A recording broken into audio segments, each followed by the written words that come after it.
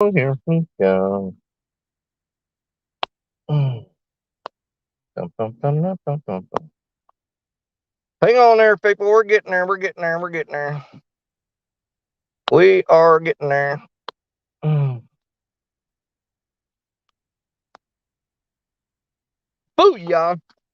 All right. We pulled off the side of the road because it is safer to do that. That camera's hanging from a pendulum, so it's going to be swinging a lot. Now we can get back on the highway. If the camera moves a lot, don't worry about it. It's hanging from the mirror and just swinging it. It's swinging it. That's all it's going to do. You get over it. You'll be all right. It'll level out. Man, the river is going down to where I can get back on the bank. I'm not up in the trees. The river's going down. The temperature's going up. I've been catching all these small fish and all these backwater channels and stuff because it's the only place you can fish to. We did go to Lake Baldwin Lake, whichever you prefer, and meet up with Parker Pursuits. And we went up there yesterday. Me, Fishing Freedom, Weekend Angler, Jello. Man, I mean, who all was it? Jeremy, Rob. God, man, it was a bunch of us there. Real Gals Fish was there. And man, I tell you what, we had the time of our life yesterday. Um, Even with the fish not biting as good as they do normally on Baldwin, we wound up catching 33 fish, I think was the final count. And you know, Dave Stone got that big. I mean, most fish were averaging 3 to 5 pounds. And I think Richard and them did get one at 6. But old Dave Stone, he reeled in that 7-pound, 7.330. 7.30. Old Black Betty.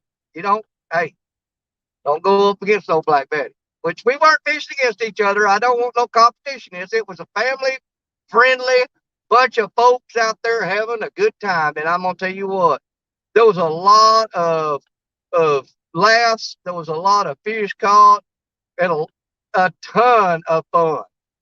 I mean, there was things that happened that just if you ain't seen it, you need to go watch Parker Pursuits, that show. And heck, Richard had one of his high dollar rods. It fell down on the rocks and down the bank it went and in the water. Zip. You want to see what happened? Go watch Parker Pursuits. So that rod said, dink, whoop, gone. But that wasn't the end of the story. You got to go see the end of it on Parker Pursuits. Okay. And I'm sure that that Real Gals Fish, she had her camera running. So I'm almost certain that if y'all want to be patient, and wait for it, I'm sure if you want to wait, Real Gals will have a nice video loaded up, and it's going to be freaking awesome. And it'll be on Fishing and Freedom's channel. Y'all have to go wait for it and go check it out. All right? I promise you, it's worth the wait. Everybody did a whole lot of filming yesterday, so there's probably going to be several videos put out about that little trip yesterday. I did some filming. I am going to post one short video when I get it put together. It's going to be just like a clip thing. Maybe the longest it'll be is 5 minutes, but it's going to be pretty decent. I'll tell you that. It'll be fun. But let's get back to what we started out talking about. See, I'm trying to drive. I don't want to get in another wreck. I got hit yesterday, y'all. Guy hit me right back there in the truck. Hit me. Coming home from Baldwin Lake. Smack, pow, boom, right into me. And I had the camera hanging up and watching the road, and it was live on Kelly Bullock's, the Bullock Experience. I was live on I was on the panel. Couldn't have been no better. I had the camera hanging from the mirror and driving, and I looked up and I seen this guy coming down the road, and he stopped at the stop sign. And I'm heading down, Ronnie Moore knows what I'm talking about. I was heading down Highway 25, and I was just coming out of Advance, Missouri. And I look up and I seen this guy coming down the road at a stop sign. He stopped. And I thought, okay, cool. So I'm driving. And I look up and he starts pulling out. And I'm right up on him. And he's pulling out. And so, man, I cut the wheel and it's trying to swerve, and I missed him with the front of the truck, but man, he got me in the butt. He hit my rear tire back there, and it put a dent in my truck about the size of a soccer ball, and right in front of the tire. But most of what he hit was my back passenger tire, and so it just put a dent about, maybe 5 inches deep in my truck, about big around as a soccer ball.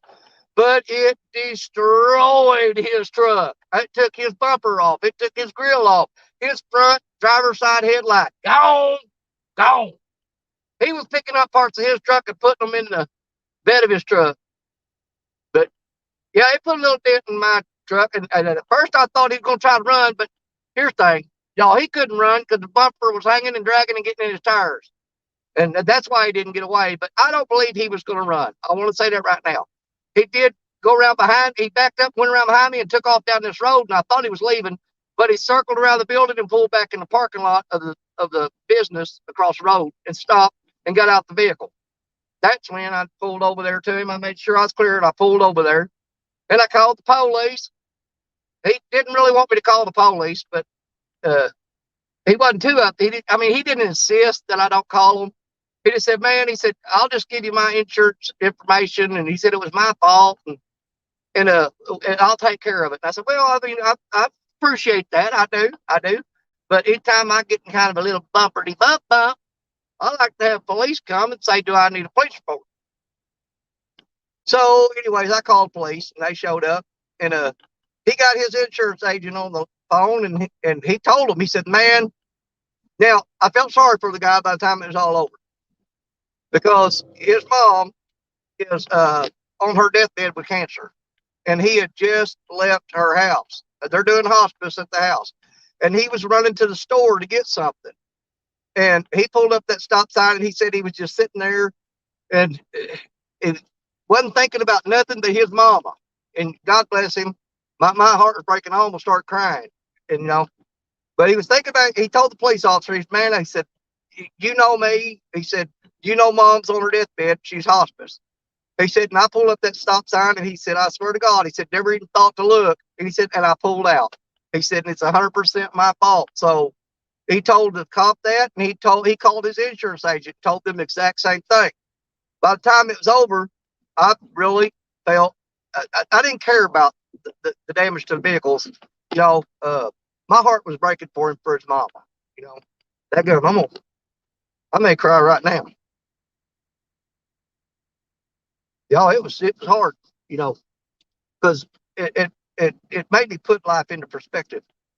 That guy hit my truck. He pulled out, and I got hit, and I jumped out of the truck, mad as a hornet, and all I cared about was my truck. It's all I cared about.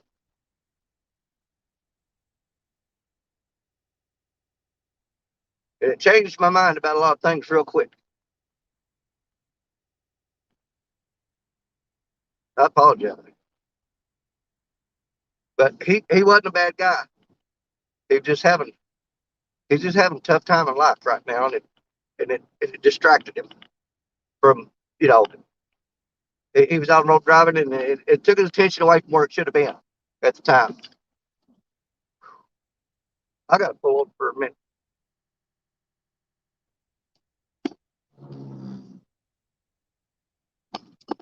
You know what, y'all?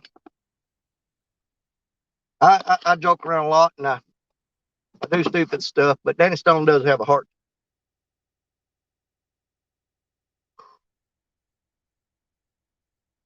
Got to get this out of me real quick before I drive down the road. You know what I'm saying? Don't need to drive in an emotional state. That's what happened to him. I'm not going to let that happen to me. Just pull off the road and get your head straight. I apologize, y'all. I'm sorry. Just give me a minute.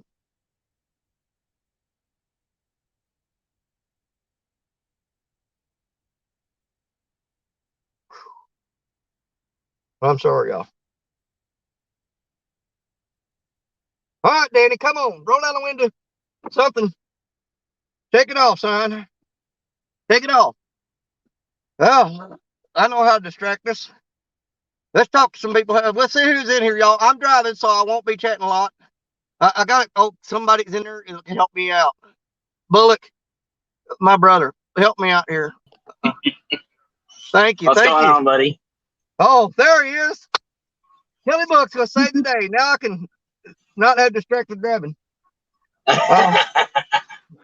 Man, I apologize, y'all. I had to pull over for a minute. Oh, you're fine, man. Don't worry about it. You know, a lot of people We're don't all really. We all go through our tough times. Yeah. Well, I mean, but it's not hard. It's not hard on me. It was just that, experiencing. I felt the emotion coming out of him after that accident, and what made me feel about 2 inches tall was I was jumping out of that truck, and I ain't gonna lie, I was pretty mad. Because he pulled out right in front of me, and I'm, I mean, you were there, and I was mad as a hornet. And I said, I gotta get off here, and I fixed to whoop some tail. But I got out. He started getting emotional, and I said, "What were you thinking?" He said, "Man, sir," he said, "I wasn't." And he told me a story about. He said, "I've been at my mom's house. There's a bunch of people there. She's on hospice." And the cop confirmed all this. This guy wasn't making up a story. The cop confirmed that he knew him. Yeah. And I felt about 1 inch tall, worried about them trucks when he's running the store to get stuff to take back home to feed people who are sitting at his mom's house waiting on her to pass away. And but I mean, that's our first reaction anytime like that. I mean, we're gonna get mad because it's our vehicle or whatever. But the thing is, it's material things. Right. But things can be replaced. But when you hear a story like that, it like you said, it puts things in perspective that life is short. Material things can be replaced, but lives can't. Right. And I'm not a tough guy. I mean, I'm not one of them ones that, I mean, that kind of guy that walk into a place and whoop the tar out of everybody. Y'all saw me this last weekend. You saw how tough I was. Yeah. I ain't tough at all. I said, I'm not tough, but I'm not no whip getting by means. I won't back down from nobody. But things like that, man, they will take me down and have me crying like a baby. Seriously, I get emotional over it.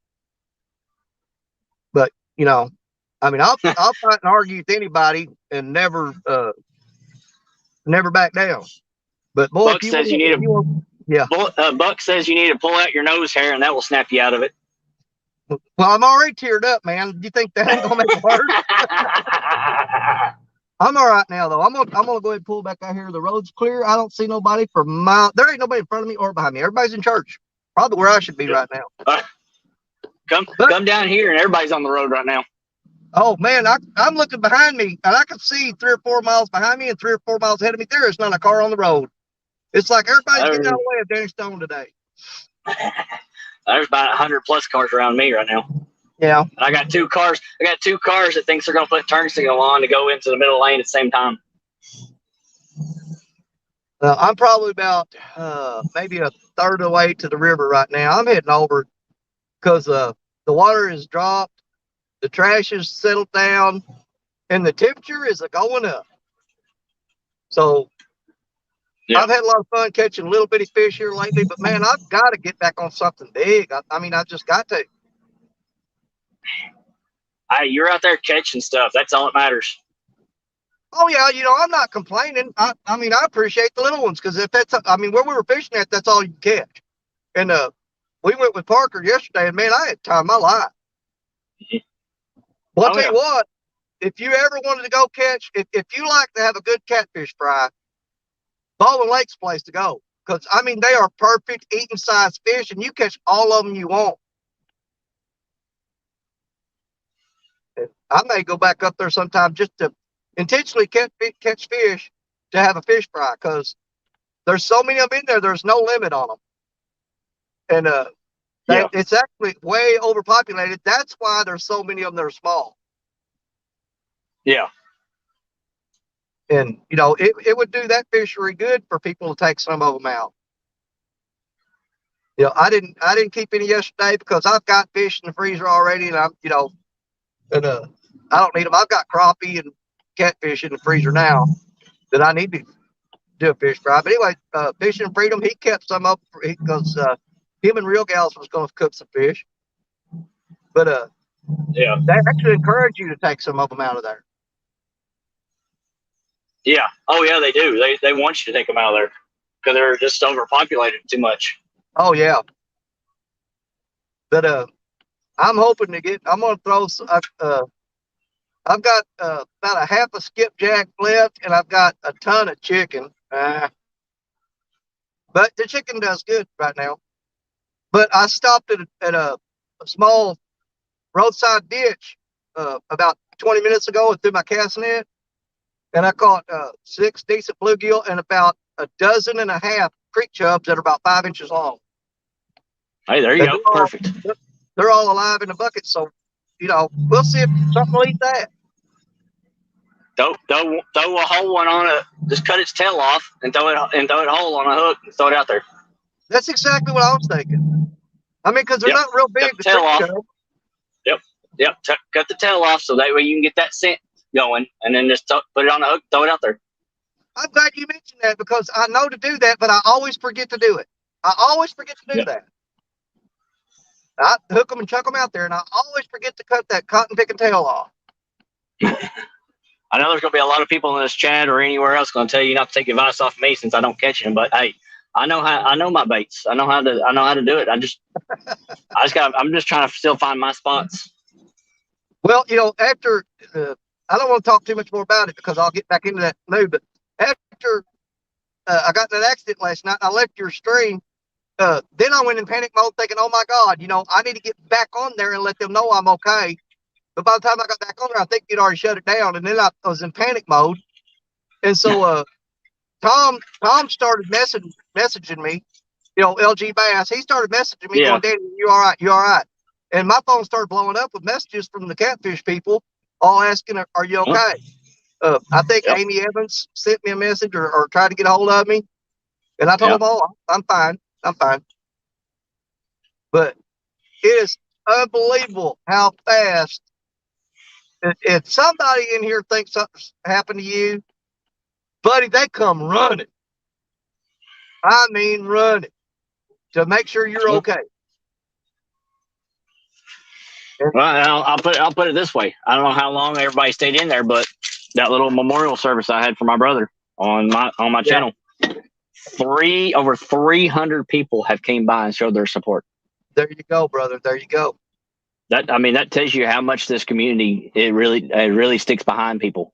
Well, I mean, I'm not trying to sound wishy-washy or nothing, but man, I mean, there's a bond there that there's a lot of in there. You love them like brothers and sisters, no doubt. Yep. Oh, and when they hurt, you hurt. Yep. And that's what's amazing to me. Because here's the thing: 95% of these people, you haven't met yet in person, and probably I'm gonna say 60% of them you might never ever meet in your life. True. But you feel like they're a part of you, no matter what. Mm-hmm. Yep. That's why I'm so excited about CatCon. I want to meet my brothers and sisters. You know what I'm saying? To see them face to face. Except for Jody, because she's going to beat the crap out of me. I'm scared to death to go see Jody. Why? She's just a softie. She's just a big soft teddy bear. No. Jody doesn't talk. Now, I'm going to find Jody. I'm going to hunt Jody down, and I'm going to get a picture. I'm going to stand between her and Cos, and I want that picture. But it's going to cost me. Jody's done messaging. We talk constantly. We talk often. And I have got a whooping coming. Y'all know I'm kidding. I'm not scared of Jody, but she is going to hit me. I met her once down in Tennessee, and then she came fishing with me that one day. So I got to know her pretty good. And I love Jody to death. I do. I love her to death. Well, you know what? I've seen a lot of people fish together, and I've got my, I don't never say that they're my favorite, but there's something I like about a team that's better than everybody else. But it's with all of them.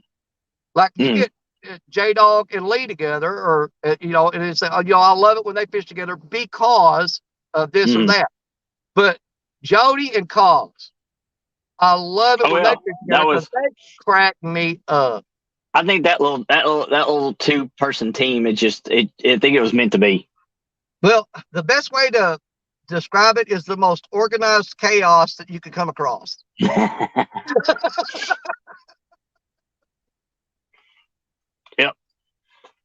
But they definitely make a good team. Oh yeah. What's going on, Michelle? How are you today? How's LG? There's Jello in the house. There's Bugman. I got to meet Jello yesterday. Yeah, I know. I saw that. That boy, I'll tell you what, he's something else.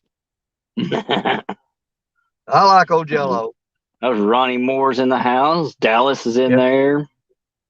Yeah, I've been completely ignoring Chad. I'm sorry, y'all. Buck Williams. Well, I'm parked, so I can see it. Ignoring is not the word that I want to use. I've been distracted from Chad. Okay. But don't mean that.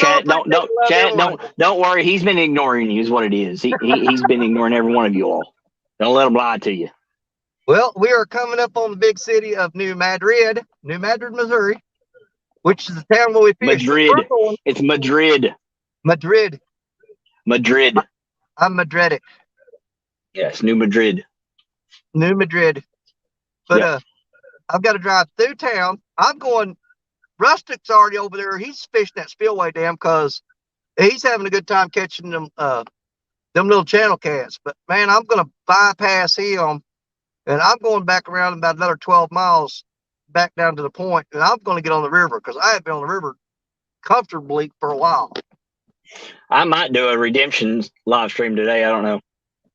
Do it. Because I got skunked yesterday for the very first time in a year on a creek.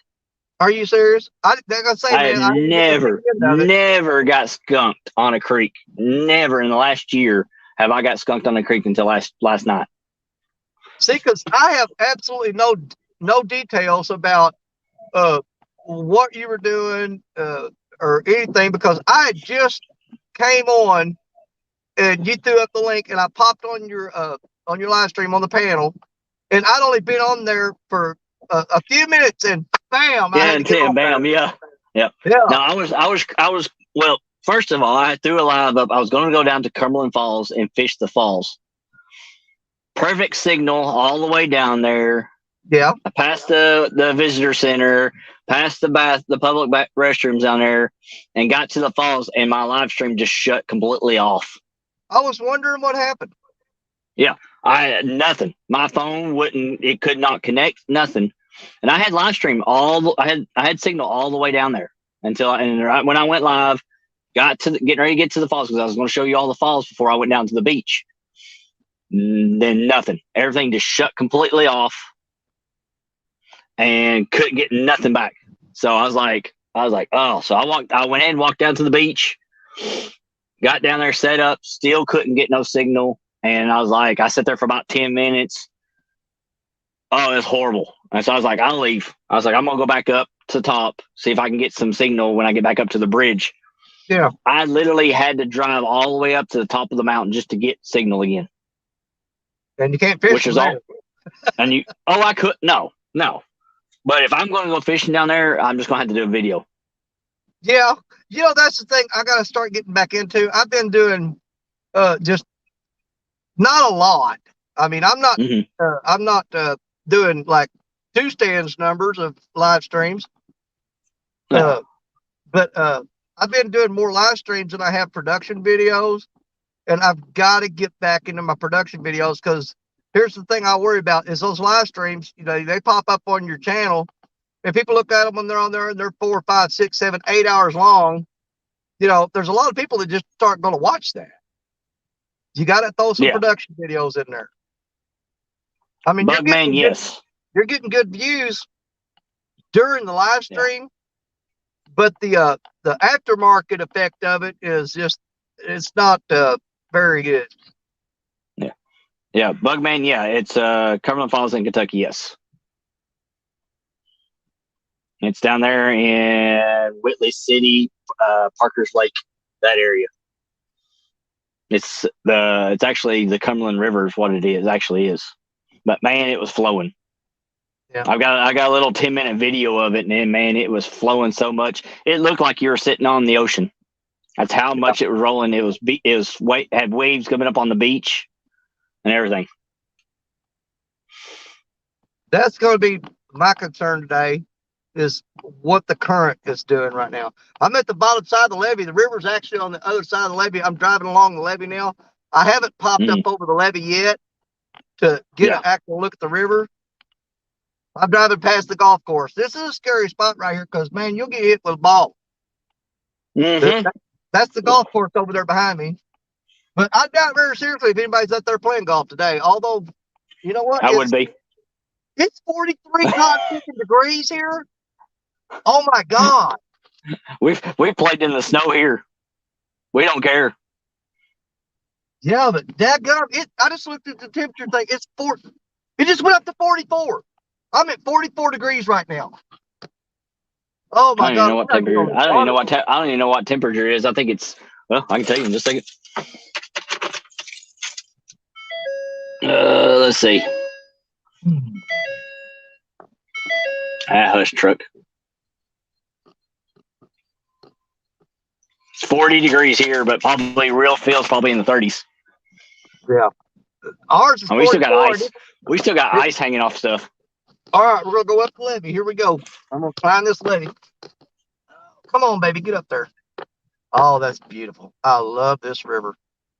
I love this river.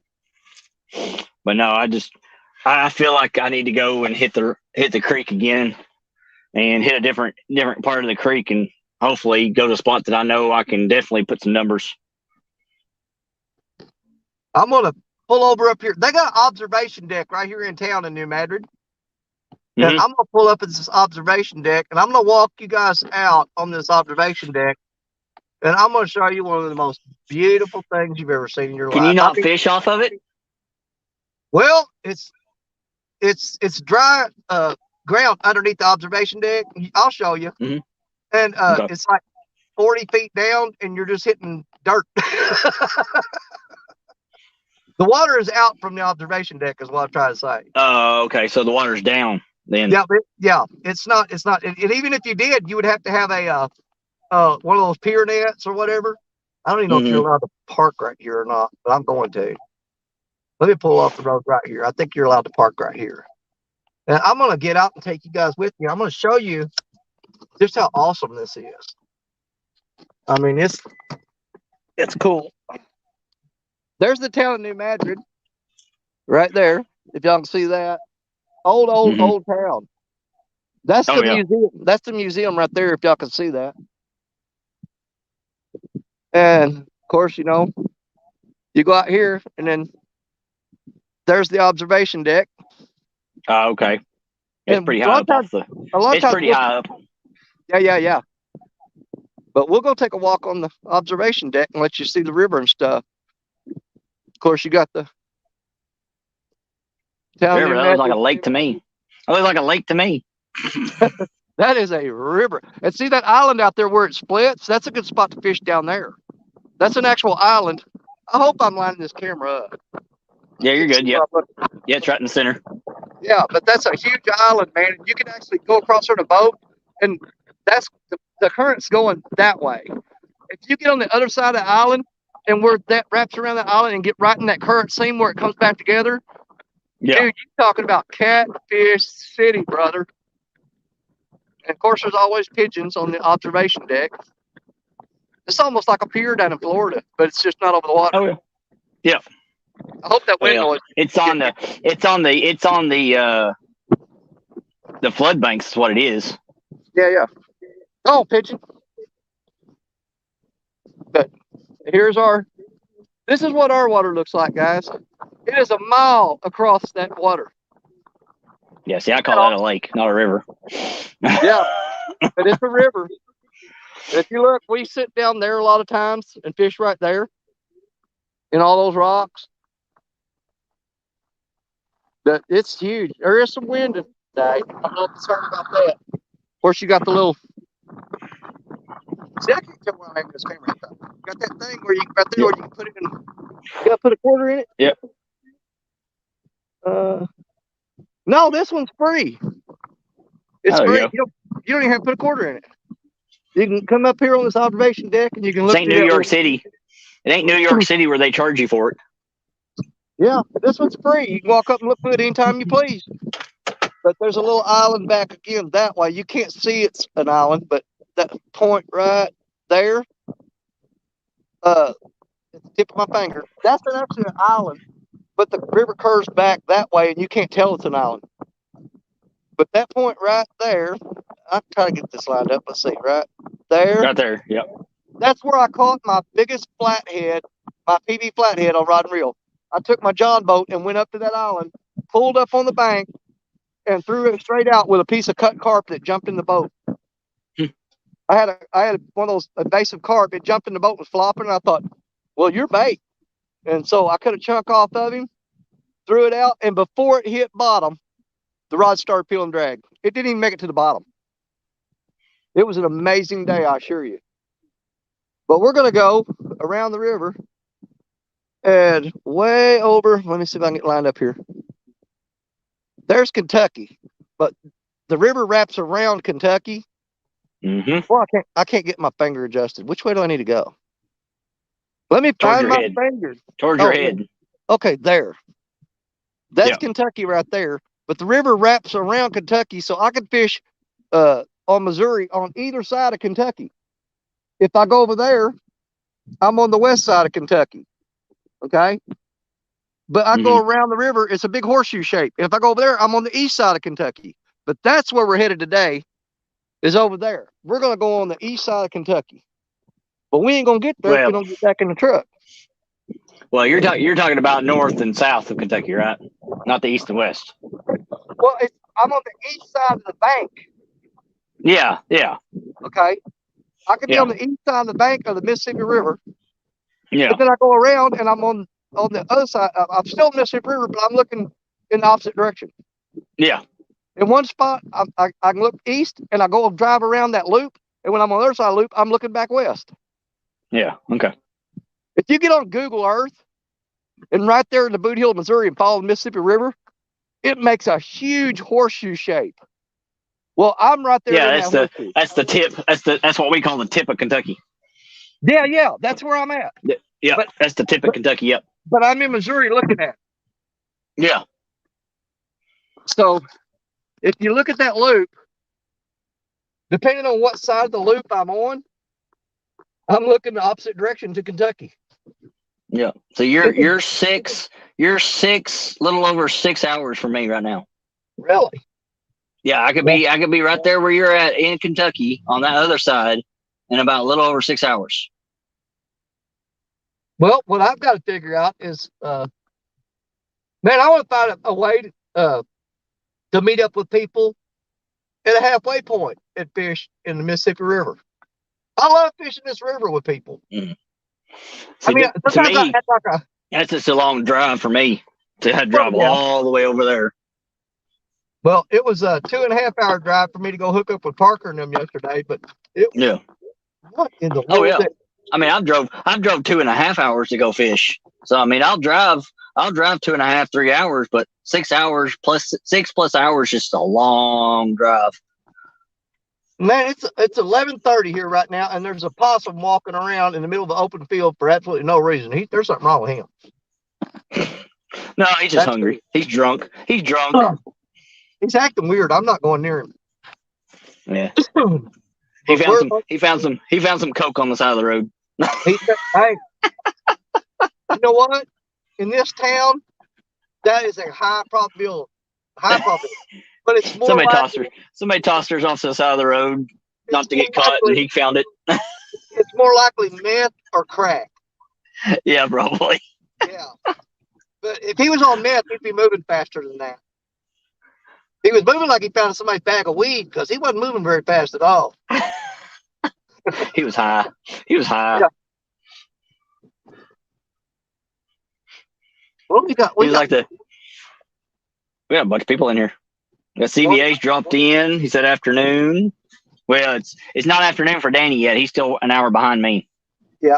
I'm on God's time. He's not. It's 11:30 exactly right now here. It's 12:30 here. Yep. Ronnie Moore said, or heroin.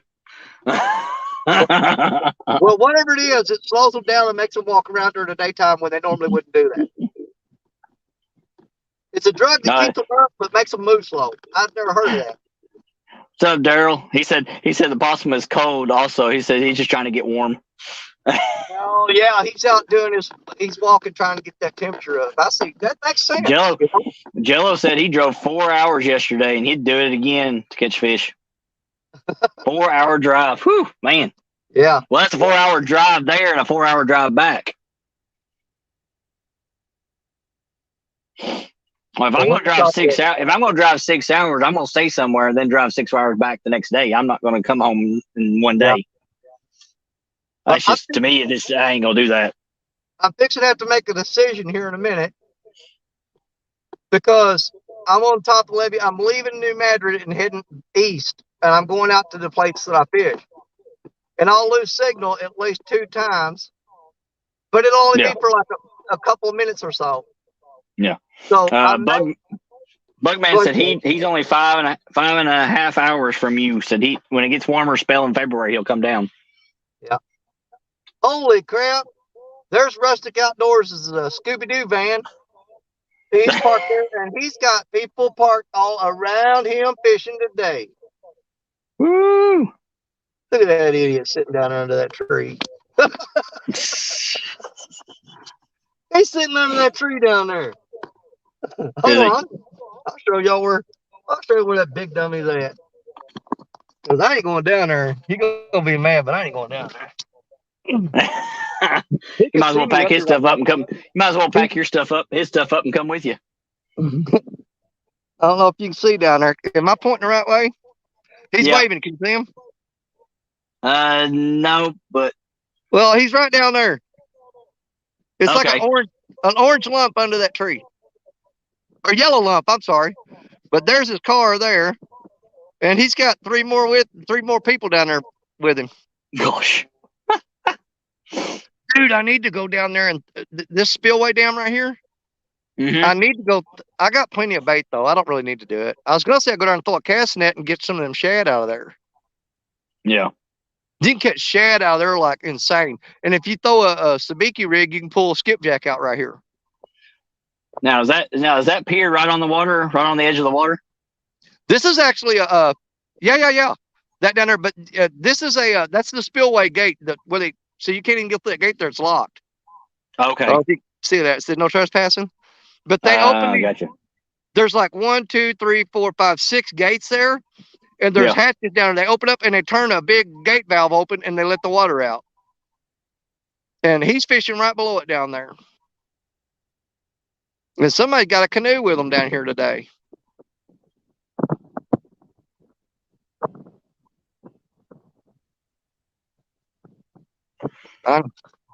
But watch this. Hey, Amy.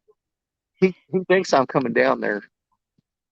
And here's the thing. I'm going to get the truck. He's looking up here waving. And he may be watching. I don't know. I'm going to drive off. I'm not fishing this. Hey, that's an awesome place for channel cat. But we ain't fishing channel cat today. I want some blue cat today. Know what I was saying a while ago, though? Hold on. I got to put my seatbelt on. I got to decide if I want to try to just leave the live stream running and I'll go away. There's going to be a couple times I go away for a couple of minutes and just leave it running until I get to the river. Or if I want to shut it down and start it back up when I get there. I don't know. What do y'all think? I'd probably shut it down and just start a new one. Yeah. What was that hit? Or just let it run into whatever you want to do. Well, I mean, you know how these people are. I can be gone. They're going to stay on here and talk anyway. Oh, yeah. So here's the thing. I'm just giving you a heads up. I'm fixing to hit a dead zone here in just a little bit. And I'll be gone for maybe a minute and a half, 2 minutes, and then it'll come back. And then I'll hit another one when I come around the backside of the horseshoe, but it'll be about 2 minutes, and then I'll come back and it won't go away again. Yeah. So Don't panic if I disappear. It'll bring me right back. It's a little bitty small dead zone. It's not very big, but it is there. And I hate to shut it down with. I'm showing 22 people, and you guys just talk amongst yourselves and amuse yourselves anytime I disappear. And I promise, when I get to the river and I'm not driving, and I get the camera set up, then I'll actually associate with y'all a little bit more. But we've got to get to some good water, and I know where the good water is. You just got to be willing to drive a little further. So, I'm gonna throw out some little Debbie stuff. So yeah.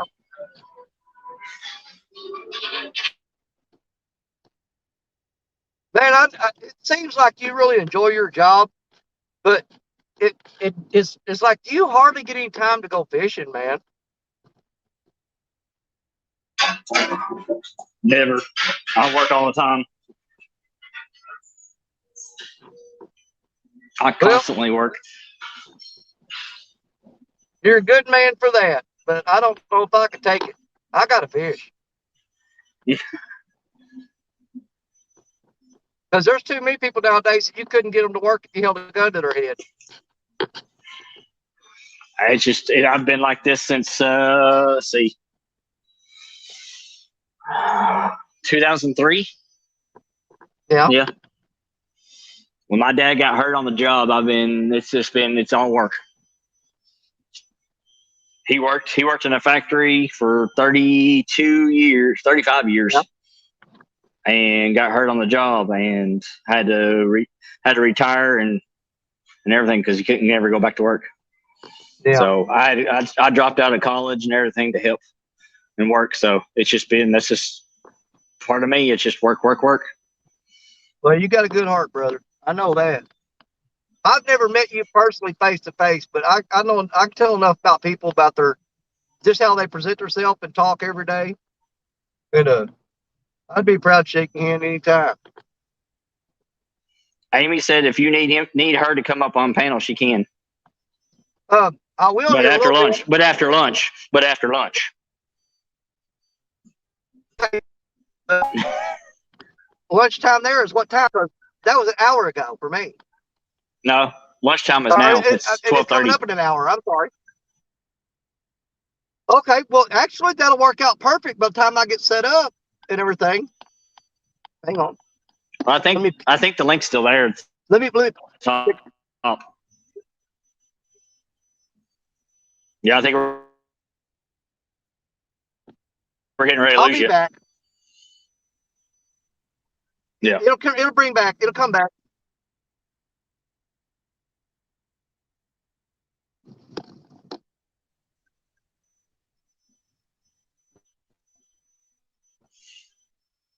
But I appreciate that.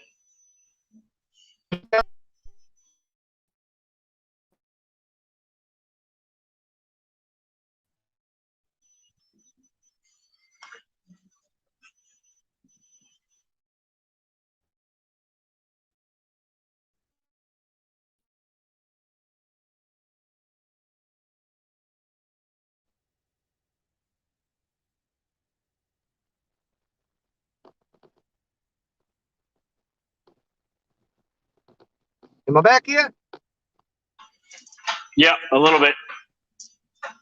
Okay, it'll get better here in a minute. I was gonna say, yeah, now it's going to get a little clearer now. It was a little fuzzy.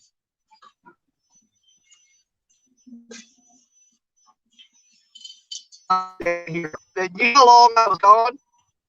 It'll be about like that. Okay.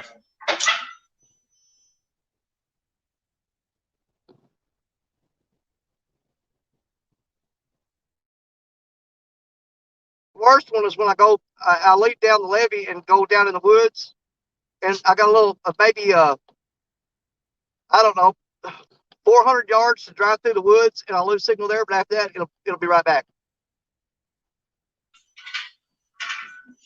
Gotcha.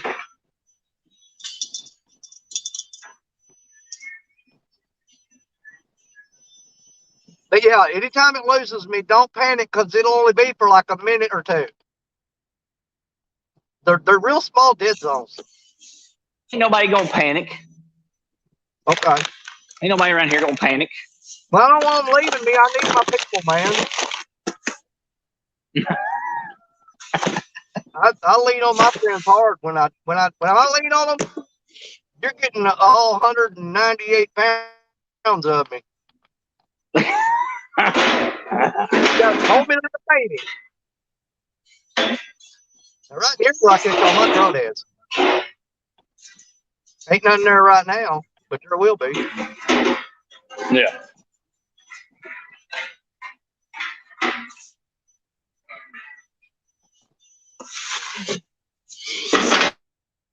Ronnie Moore, he knows where I'm at because he come looking for me one day, and I'm about at that spot where I found him driving around trying to find me. He was driving up down the road and goes, I didn't know where you was at. And I'm like, well, you were heading in the right direction. Yeah. But once he followed me where I was going, he said, oh, I would have never found this. We should be set up and fishing here in about 15 or 20 minutes, I think.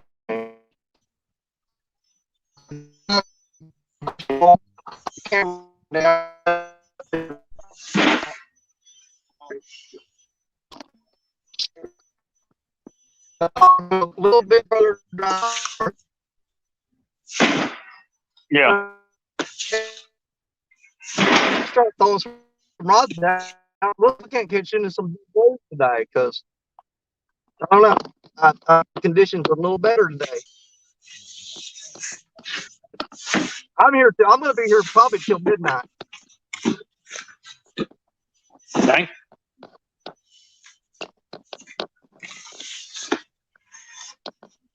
Have you still got me there? Because sometimes this spot here gets a little catchy. Yeah. Yeah, you were breaking up a little bit, but we got you back. Okay. Well, there's just little sketchy spots in here. But I'm going to go over here and set up, and I'm going to fish all day, and I'm going to stay late tonight because on Avid's channel tonight, he's got that show. It's going to be about the Mississippi River. And Yep. he's going to have me and Epic and Lost Oak, Fishing and Freedom. Let me think. Rustic's going to be on there. I'm trying to think who else. And I feel like an idiot for not. Creole. It's going to be the Mississippi River boys. And, you know, they're all going to be sitting in chairs around the table and talking about it. Yep. But I got thinking. Yeah. I said, you know what? They're all going to be sitting around chairs talking about the Mississippi River. Somebody needs to be out on the water. So, guess who that fool's going to be? You. Yep.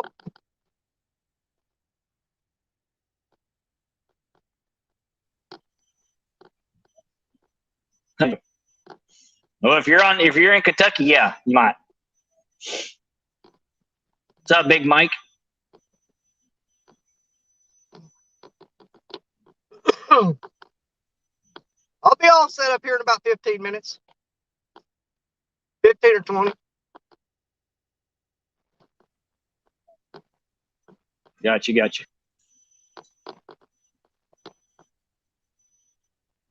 All right. Well, I'm going to jump off here and jump back in chat because I'm going to start making a lot of noise and racket for a while. Okay.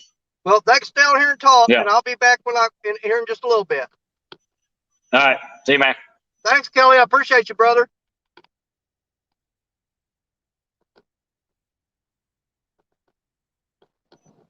No problem. All right. See you.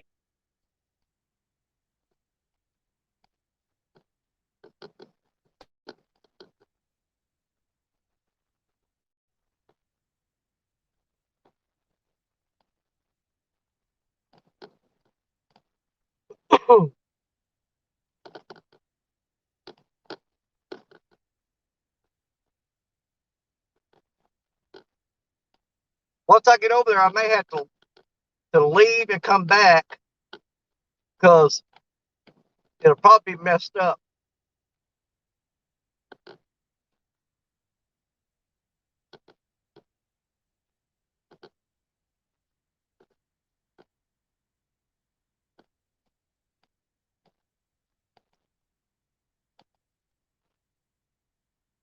Jesus, getting hot here. I'm not used to 46 degrees. Holy crap.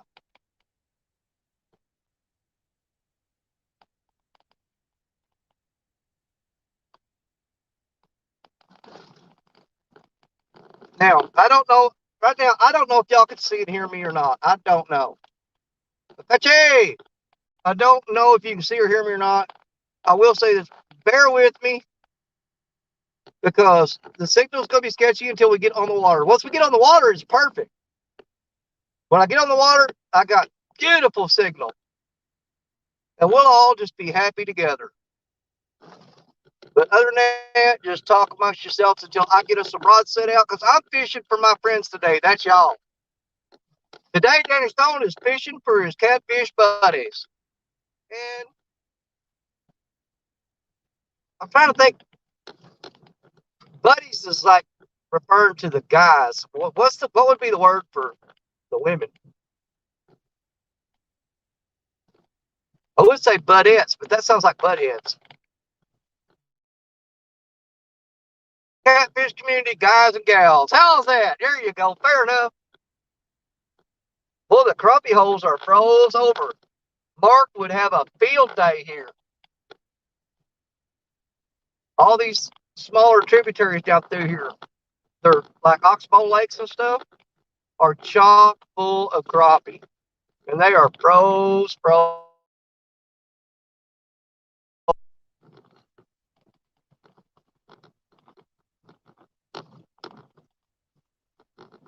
the eagles fly and the otters blood. Land of the Seminole.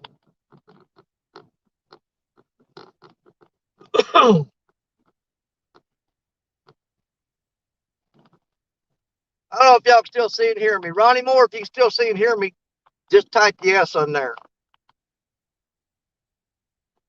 I don't know if I need to just redo this live stream or what. I probably should have shut it down and started it back up.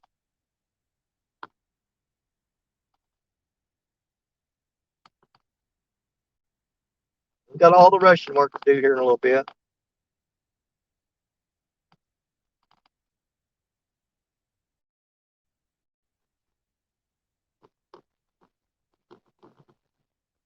Okay, good. Now you will lose me here in a minute because I got to go down in the woods to get to the river. You guys just be patient. I'll try to get this set up as quick as I can. I don't want you guys getting bored on me. The main thing I got to do is get the camera set up. Then I can start setting the rods out and we can go catch fish together. Today's mission is to catch the Amy Evans catfish. That's what we're going after. I've got to get one for Amy today. That's our goal. Come on, please, God, let's get the Amy fish. Lord, if you feel anything for me right now, please bless me with the Amy Evans catfish today. That would make my day. You're probably fixing to lose me here in just a minute because when I go around this curve, I'm going to go down the levee into the woods. That's where you'll see. Once we go river, we're 100%. We're good to go. But we've got like 2 or 3 little dead zones in here.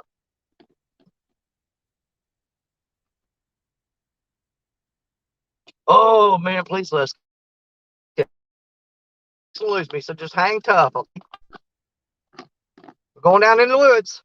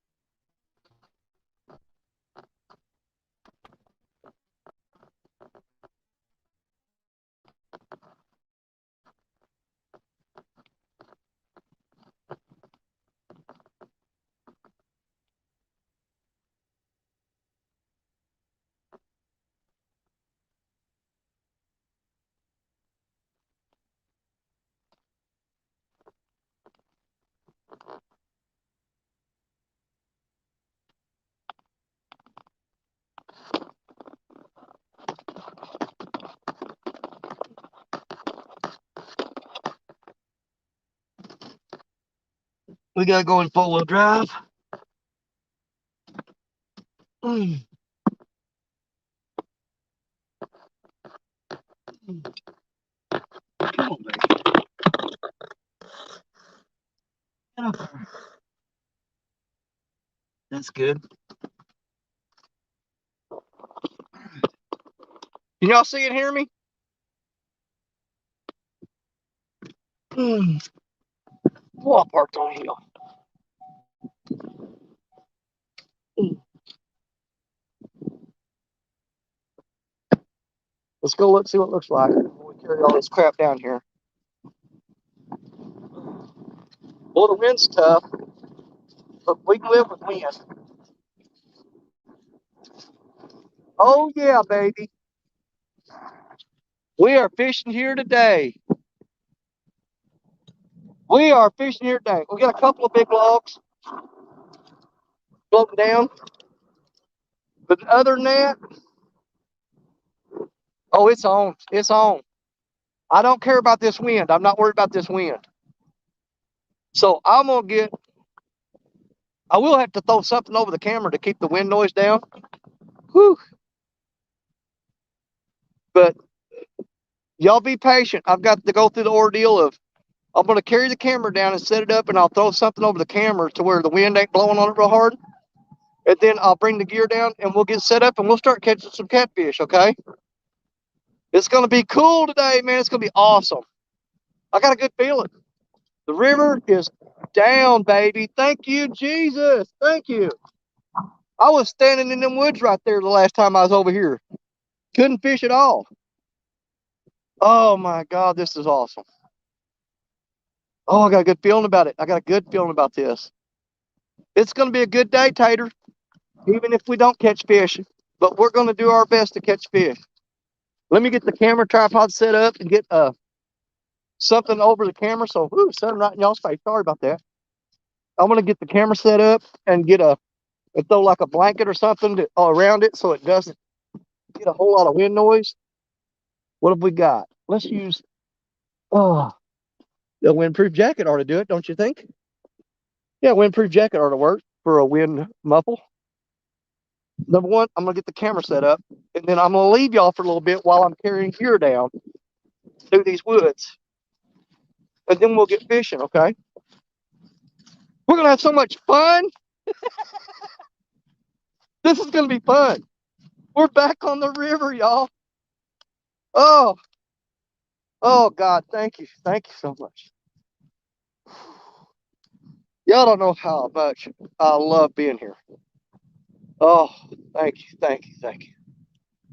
Beautiful day. All this beautiful water, this beautiful bank. Oh my God, I'm gonna, man, what is going on me today, man? I'm so emotional today. Lord help me. Now, we are going to be extra careful today because that is just sloppy mud that we're going to be standing in. So we're not going to risk our life for a fish. I'm going to tell you that right now. Not going to happen. So we've got to move slow. We've got to move careful today, and we've got to be safe. Let me figure out where I want to set y'all at today. I want to get y'all out of the mud, which is going to be fun. Oh, God, that's slick right there. Okay. Let's get I got to put my jacket down. All right, I'm going to have to lay y'all down for a minute. I'm going to just hang you on this stump right here. If it'll hang on the stump. And try not to get you in the sunlight. There. Stay there. Dadgummit. There. Don't be looking up my nose. Let's get y'all set up. Sweet spot. Sweet spot on the river. Woo, this is going to be fun. Even if we don't catch no fish, we're hoping that we do, but it is what it is. It is what it is. Let's see if we can get you guys propped up here somewhat comfortable. I've got a weird rig here that I use to putting this camera on here. I've got to get better stuff. And see if I can get you guys set up. Let me see what kind of view you got. You're looking. Whoa, that's fall number 1. Okay. Let me see what you're looking at. The sun's not in y'all's eyes, so you're good there. We don't want it blinding you. Bless your little hearts. Is there any wind noise right now? I know this is a long process, y'all, to get set up to go fishing, but we want to do it right, okay? So just bear with me. I can put this coat kind of around the camera here. Not on the camera, Danny. Around it. And hopefully that blocks the wind noise. I don't know. We'll see. Maybe it will. Okay, you're saying no, there is wind noise or there isn't wind noise. Hey, Ernie, Amy, sound is good? Okay, thank you. All right, listen, guys, just hang out. I've got a lot of gear to carry down here, but we're going fishing together today on the Mississippi River. Oh my God, I act like Chunky. Ain't nobody can act like Chunky. Chunky's the only Chunky. But let me get some rods down here, get my bait down here, get my chair down here. Let's get set up. Let's get some lines in the water and try to catch the Amy Evans catfish today. That's what we're going for. Nothing less than 20 pounds will do. It's got to be a minimum 20 pounder to be the Amy Evans catfish, okay? All right, so you guys hang out here and watch the river. And I'm saying the same thing over. I'm just so happy to be here that I'm rambling now. I sound like an idiot. Y'all don't know how much I love being here, out here, and to have y'all with me. Oh my God, it's a blessing. But I can literally come out here and sit on this bank and just, I can't explain it. I mean, I can't. I'm at peace with everything in my life when I'm right here. And and I know who does this for me. I know who does it. I'm not stupid. Right up there. That's why a lot of times I talk about the river. Uh, you'll hear me talk about it, and you'll think I own it, like it belongs to me. People are like, oh, you need to come over here to my river. You need to come to my spot. And it's all mine, which, not talking about you, Michelle. um, but at times I feel like God gave this to me. And the best way for me to share it is if I can't bring you with me physically. I got you with me right now. Okay. Love y'all. Let me get my stuff set up. Stop talking, Danny. Let's go fishing. I'll be right back.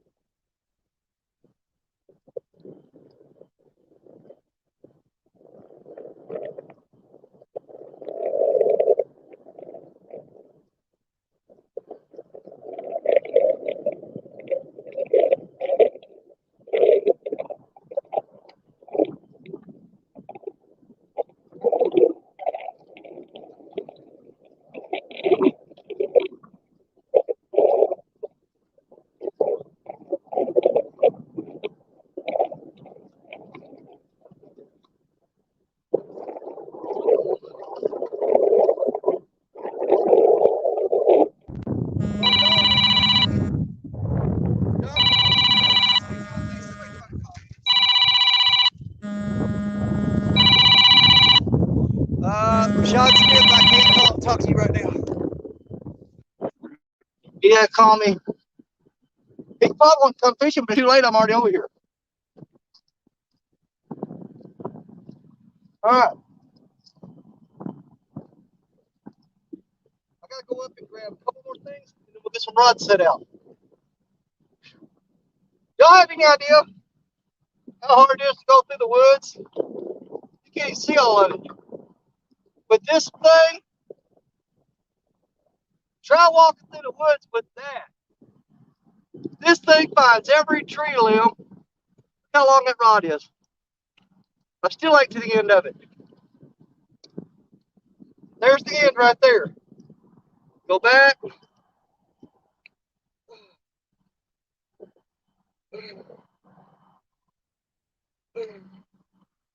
Yeah, try walking through the woods with that in your hands. Shut up, Danny. They want to see you fish. Hurry up, get your stuff done. Last load.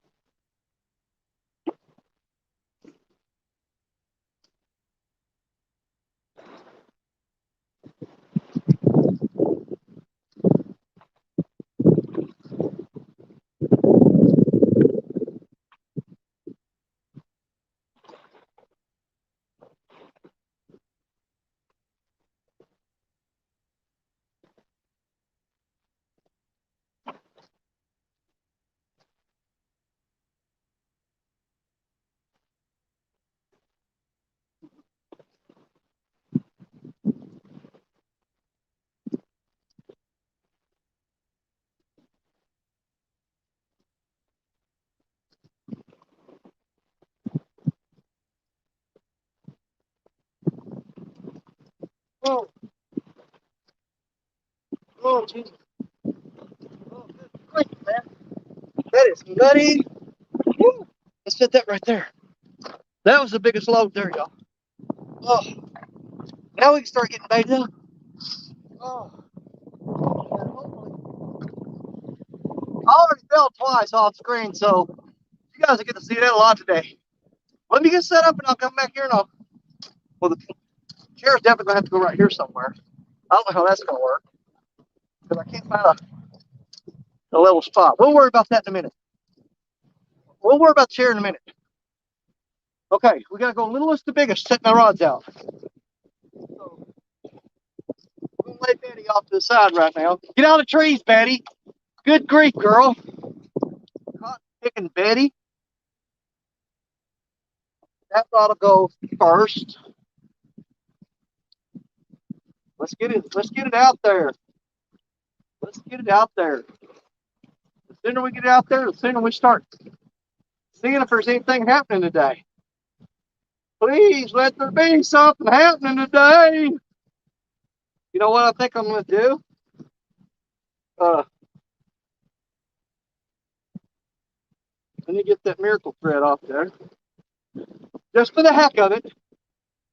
Let's throw a piece of chicken on this one. Let's set it out over here. God, this is muddy. My wife is going to kill me when I track this crap in. All right, we need a piece of chicken. We don't want to leave this trash on the bank. Get it all out of here. Where's the chicken? There's some chicken. Man, it's so I'm sweating. I'm gonna have to take this coat off. There's a piece of chicken. Let's get a rod in the water. Yes, baby. On the Mississippi River today. I couldn't be happier unless I won the lottery, and then I'd be out on the Mississippi River with the biggest boat you've ever seen. I just got mud all over that reel. Danny, you idiot. Don't lay it down. Okay, we're going to get a rod out.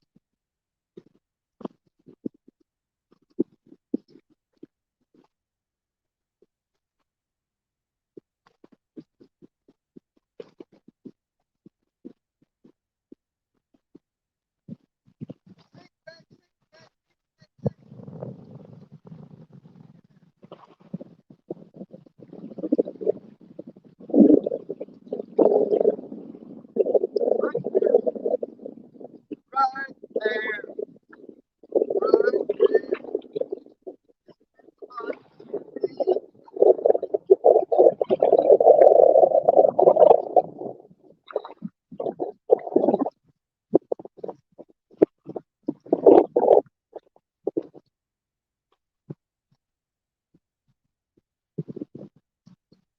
All right. Coat's coming off. Whoo! God, that mud is deep. All right. Let's throw out the Abu Garcia, the old antique Abu. Let's get it out there. Let's get it out there. Get it unrolled here. On this one, check out this old Abu. This old Abu that I found. Somebody threw it in a trash can. And all the world that was wrong with it was they had bird nested it and they threw it in trash. And I dug it out of the trash and got the bird nest out. Now, most of these are alive, but J-Dog talked about downsize your bait. I don't know if you can see that. Let me lay him on my hand. There's a creek chub right there. I just caught close to 2 dozen of these with a cast net. And we're going to throw them out. Kelly, you said cut the tail off. I'm going to pinch it off. There, we pinched the tail off. We're going to throw this creek chub on their hole on this is just a 5/0 hook.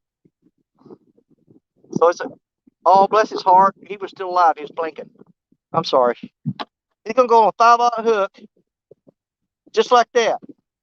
You guys want to downsize the bait? We'll downsize the baits, but we're not going to do it on all. Let's get the second rod out. Second rod going out. Second rod going out.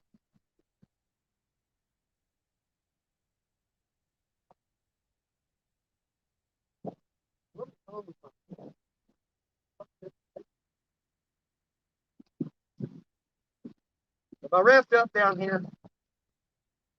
Yeah, I was. There we go. I had it twisted on the end. It wouldn't reel in. All right. Second rod going out with a baby creek chub on it. Oh, I just broke that rod. I had a 5-ounce weight on there. Okay, we're not using that rod today. Man, that was a pin power stick. I screwed up and put too big of a. What was it? Oh, I didn't break the rod. Oh, I hung on a tree behind me. Dadgummit. Well, it didn't break my rod. That's good. I hung on a tree behind me and threw it. Okay, we'll set this to the side. We'll re-rig it in a minute. My hook's hanging on a tree behind me. When I put it back and went to throw, I broke the line and the hook's hanging right there. It's going to be one of those days. All right. Danny, stop laying them in the mud. Let's throw this one out. Hey, there's a free creek chub and a free hook and a free sinker out there for anybody that finds it.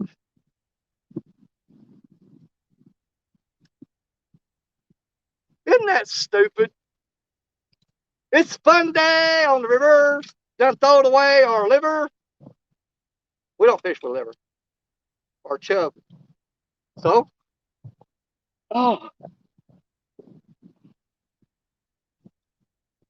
well, let's try it again. Now all of our creek chubs are live. So we got to find a live one. Come here. I want a big one. Ooh, there's a baby green sunfish. You know what? He ain't as big as it. See, that's the problem. That was the biggest creek chub I got, I think. And I just threw it out into the river. Let's see if I can get bigger ones. Boy, the water's cold. Are you bigger than him? No, we'll go with it. All right. Let's try it again. Let's put this creek chub on here. Boy, he's little. You know what? I may put 2 of these on here. Let's do that. Because that's awful little. I don't know. What do y'all think? I'm almost to the point I can start paying attention to y'all. Danny and John Parker. Hey, if the worst thing you could call me is John Parker, I'll take it all day long because John Parker's awesome. Do y'all think we need to put 2 of those on the hook or just 1? What do y'all think? They're awful little. Scott says perfect. So we're downsizing our bait. Let's not forget the Kelly Bullock tip to nip the tail off of him. You got to nip the tip. So I'm just going to pinch it off. I know that sounds cruel, but come on there. We just pinch the tail off right there like that. Oh, yeah. We'll squeeze a little bit of blood out of him. Let's try to throw out rod number 2 and watch the trees behind us. Oh, I'm going to fall today for sure.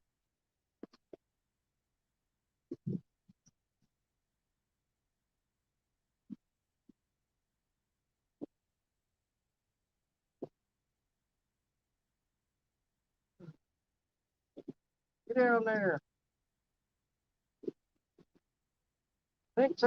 Boy, that's deep today. That is deep.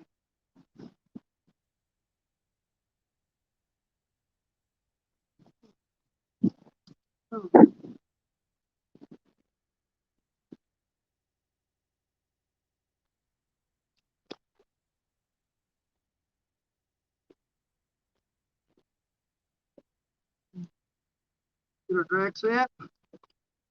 I want to stick another trip back here.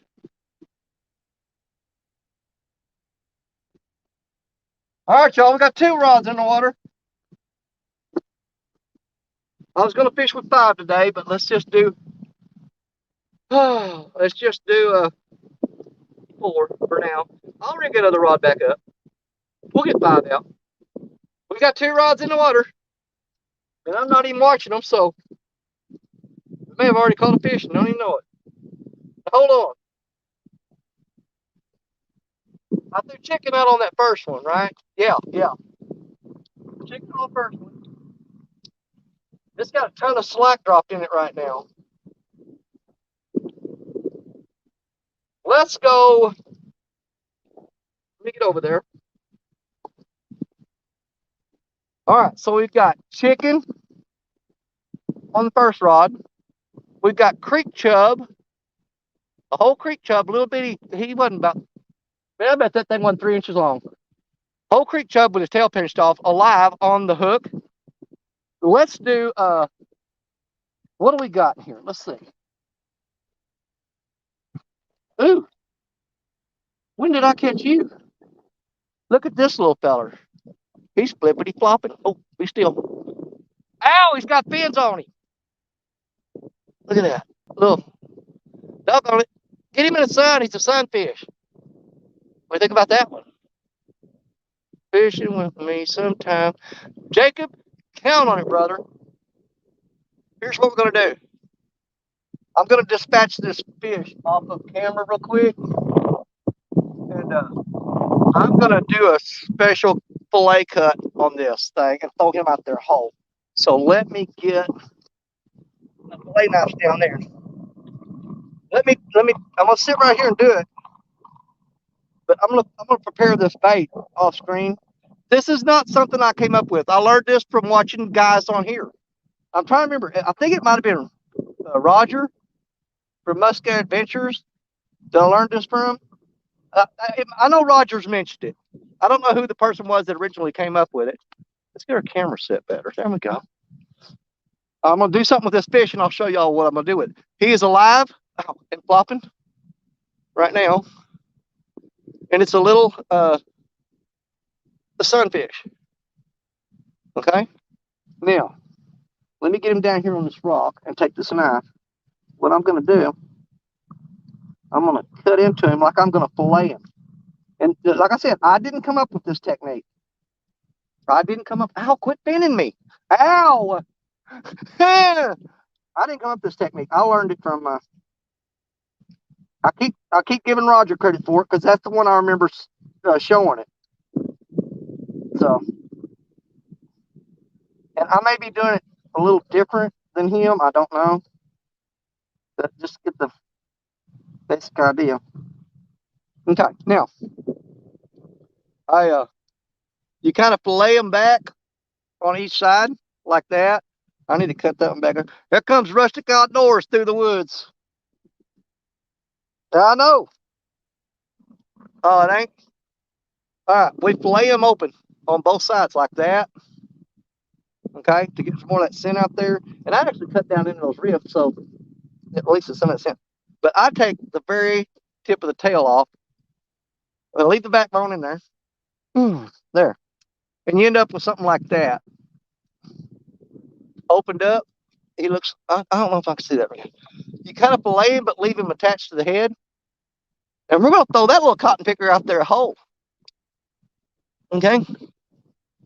In just a minute, I'll drop a link here, and we'll get my co-host, Amy Evans, is going to be coming up. Oh, yes, sir. Got to get us some Amy on the screen. Well, let's go ahead and hook him up through the head here. Be careful, because it's slick. You're going to, hey, Rustic Outdoors is going to bust his butt today. You can count on it. Oh, that's good. Let's throw out rod number 3. Oh, cool. Well, y'all, this is really muddy. Make sure we got mud all over the rod.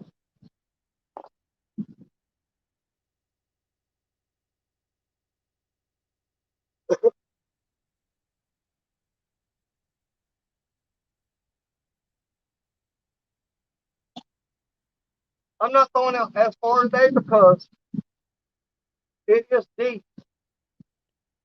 Just hit bottom. So there we go. Let's open this drag up a little bit.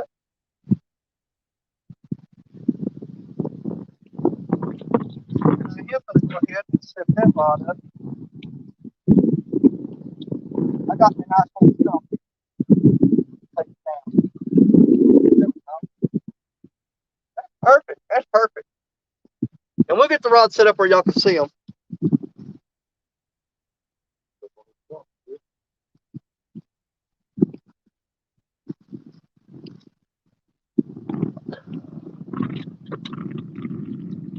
And y'all know, I've always got to throw at least one big bait because I like big baits and I cannot lie. Fresh shad. Huh? Fresh. Oh, where'd you get that from? Over there. Look at there what Rusted got.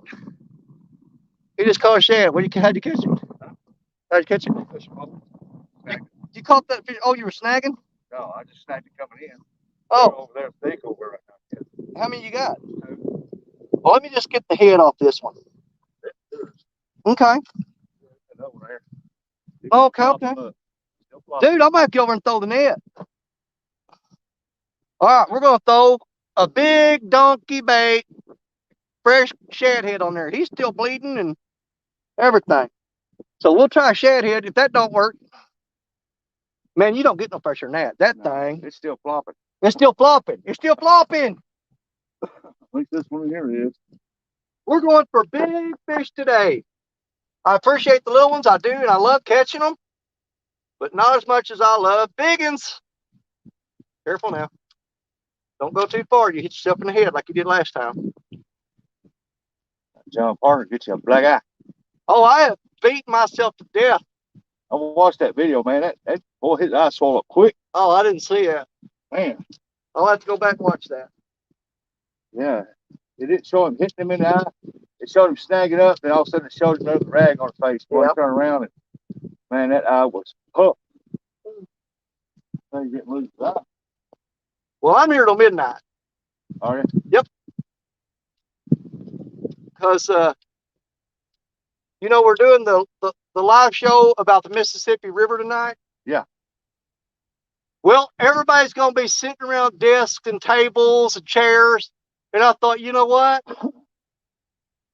If Danny Stone's going to talk about the Mississippi River, Danny Stone's going to be sitting on the Mississippi River.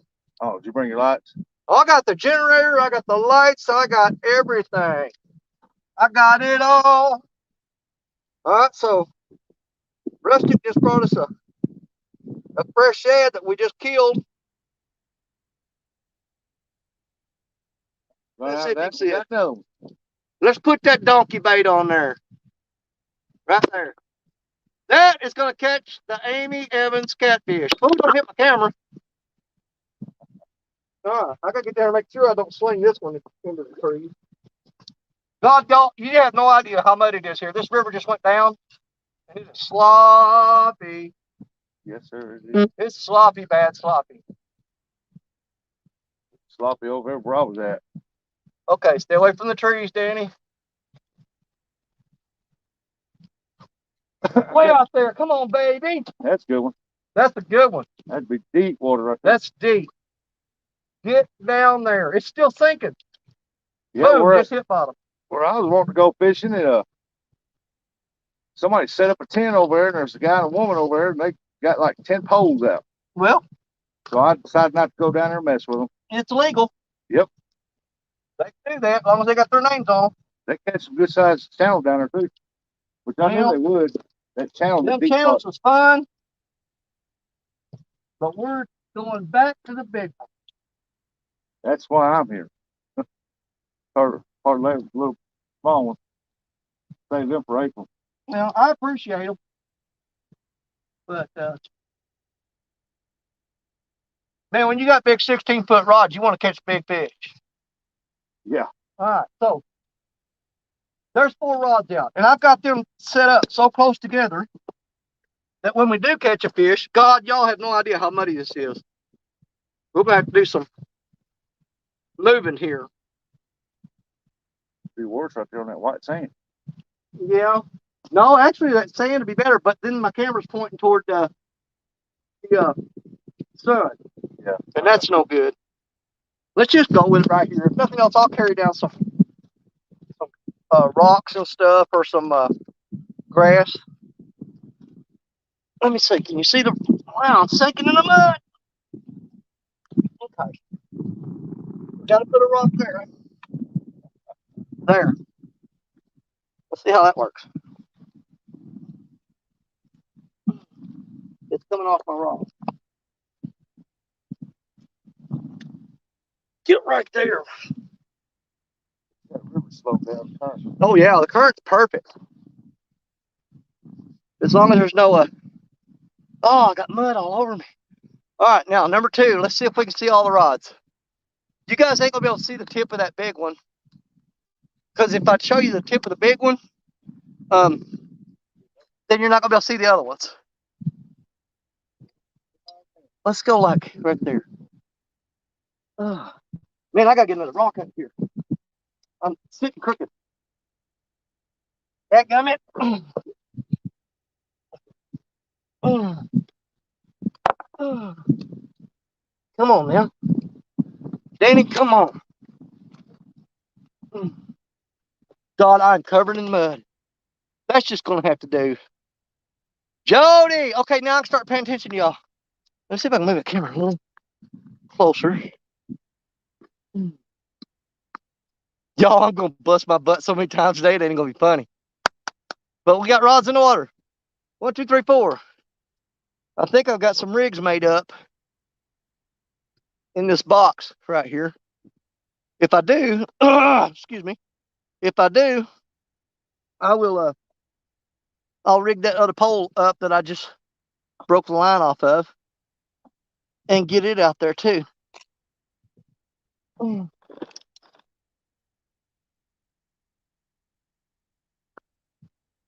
Guys, I ain't kidding. This looks good today.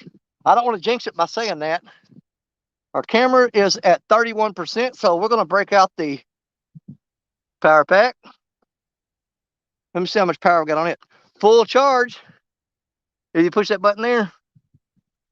Oh, wrong button. I turned the light on. If you push that button there, it shows. I don't know if you can see the green lights. They're lighting up too. So we got full charge on our power pack. So that will last hopefully till midnight tonight. Oh, Amy, are you ready yet?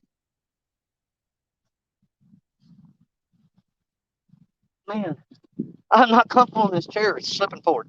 Let me get the phone plugged in here. I don't like my battery to get below. I do run it sometimes down to like 15% and stuff, but I don't like for it to get very low. We'll get it charged back up. If I can get this plugged in. Come on, Danny. Plug it in. Plug it in. Plug it in. Boop. Ding dong diddle diddle doo. Waiting on a catfish. Now we're gonna chill out together. Hey, what do y'all say? Let's get Amy Evans up here. What do y'all think about that? How cool would that be to get Amy Evans up here? Let's give it a shotty, collie, shotty, shot. Let's give it a shot. Or anybody else for that matter. Copied to clipboard. Okay. I had to turn my phone around 20 times. Post comment. Hold the button down and there. Boom. Then we got it right. That sleeve is going to blow over there. Okay. We're hoping that our co-host Amy Evans comes up, but we also would love to have anybody that wants to come up, especially like Pontoon Jody or Amy. You know, I'd like to get Pontoon Jody or Amy up here. You know, somebody like smart. A woman. Is that soda from yesterday or is that from today? That's yesterday. Here's today's. Waiting on a takedown. We got a guest in the hole already. There she is. All righty. What's up, girl? Look how good you're looking without that mask on. I know. I feel so much better. I clean house. Don't it? Waiting on a fish. Yeah, we're waiting on the fish. Lee just texted me. Him and J Dog finally caught one. Did they? Well, good. Now, hold on. He says they. It doesn't matter, but, I'm curious. Did Lee reel it in? I doubt it because it was J Dog posing in the picture. Oh. Well, I'm going to tell you, if Lee Evans was with me, I'd let him reel in the first 3 fish. After that, he's on his own.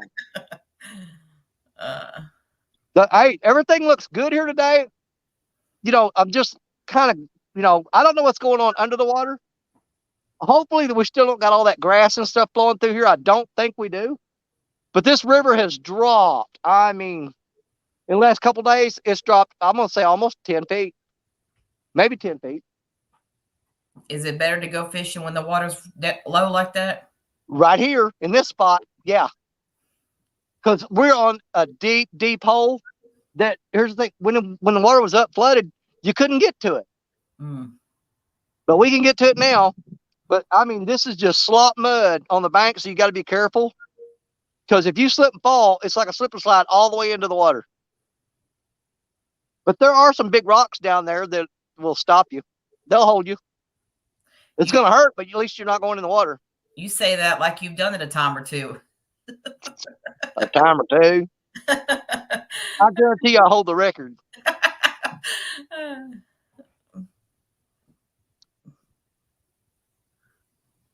But yeah, I'm going to be here all day, and I'm going to stay. Because Avid's doing his show tonight. It's going to be a show featuring the Mississippi River. And it's going to have the guests on there, or it's all set up. It's going to be Epic Catfishing, me, Lyle Stokes, Fishing and Freedom, Rustic Outdoors, and Creole Catfishing with Avid. And the whole show is going to be about and focusing upon the Mississippi River. And it's like I was telling my wife this morning, I said, here's the thing. Everybody's going to be sitting at a table and a chair and talking about the Mississippi River. So I think somebody needs to be out there. Because you're going to talk about Mississippi River, you got to be on Mississippi River, right? Right, yeah, totally. I know the perfect idiot for the job. I'm going to, before it gets dark, I mean, I'll fish here all day and live stream some as long as people want me to. And if I don't, if they start dropping off, I'll just go to recording some footage because I need to get some. I've got to get some edited videos, some what do you call them? Production videos. I haven't been doing many lately, so I need to get some production videos made. But I need footage, so we'll do that all day today. And then whenever Avid goes live tonight, I'll come up on panel and I'll have the generator lights running, and you guys will be able to see the Mississippi River at night. And it's going to be probably 29 to 32 degrees tonight, which is totally bearable. Because we fished in 13 degrees yesterday. So 32 is like a heat wave. Have you fished there at night before or after dark? Oh, girl, I'm 56 years old. I've been fishing this spot since I was 16. Okay. Just asking. My wife's used to me. Normally, if I've got a 4-day weekend, I'll come over here and stay 3 days before I go home. I'm talking about I'll set up a tent and I'll stay. Nope, my chair's sinking down in the mud on this side again. I'm going to have to start hauling logs or something down here and make me like a boardwalk or a platform in this mud. Jacob said, Danny, how would you like to go fishing with me sometime? I would love to go fishing with Jacob. Where does Jacob live at? Let's see. I think he said something earlier, but I was going to scroll up and see. I know he asked earlier, how far of a drive was it for you to drive to Southern Illinois? It was a 2.5 hour drive. Okay.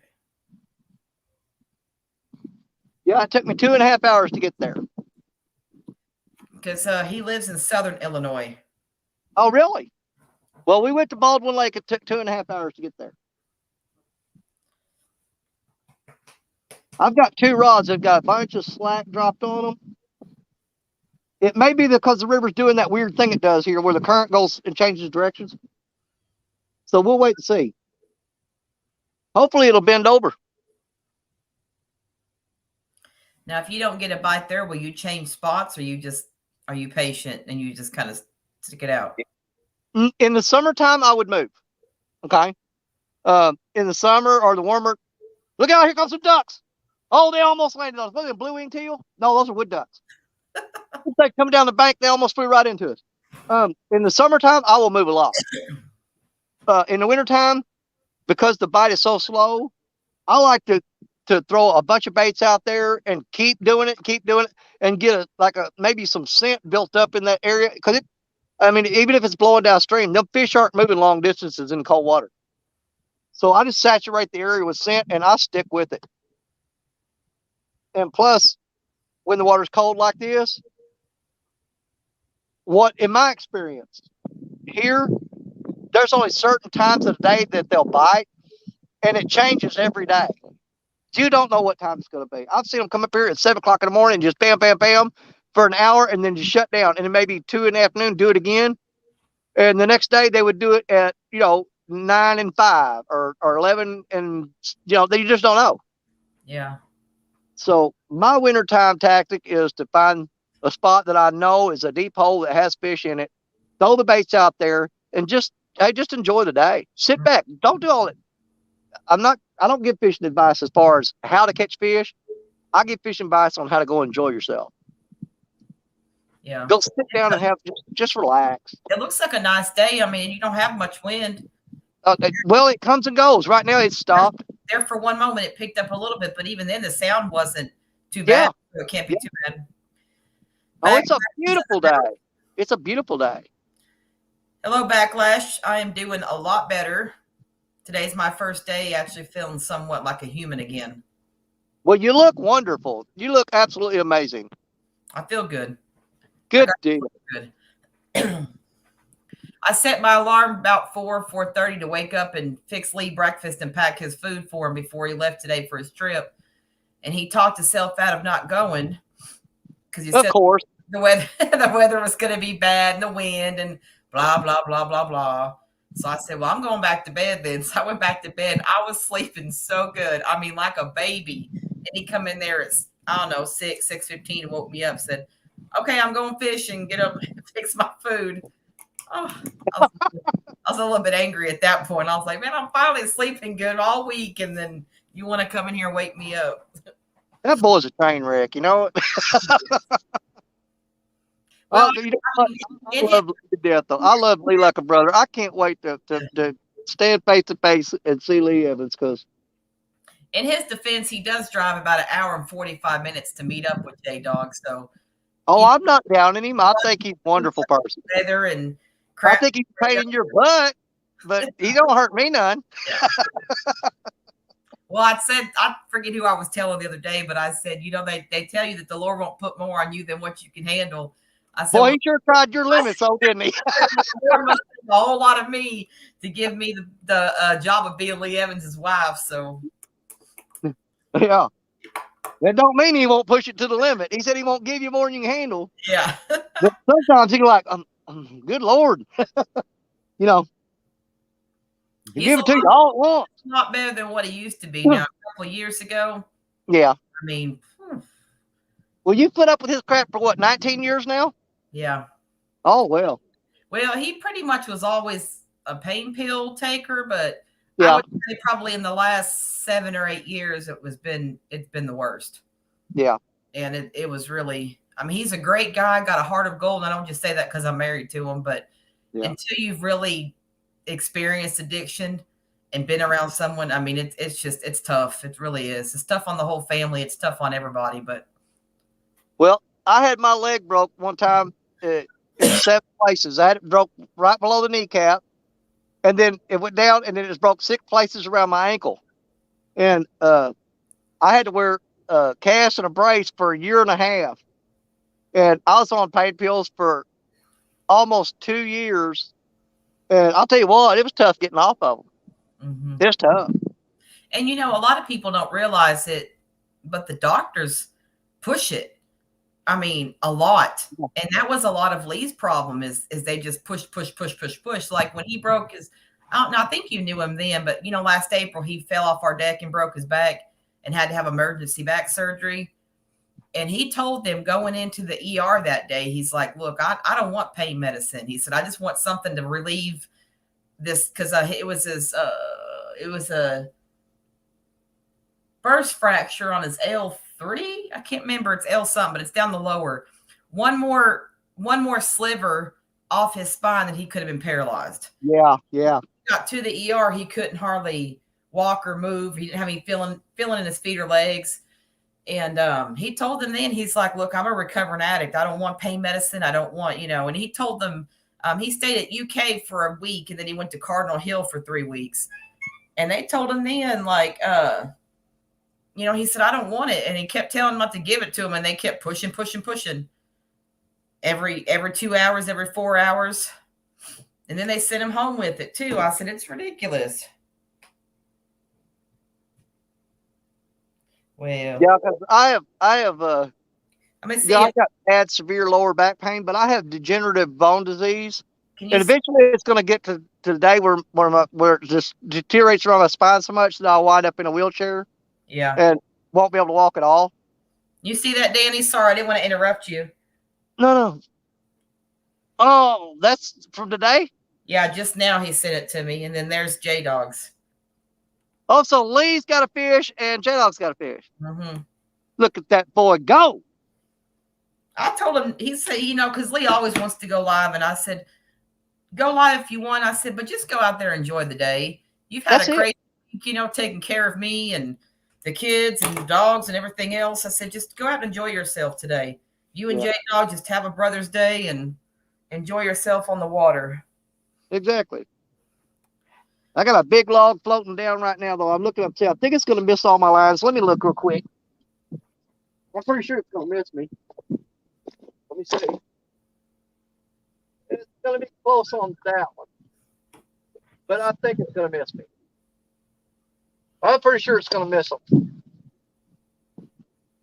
What'd you say it was, a log? Yeah. You'll be able to see it here in a minute. It's coming out. It's probably about, 12-foot long, about 16 inches in diameter. It's going to miss all those rods. I think I'm okay. I think it's going to miss them. As long as I don't get in that big one. I'll know in a minute. No, I think it's going to get it. I think it's going to get that big rod. Thanks, Backlash. I appreciate it. Oh, yeah, that's a big one. That rod. Oh, it didn't get it. It didn't get it. We dodged the bullet. It didn't get it. All right.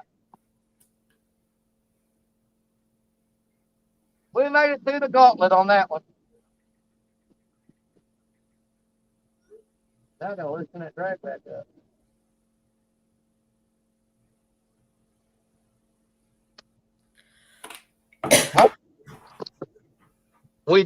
We dodged a bullet on that.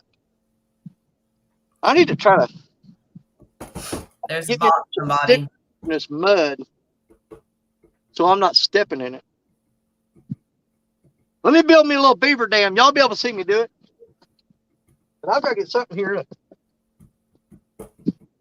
Yeah, Jacob, I'm just recovering over COVID. The second round, actually. We're going to get all this driftwood floating down here to build us a little walkway. Thanks, Miss Lisa. I appreciate it. I don't want that one there.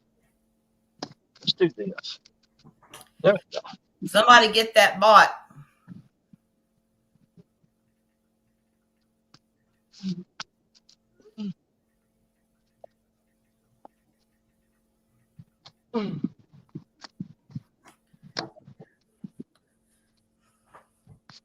Well, Jacob, last August, last August, Lee and I and both of our kids tested positive, and then I got put in the hospital for 6 days with it.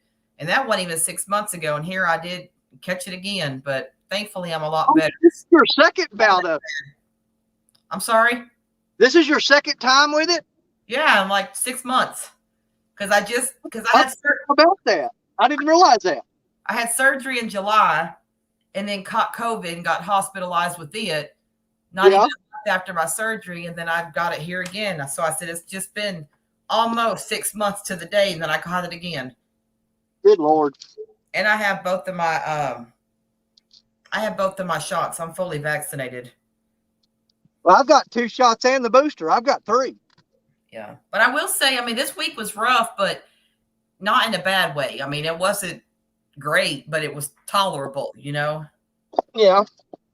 The worst part about it is, and I guess people might think I'm crazy, but it's like you can tell it's COVID when nothing you take gets rid of the symptoms. Like Mucinex didn't help, Sudafed didn't help, Tylenol, ibuprofen, Excedrin, aspirin, like nothing helped it. I just had to kind of let it run its course and get with it. I'm trying to build me up a comfortable seat here. It's not working out too good.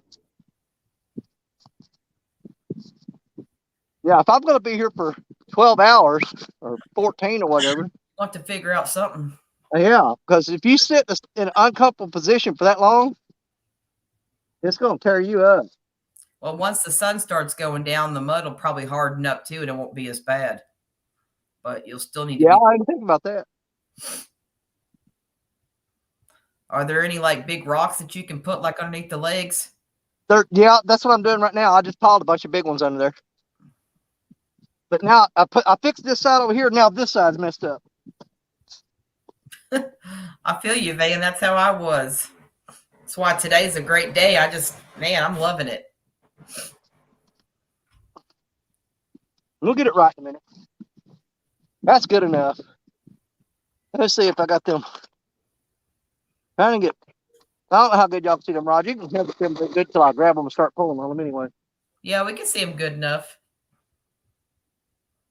There's a little bit of a blur like at the tips, but it's good enough picture that we could tell if you was to get a bite or something. If they was the black one's got the sun reflecting off of it. Yeah.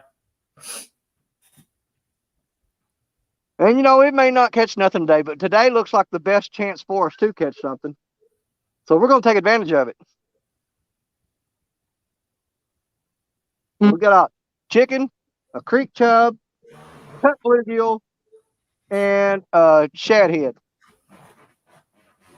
Thank you, Michelle. Appreciate it.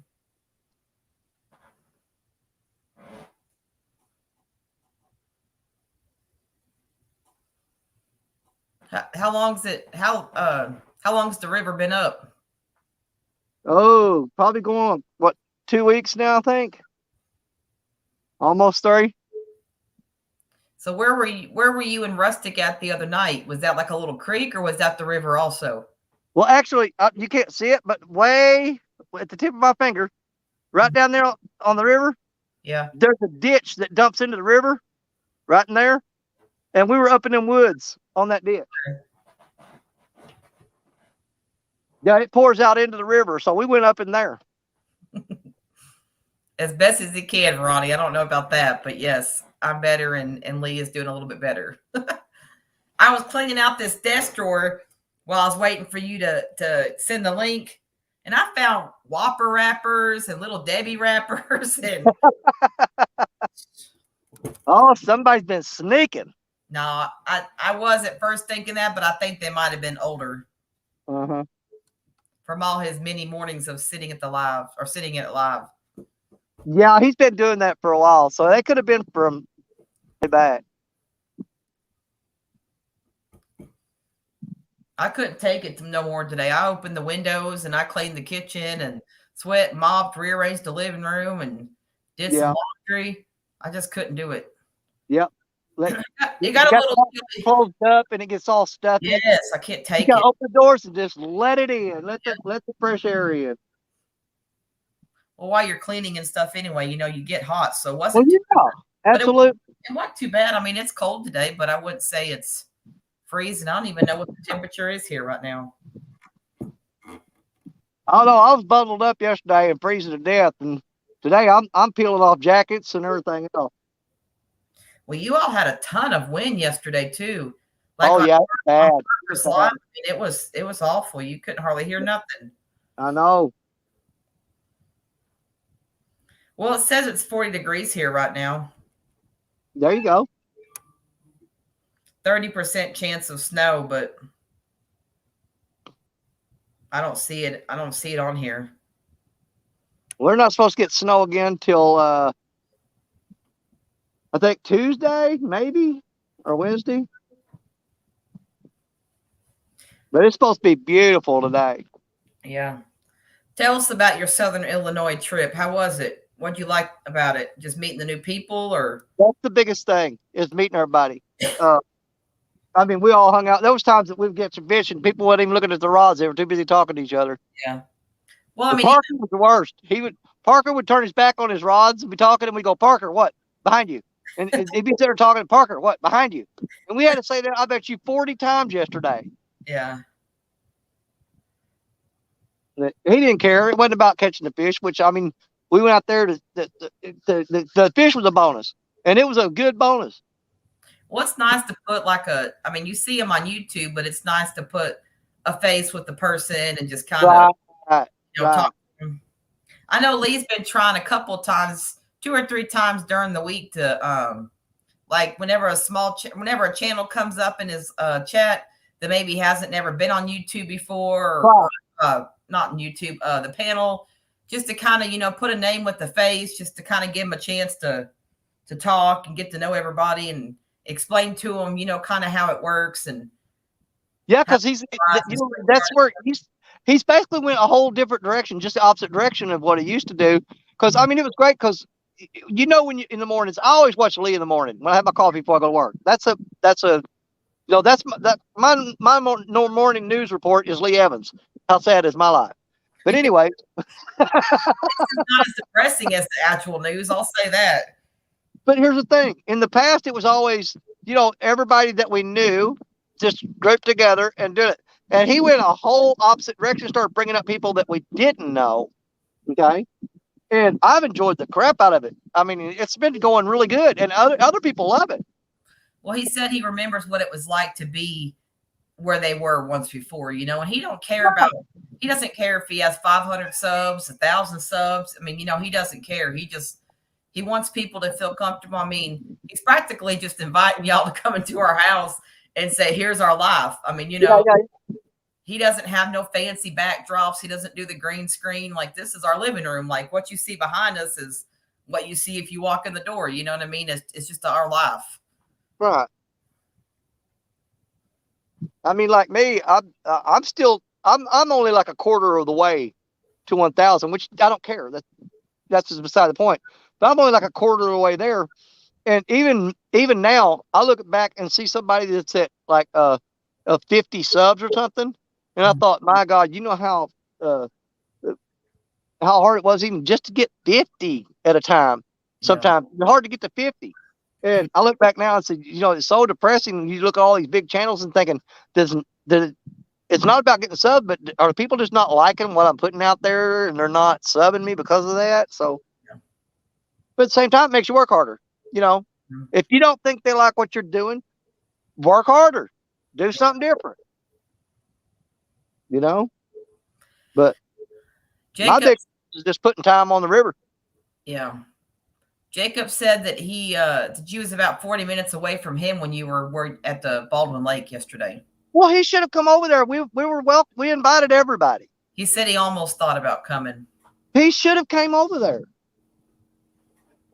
We would have welcomed him with open arms. Absolutely. Parker put it out there. He said, man, anybody around here that's close by, I said, come on.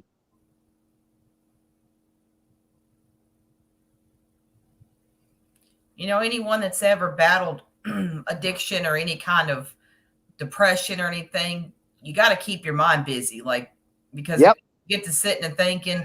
So, Lee went to rehab January of 2020, and he got out.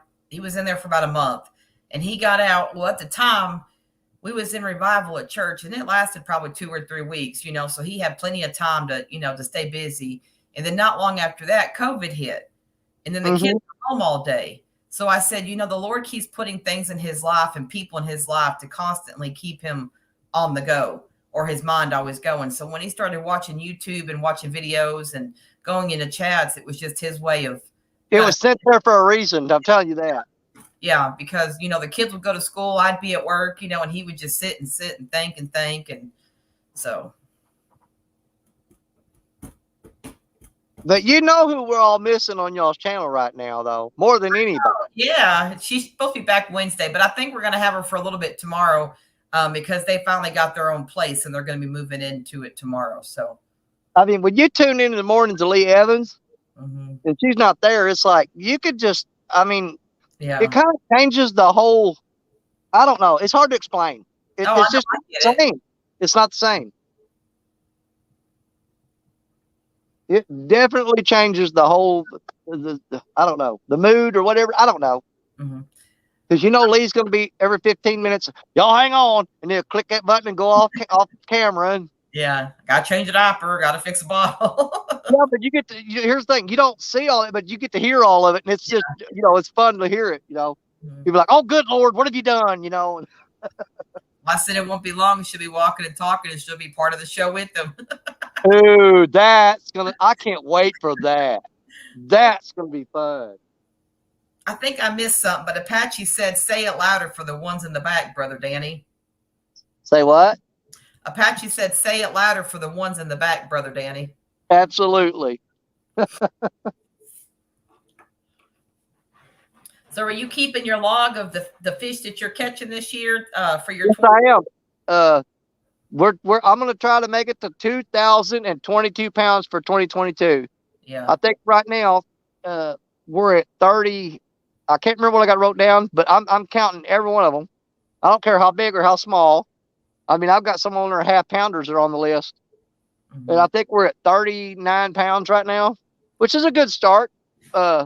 I did the math on that because I thought, that's not a bad idea, but that's a lot of fish. That's a lot of pounds.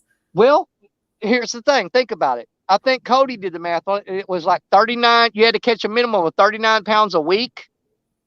But there's weeks that I go out that I'll catch, 3 or 4 30-pound fish in a week. There's 90 pounds. I'm good for a couple weeks if I wanted to be. But if I keep fishing, it's totally doable goal.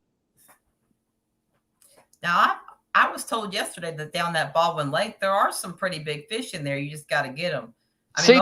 Most of them are the dinks, that are smaller than 5 pounds, some that are small. What was your biggest one yesterday? Or what was the biggest fish caught out there yesterday? The biggest fish caught yesterday was 7.30 pounds. And it was caught on Black Betty. Nice. And I am going to do a short production video. I had my camera running when that rod went down, and it's beautiful. If you guys have never actually got to see this rod up close when it does its thing. It's awesome because it wiggles like this. Yeah. But I've got a video of it that I will be putting out. We sat up here and there wasn't a single stick in the water, and now here comes a ton of logs. This is ridiculous. Now, when you bank fish, you want a longer rod, don't you? I do. Ain't that kind of I get picked on because I think I use the longest rod of anybody I know of in the catfish community. I'm throwing a 16-foot surf rod, and everybody else the longest they use is generally like the 12-footers. That's their limit. But man, I throw this 16-footer, and here's the thing: if I throw a 5-ounce weight on that, and I lean back and I throw it like I'm on the beach in Florida, I can sling that thing out there 150, 200 yards. Yeah. Because that's what a longer rod does for you, right? Makes you. It'll get out there. It helps you cast farther. Yeah, and if you go back and watch, I've got that video I made of some of the best fish of 2021. Every big fish I caught, the big ones, were all on that black rod way out there. Every one of them. How many? You go back. A lot of people have watched that video, but they didn't take the time to pay attention. Look and see what rod the big ones came on. It's on that big one every time. Jacob wants to know how many people went to the Baldwin Lake yesterday. I think at one time I counted 9 or 11, but I can't be. Yeah, I lost count. I know we started off with 7, then we went 8, 9. Because I know I didn't watch it all day. I kind of went in and out, in and out, in and out. But we had a bunch of stuff happen, and I think they're going to make a production video from it. And when they do, it's going to be funny because there was a lot of stuff that happened. Well, when we first, I think we was probably watching it maybe 2 or 3 minutes, and someone's rod went in, and I heard that was Richard Fishing in Freedoms. And they had it was funny because he couldn't run on the rocks because the rocks were covered with ice. Yeah. So he would get like 3 inches from the rod and fixing to grab it, and then the fish would jerk it again out of his way, and he'd reach for it and jerk it again, and he like almost had it. He almost had it like 4 times going down the bank, and every time he'd almost grab it, the fish would jerk it again. And finally, it made it to the water. He was panic mode too, buddy. I'll tell you. You know, I was asking you about the purpose of a long rod. Apache said that, and you can hook into the trees behind you before you cast. Oh, smarty pants. He said, LOL, just kidding, Danny. Yeah, but I actually did that with the shortest rod I got this morning. Well, I mean, I did it with the 7-footer. Yeah, the 7-footers, I was standing in front of a bush or in front of a bush, and I didn't realize it was behind me. And I leaned back, and I went forward, and I thought I broke the rod. I heard something pop, and I said, I just broke that rod.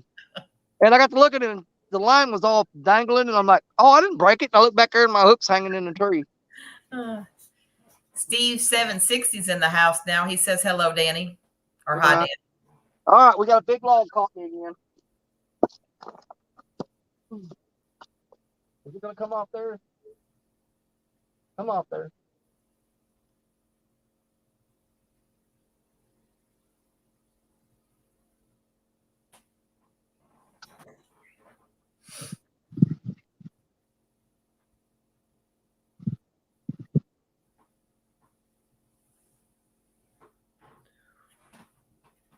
Well, we got to go downstream and get this log off this rod.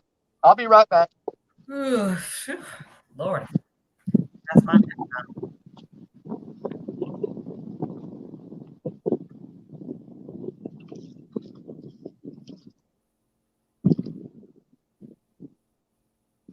There we go. We got it.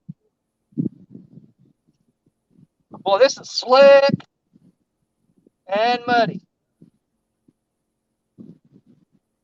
Jesus, is slick.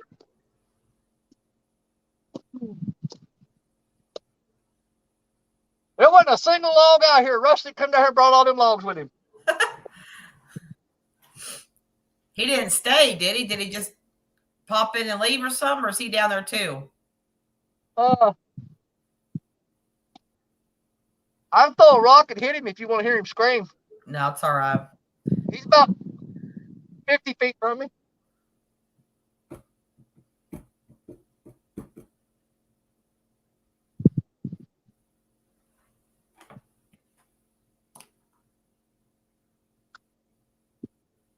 Boy, that current's bad out there in the middle.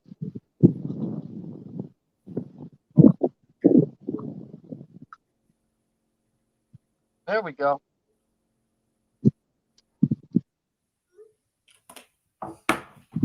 Well, we got that.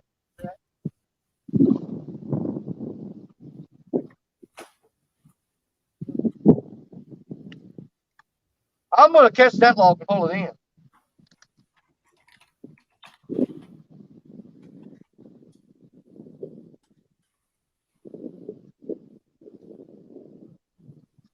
I can see him. Well, I'm still learning. No, I really thought we would have had a fish by now. I thought today they was really going to light it up. Patience prevails. It's still early. I'm still learning quite a bit, Apache. I haven't really got that far, but I will say that I've fished on both of them, and I really think I'm starting to like the bait casters. I'm not much of a spinning fan. But that's just, I could be wrong later on, but so far that's kind of where I'm at. Lee, I don't remember what it was, but Lee put some kind of Abu Garcia on my first rod, and then I cast it out and reeled a fish in with his PC Fun, and I liked it a lot better. I thought it was a lot smoother. I didn't really So he switched out and he got me my own PC Fun reel, and that's what I use. But I don't know the number on it. I'm still learning.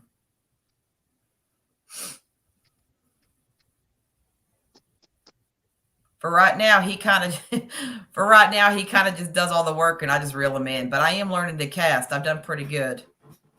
Yeah, you got that new reel. You got to get that worked out, girl. Yeah, I think I'm going to get me another Uncle Lou rod for it whenever it's my birthday in March. I would. I think that would pair up with it. Treat myself to a treat. I mean, that's a pretty daggone good reel. You want to put it. You don't want to put it on a crappy rod. Mm-mm.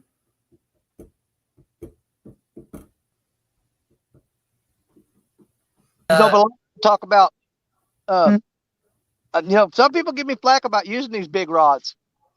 But one thing I realize is that I do part of the year saltwater fishing down in Florida and part of the year up here in Missouri on the Mississippi River. And if you've ever tried to buy saltwater gear, it's cost like 3 times what you spend on catfishing gear. I can't afford to set up a lot of times both places. I have to take the rods and just adapt them the best I can for both situations. Now, this might be a stupid question, but is there a different line for saltwater fishing than there is like? Yes, absolutely. Because I would think that salt is would do something to. Oh no, like I would think that it would need some kind of special line if it was going to be in the saltwater, but. That one log is just going to catch the 2 rods right there. Dadgummit. I'll be right back and answer that question, Amy.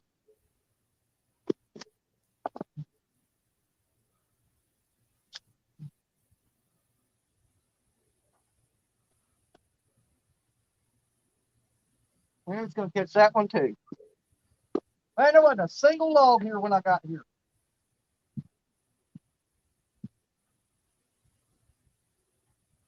See, the bad thing about these logs, they'll drag you along the bottom and get you hung up. Yep. They drag you along them rocks, and when they do that, then you wind up like this. You're just stuck.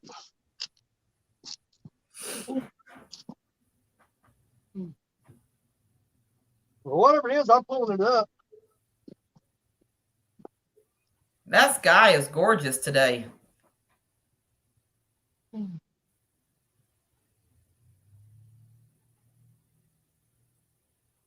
What is that?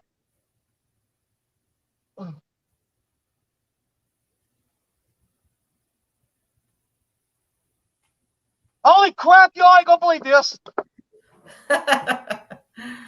Oh, the fish. It took off going upstream and it started jerking, and it felt like a fish, but you kind of pulled that in the heavy current and it fooled me. Your biggest catch of the day. Oh, that freaked me out. I thought for sure that was a fish. I mean, when it was pulling, because I had it hooked sideways, so it was going out and it was jerking. And man, I thought I had a fish on there for a minute. That was a bit of excitement with a major letdown in the end.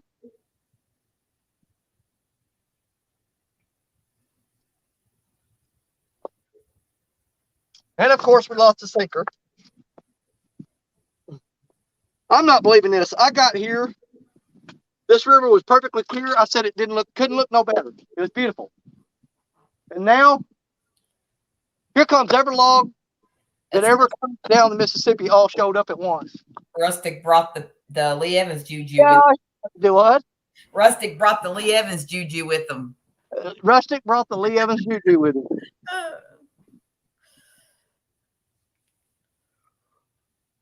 I don't believe in the crawdad curse. Crawdads aren't a curse to me. Linda Cox said, just got back in here. Has Danny caught any logs? We've got one on the board. Hey, we hooked up on 2 great big ones and they got off, but we just got in one that's probably about a 3-pounder. A tree pounder. Ooh. A 3-pounder. 3-pound log. I'm a little slow, but I got it. Man, I really thought this was going to be the spot today, but now You asked the question about moving a while ago. We may be moving today. Because here's the thing. I can deal with the logs during the daytime because I can see them coming. And I can grab the rods and kind of move them around and get them out of the way. But if you're out here at night, pitch black, Yeah. you don't know until the rod bends down and you go, well, I'm in trouble because I just lost all my rigs. Yep. I mean, you can only lose so many hooks before you're out of hooks. You know what I'm saying? Mm-hmm. I don't care how many you bring with you.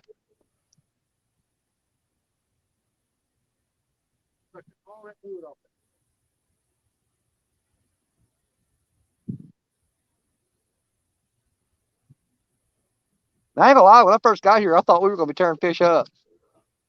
I think now it's gonna be really slow. Somebody get that bot. The whole demeanor. Amy, I could have swore I had you as a moderator. I don't have you on there? No, and I looked over and I can't do anything like on, well, yeah, I guess I could block it. No, I can't do anything in chat. Well, I know for a fact I had you, Lee, Kelly Bullock, J-Dog, Jody.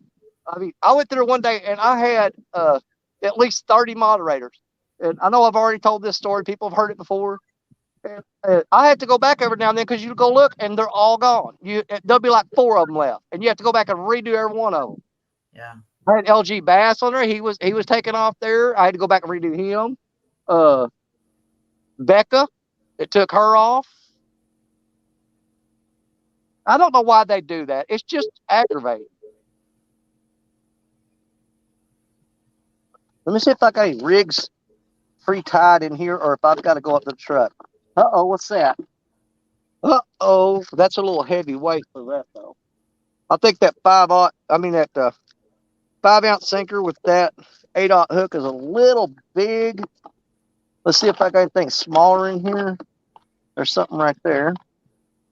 Oh, there's 2 perfect rigs, smaller hooks. Those are 6-aught hooks with 3-ounce weight. We need to get these other 2 rods rigged up. I already got them pre-tied and ready to go. In Ziploc bags. I don't know if I want to tie them up right now, though. That's a whole lot of trash coming at me. We'll put another sinker and hook on that rod right there for sure. We're going to redo this one. Well, crap. All I need on this one's the sinker, though. I don't need the hook. That's all right. We can make that work. I don't know how many people, they don't watch any saltwater channels or anything like that, but down in Florida, there's a guy named Brant Peacher, just like Peach, but it's that Grant Peacher. And he's got a channel called Angler Up with Brant. And he's got like 200,000 subscribers. But the last time I was down in Florida fishing, I was down there and hooked up with him and Bama Beach Bum and a couple of them other guys. And Brant gave me this Penn Fierce rod and reel. Gave it to me. Nice. Yeah, that's a Penn Fierce. That thing ain't no joke. I mean, it's a small reel because he said, well, I don't really have no use for it. He said, because it's not big enough for what I do offshore.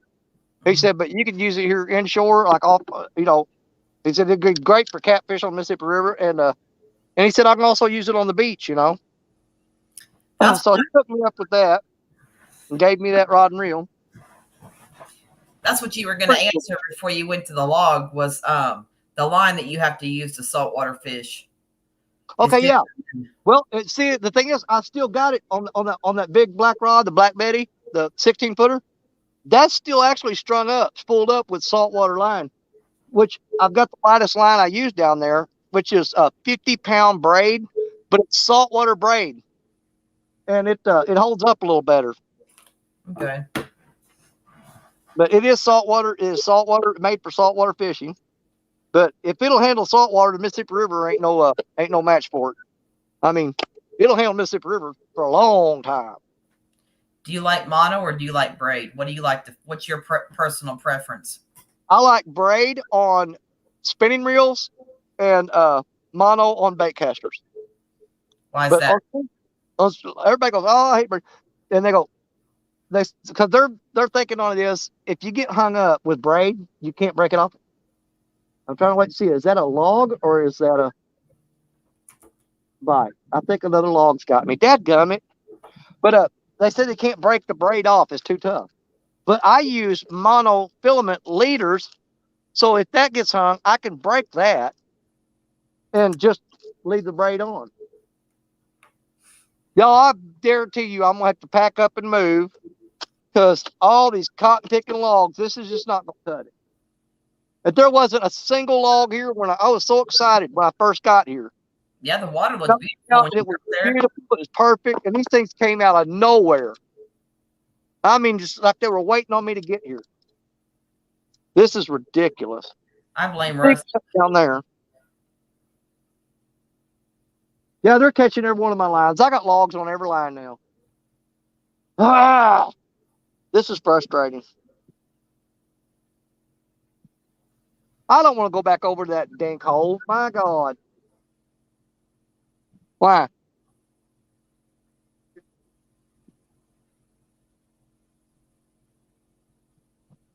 I ain't worried about them people over there fishing. They don't own that. They can pile in there all they want. They see me coming here, they'll get out of my way. And they ain't going to last long either. First off, they're fishing with the wrong bait because they don't know what they're doing. They'll get over there, they'll get bored, and they'll leave. They ain't going to be there long.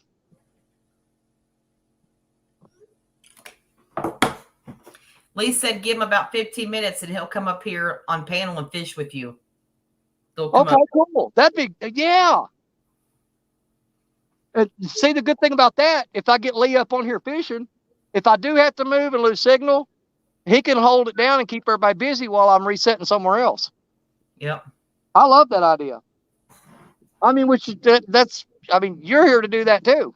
But if you got him out there fishing, it gives him something, to be hopeful that somebody's going to catch something. See, that's why we got to get Amy out there fishing. We'll go side by side with the live stream, and I know people will love watching that. I almost went with him today, but I was afraid with that cold air and that wind on my lungs where I just had COVID. Yeah, don't push it. Yeah, it would be because we went yesterday. We got a house for a little bit and went up to the grocery store, got gas. Just the kids were gone to my mom's, so we went and got some dinner. But just that little bit of like walking through the parking lot when I came home that night, like my chest and lungs kind of hurt, like I had a hard time breathing in that cold air. So I said I definitely didn't want to be out there. And if you'll mess around and bring that crap back, or start getting the effects of it back. Yeah. So we've had a lot of people that we know that's had COVID, and then it turns into like COVID pneumonia. Yeah, and that'll happen to you. So by all means, I mean, everybody wants you back out there. You want to get back out there, but you've got to understand, they got to understand. You've got to let that work run its course, because you can bring it right back on you. Jello said is Rustic upstream throwing the logs in. I think he is. Yeah, he normally goes downstream of me. He went upstream this time. And after he set up, when the logs started coming. Yeah. They was fine before he got there. Yeah, riddle me that, Batman. I'm going to see if I can sit down and throw that out there. It looks like I can. Is that the first one that you had, the small one that had the chicken on it? Yeah. And I'm going to let it sink down close to the bank. Right there. And we'll keep this one right here beside us. That ought to be interesting. Let me find a good, decent spot to set it there. Brian B said, here comes a 70-pounder. Wouldn't that be cool? On this little rod right here beside me. Hey, and that's the thing. It could happen. You just don't know. I just got to figure out a way to, there we go. Turn that a little bit right there. We'll hang it off the chair arm. Now it's right in my face, but it'll be all right. We get something hooked up on that one, we know it ain't getting away, because all we got to do is that. Yep. It ain't going nowhere. We need to loosen that drag though. This is my first, this is my first time ever being on panel like this all day. Really? I did that one little mini takeover on Lee's channel that day, but he was right beside me. I mean, I don't do the whole video thing very much. It's really awkward, but I'm trying not to look at my face. Then I don't have to pay attention. I look at your I think you're doing a great job. I look at your screen or I look at the chat. Then I don't have to worry about it because then I get paranoid and I don't know, start feeling. When Lee and them get ready, tell them let me know and I'll drop a link. Anytime he's ready to come up, I'll drop a link. What is that? A barge? Yeah. Okay. Yep, big old barge heading down river.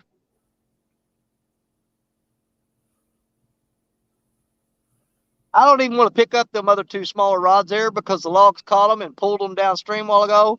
And I guarantee you they're hung up in the rocks. And the best tactic for that, the way I fish here, the whole bottom of the river is covered with rocks. You throw it out there and let that sinker get hung up in the rocks. You're not getting it back. You're not getting it back. Every cast, you're not getting it back. But it's got a really light line on the sinker.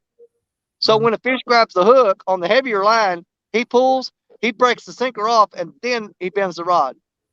So that's another reason I throw them out there and just leave them alone, because you're going to break a hook off or a sinker off every time you reel in. But if you'll throw it out there and leave it alone, the fish will find it. He'll break the sinker off, which is on a separate line from the hook. And then you're hooked up directly to the fish, And that's how you catch them here. It's like you're fishing the trash, so you're going to lose rigs every time.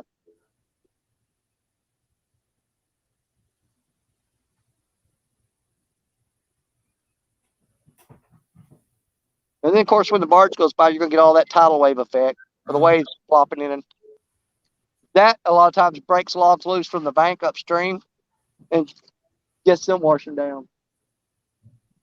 But they've cleared off for a little bit. I see some more coming way upstream, but it's cleared off a little bit.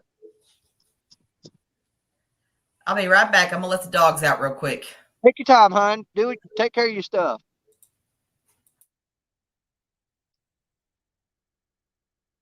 Yeah, who all we got over there? Michelle? Yes, she is. Amy's doing an awesome job.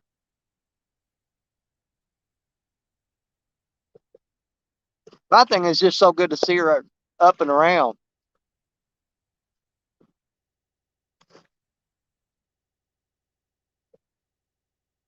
I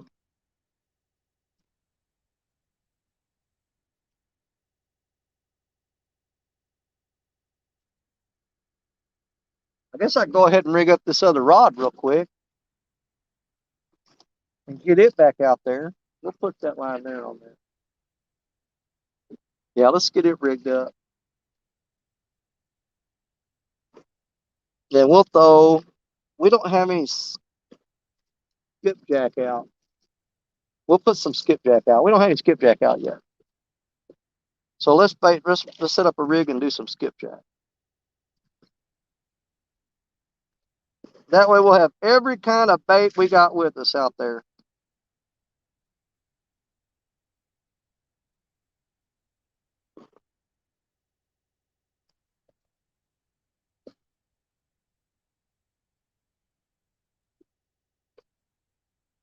Get my rig untangled here.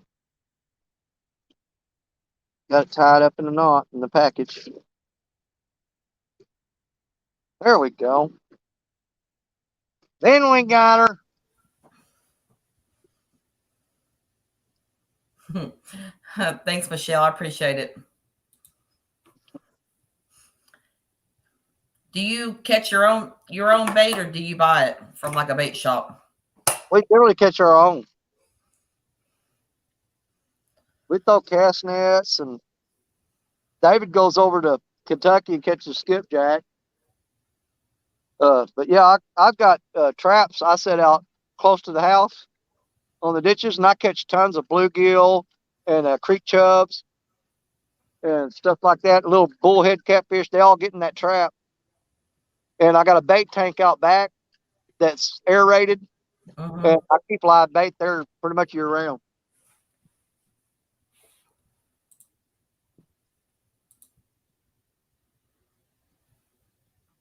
Man, that hook right there is tiny, but that thing is cotton picking sharp. Almost stuck it in my finger. I'm gonna grab this little rod and get it rigged up and throw it out too. That will have 5 rods back in the water.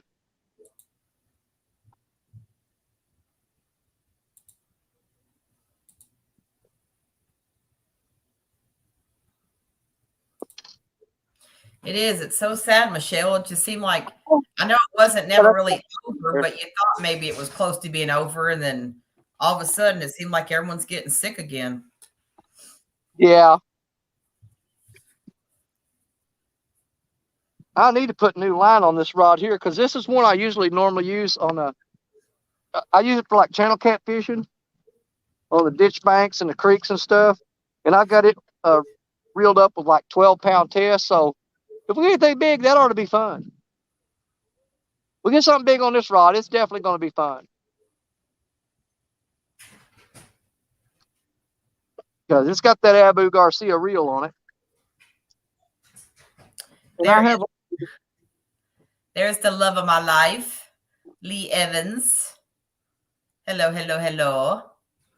Hey, Lee, let me drop a link and you guys come up. Lee Evans. I'm going to drop a link, Lee. And you guys pop it. We'll have Amy and Lee sitting right beside each other. That'd be just awesome. Mm.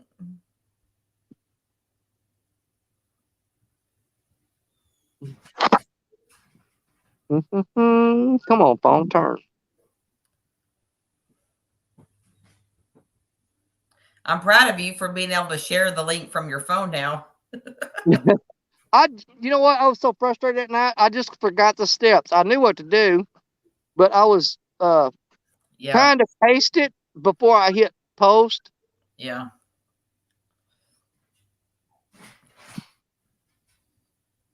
Yeah, what I was doing was getting ahead on a step. All right, Lee. Get your butt up here, Lee Evans.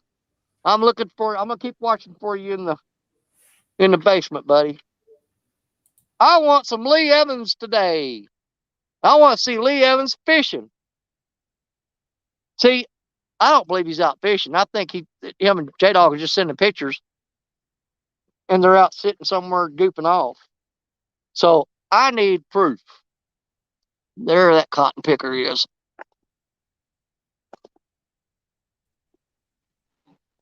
Look at that boy go. What's going on, brother?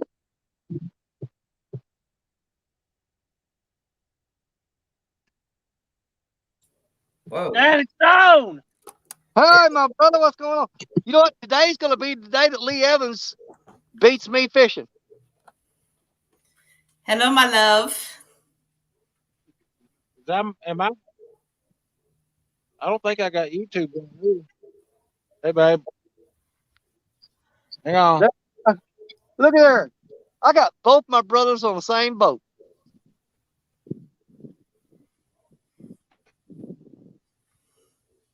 Now, if he can just learn to talk, we'll be fine. There's my Tara. Is Tara out there with them? No, she just popped it in chat. Oh, okay. I don't think Lee and J-Dog have good signal. Lee got frozen. Yeah. Hey, you know what we could do? I ain't frozen. Well, yeah, we couldn't hear you talking. It's pixelated. Yeah. Hear you talking. Doesn't have I see itself moving. I don't hear nothing coming out of it. And that's what's really freaking me out. Oh my God, here comes a tree of all trees coming down. Michelle, the baby's doing good. She come through it like a champ. She should be back. She should be back on Wednesday. You might get to see her tomorrow, but I'm not sure that her and her mom and dad are going to be moving into their apartment. So I don't know if Lee will be live with her or if he'll be helping the move. But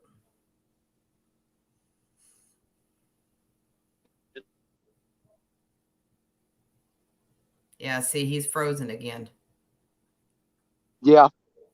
Hey, Lee, if you can hear me, leave and come back in and see if that helps.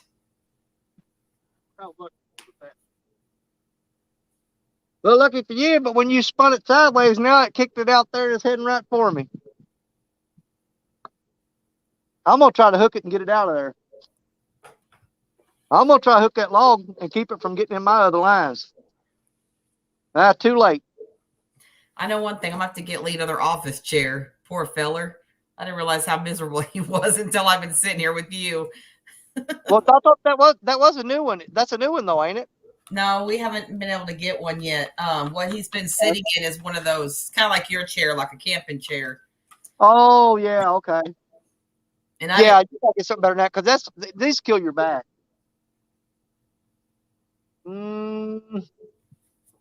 Big log's gonna get that rod.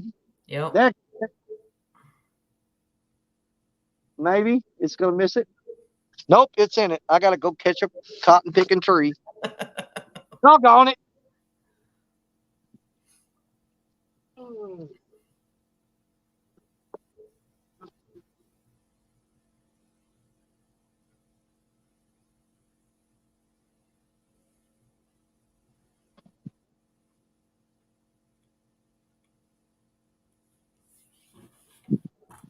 That's how it goes, Tara. J-Dog said every time he's catching something, someone will get him on live, or he'll get on video chat with someone, and then nope, then he stops catching.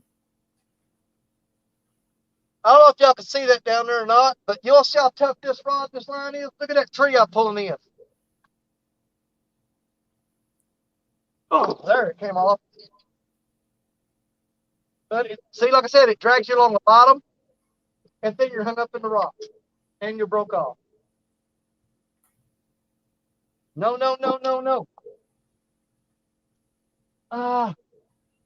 Man. Poor Danny, I feel bad for you.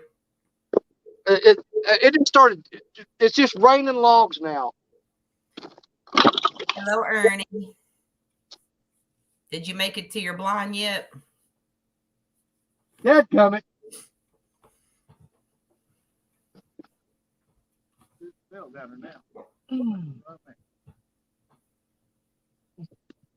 It's catching every one of them. Hang on, Lee. He'll get you. He just got hung up in a tree and had to get his line loose, and it broke. Dad's catching every one of my lines. That's a big tree.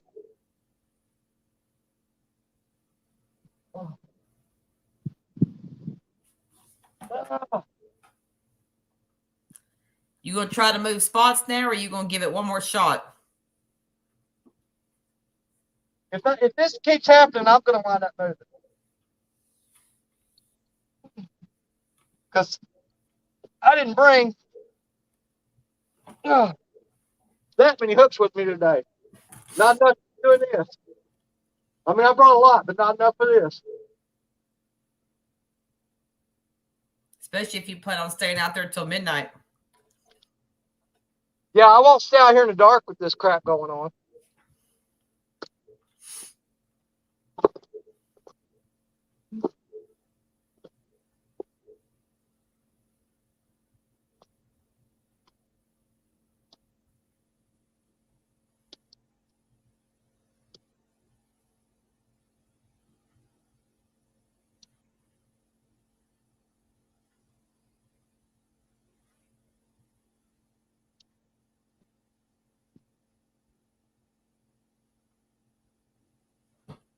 I'm sorry to hear that, Tara. I was hoping you'd say you felt better today.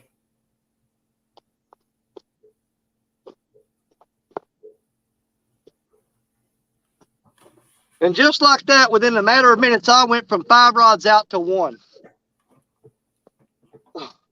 Oh, did you go ahead and do the 5th one? I was thinking you only had 4 out. No, I put that 5th one out. And as soon as I did, logs came through and took out 4 of them.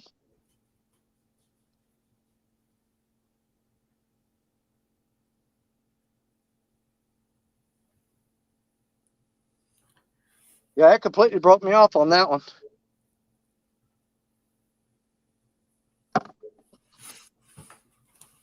I see that I look upstream right now and it's clear as a bell. Not a log in sight. But I guarantee you, as soon as I get these rods rigged up and get them back out there. Lee's in the basement. There'll be another wave of them. Okay.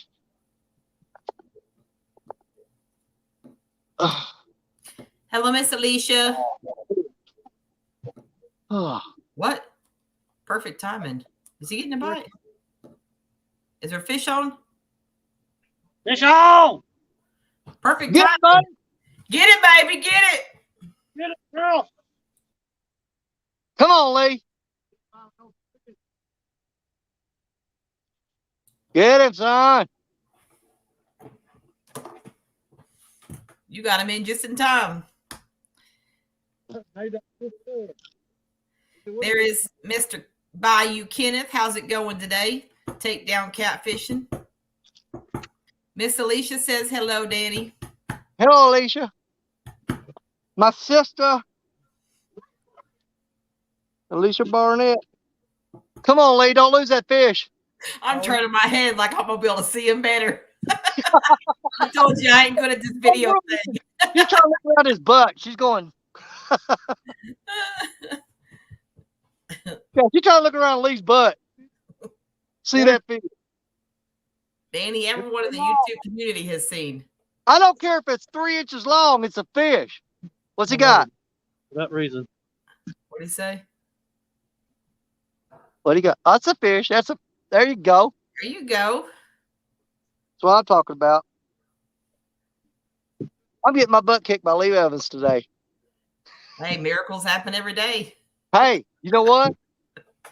I've been wanting that to happen. I'm so proud of you. If I don't catch a single fish a day, I hope Lee Evans catches 20.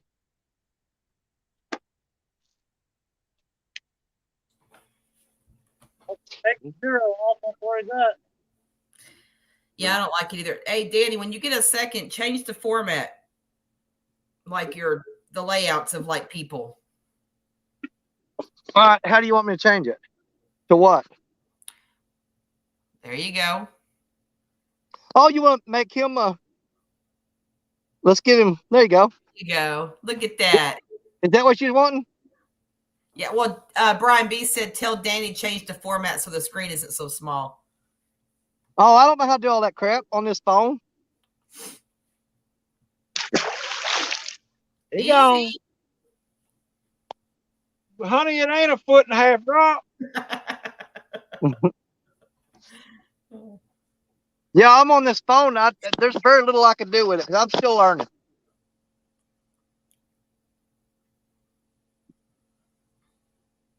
I'm still trying to tie hooks back on.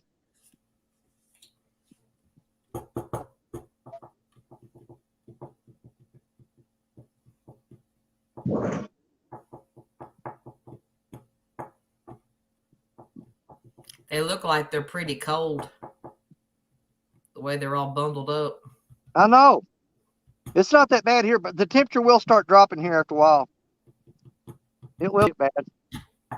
Now, I think I'm going to reel up and move out of here because here comes a whole bunch of trees.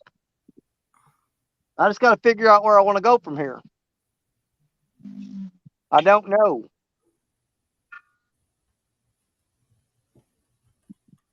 Don't know where I want to be. Lee, what are you all fishing with today? Right? Oh, I hate when he does that. I realize that. What type of bait are you using? I'm betting shad. And here's a shad. What did he say? Gizzard shad. Oh. That would have been my guess, is shad.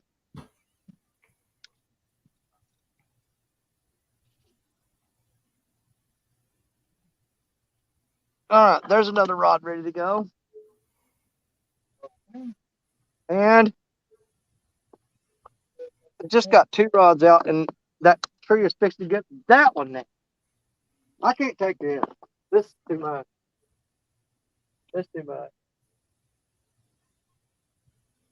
There. Got that one off.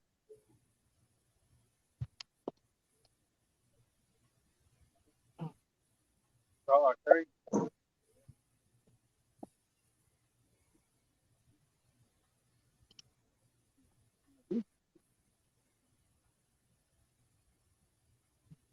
me. Yeah, I gotta get all this mud and get all this tree infestation I got right here.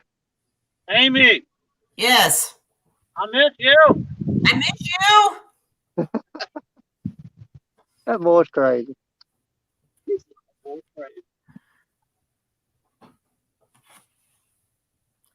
Same, Tara. I'm ready for spring too. Bring it on. You know, I've always been a winter and snow kind of girl, but I'm over it this year. Like I am just completely over it. You know why? Because you started fishing. Well, that and it just come. I mean, if we're gonna have snow, just give it to us all at once. This 1 week on, 1 week off. Like I'm over it. Yeah, if I want snow, I want, you know, just give it to me all at once. So maybe a foot, so that it, so it looks cool but it's not too hard to get rid of in your driveways and stuff. But all this bull crap going on right now is just.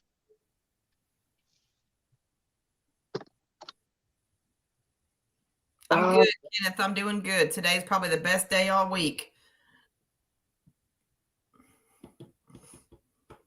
I've got, let's see, 2 rods rigged up and ready to go.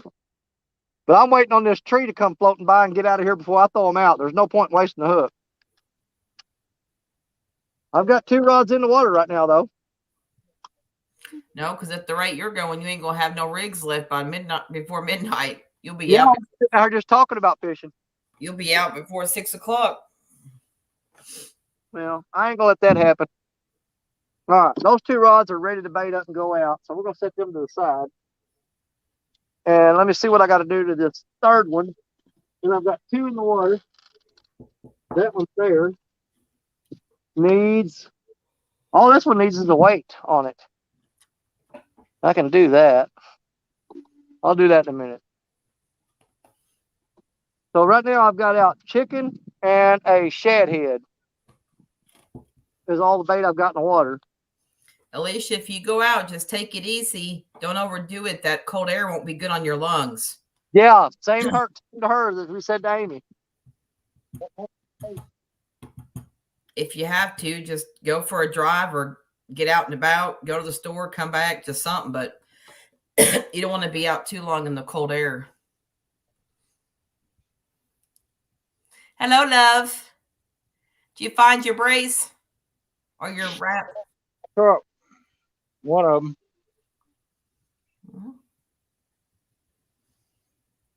Is this snowing? Starting to spit snow. Are you serious? What it It looks snowed like? this morning, and we was out in Ohio like a blizzard. Ooh. So hard, the front of this pontoon came up almost, what, 1.5 to 2 feet? Wow. Sandy messaged me earlier and said it was sleeting at her in Vans. I guess that was probably about an hour ago. It feels like spring here right now. Looks like it. Yeah, Looks sun's nice. shining. There's no wind blowing. I mean, it's awesome. Now all I gotta do is get rid of these cotton picking logs that I thought were gone. Lee's got a message for you, Danny. What? Read between the lines. Lee, hey, listen. Lee, you've caught fish today. I haven't. Stop being so bitter.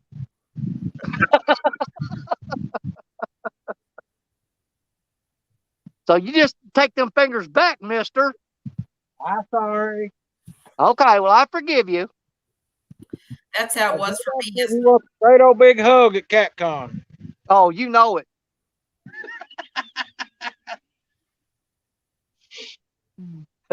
We're all going to go home with COVID. Ain't nobody going to be touching me. I'm staying 6 feet away from everybody. No, sir. No, thank you. You don't. Danny, does Stacia go fishing with you, or is this just your thing? She used to, and one of these days I'm going to post a picture of her very first catfish. Then But, she found batteries for a hearing aid. She won't go back. But since she's got grandkids, she don't go no more. Yeah. All she does is spend time with grandkids. That's all she wants to do. What'd you say, smart one? And then she found some batteries for a hearing aid and won't go back. No, the first time I ever took her, that is the first time she'd ever even been to the Mississippi River. and the first time she ever fished the Mississippi River.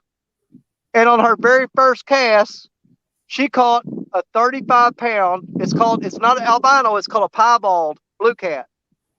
Her first fish was a 35-pound piebald, and I told her, I ain't taking you ever again. But I got a picture of that. I'll show you guys sometime. But it was cool because they're more rare than albino. It was black and white. But yeah, real cool fish. So her first time the river fish was that fish. Seen a deer like that in the woods one time. Yeah. But you see them where they're white with the kind of the patches in there. That's what that catfish looks like. And I do have the picture of it, and I will post it. Then I turned and raised the scope up, was going to shoot it, and turned around and went, moo. Jeez. Now, here's the thing that shocks me. That he didn't pull the trigger. Because, I mean, I like deer meat, but I like cow meat a whole lot better.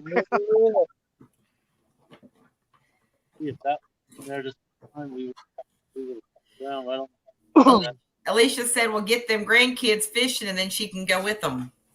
Well, hey, I've got videos of them fishing. Matter of fact, when I went to Trail Tier State Park, I got one picture. If you look at the picture of the video, it's got my grandson holding up his first catfish, and it's longer than he is. And that was his first catfish. Fracture Fix is in the house. Fracture Fix. Hello. And Lance McCougar, yeah, I got to start saying hi to some people in here. Well, I was trying to catch ones that are popping in that you didn't know was in here, but. Yeah. Well, I've pretty much ignored everybody because I spend all my time getting hung up and driving here and hung up again. And Linda said, "Danny, you had your chance to catch logs, but you let that big one get away." Oh, I let a monster go a while ago. And don't worry, there's more coming. That's why I'm leaving these other 3 rods out of the water right now. I want to wait and see how many of those pass by. I'm still seeing them for miles. I'm going to sit here with these 2 rods out and think about it and figure out where we want to move to that we've got signal. But before it gets dark, we will have to make a move. I just got to think about it and figure out where I want to go. I really, really, really don't want to go to that dink hole. And plus, even though it's attached to the Mississippi River, that's not fishing the Mississippi River. Are you happier with the day of dinks or one big fish for the day? I like catching the big one, but I'll take the dinks. But you know what? Everybody can catch dinks. That's not nothing special. And when you're fishing a big river, they expect you to catch big fish.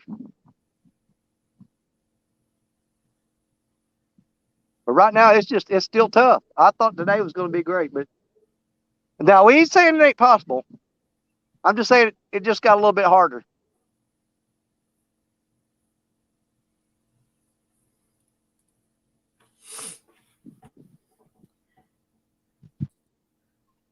There's a log getting on that one. Is it going to get off there? Is it going to get off there? Come on, log. Go around the line.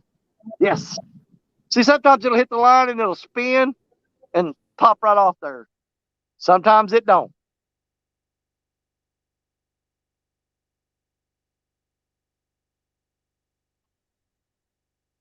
But if you'll notice, the only rod that hasn't got hung up is that great big old long rod right there. Float close to shore. If that thing sticks way up and the line's way out there, so they go under it. Ronnie Morris says dink hole. They want to go to the dink hole? That's what Ronnie said. I really don't want to go to the dink hole. And like I said, that's not, it's attached to Mississippi River, but that's not the Mississippi River.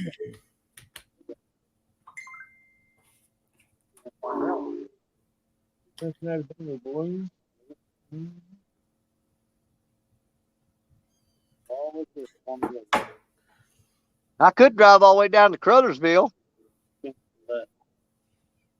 Where's that at? It's about 50 miles of here, 30 miles south maybe. What And state, there's a place. That's where the casino is. what state is that? And you fish right there by the casino. What state is that? It's still in Missouri. Oh, okay. Lyle Stokes knows where it's at, and so does Mark from Catfish and Crappie. They know where Carruthersville is. Steve Adams, I think he's been there.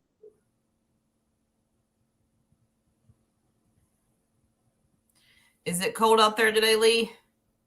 It was. It ain't that bad right now. Quiet man Curtis is in the house. Hey, Curtis. Ronnie Moore said it's the same water, Danny. Yes and no. Lee, how many fish have you and J-Dog caught today? I I can't think see your hand the way he's got the screen. 3. 2 for you.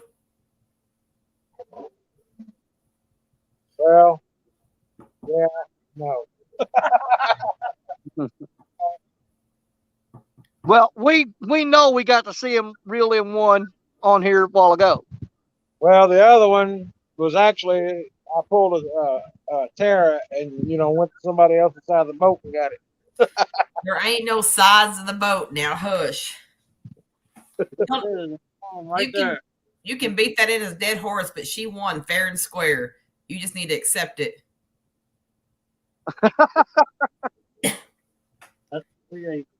He tried to say the reason that Tara caught that other fish is because she come to my side of the boat and used my pole and reeled it in. Lord have mercy. No, she baited the hook. She cast it out. I mean, it may have been on my rod, but it's her fish. He didn't say all that. She baited the hook and threw it out? Yeah. It was just my pole on my side of the boat where I was sitting, but there ain't assigned seats on the boat. I mean, a fish is a fish. She did the work. I just sat there. No, here's the thing. Lee probably could have persuaded me to be on his side until I find out the facts. That she threw it out. That's a little different. There's always more to a Lee Evans story. Well, that's why we love hearing them. If he says 2 inches, let me tell you the truth. You tell him, baby. It's usually a lot smaller than what he says. Trust me, I know. I'm leaving this live. No, you're not. You caught fish, and I'm proud of you. Lee Evans is the greatest. One of the other.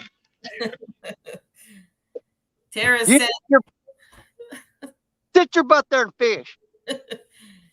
Tara said you're just jelly because she catches more fish than you. Oh, no. Good. Hey, chicka. Why? Because you have 2? She had like, what, 6 that day? 6 to your 3? No. But who caught the biggest one?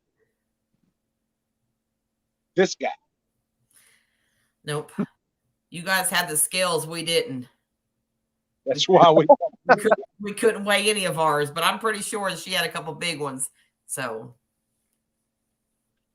we guessed y'all to be about a pound apiece. Are you saying you want to re-challenge then? About mid-April, yes. Because it wasn't fair.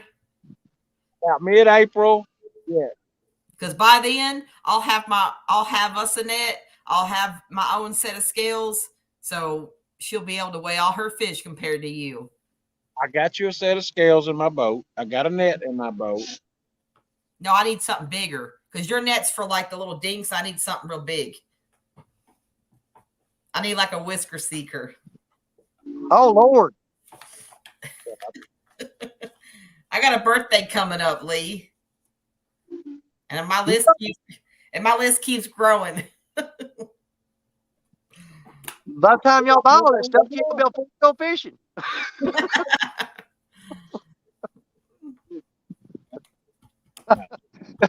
You buy all that brand new stuff and everything, and sit there and say, I got everything I need to go fishing except for gas in the vehicle because I'm broke. Yeah, right. Oh, There's a bot. Somebody get that bot. Get I can't. I'm not special enough to make French. Steve Adams wanted to know what happened to the J-Dog Greenwell challenge. That's next weekend. Next weekend, Steve. Right, Lee? Is that next weekend? I don't know. He chickened out. If Lee ain't in it, Lee don't care. No, it's supposed. Well, at first it was J-Dog and Greenwell, but then Greenwell rescheduled because he said the weather's going to be too bad. So now apparently it's going to be Chris and Greenwell against Lee and J-Dog. That's going to be a good show right there. They definitely need to live stream that. That's going to be, hey, you'll get a lot of views off that.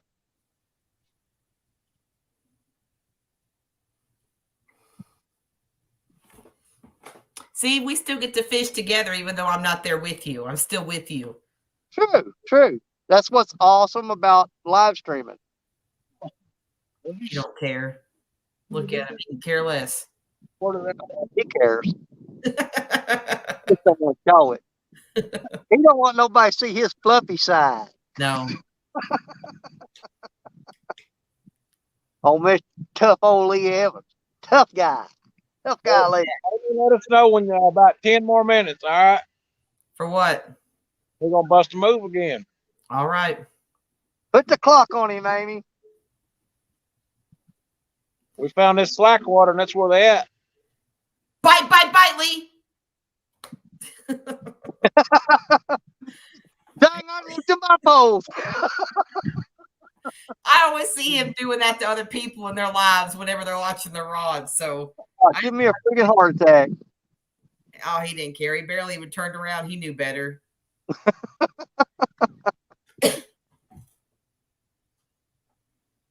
Well, after 19 years, he ought to know better.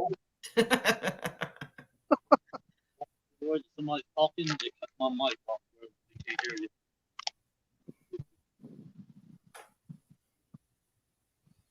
The wind, water. Well, I ain't. That one went that way. But a second ago, it came this way. How many people you got watching you today, Danny? I'm showing 38. Well, look at you. Well, I had about 20 until Lee and J-Dog showed up, and the numbers almost doubled. Hey, it's actually showed up, but don't tell them that. No. Mr. Famous sitting right over there, buddy. Do what? Mr. Famous is sitting right over there. Yeah, I think my numbers started going up as soon as Amy come on here, and they topped out when you and J-Dog showed up. That means they stopped going up.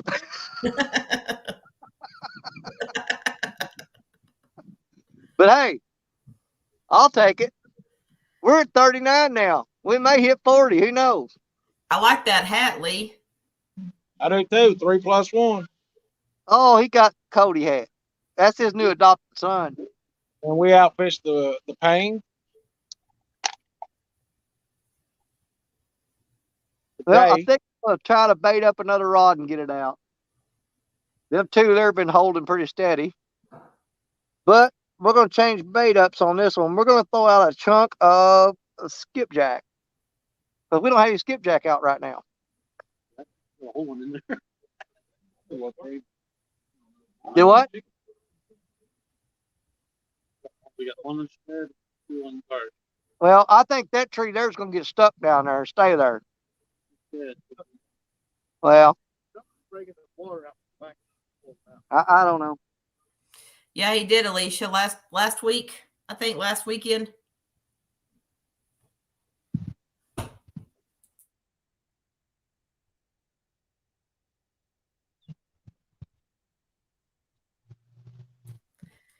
Hey, honey, I realize that you need a new chair. It's kind of hard sitting here. I had to go and get a kitchen chair. I'm on my 3rd chair of the day. Here I am with a bad back. You make me sit in that old chair. I don't make you sit here for 5 hours on a live. I'm just saying I understand. All right, well, I won't go long. I was fixing to say, I'm cutting my own throat here. I'm cutting my own throat here because everybody's always Team Amy, Team Amy, Team Amy. But you notice that Lee don't get a new chair until Amy has to sit in it. Wait, always. Well, I don't realize the pain he goes through until I'm actually sitting. You had to start helping mow the yard. I will push over riding any day. I've always been that way, and you know that. Yeah. Lee Fracture Fix says that's what he got you for your birthday, you a new chair. He needs my address to have him to message you. Are you all on the Licking or the Ohio League? Okay, never mind. Tara answered him. What?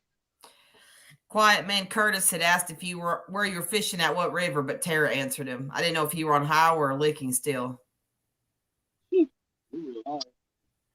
Ohio was like Hurricane Katrina coming through with a blizzard. Rich and Leo, how's it going? Danny and Lee, Rich and Leo is in the house. All right, cool. All right, I don't see any big logs coming right now, so we're going to try to get another rod out. There's a bot. Corn dog. Just so you know, Lee, Danny's got all the screens so small that when you do your peace signs and stuff, we don't see anything. We're literally looking at your back and your head, and that's it. Well, I can see them. Like they're like this. Like three How do I pages. change it? He's supposed to be the big screen. How do I change it? Well, you know you're not, because it's your show. You're the big show, baby. You'll have to ask Lee. I don't know. I'm on this phone. I don't know how to do all that crap, y'all. I'll do the best I can do. If Lee catches the fish, I know I can tap on him and make him big. It's only been 5 minutes since you told me to tell you, and it's been 10 minutes. Well, when the captain says the anchor's We're on daylight savings time. I know how to do that. They're talking about changing the format right now, though. Set it up different. Well, I mean, I've got an equal screen for everybody. To me, they're all the same size. And if somebody hooks a fish, I tap on them and bring them up big. Yep. All right, we're going to get another line out.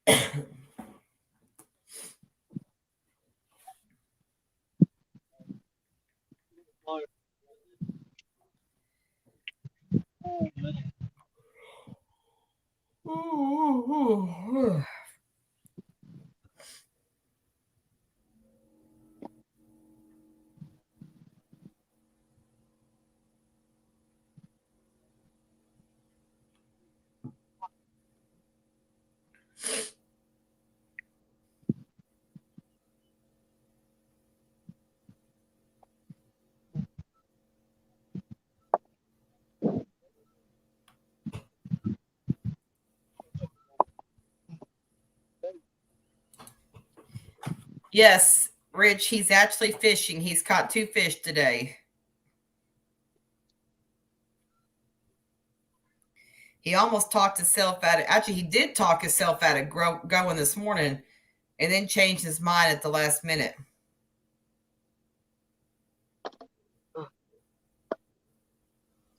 throw me on the bus every time. Just saying.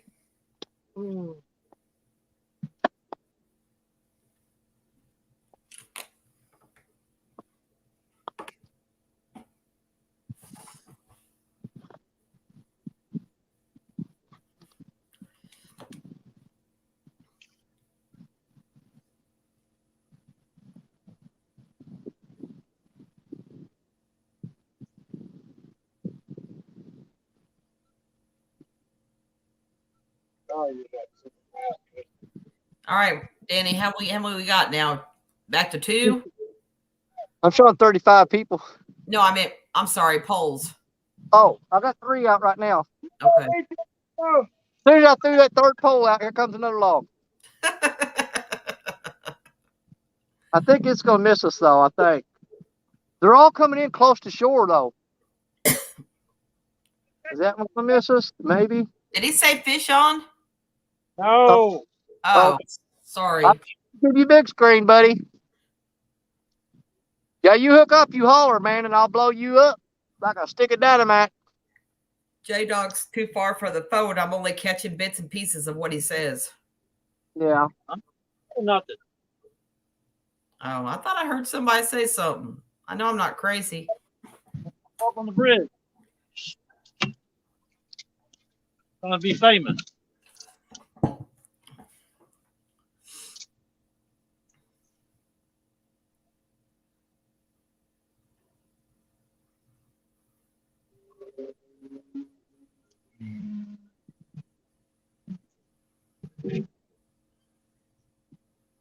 J-Dog reeled up 7 poles and I put it 3.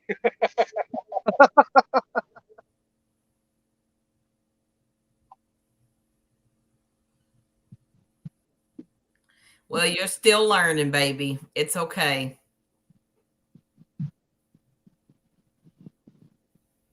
Hey, you know what he's learned? He learned if he takes his time, J-Dog gets to reel all that crap in. Don't act like that boy's stupid. I'm saying he's learning. He ain't learned nothing. He knows what he's doing.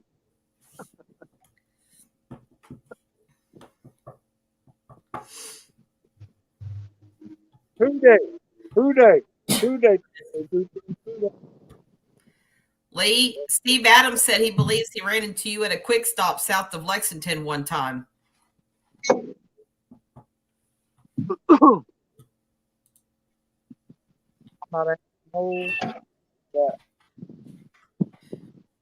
about to have a cup of coffee.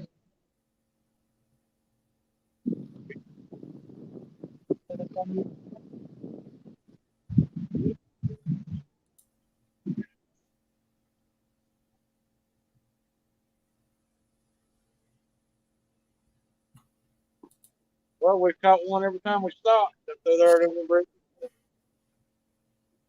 Are y'all moving now? Yeah.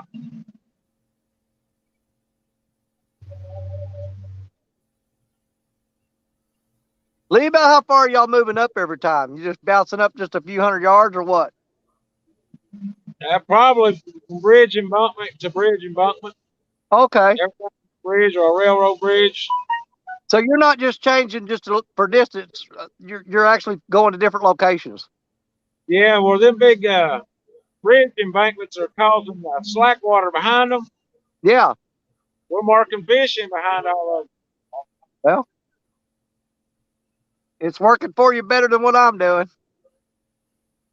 Steve, that's a new mast for Lee. He just opened it today. So if that's what you remember, it probably wasn't him then because he's never worn it before today. Danny Linda wants to know if you wore a log attracting scent today. Oh, turkey. If I wore a long attracting scent. Yeah. Oh, long. I thought you said long. Oh, no. Log attracting scent. Yeah, I guess I did. Oh, I got you, Steve. He was making a joke, Lee. Yeah. It's really weird. When I pulled up, I walked over because I said, well, I'm not carrying nothing down there until I go look. And I walked through the woods and went in there. I looked, and it was perfect. I mean, no trash floating anywhere. You couldn't ask for the water to look any better. And the minute I got rods up, looked up, and here they come. Mm.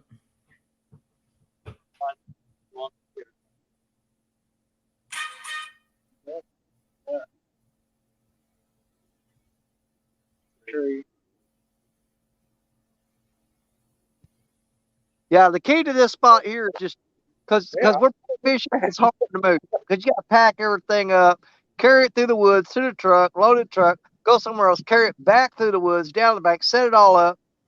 But the key to this spot really is patience. You'll catch fish here, but you're going to spend the time. Like I sat here that one day for 4 hours and 34 minutes, grabbed my stuff, pack it up, head up the bank, and look back and the rod would have bent down.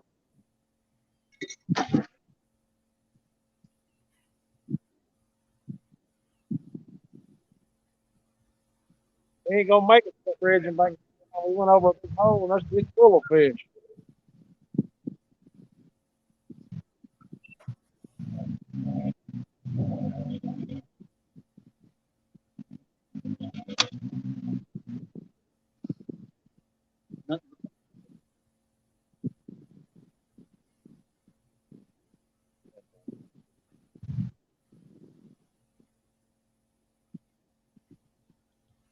How late are you all staying out, Lee? I don't know until J Dog says let's go.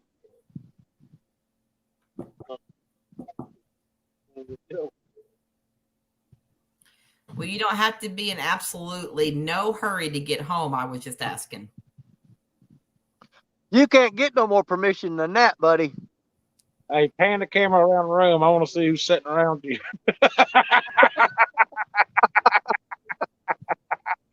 Trust me, if somebody was here, I wouldn't be on this panel with Danny all day, okay? I'd be handling business. Oh, Lord.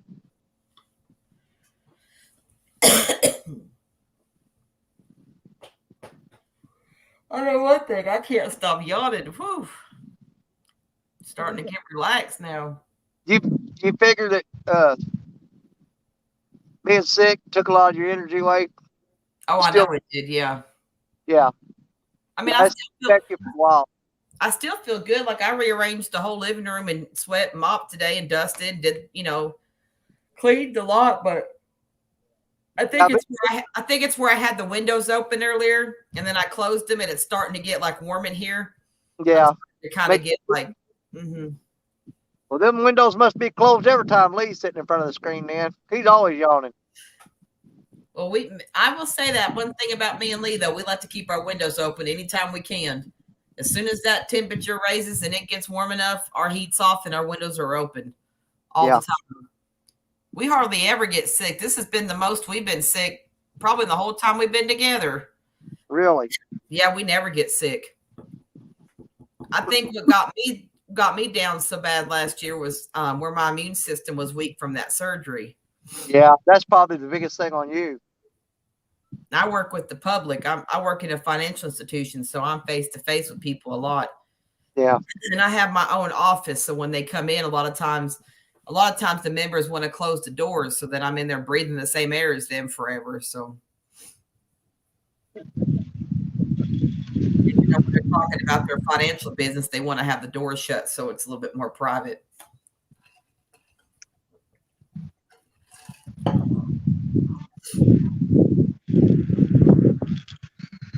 There's money right there.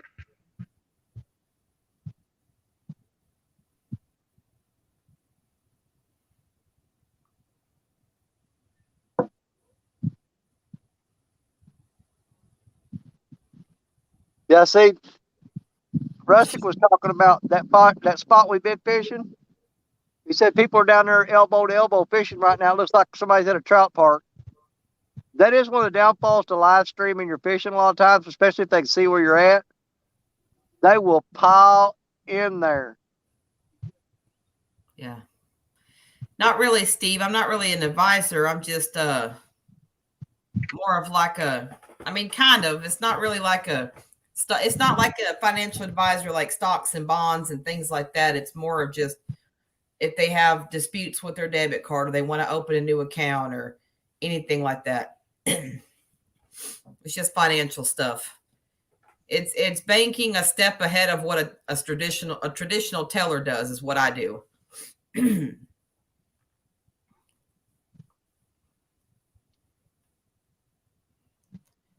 Yeah, I didn't plan on that, Linda. I wasn't going to tell Lee about that big Papa John's pizza that was coming.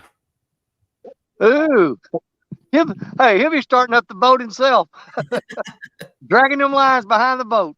No, he knows better. Because he knows how serious I take this. When I get my mind set on losing weight or being healthy, I'm dedicated. Yeah, but you and Lee do everything together. So if you're dieting together, but if you told him I'm getting a Papa John's pizza, he said, "Hang on, baby, I'll be right there with you." Yeah. You know, we've been married 19 years, and I'd say this is probably the most time that we've ever spent with each other. Yeah. When we first met, we was at the factory together. You know, we rode to work together and came home. But after he went, when he first started stalking you and stuff. Mm-hmm. Yes.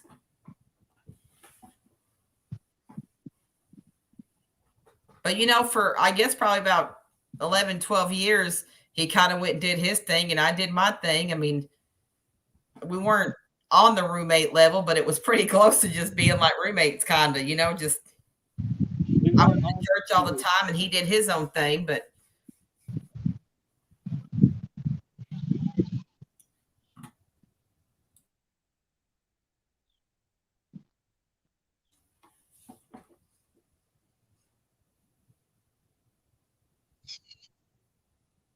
and there's a lot.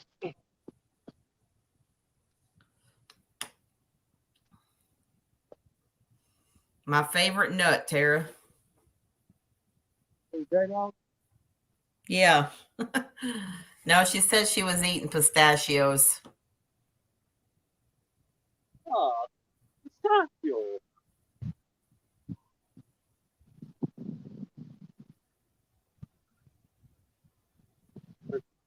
Oh, my phone was in there.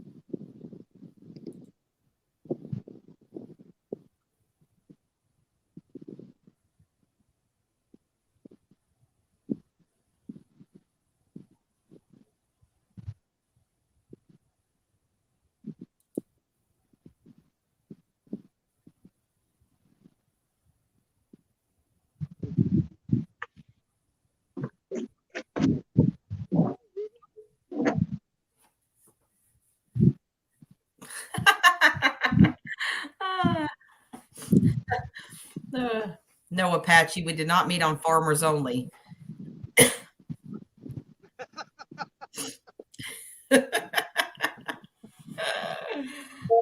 or he eat harmony.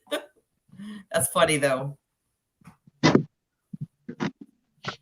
met her when I was on Xanaxes, so that's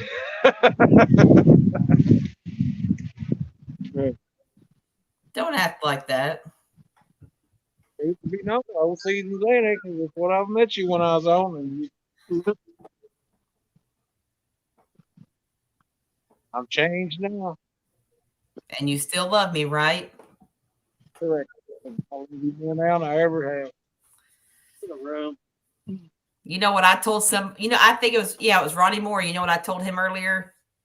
Lee, he said something about you not being able to catch a fish. And I said, you could catch fish, but you already got the greatest catch of your life when he married me. That's right. That's right.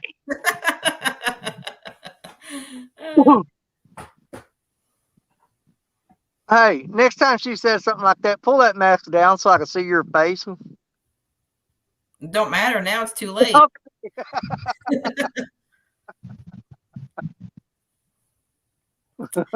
I have a special thing that I say to him every day on my way to work, and he just eats it up. He thinks it's the greatest thing ever.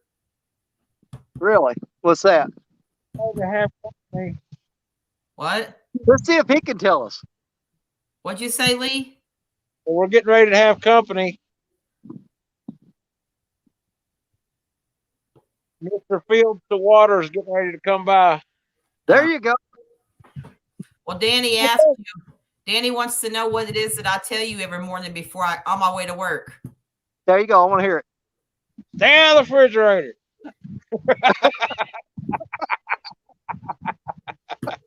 He said, I just want to tell you how much I love you, and I don't want to start my day without letting you know that.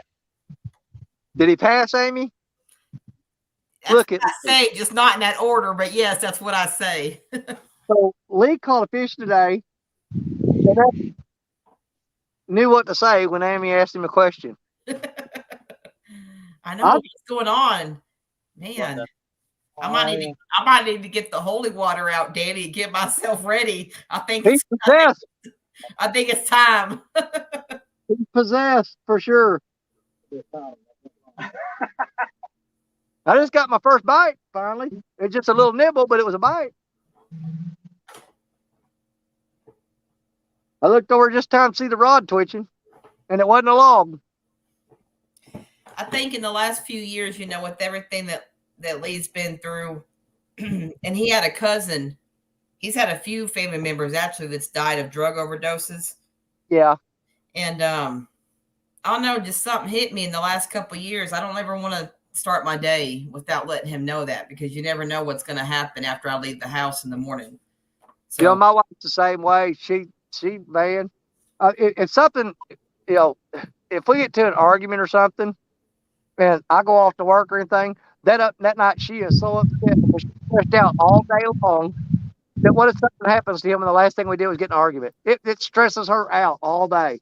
Yeah. And she'll probably wind up calling me and throw a rock, Lee.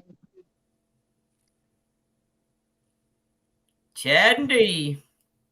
No, that ain't D. I can't see. I just assumed she'd be with them. I can't see now. It's just like a little bitty boat. You said Chad. I just assumed she'd be with them.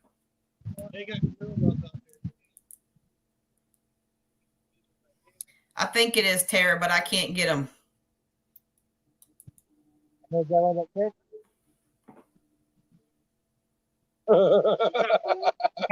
see what they're doing. I'm gonna see what they're doing real quick, Amy. Yep, that's fine.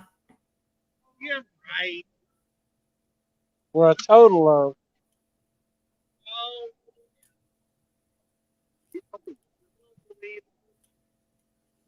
Huh? Yeah, I'll do it. You got company? Yeah. Yeah. We got the greatest YouTuber to live.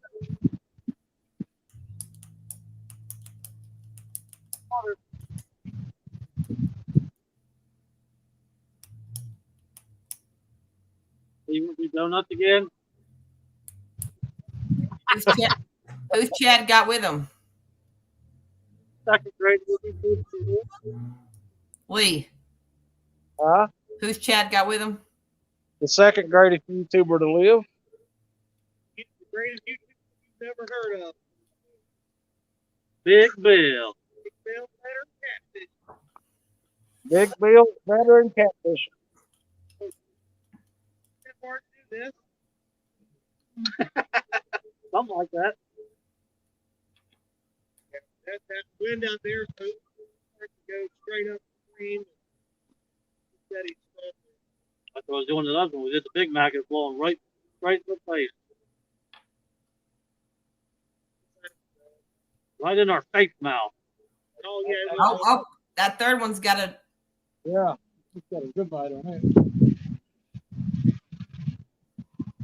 Are they getting a bite?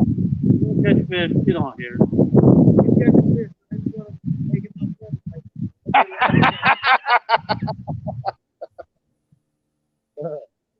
We're gonna leave it right there because if you're getting a bite, we want to see it. Fish. That's why I'm sitting here. And a dip right here. And they're down in that dip. Mark 5 or 6 of them down that hole. I give anything for Lee's pole to double over and he catch one and smile at it. Well, look at the back of that boat. Looks like Don King the headlock.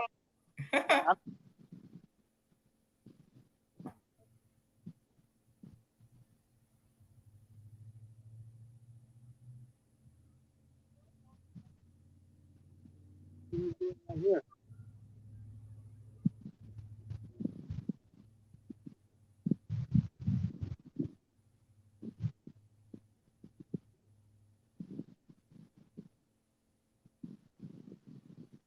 Yeah, Steve, it was snowing a little bit earlier, but I think it stopped on them, but it was snowing. Yeah, but that sky looks a little rough. From what I can see. It wants to come up on the screen just for a minute. Do what? Drop the link, Danny. Okay.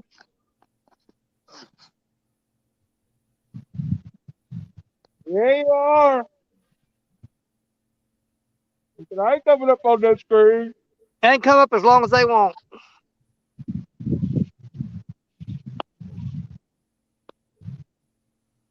That's Hey, okay. A1 Fishing family, how's it going? That's a buddy from Louisiana. Yep. Down in Shreveport. Up there. Or Shreveport. Sorry, I think I said that wrong. Link's there. Let them get in there.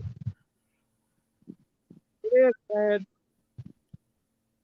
He's wanting to talk to you, Amy, or something. I don't know why he won't lie about it. Don't come on up. Just if I see him in the basement, I'll bring him up here.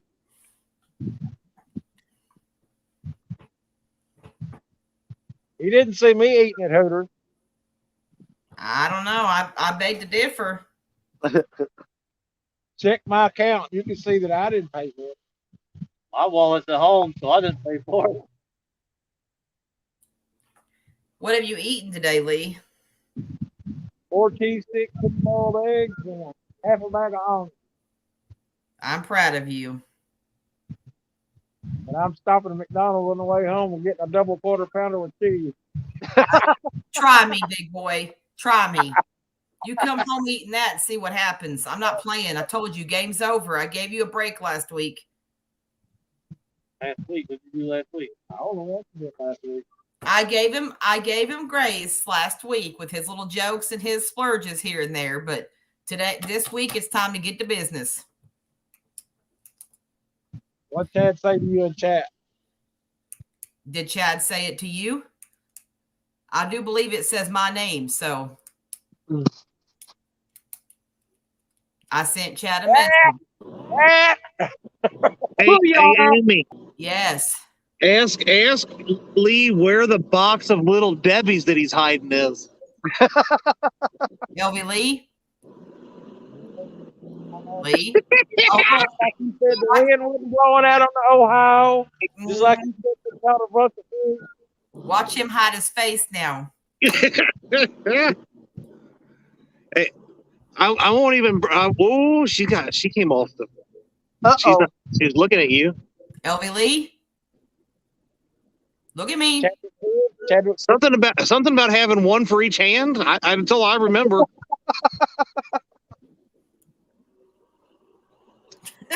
Oh my God! I'm gonna beat you. I'm telling you, we are in this together. What? We are a team. What?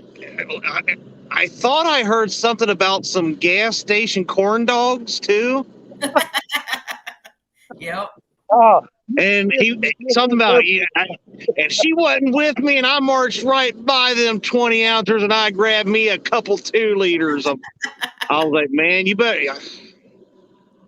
And I said, I ain't gonna tell on you. I'm telling you. But then he started running his mouth, about those fish he supposedly caught. Hoping Hooters wings makes you poop your pants. No, Buck, he's not getting anything on the way home. Nothing. I packed him food today, and I cooked him breakfast before he left. And I'll have dinner waiting on him when he gets home. Yeah, didn't you say something about that wasn't fit for a fish to eat or something there? Like, what? Something like that, Lee? Yeah, I agree with that statement. Chad, you got an extra room. You might as well just take him home with you when you leave. Nope. J-Dog brought him up here. J-Dog can keep him. No, I can't have that kind of influence around. I wouldn't have that kind of bad influence in my house. So. No. It's on! Here we go. You lie. Is he lying? Are you lying, Lee? Lee, that's me. Did you see how fast Danny had to run across them slippery, wet, muddy rocks? He's just trying to change the subject. He almost fell playing your stupid games. Well, I don't think change the subject. Lee needs to calm down. I only told you about the Little Debbie's. I didn't even tell you about the zebra cakes, the oatmeal pies, or what was the other one? Nutter butter bars. Oh, here he handed me these when I went by. He said, "Don't tell Amy." He threw them in the bucket. Bring them back. You can't He have said, no more. "He said I already had 3 bags. Here's the 4th one. I got on 3. Buy 3 get 1 free. I don't need this one."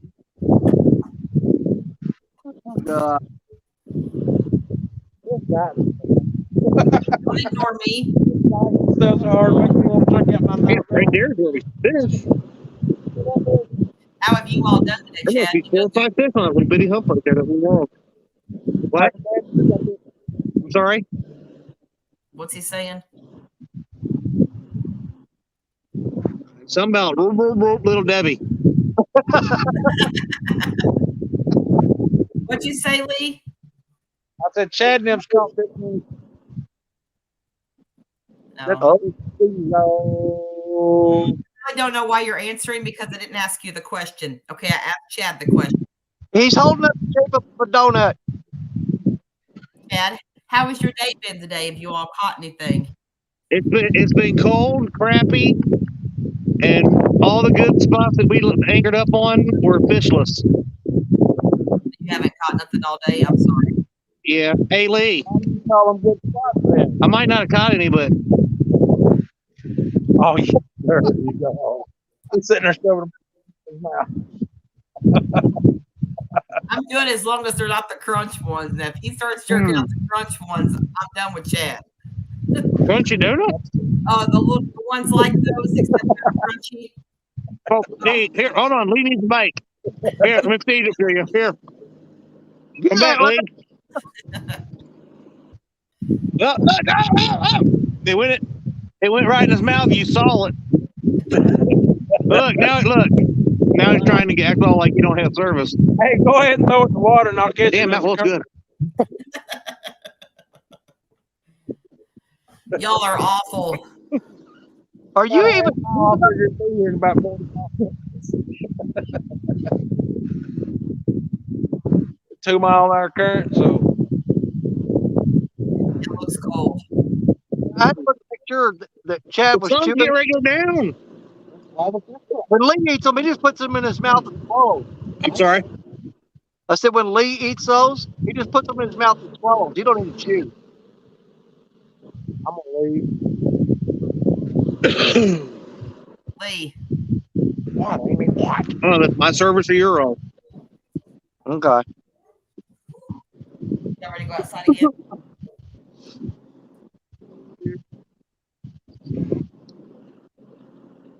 Hey, Lee, do you still have that cheesecake sitting up here in your truck?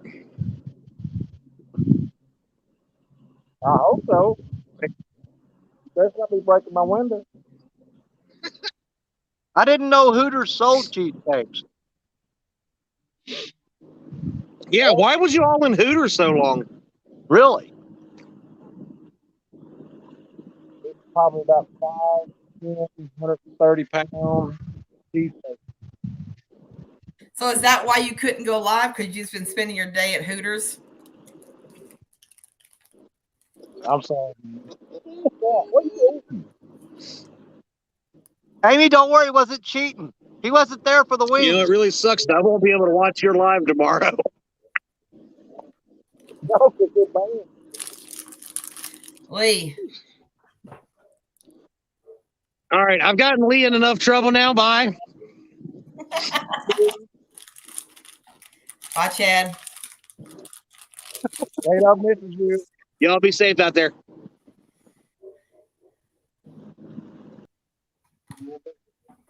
Hello, Van. How you feeling? Lee, My name's not Van. speak to Van. Say something No, to him. we probably called him 3 times. He won't answer. He's sick and he's been resting. That's not our problem. That's not our problem. We want to know. You can't get mad because he's trying to rest. He's sick with the Rona. Rooster in the barnyard. Danny, can you kick Lee out? Like, I'm so over this.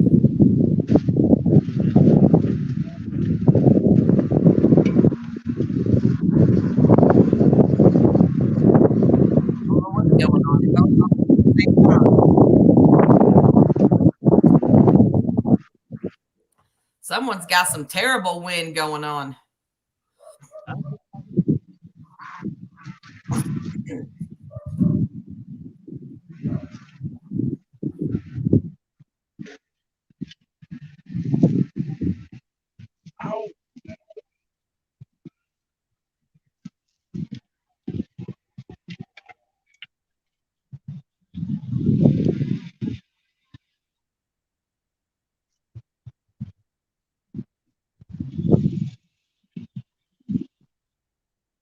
Yep, here comes a big old barge. It's gonna stir up a lot of tag.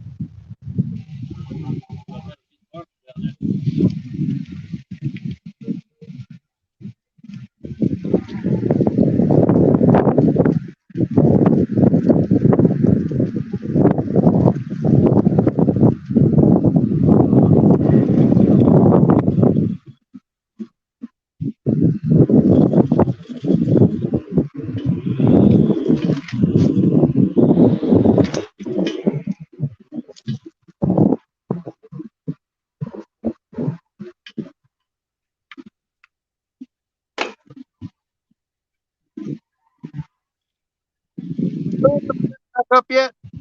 Are they moving again?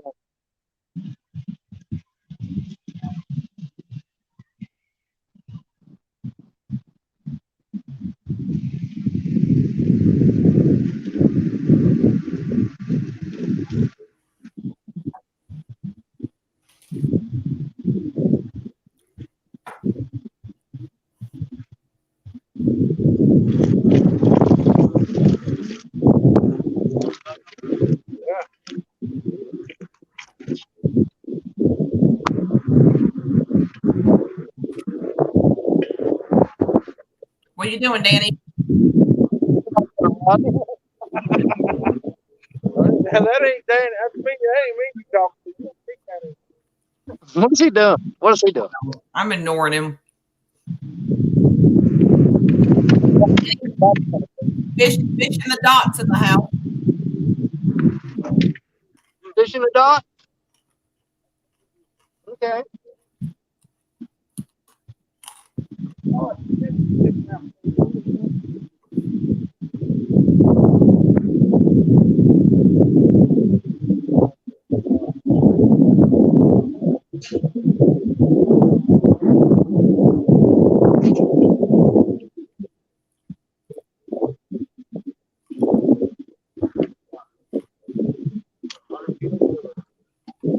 How much where you step here? This mud is slick.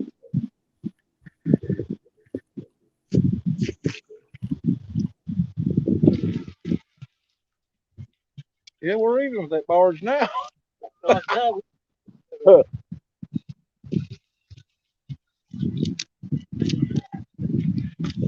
Another good spot. This was a no point.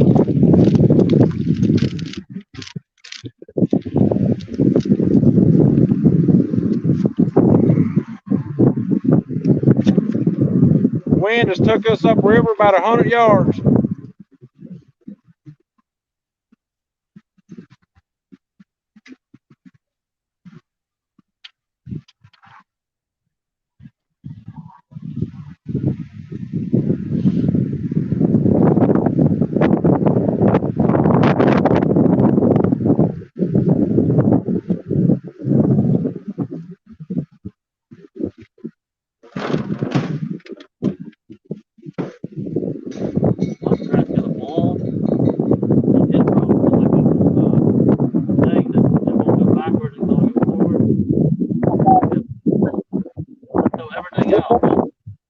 Slide, here comes another log. Leave. He starts his boat up, puts it here, goes off at an angle. Around to that ball. And let the ball goes like this backwards. And as it's going back, it pulls your anchor. And then when it's done, you loop back around and the anchor sit right there at the ball.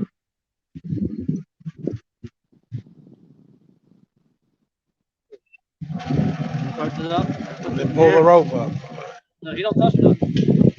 He just puts it here, go off to the side like this. And he'll floor it. The ball goes on that rope. As it's going down the rope, Where'd this rope go?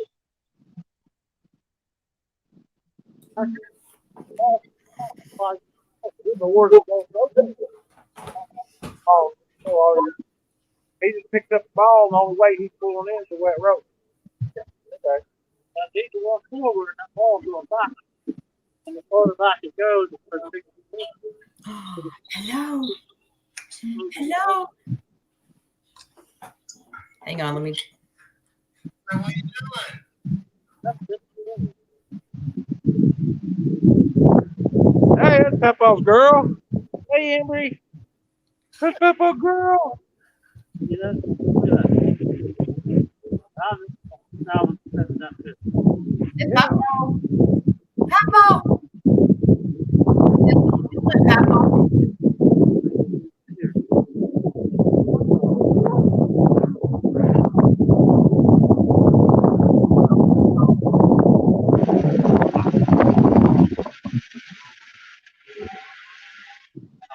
That's big. It's big.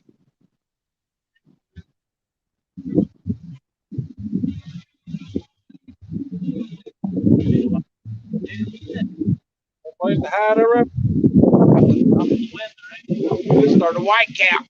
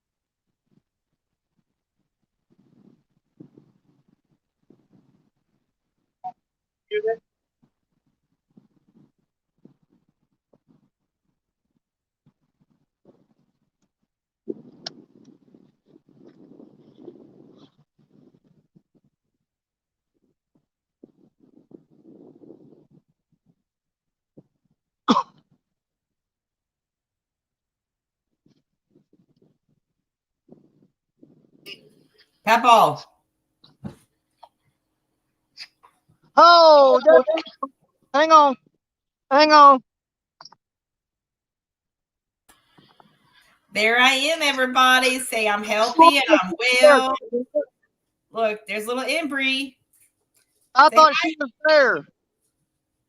She will be in a little bit. I'll probably still be on her when she gets here. Yeah, we gotta see her. We haven't seen her in forever. We'll get up. She gonna be madder than a hornet when she gets there and her Peppo ain't there. Probably, but she'll get over it. Okay, you can take me off big screen now. Okay, hon, I got you. Ooh, I didn't like that. Man. Ooh. I looked up and I seen her there. I thought you had her with you. No, not yet. They just called to ask if I wanted visitors. They've been in quarantine all week too, so they're wanting to get out of the house for a little bit. Well, yeah. And it ain't like you guys gonna infect each other anymore. Lee's not here, so we don't have to worry about it. Yeah. Just have everybody go around the house licking on everything. Yeah. Were you? I don't know. No, you may have been fishing, but were you in here the other night? I'm not talking to you. I know you're muted. Okay, talking to Danny. Were you in here the other night? Lee didn't want me coming out of the bedroom, so I told Liana, our little girl, I said, "Go in there and tell your dad that something's wrong in your room." I said, "Just make something up." So when she went in there, I guess she took a curtain rod off the window and told him that she broke it. So he come in there to fix it. When he went in there, I come in the living room and ran, took over his live. I saw that. That was awesome. He come running down the hall and he's like, ah. He was like, no, get out of here. As soon as I can find out how to make like a little video short or whatever, I'm gonna go back and video that. Him running down the hall and screaming. Here's a thought. We all know that Lee is super cautious about the COVID. Mm-hmm. So when they come over after a while, have them lick every spoon and fork in the house, and I promise you he won't be eating off of them. Knowing me, I'd probably be the one to get like deathly ill off of it or something. Lee, we're trying to help you out. I guarantee you he'll stick that diet because you told him we licked every spoon and every fork. in the house. Is it cold? He's in there breathing. I think he can see his breath. He's muted again. Ain't the first time he's done that. There's a dark cloud showed up and come up river, and the wind blows, and temperatures drop like 20 degrees. Are y'all anchoring up or are you heading out? Well, we're just looking right here because we got a barge coming up behind us again. So, you know how they are in this little river. When I had you on big screen a while ago, it looked like there was a big cloud behind you then. Yeah, that's what it was like over top of Cincinnati, and it was like turned and came up this way. Yeah. I mean, it dropped like 20 degrees. Lee, Van said his ringer was turned down. He must have fell asleep with his phone in his hand. Yeah, whatever. Likely excuse.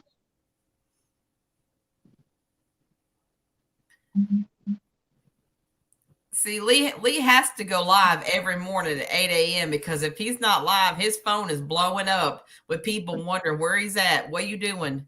Hey, live. Guilty. I've messaged him before and said, well, where are you at? 100% guilty. But now, for anyone in here that watches Lee, he probably won't be on tomorrow morning.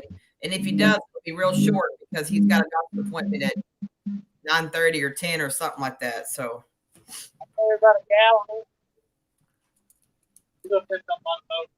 and he's probably going to be helping the kids move.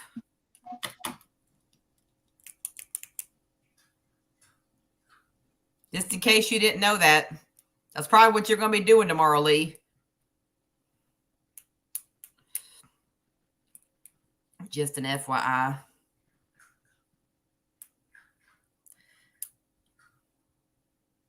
I don't care where they go, but they can't come back here. Well, Lee, here's a thought. If you ever have to go have a colonoscopy, live stream it, but make sure all we can see is your face. And we're going to have a challenge to see if anybody can guess the exact moment that they go in.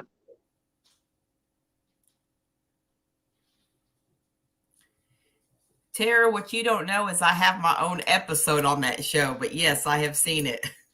Actually, no, I don't have it yet, but I'm going to one day, probably. Hey, Lee, I got a message from Van.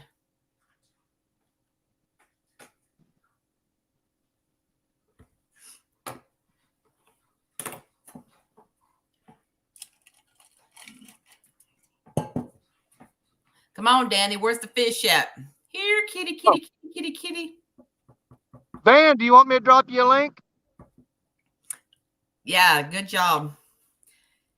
Have you had the blueberry one yet? I had one earlier for breakfast with the banana, and it was good, Lee. Nope, you can't come up in my lap.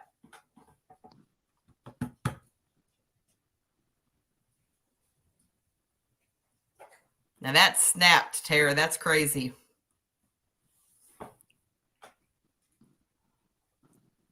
Oh my gosh, it's hard as a rock. It's froze on him. What'd it do, Lee? Freeze on you? Hey, stick it, Lee. Stick it in your little pocket right here for just a little bit. It'll warm it up. What's up, buddy? How you feeling? Stick it. Stick it, Lee. Get in your pocket right here. What's up, buddy? How you feeling? Stick it. Stick it, Lee. Get in your You stick the TV. That's what it sounded like when you was talking just now.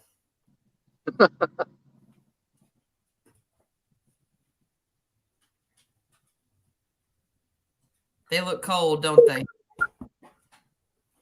You're not getting in my lap. Go. Hi, mud puppy.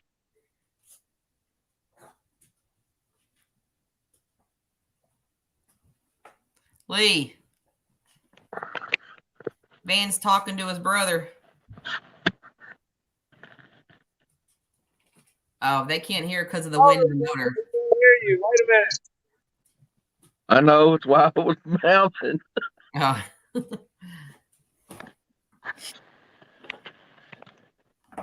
No. Go. How do you feel today? Same as I've been feeling. Huh? Once I keep the fever off. Are you resting? Did you get the? Are you actually resting, or is it just kind of like a? Well, today it's been. Today I've actually had spots that I just got dead tired. Like I said, I didn't know I turned my ringer down. I was sitting there going through Facebook looking at boats and trolling motors and fishing stuff, and I guess I fell asleep with my phone in my hand and laid over on it because I run the battery plumb down. I thought you was fixing to tell me you were sitting there looking at trolling motors and stuff and accidentally laid on it and bought a whole bunch of them. No, I don't have automatic buy on anything. I learned that from Sandy. No, we don't do that. No. Bad that'd be though to fall asleep and just buy up a bunch of crap. We had that turned on for Amazon. I didn't even realize it was a thing, and stuff started shipping in, and because it was on the credit card that we never used, so I didn't even know anything was going on. And all of a sudden, boxes and packages started coming in, and every time Lee or Liana would look at something, it would just show up at the house.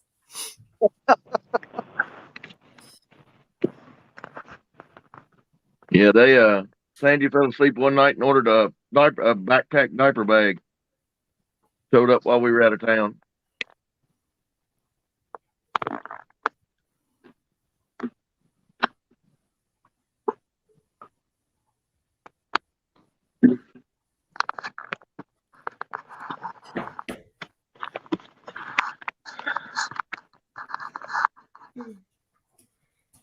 Quit.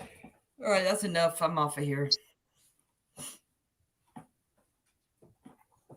No, you ain't getting up here.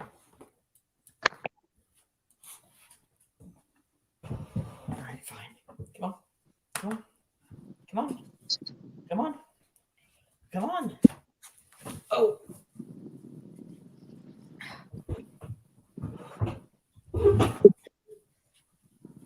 Honey, that's enough. All right, that's enough.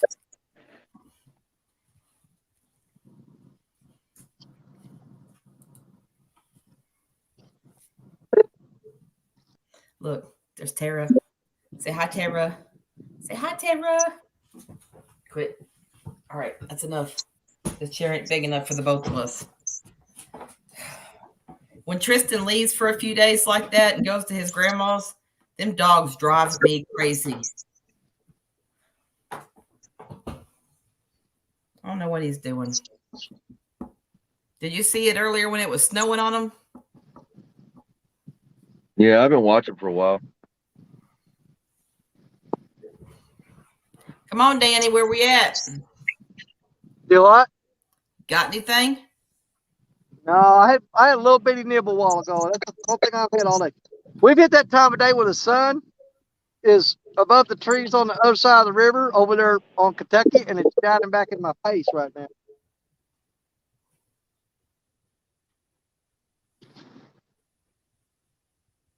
So do most people, when they go fishing and they fish for catfish and they go night fishing, is it because the bite is better, or is it because of the pleasure boaters during the daytime? Like in warmer weather and stuff like that? I mean, are catfish better at night, or is it just because they're trying to get out of the water? In warmer weather, it's the bite's better. That's why I fish at night. Plus, I mean, you don't have as many people out here. It's a little bit of both. Yeah. Well, they're probably biting better because they probably can't. I guess they don't swim good during the day or go looking for stuff because of the motion in the water or something. Where we're at, it's a mile across the river. So boats ain't really, they're not a big issue other than the barges. They stir up the water. But you don't have trouble with boats coming right up in here on you because there's a mile across there they can travel on. You really don't see that many, other than the barges, you don't see the smaller boats out here much. There's a few. But they never come up right. If they see you on the bank, they don't get anywhere near you.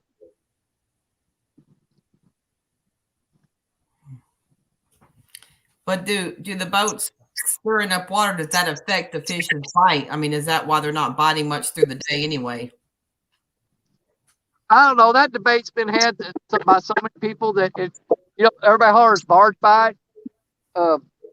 Some of them believe that it actually turns up the water and brings stuff up off the bottom and causes them to feed or whatever. And some people say that it scares them. So I don't know. I mean, I've had barge bites. So we call it barge bite. Barge goes by and you get ready, the rods go down. So barges are one thing, but like pleasure boaters on the Mississippi, it's kind of too big of an area. It's not like the Ohio up there in Cincinnati. Up there, you get run over with pleasure boaters, and plus the barges. But right here, you can fish all day, and you might see one or two people out in, big, decent sized boats. They're out catfishing or something. But 9 times out of 10, if you see a pretty good sized John boat go by here, it's because they're running trot lines somewhere on the river.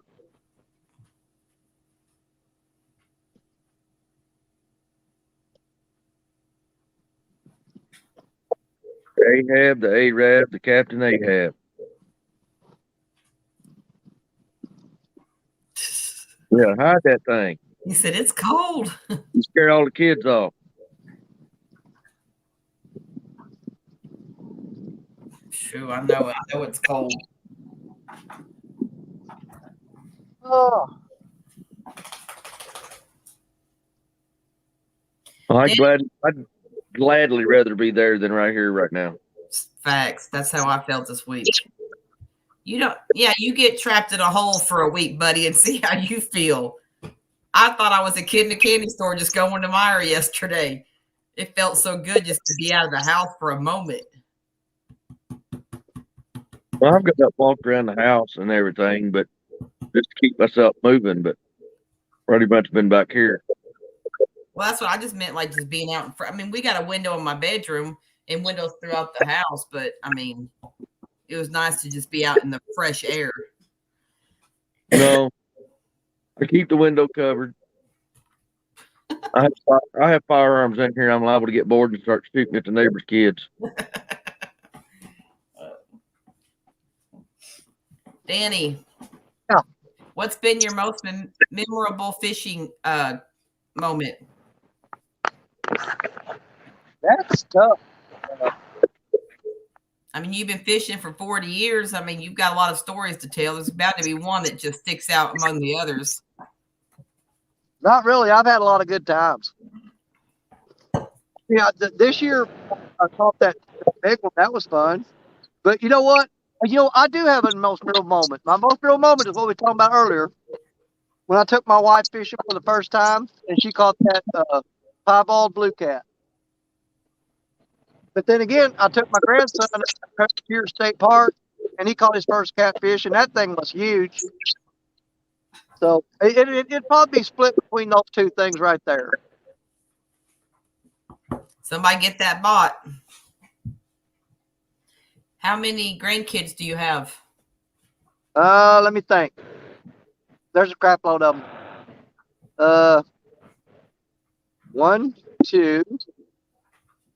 I have to go to the kids and I forget all of them. I got so many.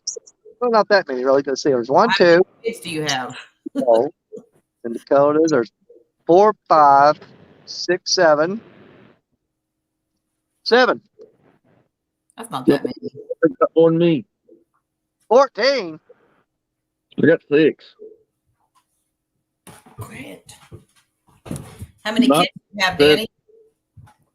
I've got one biological son that's mine, but I've got 3 stepkids.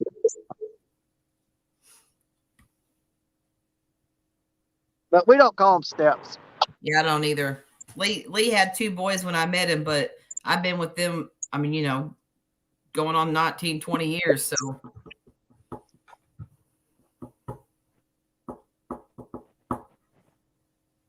yeah, what's amazing is I've been married 5 times and only actually made 1 kid. They were real short marriages, most of them.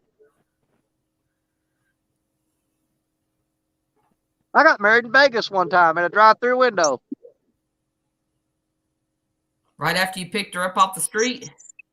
No, actually, she come to my hometown, and I was going to Vegas, and she wanted to go with me. And we got out there and hanging around Vegas, and we drove by this one chapel, and she wanted to do the drive-through window, get married, and I thought, you're joking. So we had to go. You actually still have to go get a marriage license. You can't just drive up there and get married. Yeah. And we went to the courthouse, got a marriage license, and went through a drive-through and ordered our wedding off the menu like you do at McDonald's. Ordered a wedding off the menu. That's hilarious. Yeah. You pull up to the drive-through window, and there's a menu that says, what kind of wedding do you want? You want this type or this type? I mean, they actually had on the list where you could have Elvis marry you, or you wanted this or that or whatever. And when you did those, they were more expensive. But we were actually live streaming the marriage to people back home while we were doing it. And we had to pause the marriage and wait because there were helicopters flying over and they couldn't hear us. They go, okay, baby, hold on. We're going to pick it up in a minute. Wait for this helicopter to go over. Yeah, you hand them your marriage license through the window, and they do a little quick ceremony out the window of the drive-through window, and then they stamp it, hand it back to you, and close the window, and you drive off. That marriage lasted about 6 months. That was pretty wild back then. I was 32 years old, and she had just turned 21.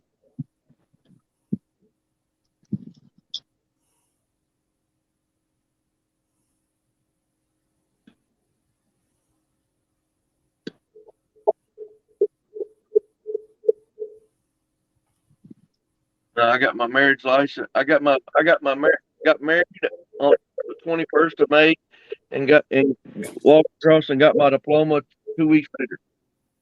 Wow. Been married ever since. Yep. Well, my last wife, the one I'm married to now, I tell her about I met her before I'd met him, because I mean, she's awesome. I mean, I don't know if y'all remember or not, but the night that I fished Jeremy's catch tournament, and it was pouring rain out there, miserable stuff. That was my wedding anniversary, and she was letting me fish out there on our anniversary because I was fishing in a tournament.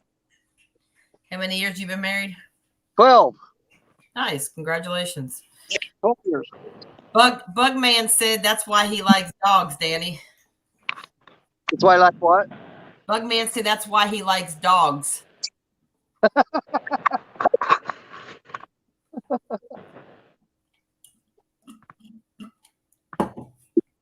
Well, time for another bottle.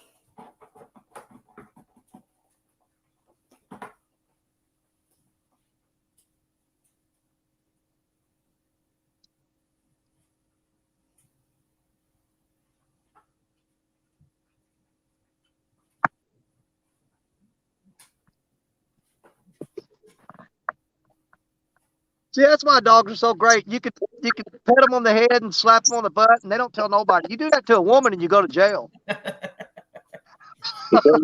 You know why dogs are better than women? Do what? You know why dogs are better than wives? I'm gonna let you say it. You take a dog and your wife and lock them in a trunk for an hour. Yeah. When you open that trunk, which one's going to come out? Just happy to see you. That is all get out to see you. Yep. I agree with that, Tara. Tara said dogs are easier to train than men.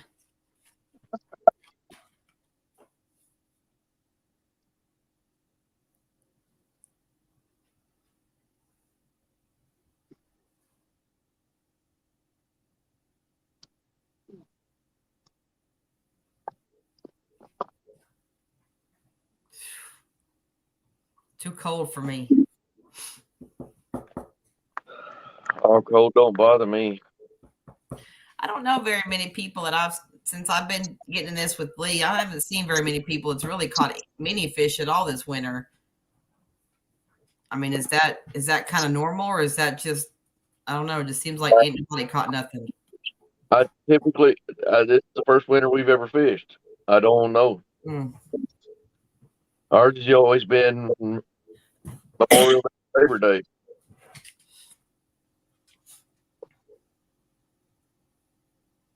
Have you always fished, or did you just get into it recently? I've been fishing for years, but it's always been Memorial Day to Labor Day. When Labor Day hits, it's kind of like the swimming pools. Labor Day hits and everything gets put up. Time to grab the bow out and the guns and go chasing feathers and fur. So you hunt too? Or you hunt also? But I've done lost all the places to hunt, and that's the reason after I had my shoulder surgeries that it got crappy because every place I used to have permission to hunt, they'd either sold for subdivisions or Yeah. Toyota or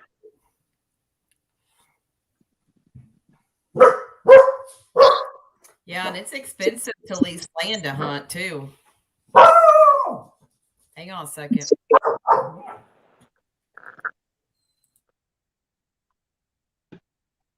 J-Dog.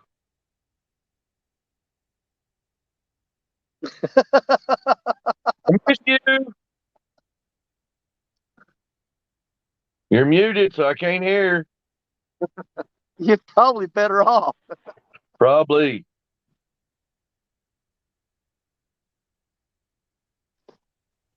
What do you want, Van? I was talking to J-Dog, not Mud Dog.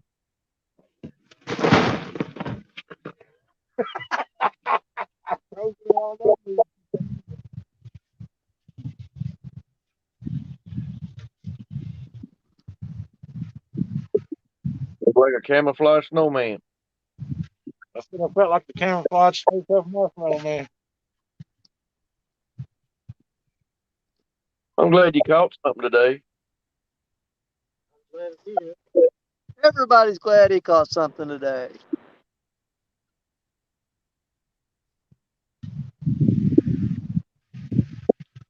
I figured we'd give it another 35, 40 minutes. We're gonna call it. Were you watching, Van, when Lee got that fish just a minute or a little bit ago? Yeah. He had just got connected to the live stream and then caught the fish. Yeah, I saw it.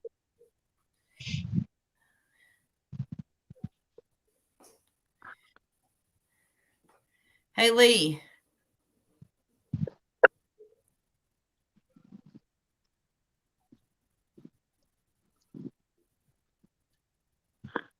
I got you.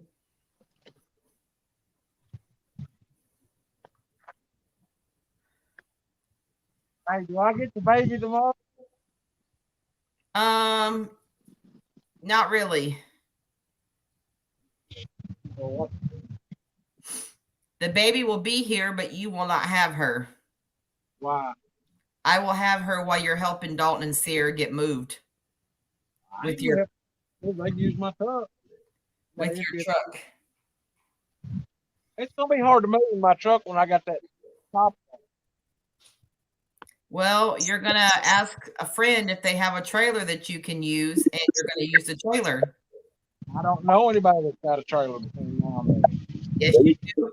They live in Deer Creek Estates. The other one lives in Georgetown. See, you can swing by and get it on your way home. I'm just kidding. Well, I'm glad you tell me that now. Oh my God.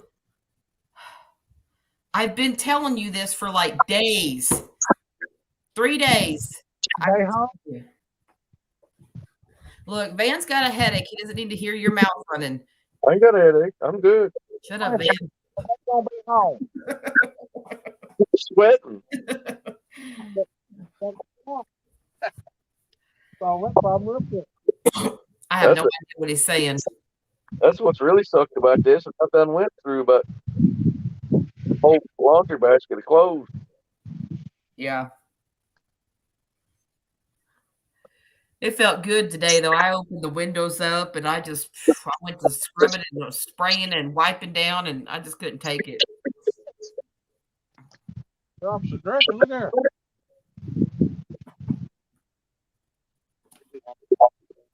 Get it?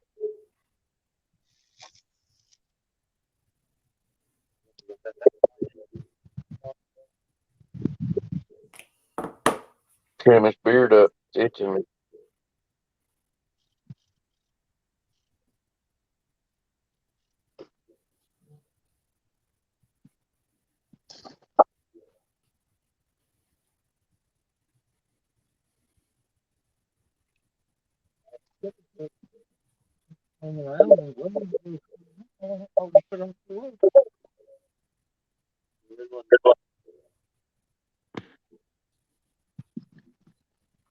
Lee. What? I'm gonna get off live. Why? I get tired of hearing my name. Hey, Lee.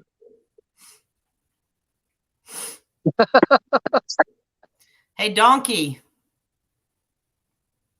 Hey, Donkey. I got a name for you. I'm gonna send you a text for it right now. Sounds like somebody put their grumpy britches on this morning. I have a question for you, Lee, and it's a real serious question. Can you focus on me for just a minute? Yes, go ahead. No, I mean, I really want you to listen.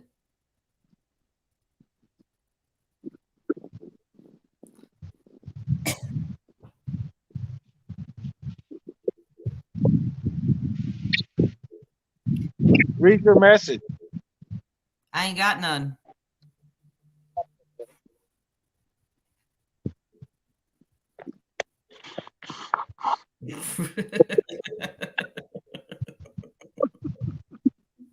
Got a ball game to be to at 6:30 tomorrow night. I already got that message. And Tuesday night and Thursday night. Sweet. I'm gonna tell you. You got that message, I hope. Yeah, I'm gonna say it's an honor.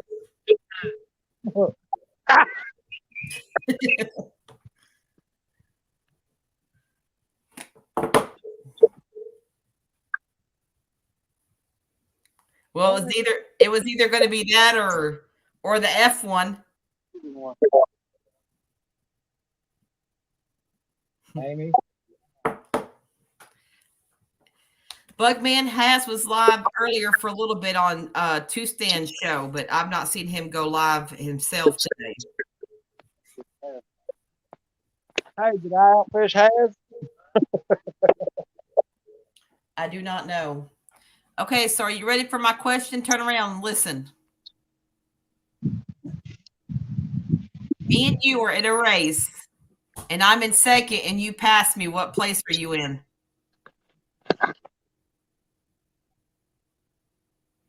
What? Me and you are running in a race, and I'm second, and you pass me. What place are you in? Was I in or am I? I'm in third, Amy. Okay. We're running in a race, and I'm in second, and you pass me. What place are you in? I'm in second place. But you had to think long and hard on it. It took you a while. Genius brain.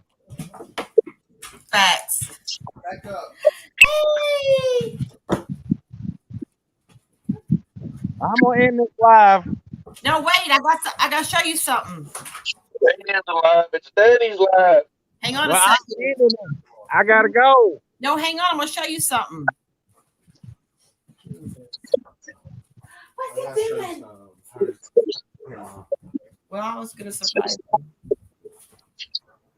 Get down. Last night. Don't let Hazel get here. She started yesterday. Fish on! Danny, fish on! Oh, you got it. Get it. Get it. Okay, sorry, Amber. You got replaced with the fish. You have to wait a minute. What? I guess I'm used to having no fish. Watch him catch a fish. Watch him catch a fish. Come on. That is. He's catching a fish. Right now, he's reeling one in. It's just like third of the day. That's the most fish he's ever caught in a day. Yeah, he's out fishing Danny.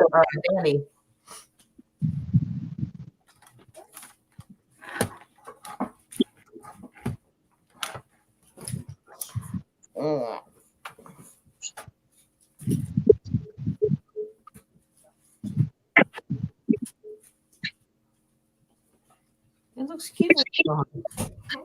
And she's warm. Don't you? Like that. Thanks. Dog will find you something to eat. I know you hungry. I know you hungry.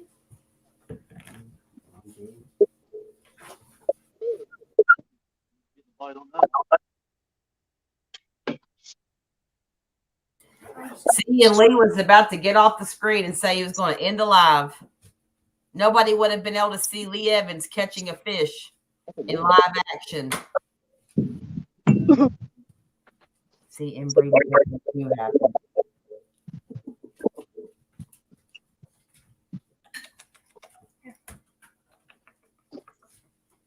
You smell good. You smell like your mom.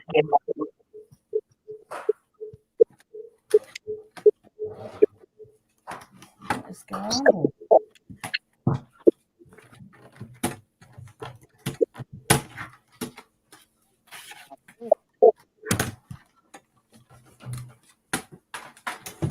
There we go.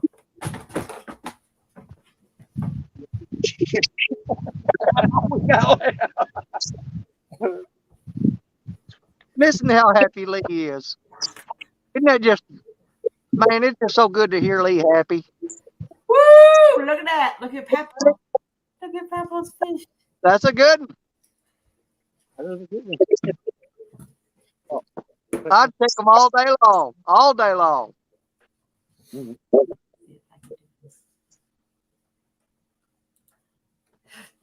Embry. Look. I said I thought it was doing.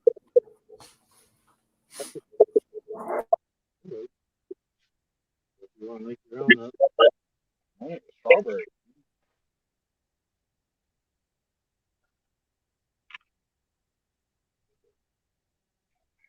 See it, Amy? Nice. Good job, Lee.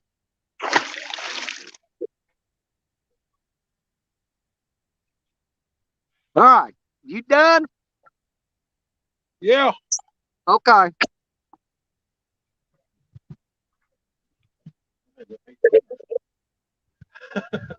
Hey, Danny. What? Hey, hold on. We got it. What's up there? Go ahead. Lee Evans, look what you're missing. What's up, baby girl? Oh, my God. It is so good to see her again. Everybody's been asking about her. Everybody misses her. Look. See? Look. There you go. Look at you. Oh, yeah. She knows all about that computer. Reach. Say hi. Say hi.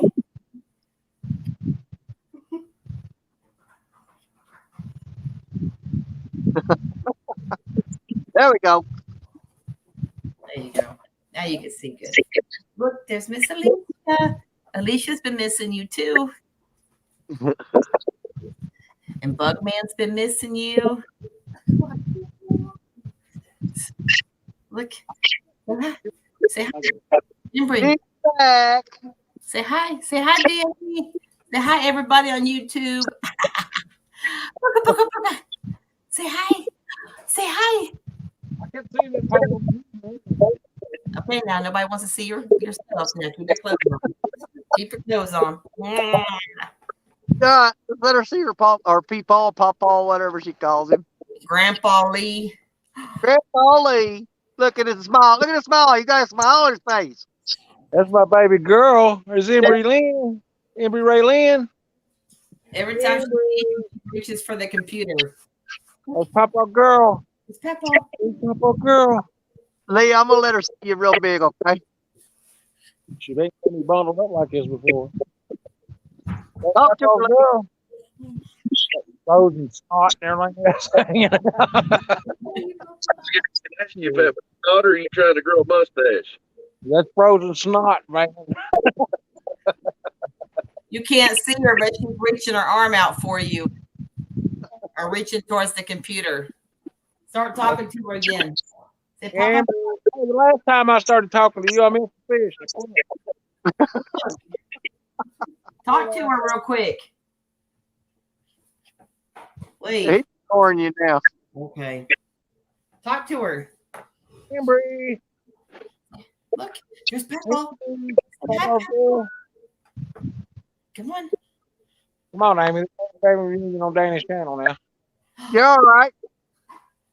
I am gonna put you back There we go. there though. There we go. See there. Everybody's been missing you. I'm gonna tell you a couple things that's crossed my mind. Number one thing, okay? Yes, never I good. think we found what it takes for Lee to catch fish. He has to be with J-Dog on my live stream. Now, and how me does as me co-host. How does that benefit me, you ask? Let me tell you. Because people are going to be saying, man, Lee Evans caught 3 fish today. And they go, really? Where can I see that at? Danny Stone's live. Are you sure you didn't sell cars for a living? I ain't stupid, son. I just act like it. He sold. Want to see Lee Evans catch fish? Go watch Danny Stone Outdoors. He sold freezers, Lee, to Eskimos. I'm hoping that J-Dog is getting footage of all that, though, so they can put up a video, you know, a production video of this trip. No. What? Are you crazy? No. Dude, that would be on the gold, man.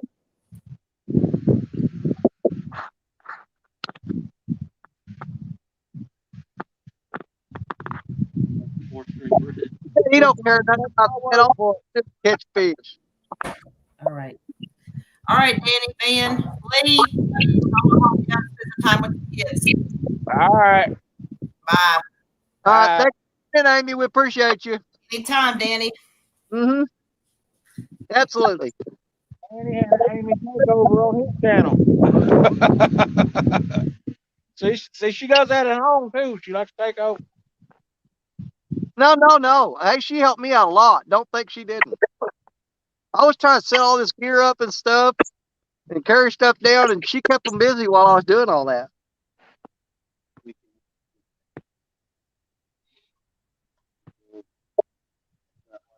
I can tell you right now, though, I'm not staying here much longer. Huh? I'm not going to sit in this spot much longer, though. And if I do move, I probably won't go back live because I'll go whenever Avid starts his show tonight. I'll just come up on paddle on there. But I'll move to a spot that's a little bit easier to fish. Hey, Danny. Yes, sir. You're losing the Lee Evans. Losing what? Did you lose the Lee Evans? Said you're losing to Lee Evans. You know that. I don't care. I'm happy Lee's getting the fish and catch some. I told him, I just like getting out of the house and on the water. Catching fish is just a bonus. Besides, this ain't my time of year. I ain't gonna lie.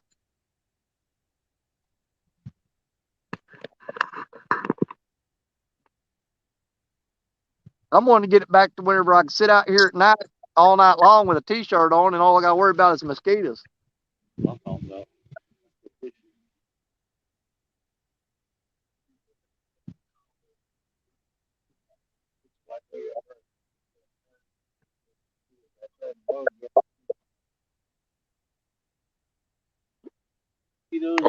Fall on you, Lee?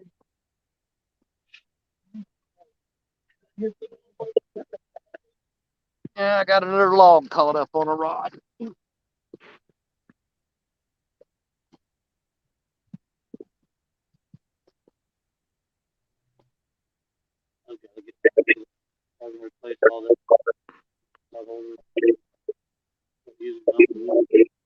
Huh? you buy? You get them deal cheap. I know on Christmas they're like $2.99. You know, face.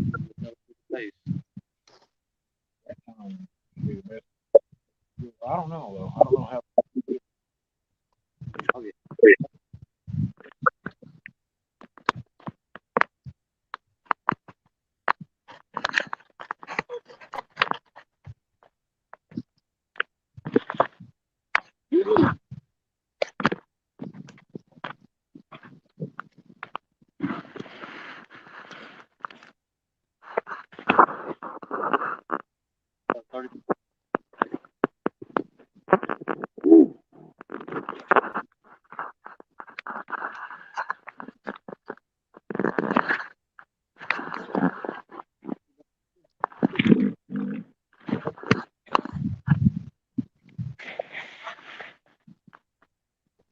And Yes, J Dog. How may I be of assistance to you?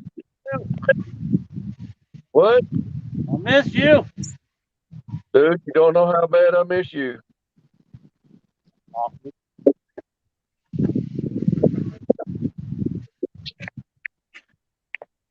Where's Uncle Lou at? He ain't called, texted, nothing.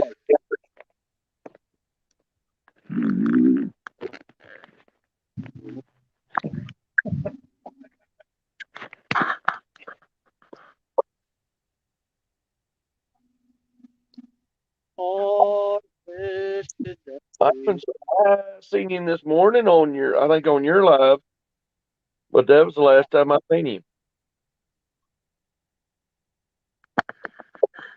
He called right after that, and we ain't heard from anything. Thank you. He said he's going to mail stuff today. That thing I heard he was going to. Yeah, last we heard he's going to poop. He must have fell in. Well, hopefully he didn't strain something because he didn't call me to come clean it up. Sorry, Brian got it. Yeah, Brian was already there.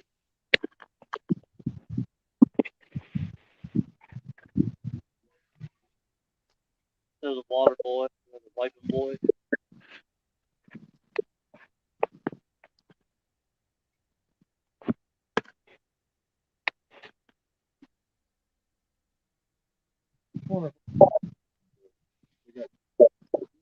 Lots of time. Tangled up in it. I did. About it. Then.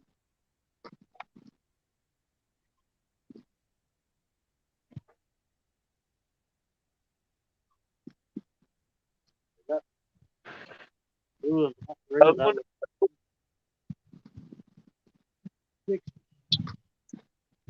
40 right there. 40. was it big or something? Uh-huh. Yeah, I like the power handle a lot better than that.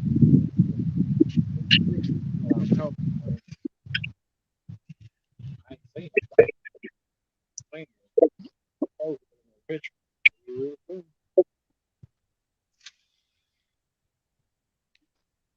That tag fire sends it up. Booger back.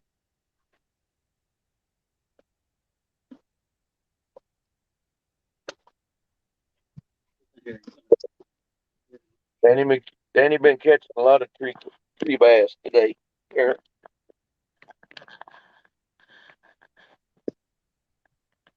Hey, I'm gonna step out here for a while. Okay.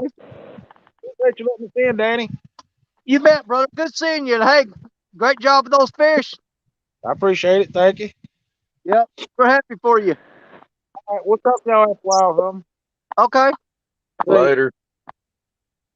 I probably won't stay on here but about another 30 minutes or so because I got to pack up and move for tonight. I hate to give this spot up. That's where I caught all the big fish this year. But these logs are killing me. How many more rigs you got left? Well, down here on the bank, I'm out, but up in the truck, I've got everything. I can make some up. I think I've got 3 more made up in the truck. But I mean, I could sit here while I'm fishing and make up 5 or 6 rigs. But I got enough stuff to make unlimited rigs. I've got 3 more made up. To answer your question, they're just 50 yards up the bank in the truck. I've used up everything I had down here. I lost them all, except for the ones I got in the water right now. I've got 4 rods out, and one I've lost the sinker off of it. Still got the hook, so it will take me a minute to fix that one. But it's just going to be too hard to fish this in the dark. I mean, I can kind of grab the rod, and sometimes you can lift it up or lower it down to go under and over. In the dark, that ain't happening. You're just going to be losing lines all you're doing here. Yeah, because you can't see it coming at you. Right, right. Not in the dark, you can't.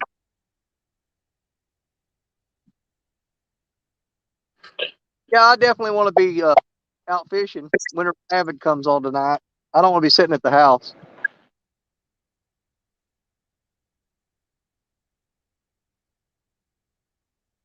Cause I'm doing pretty good. Keep getting a fever about every 6 hours or so, but nothing major. Have you been having symptoms? A lot of my friends will get it, and within 24 hours they feel fine. But you've been going a little longer, haven't you?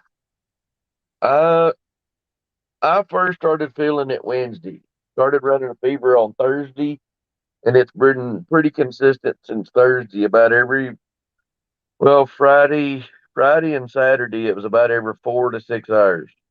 Golly, man, I feel for you, brother. That sucks. Today I've gone. I woke up at 5:30 with a fever, and I took some ibuprofen, and it wasn't till almost 2 when it came back. So is that the main thing you're dealing with? Is the headaches and the fever, or you got? Well, I don't have the headache nor that's just a fever. Just Fever. Where I've got arthritis, any of the joints I've got arthritis in, when the fever comes on, they'll start aching. And about your sense of taste and smell, that you doing? How you doing with that? I've had a couple times that something tasted funny. Yeah. But as far as tasting, I haven't lost anything or. Yeah, if you really want to torture a man, I mean, one thing, if you take your sense of taste away, that's just cruel, man. Yeah, and everybody was like, their appetites all went down and everything else. I haven't had no problem with that. Well, see, I've got 9 guys that work for me, and every one of them over the past 2 weeks has called in saying they had the COVID. But every one of them, they would just like have a headache and fever for 24 hours, and then they were fine. But of course, once they call in, it's policy. They've got to be 5 days quarantine, and then they come back to work. They got to wear a mask for 5 days.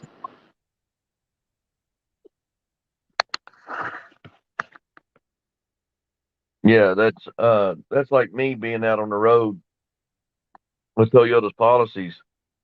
Because they, what was it, last week? No, not this last Friday, but Friday before that, Toyota had 2,500 people out with COVID. God. And So what percentage of employees would you say that is at a guess? That's probably at least a quarter. Okay. Well, that could be worse.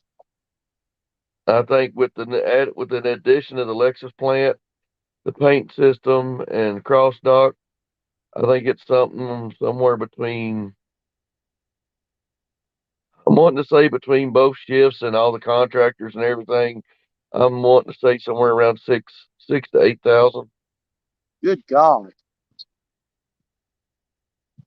But you're not hearing about as many people dying with this one. They're just, missing work and being sick. Yeah, I mean, they've still got a couple bad strains. The guy that does our computer work on our truck, he's going through physical therapy right now to learn how to walk again. Good God. He got it and thought he was going to tough through it. Went to work for 3 days, and then that fourth day he woke up, couldn't breathe. They took him to the hospital. He ended up at University of Kentucky, I think, on a ventilator for almost a week. Man. And his body was deprived of oxygen enough that, if you when your body does that, it starts shutting things down. Yeah, yeah. So he's having to go through and learn. Actually, it's a signal and learning to walk, put weight on his legs. And he's not but 30 something. Man, I just don't know if we're ever gonna get back to the normal. You know what I mean? That's the main thing I'm worried about. I mean, you wake up and you start watching stuff on the news, and you hear about it from the community, the people around you and stuff. And you think, well, is this how it's going to be from now on? You know, I mean, what's the deal? Well, the first few, and they've got all these different things that have came out, and I think it's two things. One, I think it's the strain that it comes out, and the other, I think it depends on the person. True. But you get somebody that's okay. Say, like we got the young man that lives next door to us. He's a cancer survivor. He had cancer in his blood. Yeah. He got COVID, and it was kind of like what I've got, but it affected him a whole lot worse than it does me. The only really underlying cause I have is high blood pressure. Yeah. I don't have anything. So you're not diabetic or anything like that, then?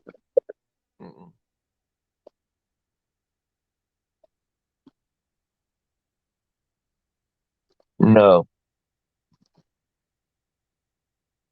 But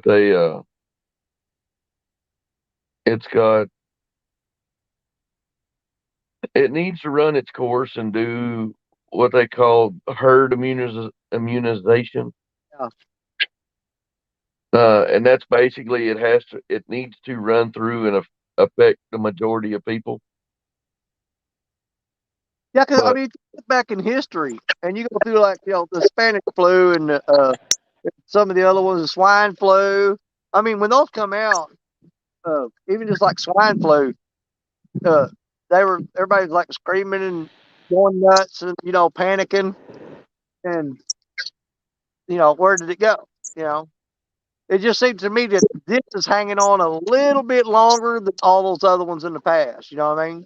Well, we've had flu since all of us were born. Yeah. And that's like the vaccine. And I've had people that I've gotten this argument with that I'm not vaccinated. I got a brother-in-law that's it's been vaccinated with 2 boosters. Yeah. And he tested positive the day before I did. See, like me, I got the first shot, the second shot, and the booster. But if it was up to me, honestly, I wouldn't have done it. But yeah, I live my life around my wife. Okay, and if something really concerns her, I'm gonna do whatever it takes to take that concern away from her. That's why I got the vaccines. It wasn't for me, and it wasn't a choice I would have made. If I was alone, probably wouldn't have done it. Not saying that people shouldn't. I'm not saying they shouldn't. I'm not saying they shouldn't. I think it's a personal choice. I'd agree. Exactly. But I did it for her peace of mind. And what got me is, and this is the question that I've thrown out to my sister-in-law, and I've thrown out to anybody because there's people I've had that know I haven't done it, and I've been called. There's been a few people that got downright nasty about it. Oh, they will. They absolutely will. And I look at them, and this is the question I give them. I said, it's my body, my choice. But here's the second thing. I said, can you prove within a doubt that I can't catch it and I can't pass it? If that vaccine will stop either one of those two, Yeah. then I'll go right now. I don't care how much it costs me, and I'll go get it. Well, my biggest upset about the whole thing is it's like as if there ain't enough stuff in this country right now dividing people that they want to fight over who's getting a shot or not. I mean, it just seems like we're at a point now where we want to fight over everything. You know what I mean? It's just pick a subject and pick a subject and that's what the United States is about right now. You know? Yeah, it's got a point. It's just ridiculous. And that's why I said that before I found this community a year ago or a little bit longer. Well, this time last year, the whole world could burn, and I wouldn't, other than my immediate family, because most of the people around here, it's all Toyota and all. What can you do for them? What can they get from you? Yeah, it's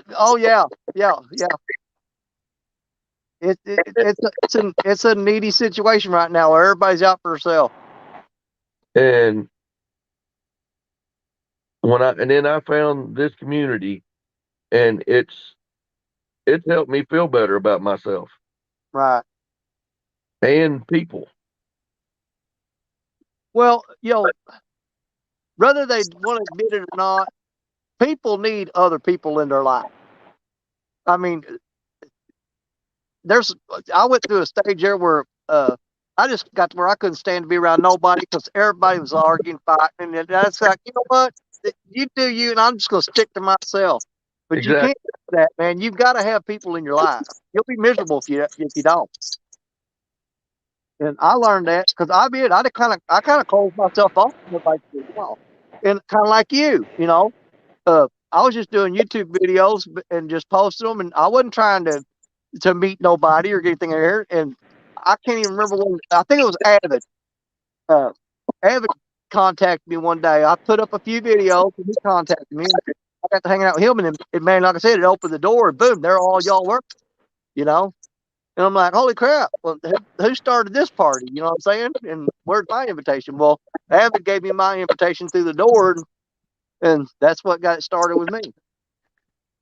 And I'm glad he did, because I haven't met a single person yet that I don't like. I got some that I'll disagree with them, but it doesn't affect how I feel about you. You know what I mean? Well, that's the one thing I've liked about most of the people in here is even though me and you may not agree, okay, exactly, just like the vaccine thing there. You've had, I haven't. But we both agree that it's mine and yours personal choice. Right. It don't make me no better. It don't make me stupid. It don't make you any better, and it don't make you stupid. It just, hey. But I can't stand when people try to force you to do stuff. That ticks me off. Yeah, that's one thing that I've liked about all these is for the most part, and there's some subjects nobody bring up politics, don't nobody bring up none of that, religion, anything like that. Never a good idea.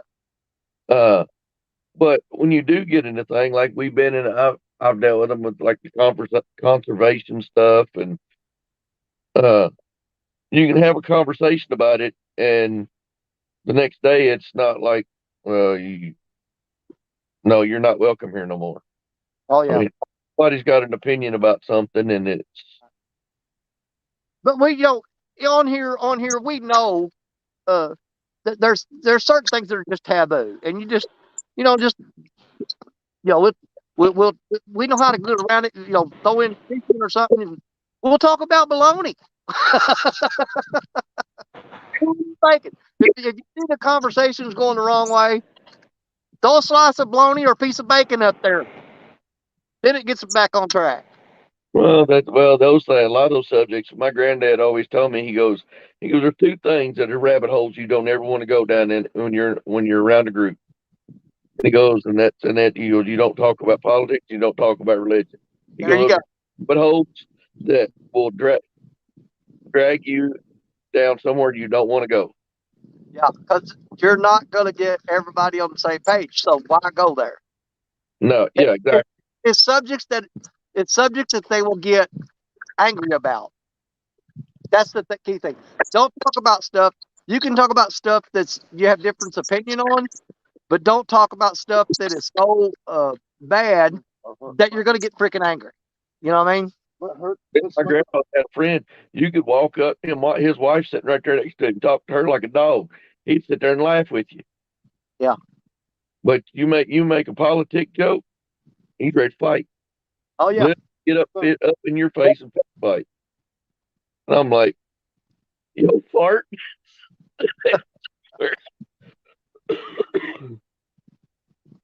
And I'm like, really? You go to their spot. Go home? All right. Well, I was going to say, if you're over their spot, I might be over in a while. But yeah, that's. Careful now. You're going to break your dadgum neck. That boy's falling through the trees. You know you missed the trail. It's that way. You're going through the woods in the worst spot you can go through, David. You need to go down there and go up. You ain't getting through there. I'll be up there in a minute with a chainsaw and machete to get you out of that briar patch. Go on, go then. He's going to get stuck. I don't know if y'all can hear all them limbs crashing and cracking back there, tripping and falling, breaking his neck.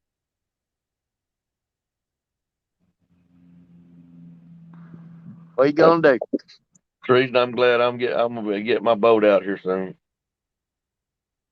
I'm going to try. You know what? I'm not much of a boat fisherman. First off, man, I'm about as basic and simple as you can get when it comes to a boat. I've got a John boat with a little bitty motor on the back of it. I don't have no electronics. I don't have none of that stuff. When I use my boat, what I use it for is I put it in at the boat ramp and I'll go up the river. And what I want to do is find a spot where I can get on the bank that you can't get to without a boat. And that has been really productive for me. But, you know, I'm not I don't live in a lot of them guys' world. They get out there and they pull up their, fish finders and go, there's 3 right there. Stop. Boom. You know, I'm about as caveman as you get when it comes to fishing, but I love it that way. I'm good with that. You can pull them up on them screens. That don't mean they're gonna bite. I like the sense of adventure. Hey, Avid, we'll be seeing Avid. We're gonna be getting up with Avid here after a while. Man, to me, it's just something more natural about it, and not this. I don't dog out people fishing in boats. I just don't do it. Mainly, number one, because I just don't have the resources for that. But I have a time in my life just sitting on the bank and throwing out there and say, let's see what happens. Yeah, it's a more of a mystery thing. Pick up a couple box springs. Okay. Well, that'll let us know what's going on.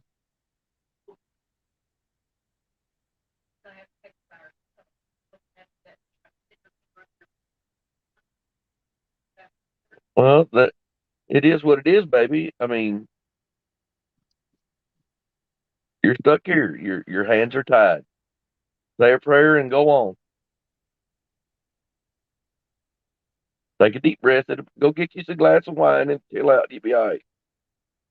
Well, go in there and get one of them quart jars. No, Sandy just come in here and told me my daughter just called. She's got to take her daughter to the emergency room. She's got something shoved up her nose, bleeding around it. I said, hey, well, my grandson did that. I can't remember what it was. It's like you ever see those airsoft guns kids were shooting for a while? He had one of those up there so far, and I took a dadgum one of my wife's bobby pins, hair pins out, and she was holding the flashlight, and I had his head leaned back over my knee, and I kind of got it, and I'd roll it, and I'd roll it, and I'd roll it, and finally it popped out. And when it popped out, there's 2 more of them come out behind it. I'm like, my God, what is about shoving that crap up your nose? What's wrong with you? Yeah, I don't know. I don't know. So they're getting ready to take her to the emergency room because she can't get it out, and it's She's Well, panicking a little bit. you've got to. It can't stay in there; it'll get infected. Yeah, so there's. And I told her, and what Sandy's panicking about is we're an hour away. Because she actually lives up there by where J Dog and Lee are right now. Yeah. Well, We're it's got to come out. You got to get it out there, but it's not life threatening. You're okay. You're gonna make it. The worst case scenario, they're gonna go in there. They're gonna go in and they're gonna close off her sinuses, blow this side up, make her whole sinus cavity expand, and then they'll take that scope stick up there and get out in little pieces. I already know they do it. Hell, I had a buddy of mine's brother stuck 11 pennies up his nose once. Well, if you remember the old Cheech and Chong skit where the kid was shoving stuff up his nose and he put a bullet up his nose, and whenever the doctor went in there and was tapping on it trying to get it, the bullet went off and all the change fell out. I don't know if you've seen that one. That was man, I'm old. Cheech and Chong used to be big back when I was younger. Well, I remember Cheech and Chong. I never did a whole lot of TV and stuff. This is the most I've watched a screen in the last year or so. Yeah. I'm typically outside. Like I said, come about November, it's furs and feathers. Yeah. I didn't spend as much time deer hunting this year as I normally do because I stuck with catfishing.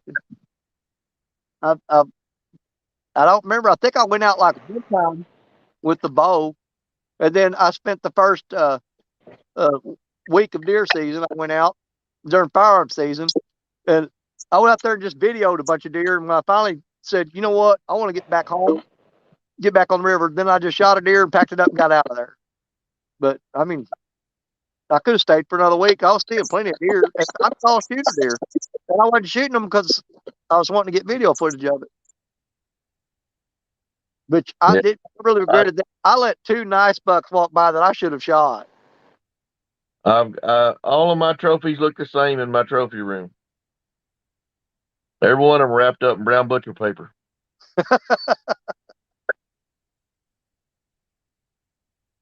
Well, I own some property outside of town where I live at, about 5 miles out of town. And man, I've got so many cotton picking deer on there. Every now and then I have to go up there and I have to pin them. I mean, I'm just overrun with them.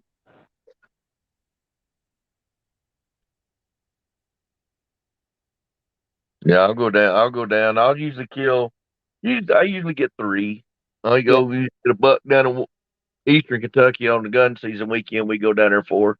And then after that, I'll probably kill 2 does up around here. But I've done lost everything up here. Everything's they've expanded Georgetown so much. Now you guys have got an elk season there too, don't you? Down in Eastern Kentucky now. It's for draw. You have to get drawn for it. It's in a draw. They just started that here in Missouri last year. We finally got a decent enough elk population. They did the first draw last year, and they only had 5 tags. And this year they did it again, and again they only had 5 tags for the whole state. Well, yeah. They've never really expanded the area that you're allowed to hunt. Now, Right. Wolf County, where we deer hunt, butts up right up against one of the counties. That's the elk. They do the elk content. Right. But we've never seen them. Oh, they got this. They've got a ranch up here not far from. I mean, it's probably about 40 miles from here, called Peck Ranch. That's where they raise all the elk here in the state. And that's where they basically hunt that ranch and the properties around it. The property owners are usually the first ones to get a tag that border that elk ranch. They get tagged with 5 tags. I guarantee you 3 of them are going to property owners that are bordering that elk ranch. 30 years, same thing. But you can drive up there to that ranch, and there's a thing where you stay in your car and drive through, and my God, there are thousands and thousands of elk standing on the side of the road just looking at you like it's like one of the petting zoos or whatever. Yeah, see now, the state of Kentucky did change a thing, like where our county, Wolf County, backs up to it. Yeah. In the zone, we can buy, and I buy mine every year, just an out of zone elk tag. Okay. Because they're only keeping track of the ones that are in that zone. So if one strays out of it, and you've got an out of zone elk tag, it's fair game. There you go. But they had a problem about 3 years ago with the poachers sneaking into that elk range, and they were killing. At one time, I think they found 8 elk killed, and all that was gone off of them was the top of their heads. They just sawed the racks off, the skull plate off with the racks, and gone and left it there. They need to be taken out. That 1 year. There's a whole right here done that way. No, he went on that ranch, and here's the thing: they've got pictures of all those full elk, and they've got it down to the point where they can actually identify that elk by his rack on his head. This idiot went in there and shot an elk, cut the top of his head off, and took the rack. And about 3 weeks later, was posting pictures on Facebook and social media holding the rack up. And man, they got him. Oh my God, they got him. So they actually went and confiscated the rack, ran DNA samples on it and stuff, and tied it back to that ranch. Yeah, they had him. He's still in jail. Probably. I mean, they treated him just like he shot a bald eagle. Hey, Joy, how are you? Oh, yeah. I'm gonna have to start deciding what I want to do here. Pack up and move and get ready for tonight. Yeah, they had a boy that down underneath where we deer hunt down in Wolf County. Yeah. We were sitting there and I was checking a nice 8-pointer in at the butcher to get it processed. Yeah. He come rolling up in there. Dude, he goes, I've shot the big. He goes, I've got the world record at doe. And I walked around the side of the truck, looked at, and he was in his little Ford Ranger, and I could see the hoof sticking up out of the bed. Yeah. My brother-in-law, like, I gotta go see that. I was like, and I grabbed my brother-in-law. I said, no, don't even go near that truck. I said, you don't get near that truck. He goes, why? I said, because that's not a deer. About that time, 3 state troopers and 2 game wardens come rolling up in there surrounding that truck. It was a chipped one. They had it had either a microchip or something. Yeah. They were tracking it. Because I know there's a few they did it to when they released all them, but it was one of the big older females. Boy shot it and seriously thought he'd shot a doe. Good God. Yeah, I know that their main breeder bulls that they've got at Peck Ranch, those deer are all tagged and chipped. A lot of them's got collars on too, with tracking collars.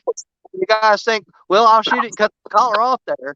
Yeah, there's a chip in the animal too. So yeah, they I don't know how that, but I know they tracked it. Like I said, there was 3 state troopers and 2 game wardens come rolling up in there.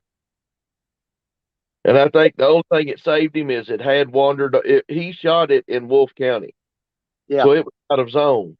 So the only thing that really got him for was not having an out of zone tag. Yeah, because that's a way lesser offense than going in there on the actual ranch and killing them. And and he had shot it on him and his dad's property. Yeah. So,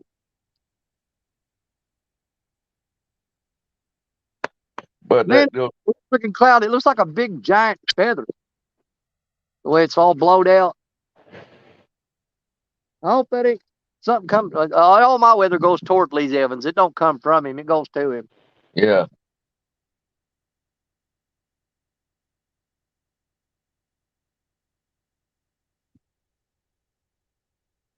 Man, this sucks. I'm out here with the best bait I've had in a long time, and I've had one little bitty bite. I mean, he just tapped it.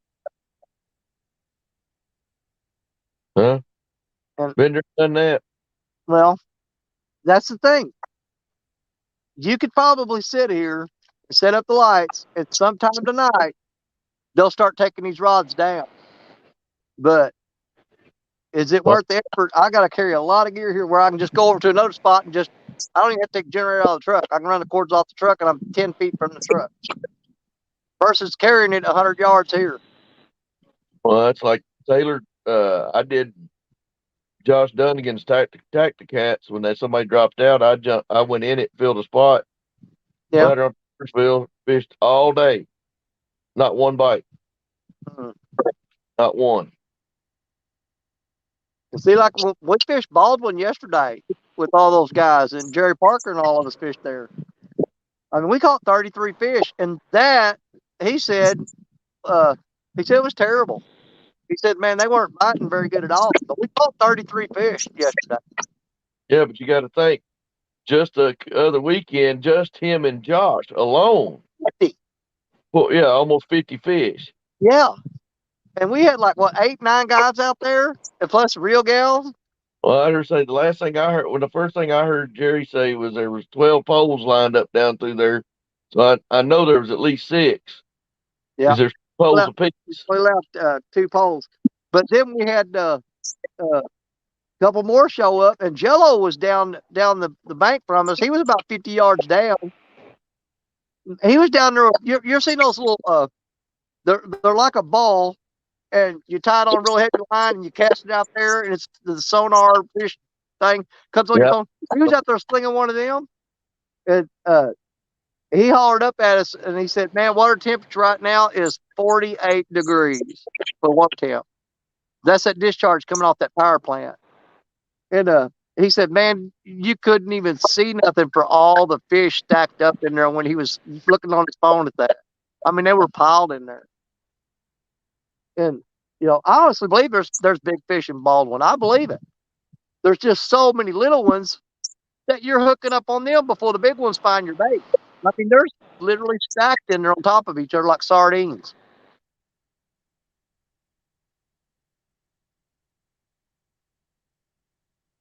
I mean, it freaked me out how excited they were. I caught one that was 7.30 pounds, and everybody just went back crazy over it, But you think about it, we were catching fish that were 1.5 pounds, 2 pounds all day. So a 7-pounder was like a monster.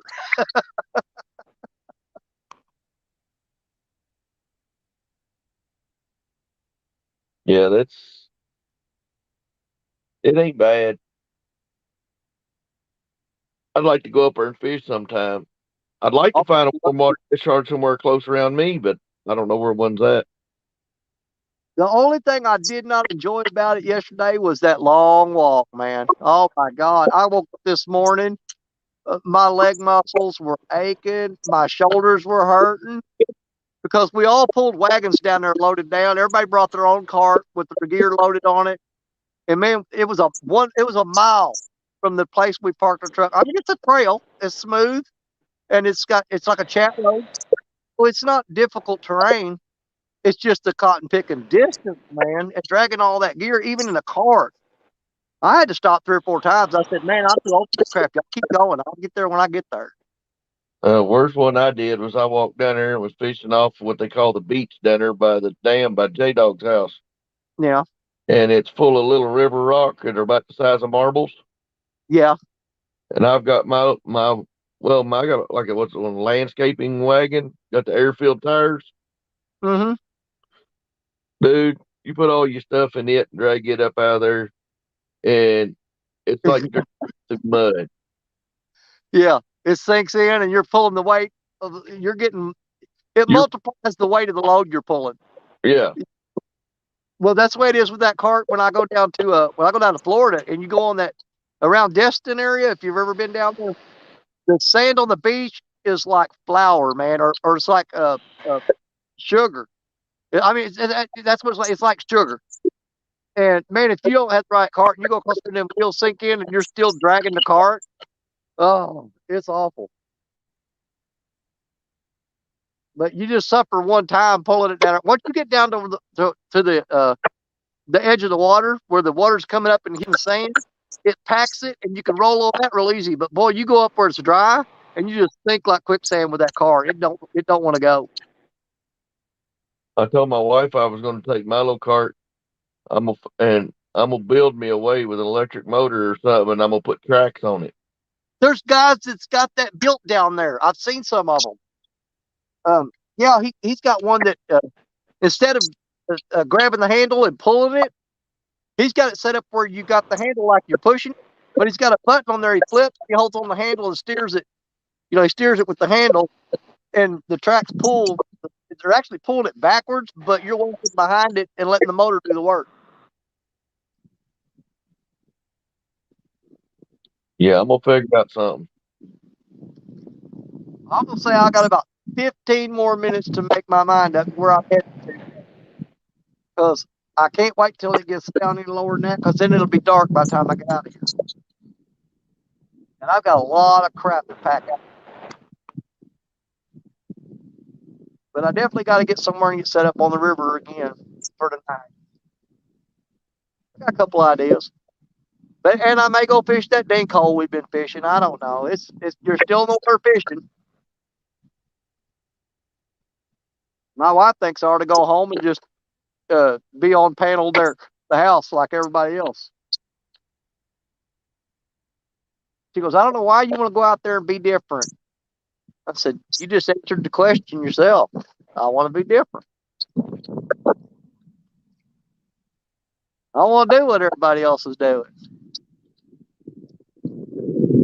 Hey, Cody, what's going on, brother? Living's illegitimate son.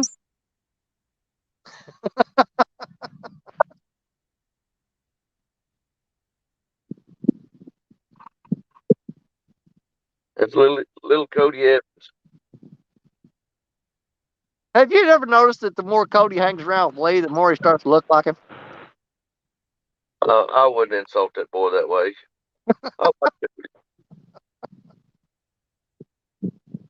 Yeah, Cody. Here's the thing. That's something else I'm excited about. Cody goes down there to Florida and he fishes. He shark fishes real close to the areas that I do too. And that is on my bucket list. Is to meet up with Cody either in Florida or Alabama, because I fished the Panhandle here next to Alabama. It's on my bucket list. I've got to get down there and get hooked up with Cody. I want to live stream that, me and Cody shark fishing on the Florida coast or Alabama coast. And it's going to happen.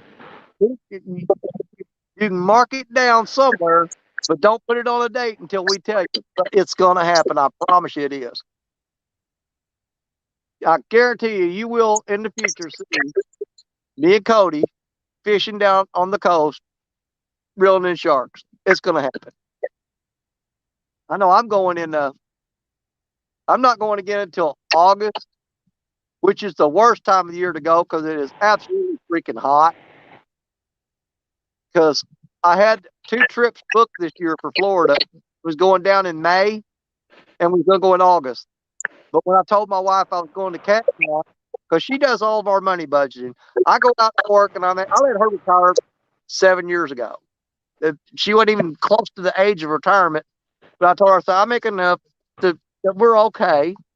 And why don't you stay home and take care of the house, and I'll get you a riding lawnmower. I said, here's the deal. I'll let you retire, but I'm not cutting the lawn not one more time. I'll buy you a riding lawnmower, and it's your responsibility. And so she was all for it. And so I go out, I make the money. It goes in the bank account. I never know how much I've got. I don't know what we got. I don't know where it's going. Nothing. She handles all of that. And she told me, said, you're going to have to bump one of your Florida trips if you're going to go to Cactus, because she budgets stuff down to the penny. And I want y'all to know, because J-Dog was telling everybody Dan Stone gave up Florida to come to CatCon and meet J-Dog. And I'm like, well, I guess I did. I said, you better be grateful I'm showing up, buddy, because I gave up Florida to come to see you. But we're gonna have a blast there. I guarantee you. No, Cody, I'm not related to Kelly. And the only reason I ain't caught no fish is I'm stuck in a 10 by 10 cage.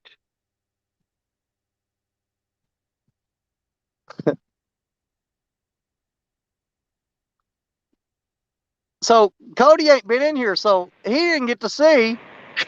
Lee Evans caught 3 fish today, fishing with J-Dog on my live stream. Can you believe it? 3! And J-Dog didn't even have to reel him in for him. He did it all by himself.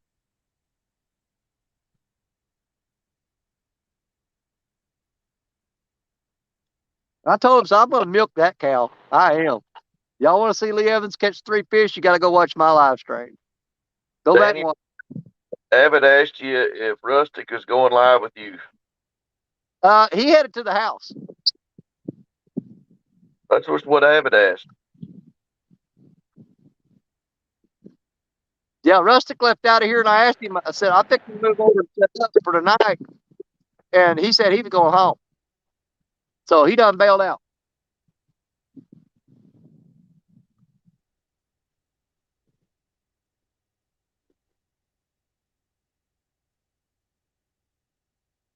Depending on how much that temperature drops, I don't know if I'm gonna do it tonight or not.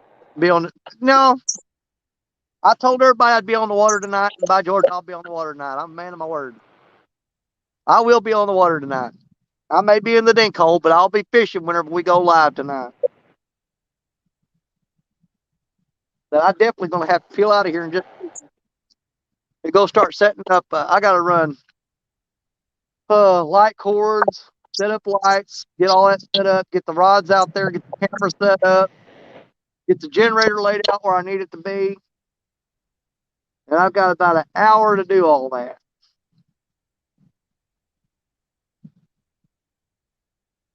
How long did it take you to get over? Well, I just got to go right over there, but it's 20 miles from here. I don't think you're going to draw a straight line from here to there. It's that spot right there on the river, but I got to go way around a big giant circle of the levee, and it's 20 miles to get there. It's just right over there from here, though.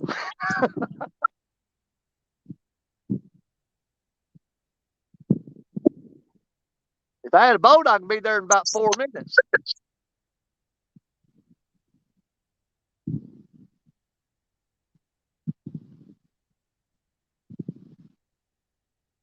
Good God, why are 28 people in here? I just told them I'm fixing to get out of here, but that's all right. I ain't caught diddly squat today. I had 1 bite. And I'm hoping that they're getting on the night bite. Them logs are starting to clear out, though. I just wonder if I ought to just go ahead and pick my up and stay right here. I almost bet I'll regret it if I do. I almost bet I'll regret it if I stay here. But you never know.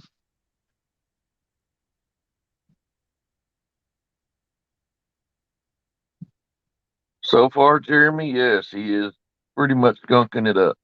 Oh, I skunked the crap out of it.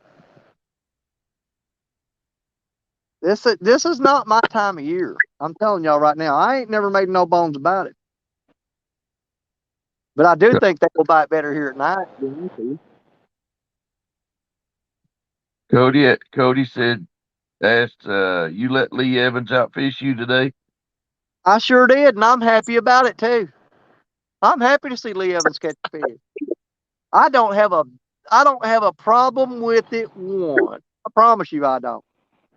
Lee Evans deserves to catch a fish, and it's his day, and by George, I'm not going to get in his way. Because you know how bad it'd be for Lee to go out and catch 3 fish, and then me pull in like a 50 or 60 pounder. everybody just forget about Lee and all about Danny and that 50 counter. I'm not going to take that away from him. I'm not catching fish for Lee Evans right now. That's what a good friend I am. It's all about Lee today. And I'm not going to be the one to stomp on his parade. I'll not do it. I absolutely will not. I refuse to. That's why all them rods are thrown out with no bait on the hooks. For Lee Evans. That's the story I'm going with. But they climb over and touch the water. I'm going to take that one and run with it.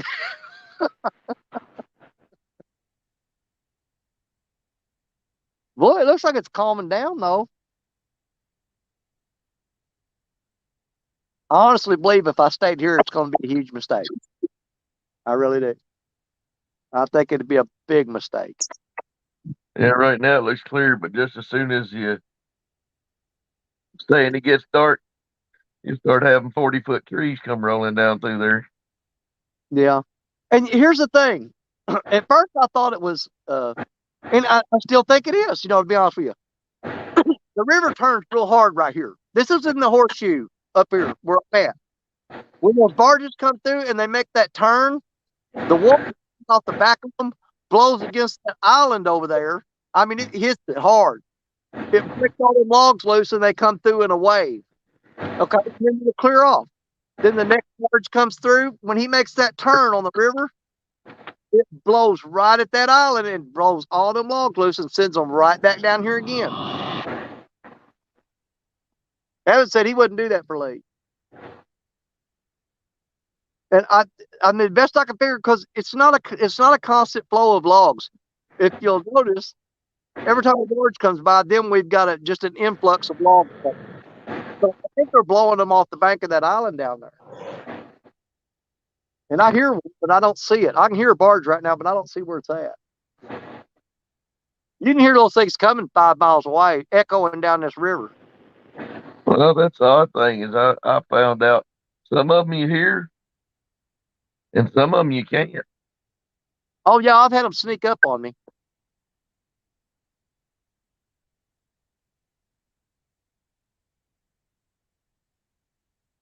I'm trying to remember what even baits I got thrown out there right now. I know I got chicken out. I know I got skipjack out. And I know I've got shad out.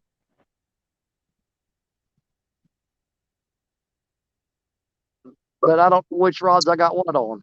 I've only got 4 rods in the water right now, though. I had 5.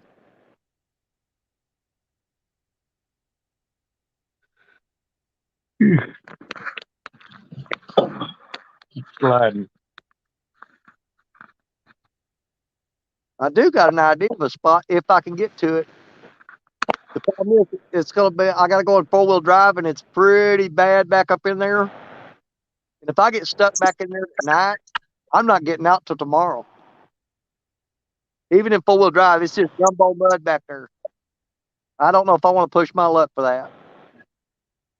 Ain't nobody coming out there after me at night. They'll say, man, best I can do is come get you in the morning. I can't come down there.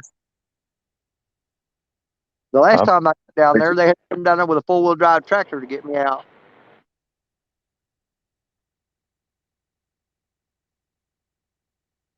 But I agree with Avid. Avid says, Danny, if you're going to move, you better do it. Get to it. Let's give it about 10 more minutes. Is this 5:02 now? Huh? So it's 4:22 your time? Yes. And I'm thinking, that gum, you know what? I should know this. I can't remember what time Avid's show is live tonight. Is it 8 o'clock Central or 7? Avid, is it? Your show's 8 o'clock Central, isn't it, Avid?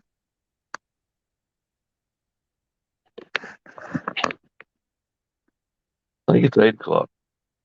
I think so too. Which gives me a little more than 3 hours to get set up, which I can do that. It's just harder to do in the dark. But I'm definitely going to be set up on the water tonight whenever I come up on panel.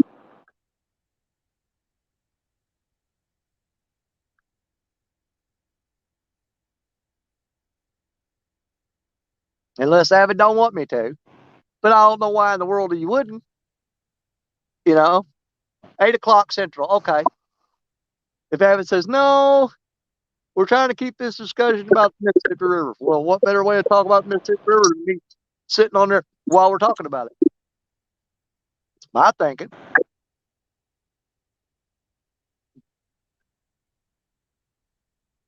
Plus, it'll keep me looking at rods, and I won't haul all the talk time. Everybody else have a shot. Hey, Brad.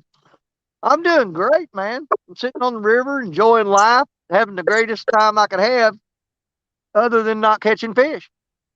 If I was catching fish, I wouldn't have the greatest time of my life. But I'm happy. I'm where I like to be. I'm trying to, Scott. But I get bored, and that's all I want to do. I got to get up, move around here in a little bit. Yeah.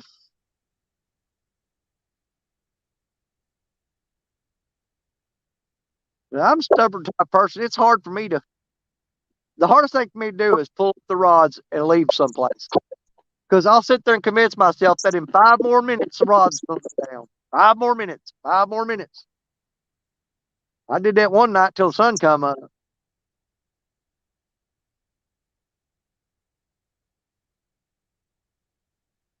All the way. And the times I really hate it is I'm going to sit here about 10 more minutes. About 8 minutes into that 10 minutes, tip of that rod will bounce. Just enough to keep you there. Yep. And then sit there. Times. Well, I said, I'll give it a few more minutes. And it'll go, think. Then after about 3 hours of sitting there watching that crap, you pull it up there and it's some little bluegill done sitting there picking at it, pulling on the bone thing. Then I get mad. Well, see, like yesterday, Parker was keeping track of every fish that was caught. He wanted to keep a count. And I had one of my rods out down there, and man, it was just like peck, peck, peck, and it'd go down and it'd do like that. I mean, it was pretty decent. It wasn't just taps. I mean, it was actually bending the tip pretty good. And it kept doing that for like 20 minutes. And it kept doing, I said, you know what? I'm going to reel that rod up and check the bait on it. And I reeled it up, and I said, yeah, I still got bait because I can feel it. Because, it's kind of got that little, it's a little heavier. You know when you're reeling a bare hook, you can tell. Yeah. And I picked it up, and it was a channel cat about 4.5 inches long. And they were going, you get one? And I dropped it down the rocks and hit it and saying, no, man, there's nothing. I ain't getting nothing. Nothing to see here. Don't worry about it. Little 4.5 inch, 5 inch channel cat on there that got himself on there, and it foul hooked him in the bottom of the jaw because he was pecking on the bait. And he'd been on there pecking on that rod for 20 minutes, man. Yeah, Cody, I'm feeling better, but I've had the drainage in my back of my throat. It's made my voice a little rough. What's up, Brad? Cole, the big rod's useless. I can't use it over there. I want to check on getting some of his drifting weights. Oh, yeah. Yeah, Brad's got awesome stuff, man. Oh, I know. I got some of his lead. Oh, really? Ordered it. He hadn't actually put out the drifting weights yet. And then I saw some of them. I think Lyle was showing them or something. I think our package is coming in. Let's see, tomorrow, Tuesday, and Wednesday from different people, and I think that's coming in.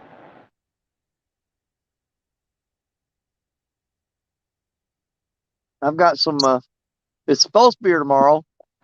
I've got a bunch of rigs and stuff coming in from Down East Tackle, and he threw in a bunch of saltwater stuff in there that he wants me to try out. See, yeah, here comes a ton of logs. Oh my God, yeah, we ain't gonna be able to stay here. So let's just hang out for about another 5 more minutes and start gradually letting people peel out. Oh, look at that. There's 25 in there right now. Cool. That's how I've been. That's what I've been doing with my free time. What, just making rigs? Yep. There ain't nothing wrong with that. I know if Double I was out, that's what I'd be doing, sitting there just making rigs. double Kentuckys, single Kentucky, double hooks, large, smalls, mediums.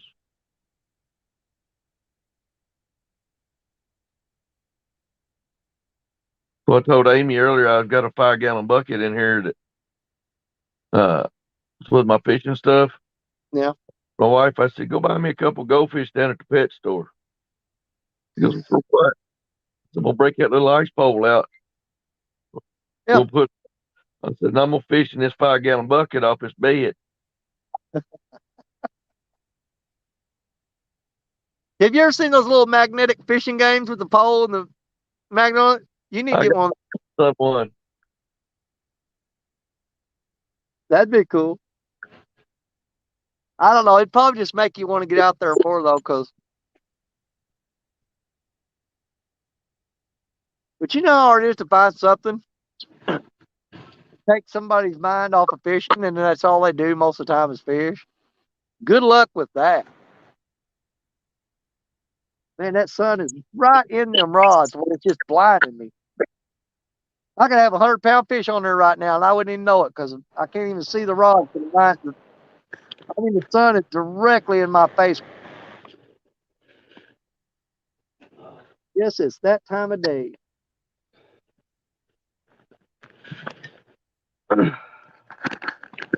Yeah, I got a couple different things. This is the other thing that I've been playing with. Ooh, nice. I like that. I like that a lot. And I've got it right now. I could probably shade with it. Does that solid tang? The tang goes all the way back to the handle? Yep. Oh, yeah. There you go. I don't like them knives that, that just got a little, like a spear point and stuck down in the handle and they're epoxied in there. Yeah, those suck.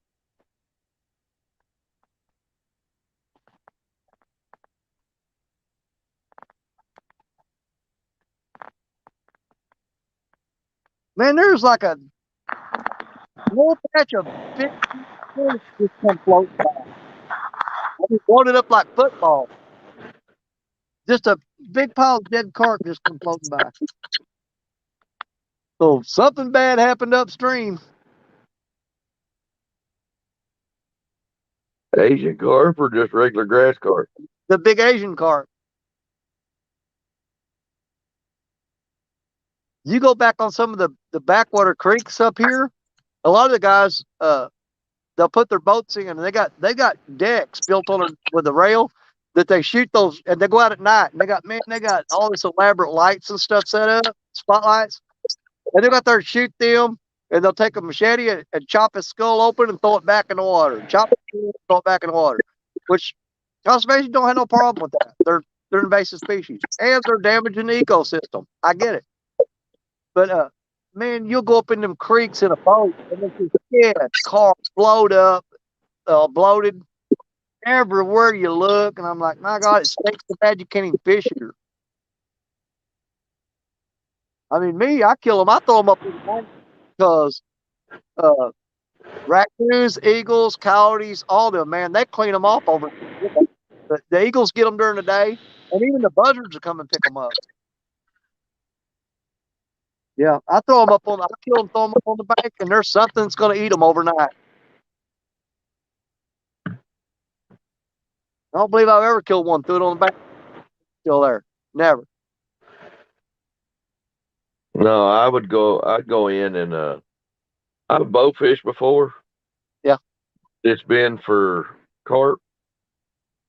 And then we had a couple of black families that older ones lived back down home country folk. Yeah, yeah. And we throw them all in the cooler and take them down to them.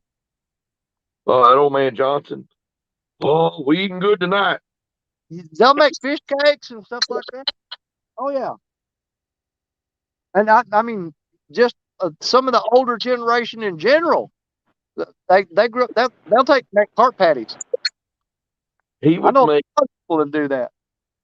Old Man Johnson made a carp stew chowdered, like almost like the potato soup, but had carp in it. Dude, I'd fight you over a bowl of that stuff. Really, Jody's saying hi to you, Van. Oh, hello, Sharky. How are you today? I'll let you in. I'm sorry, Kelly. I didn't see you. Hang on, buddy. Hang on there. I got you, my friend. Don't worry. I got you. I know. I've heard it on your show, Avid. I hear down there going blah blah blah.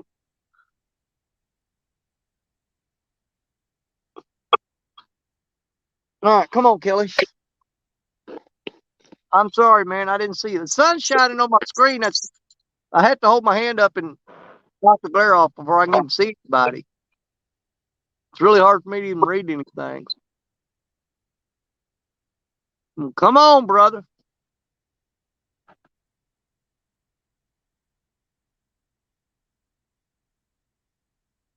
Because even if I do leave, I can leave this running while I'm moving. Because what happens is I've got like 2 spots I know for sure that I've got dead zones. So I lose signal.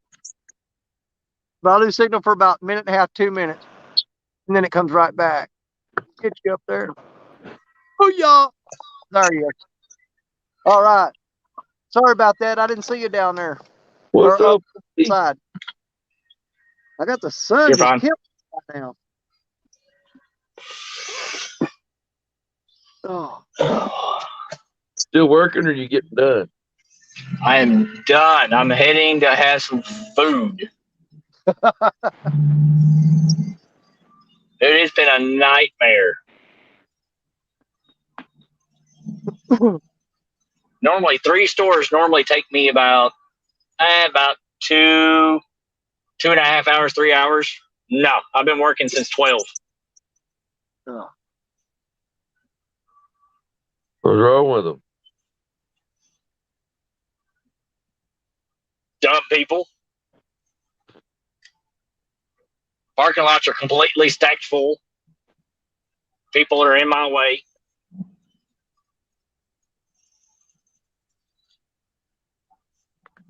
Oh, that sun's awful. I like to have some sun. All I've been seeing is nothing, clouds.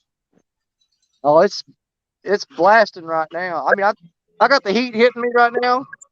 I just open this coat up, look, and you're catching sunshine right now, and you feel it through your shirt, hitting your skin. But when it goes down, here in about, let me put my fingers up there. It's gonna go down about 15, 20 minutes. Yeah, it's gonna get cold. But yeah, right now it's just right in my face where I can't see these rods at all. Is your phone going to be charged up enough for the show tonight? No problem. Full charge. Sure. Boy, that thing will last 2 days, man. Just making sure. And plus, I do have the generator with me. There you go. I've got a back generator, up after a backup. I've got a suitcase generator and a 5-gallon jug of gas. And you got a backup for your backup. Got it covered. Worst case scenario, if that all went down, I could jump in the truck and plug in the cigarette lighter and sit there with it on the dashboard. So I've got 3 plans. We don't want to have to go with the 3rd plan, though. Yeah. Yeah, we're 100% good, though. We'll have the generator fired up. We got the power pack. It's fully charged. And like I said, it'll last 2 days just with one phone on it. It'll last all night if I put a phone, 2 cameras, and a light on it. I mean, it's pretty decent. It's a jumper pack that you use for jump starting cars, but it's got USB port, the 12-volt, like cigarette lighter style output plug on it. Yeah. And I got it for $82, man. That's the 750 watt or peak. amps, 750 peak battery amps. They got a 1,000 one, but that thing was like almost twice as much as the 750, and the 750 does everything I need. So I just spent $82 on it. I am feeling better with myself. Yeah. Y'all, I think I'm going to move to the den coal because there's the barge I've been hearing. Here it comes, and he is fixing to slam me with logs. So I'm definitely going to move to the den coal. And it's 4:30 now. We don't go live on Average Show for another 3.5 hours. I can go do maybe like another 2-hour live and actually catch fish, but they're not going to be anything great. So you've not cut nothing yet? No, nothing. I've had one bite. So even if you catch a dink, it's going to be better than what you got right now. Well, Absolutely. I can guarantee that it's going to be almost all channel cats, and they're all going to be 2 pounds or 3 pounds. Is going to be about as big as they get. Not good. I think fish is a fish. Yeah. I think you're shooting a world record right now for tree bass. Yeah, they're right now that's got limbs dragging. And the only thing holding them in place is I got them big weights out there, and I guarantee you the hook is caught up in the rocks. But yeah, this pretty much sucks. And this is one of my best spots. This is where I caught all my big fish this year. Every video you see, or the majority of the videos you see from Fishing and Freedom, those big, like he broke his PB sitting right here 2 times this year. And he catches a lot of them, the 21 to 30 pounders here. All those fish, almost all of them were caught from right here.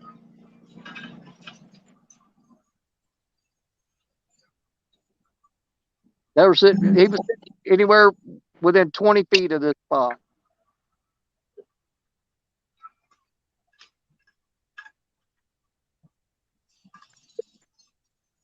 But it is a deep, deep hole right here. Yes, he is, Avid. I can't see chat. What's he saying? Avid asked, is Danny pulling a John Parker and tree bass? Absolutely. Yep. I've caught a bunch of them. And a Lee Evans, which I done heard from J Dog. Lee Evans got on some fish. He got 3 tonight.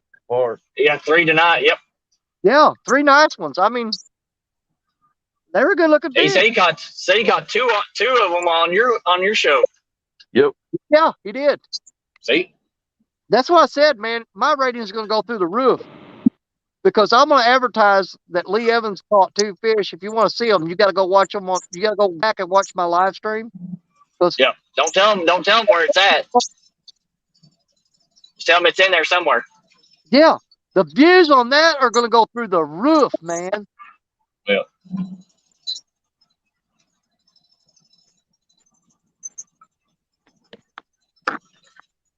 But here's the thing.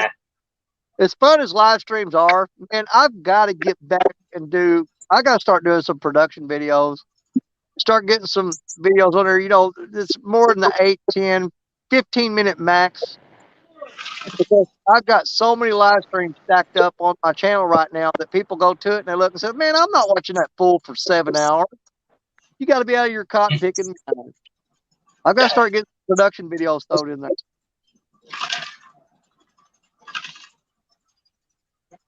Because what you will, but everybody goes to this deal now, especially if you go like to some of the channels that promote other channels, and they tell you go to is that a fish? But you go to some of these channels and they promote other channels. They tell you, said go to their show, go to their channel, subscribe to it, hit the bell, go watch a video, hit the thumbs up, and leave a comment. But they tell you, some people tell you got to watch the whole video or 10 minutes, at least 10 minutes of it, or whatever. I don't know.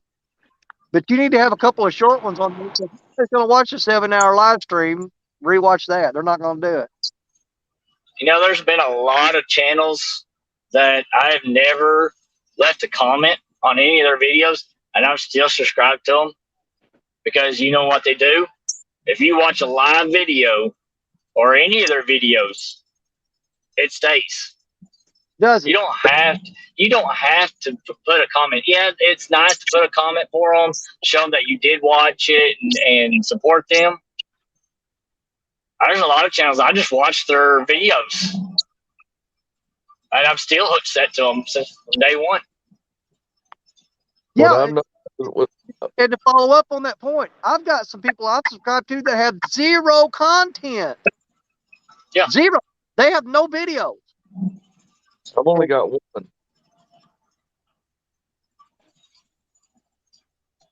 You gotta start doing some more. Huh? You gotta start doing some more. Yeah. I am as soon as I get out fishing.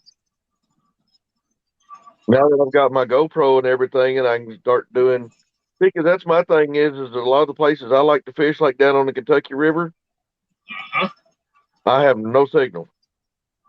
Oh, since you love Kentucky River, I know back in 2010 when that the brewery caught on fire and it spilled all that bourbon in the water. How's the fishery right now? Is it a lot better than it after that spill, or no? I don't know at Frankfurt. Now I know over in Lexington down at Clay Ferry, yeah, it didn't really affect it. Okay. It's still good. Yeah, I know Hagen did a big video. He did some videos on that because that's his area that he likes to fish, is that area. And I had to just come across it again this morning, and it was devastating how bad it actually took out the fishery.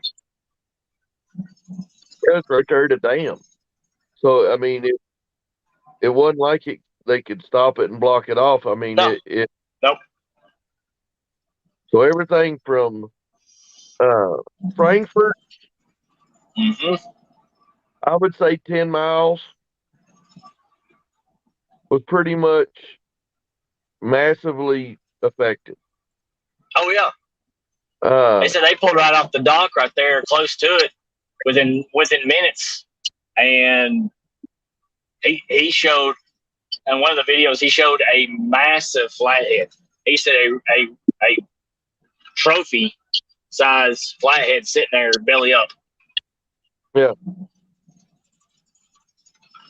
I mean, I will guarantee it. I've never pulled one out of there, but I have pulled 20s and 30s out of the Kentucky River. Now, I don't know. I've never really went for blues on them, but we've always went for flats. Yeah.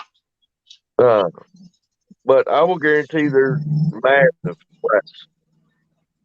Oh yeah.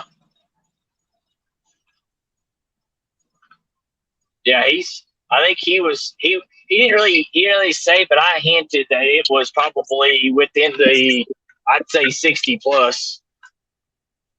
That flathead was. I've never caught one down there. I've heard of them being that big, but I've never. Yeah. But now, by this point in time, because that don't hang, it ain't a long lasting. Yeah. It's like getting sucker punched. And it really, once it washes out and goes on down, I'd say it affected all the way to the Ohio River. But by that time, it's so diluted that it don't have the impact it did right there at that spot. Yeah. See, I'd like to do a series on that, and bring Hagen up and bring some other people up on panel, and just talk to them about that specific one, but also other stuff that can affect our fishery. Well, let me know, and I probably know some people at the distillery or with the EMA merchant that actually worked with that.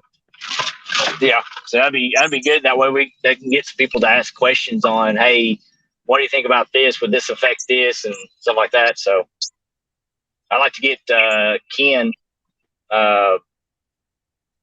Smith on there, Paula's husband. Get him on there since he's a big part of that too. So, well, I know. Check with Larry and them. They deal a lot with the Kentucky fishing game. Maybe yeah, one of our own state apologists that. Yeah. Well, not just him. I mean, even if I can get Dockery on there, with Dockery being part of all that too. I mean, he can even talk about how it affects all other waters, different things, because he can help out too on his perspective over on that side. It would affect all the way to the Ohio, but yeah, it gets diluted, and it's about like everything else from Pittsburgh and everything else that gets dumped in the Ohio River. You get mixed in with all the rest of the trash. Yeah.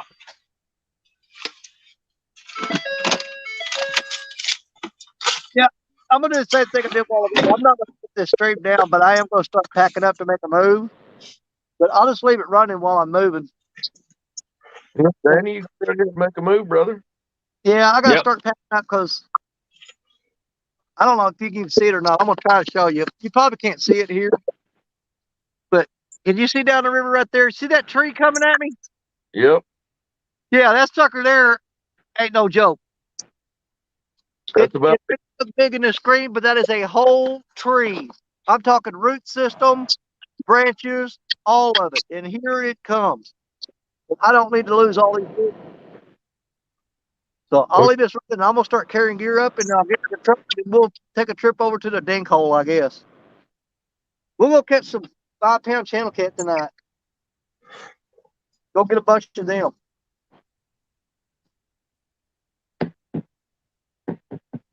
All right, I'm gonna get off here and go get me some to eat. Van, what? In 3 weeks, you and Sandy on the show. Okay. All right. I'll tell her. All right. The message me and give me the date. Oh well, it'll be February 8th. What are y'all talking about? How silly you look in them overalls. Well, we all knew that. You didn't have to tell everybody. They could see it with their own eyes. What, that he looks silly? Yeah. Yeah. Mm-hmm. I don't get sensitive about stuff like that. Don't bother me none. He just walks off screen and starts bawling his eyes out. That's all it is. He'll go over there and cry in his jacket. I've done got life. I don't need to look good. Hey, you need some tissues? I know J-Dog's got a lot of tissues for you. He can mail you a couple boxes. Yeah, I haven't seen me a box. I've seen you. Or Jody can. Jody can. No, don't have Jody. She's go overboard. No Jody tissue. All right, Brad. I'll send you a message. I'll take one box from J-Dog. I don't want a case from Jody. All right. Jody it is. I'll call her as soon as I get off here. You know, sometimes you're just mean. You know what? Just mean. I'm just helping a brother out. You said send the message. I've already done it. What? I already sent the message. Sent what message? To Jody. Oh, to Jody? About to pull the trigger. Let us go. Oh, yeah. Fire down there. Tell her. Yep. All right, I'm going to get off here. All right. Give me some food. I'm hungry. Later. See ya. See you, Danny. I think he done gone up the hill. Yeah, he done gone. Somebody steal his rod. Somebody steal his rod. Throw it in the water. I'd chuckle my butt off sitting there watching it, sit there and start dancing and double over. Yeah, and then go woof, out into the water. All right. See you, everybody in chat. Later. Look, it's a sickly show.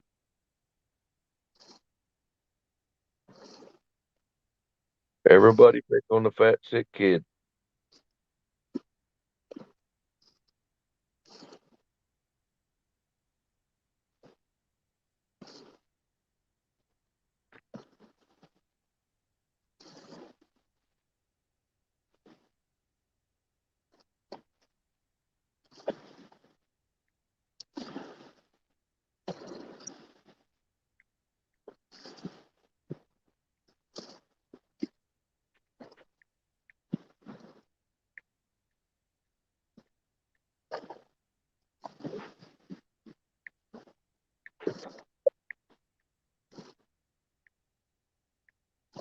Yep, here comes that tree. I know you'll be able to see it now. Look at that. Yeah, there was one that big. When I was fishing with J Dog one day, Sandy just happened to look over our shoulders and seen it coming. Yeah.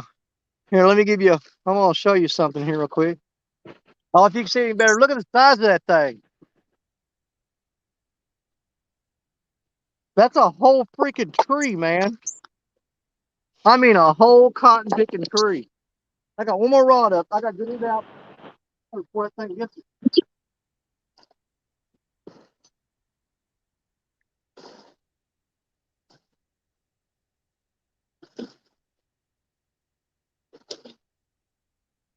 What's up, baby?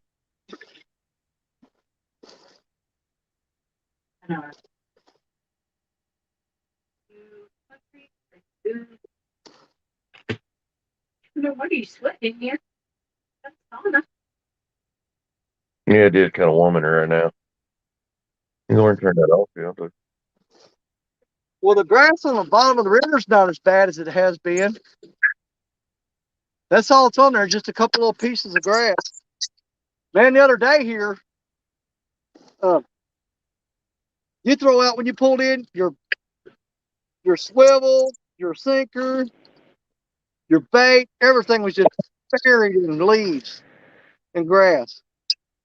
How far is the water went down right now? I'm going to say right now about 10 feet. It's dropped 10 feet in the past 3 days. Because I was here 3 days ago. Go ahead and fix it. And I couldn't even get down here. I had to sit up in the trees. But you're fine.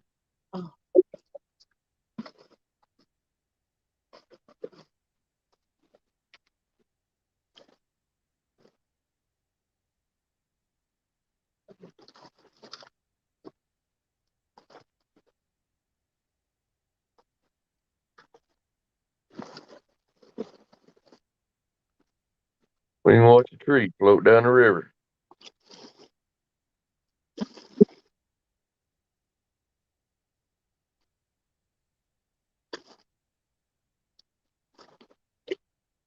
I figured you were paying attention, Jody.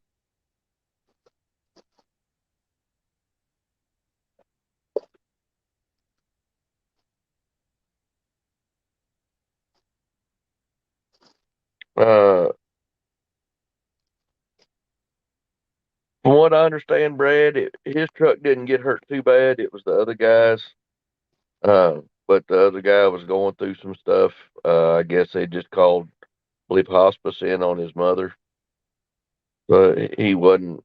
He said he pulled up to the stop sign and was just. But his truck got tore up. Danny's kind of. I don't think it hurt it too bad. I think from something about the size of a basketball or something.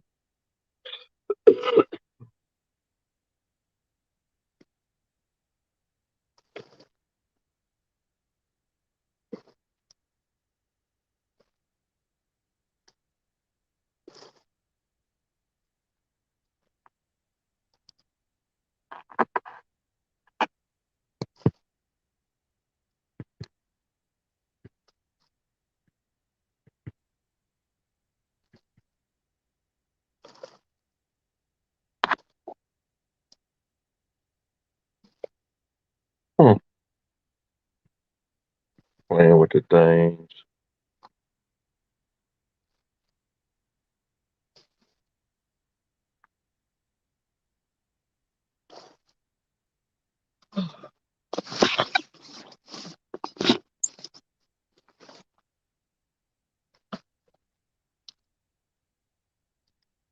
We are going to move to greener pastures. It's going to be short grass, but it will be greener.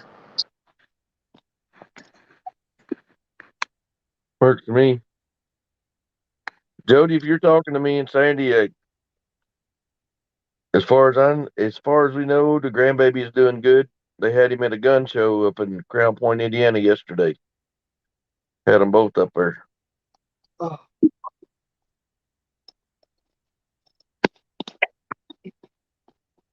See if I can get y'all picked up here without dropping you.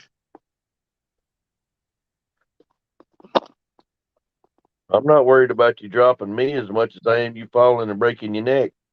Well, you got to go slow here. This no joke. I'm serious, dude. That is just rocks covered with gumbo mud, and yeah, you can get hurt here real easy.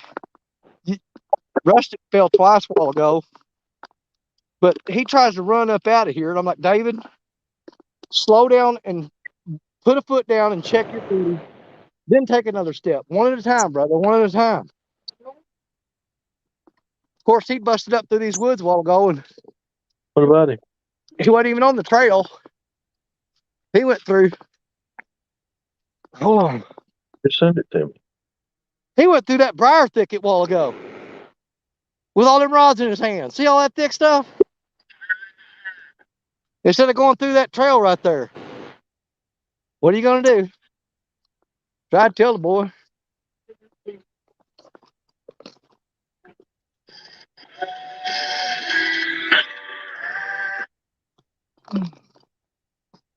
I was told to show you this, Jody. God, I need to wash my truck. That's Damon. Oh. What? I was supposed to show Jody a picture of my new grandson. Oh, wow. When was he born? 2 weeks ago. Okay.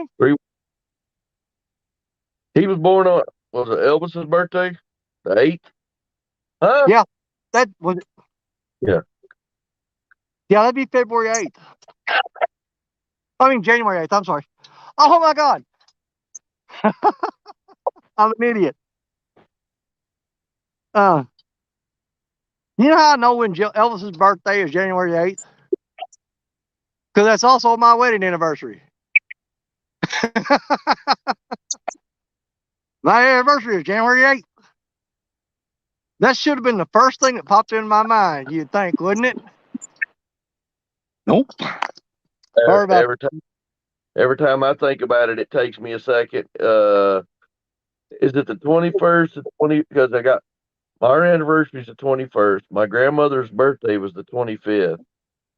My daughter's birthday is on the 13th. I got all these numbers, and I'm sitting there, okay, 13, 21, 25. So I said, I feel like I'm trying to open a combination lock. I'm going to try to go over here. I don't know if y'all be able to see it here or not. It really don't show up that well, but right here, that's where that old boy hit me last night on my brand new truck. Dadgummit, he knocked it in right there. It's about that big. But he hit mostly the sidewall of his tire here, and it knocked that dent in right there. Chipped the paint a little bit.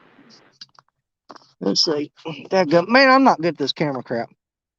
But yeah, paint's chipped right there. And it's got a little scoopy dent right here. But man, it tore his truck up. I mean, his front bumper was dragging on the front. The grill was busted out of his truck, and his driver's side headlight was tore all to pieces. And all it did was put a little dent in my truck and scuffed the side of the sidewalls of the tire. That's all it did. Did I get everything down there? Let me think. Yep. Yes, I did. So, needless to say, don't put a Silverado, half-ton Silverado up against a 3/4-ton GMC because the Silverado ain't coming out of it too good.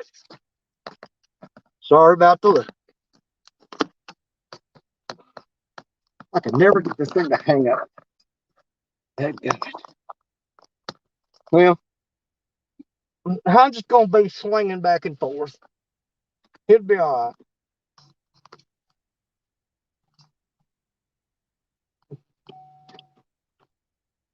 right.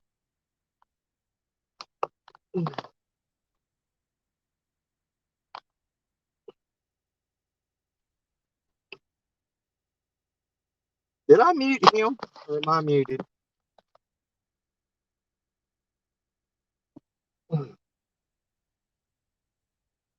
Come on, mud truck.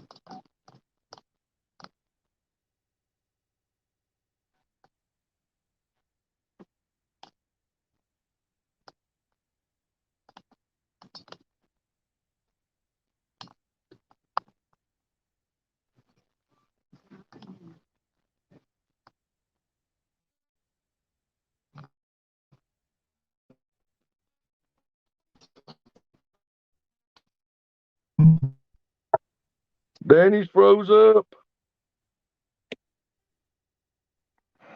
I'm stuck here all by myself. Oh, there he goes.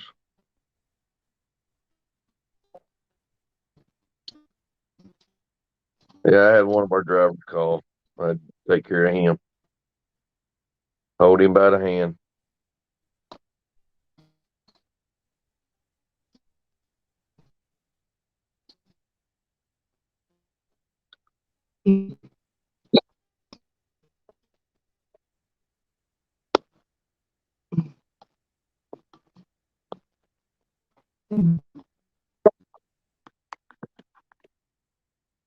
Oh,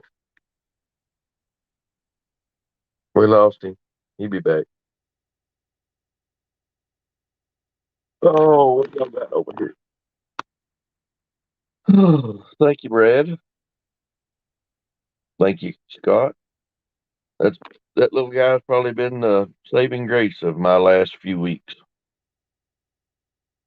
Since Christmas, let's see, I've totaled a car, had surgery, lost one of my best friends, and then come down with COVID.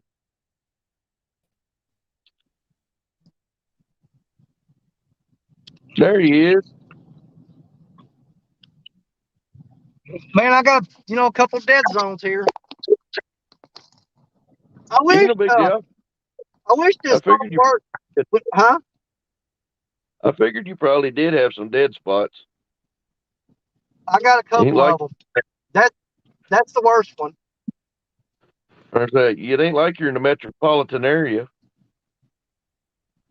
I know it.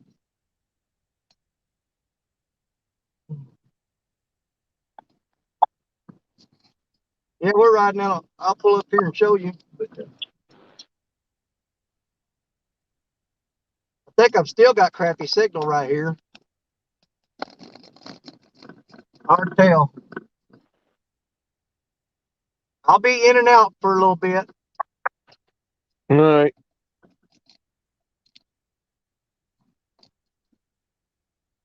Got to drive through all these fields and stuff.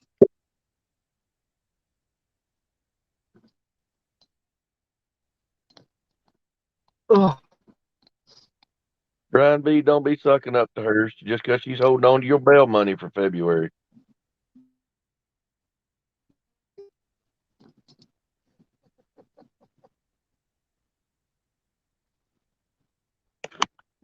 Oh.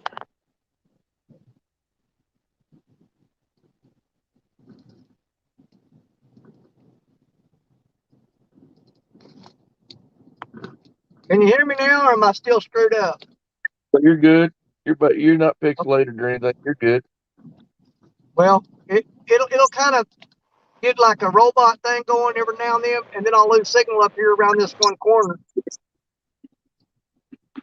Oh, You're all fine, brother. okay, appreciate it. Appreciate you.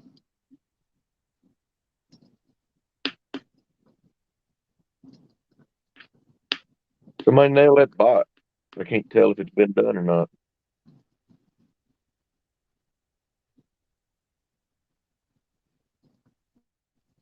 Yeah, this is all conservation area that I'm driving through right here.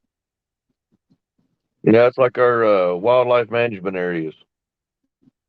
Yeah.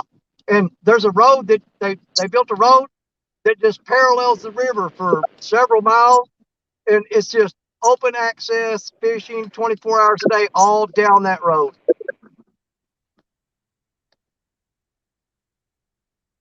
So if you can't find a spot to fish over here, you're just an idiot. You know, conditions of permitting. I mean, it does have you start getting them flood zones and all this other bull crap, it'll mess you up pretty bad. Kind of like that back there, all them trees. I don't know when it's going to get back to normal. Brian B, my bail money did not get spent on my grandbaby. I've already been informed my bail money is going to be spent at CatCon on catfish gear and stuff for someone else.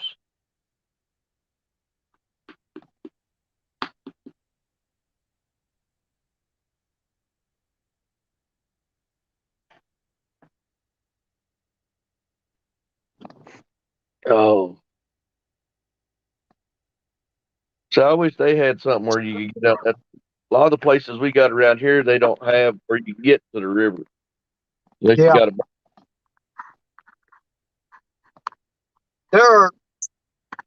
There's literally no place around here that you can't go for miles and miles and miles, and it's just open shoreline, free access. That's one of the things I love about this spot, this area.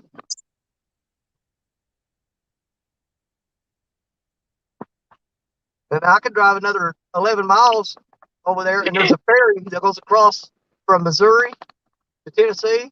And there's a big open shoreline there with a parking lot where cars park while they're waiting on to get on the ferry. Out in the middle of nowhere, man. I mean, it's in the middle of nowhere.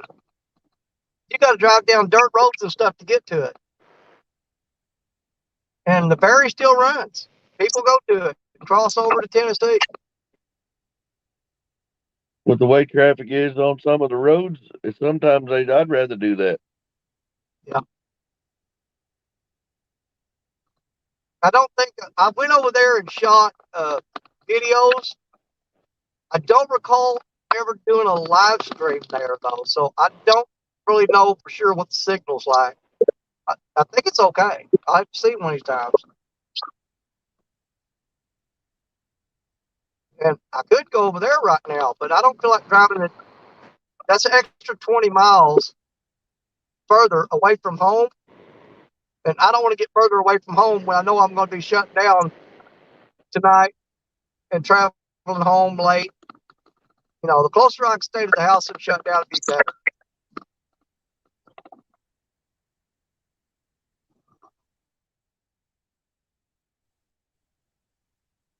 Now I'm starting to feel like crap.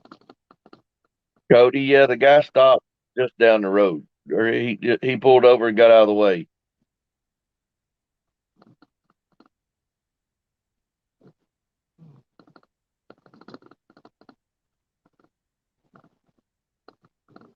Oh, is he talking about when that guy hit me last night? Yeah. Sandy told me what you said. I was traveling. Hospice in on his mom. Yeah, his mom's in hospice, and they were over there. And he got a bunch of people at the house, so he was going to the store to get some lunch meat and stuff for the people all there at the house. And he pulled up the stop sign, stopped, and didn't look, and pulled out. And I just see, but he pulled right out into me. And I mean, he was honest about it. He was upset. He goes, he said, I said, man, he said, I didn't even look. And well, y'all lost me. I'll be back in a minute. I'm going to be flopping in and out here for a second till we get back up on top of the levee. Well, I didn't hear you, but you were pixelating pretty. Now you're roboting. Well, I'm losing signal really bad, but it'll be. I got you. Well, it comes and goes in this spot right here. Once I get out of here, I'll be fine.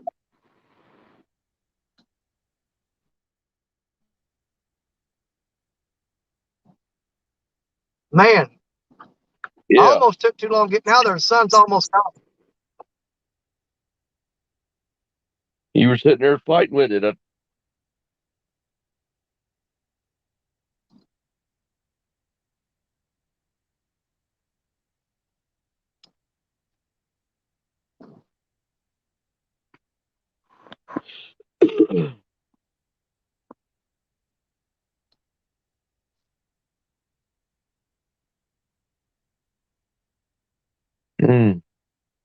No, Sandy told me that what you said just earlier today.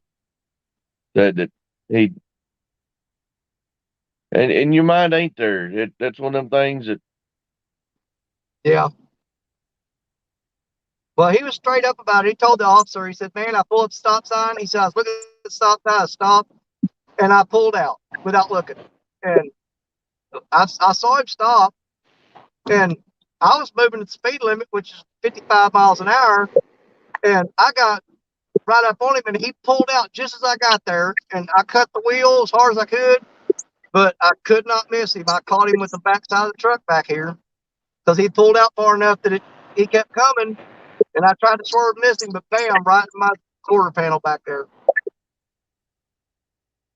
But yeah, he was going to the store to get food for people at the house, and just stopped the stop sign and didn't look, and pulled out. Yeah, at least yours didn't look like. Yeah. Oh my God. Yeah, that's bad. That was mine. Yeah. Yeah, that would suck. Sorry. And that guy told the cops, like, yeah. He goes, all right, I didn't.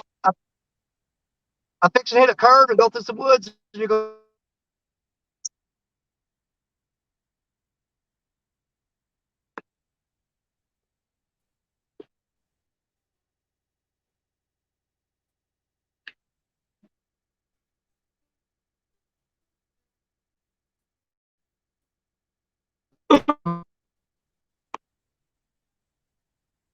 Oh. What are you up to today, Cody?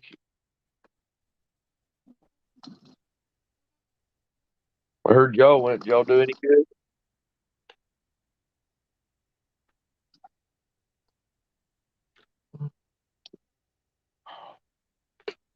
All right. Have you got me back now? Got you.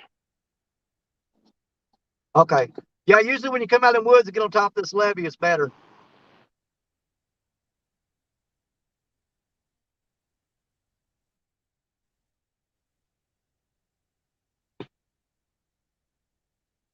And we are almost to the dink hole, about another mile and a half, and we'll be there. I hope there ain't a bunch of people there fishing. Rustic said he was fishing there, and they crowded around him, and he left and came over to where I was at. And he said they got so many people up against him, he just ran him off. I'm like, they don't run me off. I'll get there with that heavy line and start casting across their lines and pulling them in.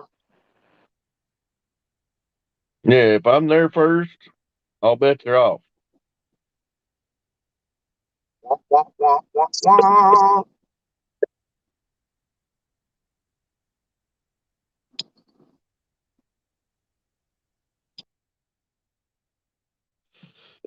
Oh, I lost him again.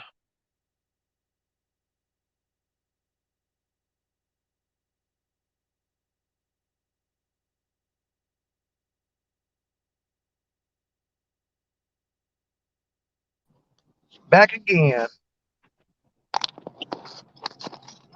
I don't know why it went dead there. That spot there usually don't do that. Well, yeah, you didn't robot or do anything. You just disappeared for a second. Yeah. Now, whenever I go out there and come back and it shows a guest in the basement, and I click on that and it's you. I mean, how does it do that? I don't know. Yeah, because I look and say, oh crap, there's a guest, and when you click on it, it's you. And I'm like, well, he's already here. I'm already in the shenanigan rig. Already there. He's already. What do I do? He's already there. I mean, if I click on it again, does it put you up there twice? I don't know. Well, one of me's bad enough. I don't think my wife can handle two.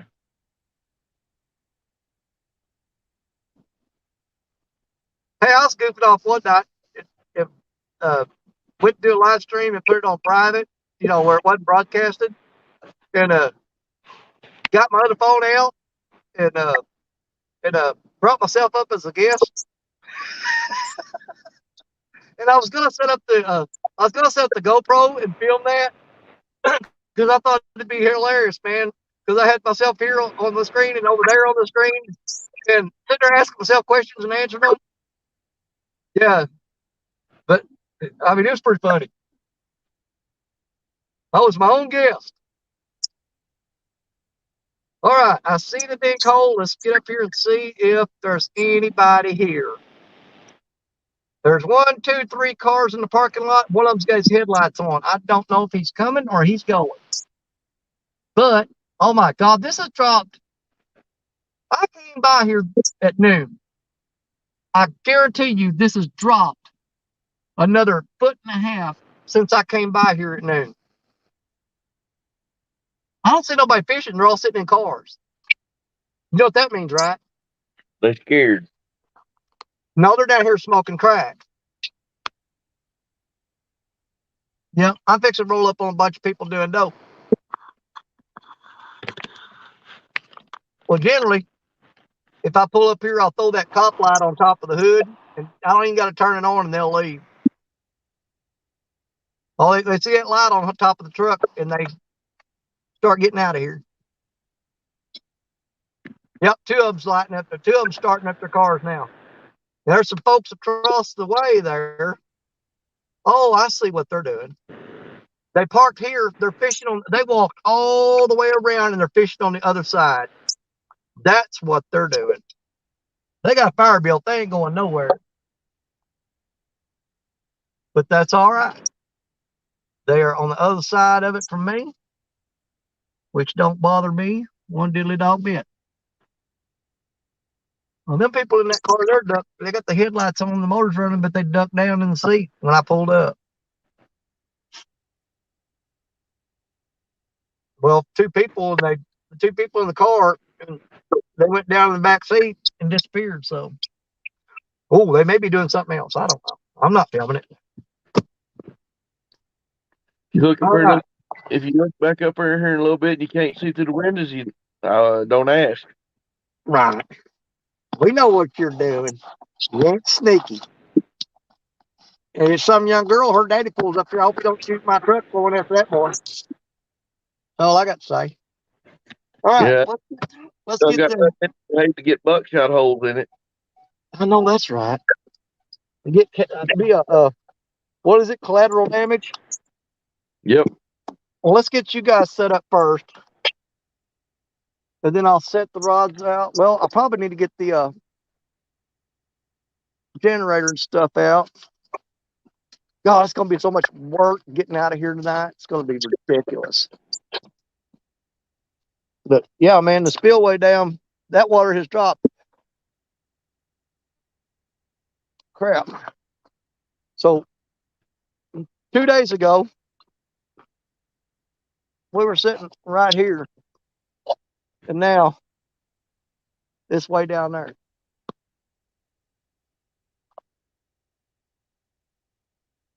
I'm going to set up down there on them rocks, I think. No, we're going to set up right cotton picking right here.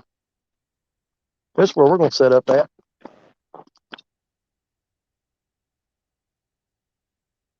Okay.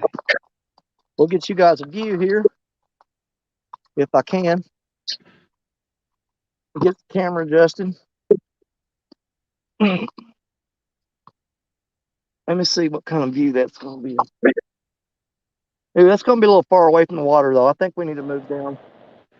I'll have plenty of place to stick the rods in the water tonight, though. Yeah, Scott Swift asked if you gonna be able to find your rod holder now. Rustic went down there and got it this yesterday.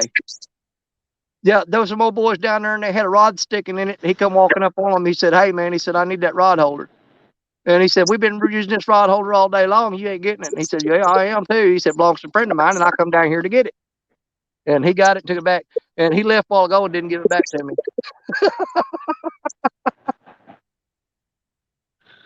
I'm like, well, thanks for nothing, man. He went and got it and didn't give it back to me. Now, it's decision time. Do we want to? I don't want to set up on them flat rocks because rods will get pulled in the water. I'd be better off set up on these big rocks because I can set the rods in them and they won't get pulled off. But every time we run, we're going to break our neck in the dark. But we will have lights up here in a little bit. So I think we will move closer to the water though. Yeah. And that's a cuckleberg patch down there.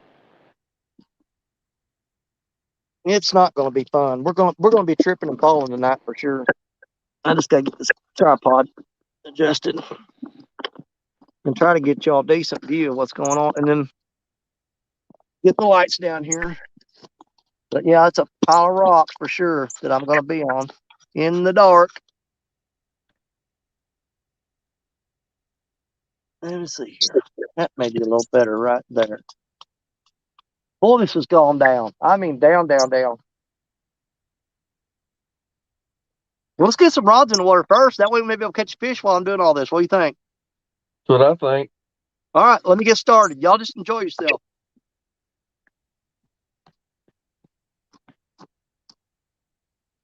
He comes rolling down them rocks and ends up in the water where it makes another Golden Whisker Award.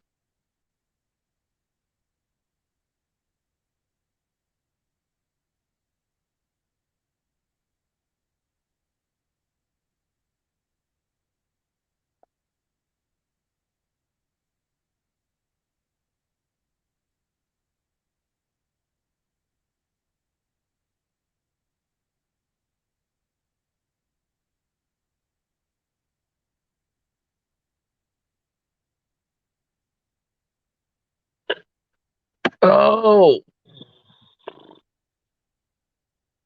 So how's everybody's weekend been?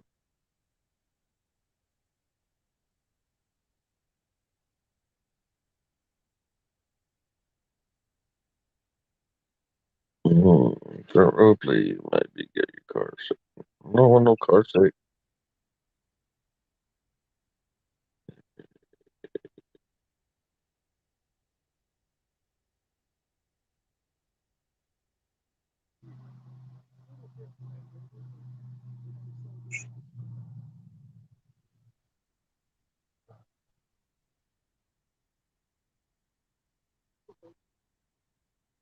You got that Mississippi show tonight, don't you have it? Is that what the panel you got up tonight? The Mississippi?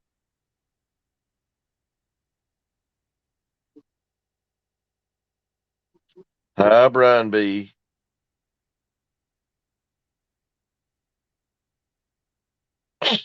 Waiting for water so we can fish.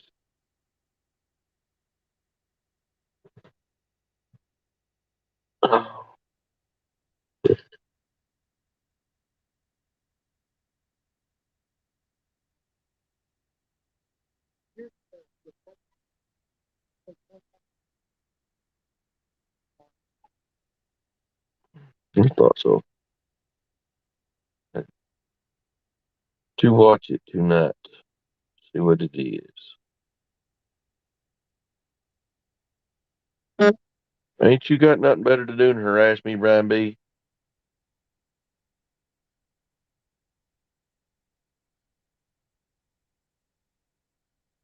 That's what he said, Scott. I said it was That was 15 feet up that bank when he was there the other day.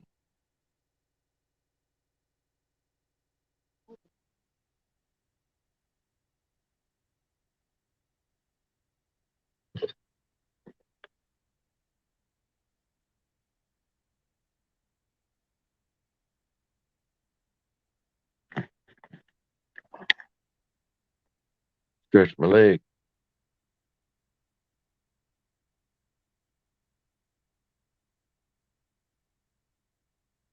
It ain't as low as a couple of the lakes I saw down in Tennessee back when we went down in December.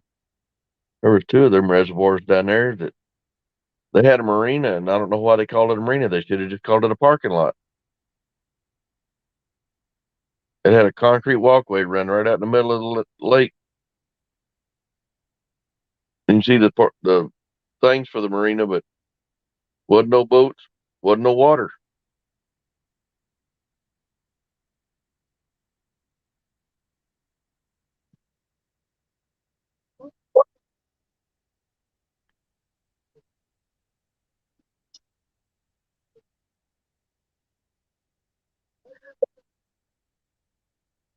Tell Danny I put.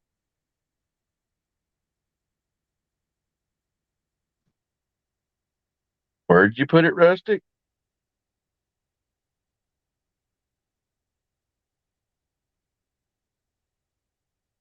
Oh, okay.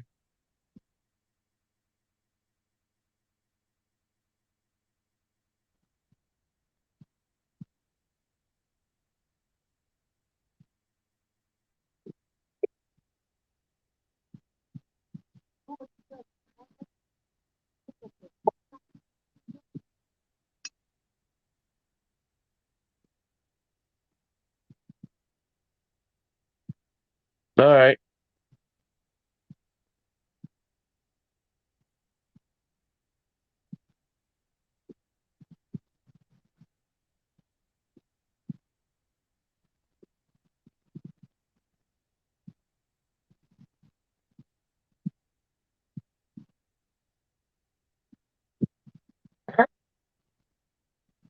Yeah, Apache, don't get them all tore up calling it Potato River.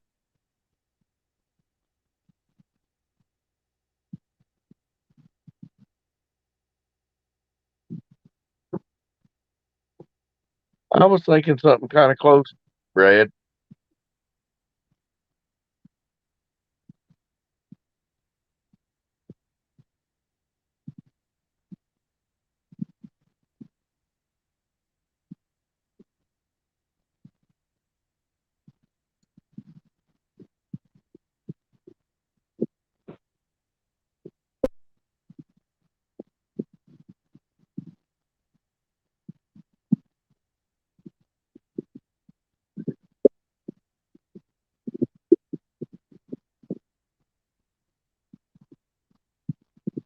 Rustic, you probably didn't even pay attention.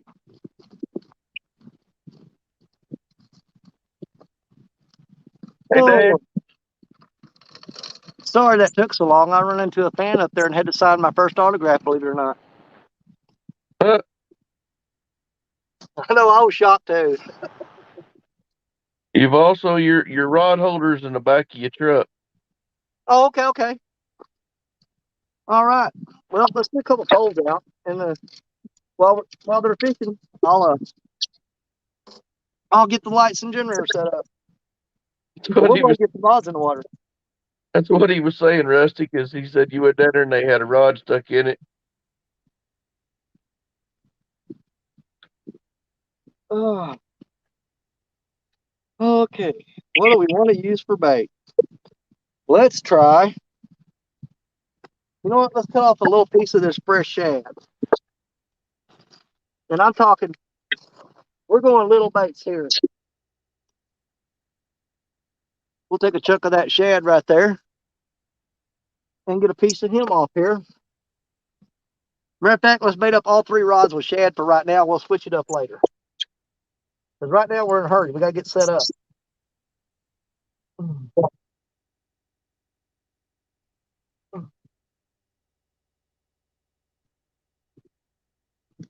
Hurry up, Danny, you're losing daylight. I'll have generator up and running here shortly, buddy. And you'll have plenty of light, I promise you, because I got LEDs running off of a little 1,000-watt generator. I'm going to cut these baits down to a little bit smaller size.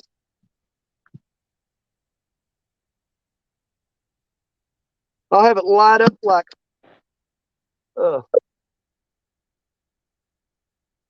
that gun ball in Times Square when we're done here.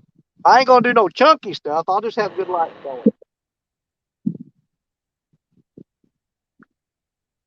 All right, little bait on that hook right there.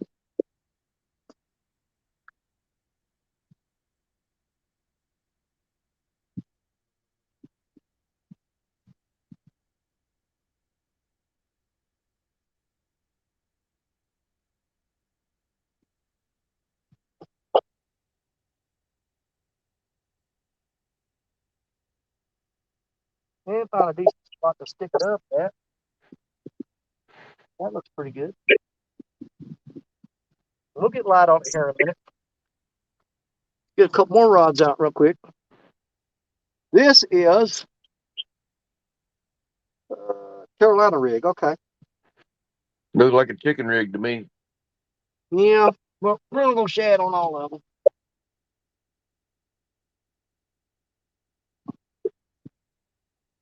Get that scale off that hook tip.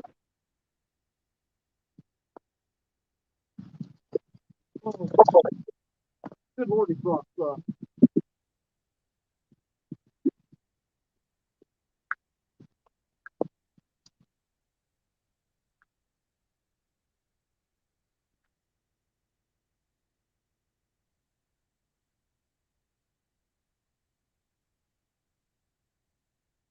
Well, that's deep. Even when it's going down, it's still pretty deep.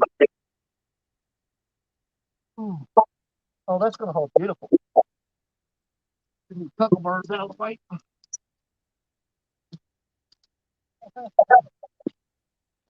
All right, one more rod out, and we'll get some lights set up. At least they're just cockerels and not blackberry briars. Yep.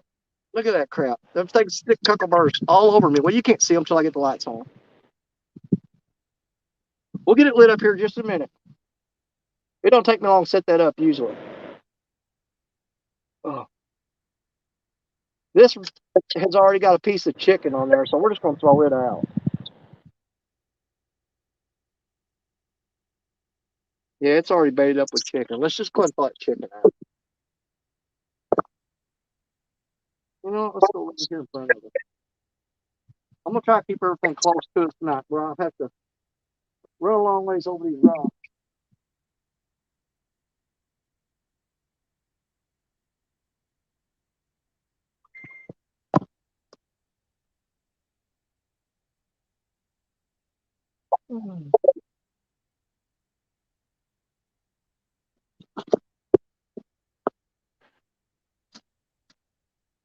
All right, let me get some lights set up.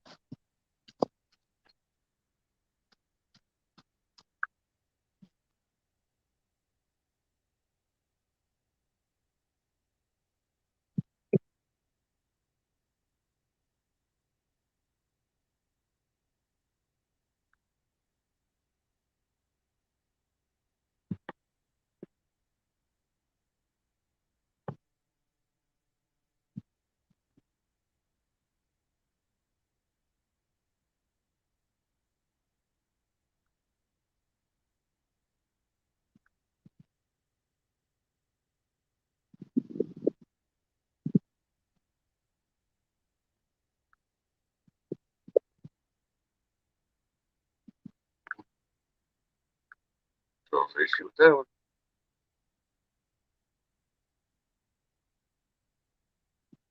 Something running more.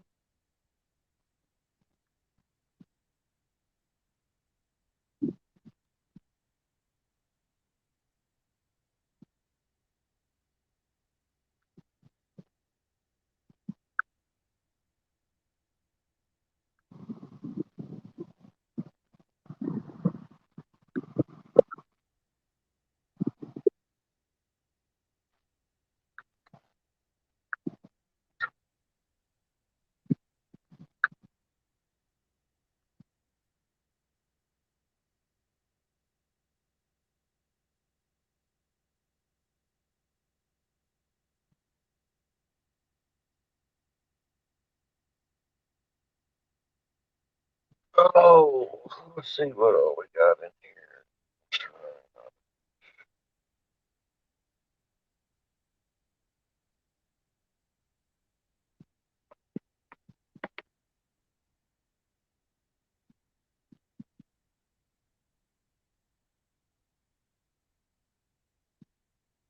Sorry to hear that, Ernie.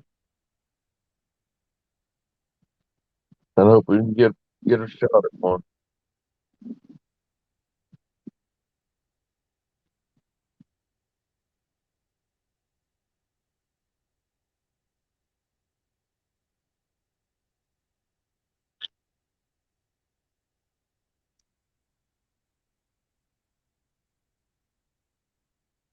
Oh, so that's that fresh shad he's cutting up.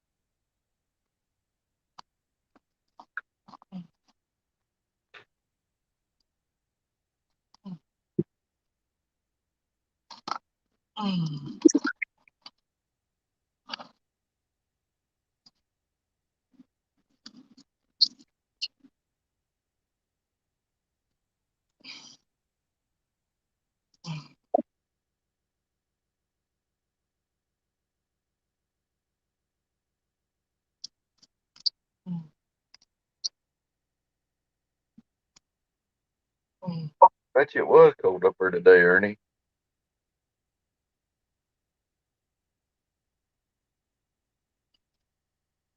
I know the wind was howling, supposed to be howling up through there.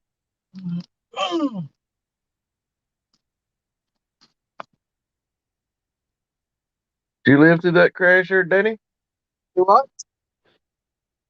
I heard you holler. I said, did you live through that crash? Oh, that wasn't me. That's people across the way there. My God, there's fishing line and sinkers and hooks laying everywhere here. Let me see how this light here is going to look. Can you see them rods? I see one of them. Okay, how about now? I just got to adjust the light, probably. I see the white one. I got to adjust the camera. It ain't the light that the reason I can't see it. It's the angle. Okay, let me see which way I need to go here. All right, right there. Get the white ones. I almost hit in. Well, they're too far apart. Yeah, I may have to scoot back the camera and my let me get right here as best I can. Crap, I hate this stupid tripod. Let me see if I can get all three of them in there. I don't know if I can. All right. There's. I'm gonna probably just give you two of them. The two white ones in there are right there. That's the ones we want anyway, because if the other one goes, the black one's hard to see anyway. And if the other one goes, all I gotta do is go over to grab it and step one step for this way, and I'll be on screen with it. But the white ones is the ones you'll be able to see takedown on anyway. The black one you're probably not gonna be able to see that well. But we're fishing again, so we'll call it good. You know what I'm saying? Yep. We are back in the water. That right there lights me up. Man, it just makes me look too wide. Dadgummit, I can't be on a Coca-Cola commercial.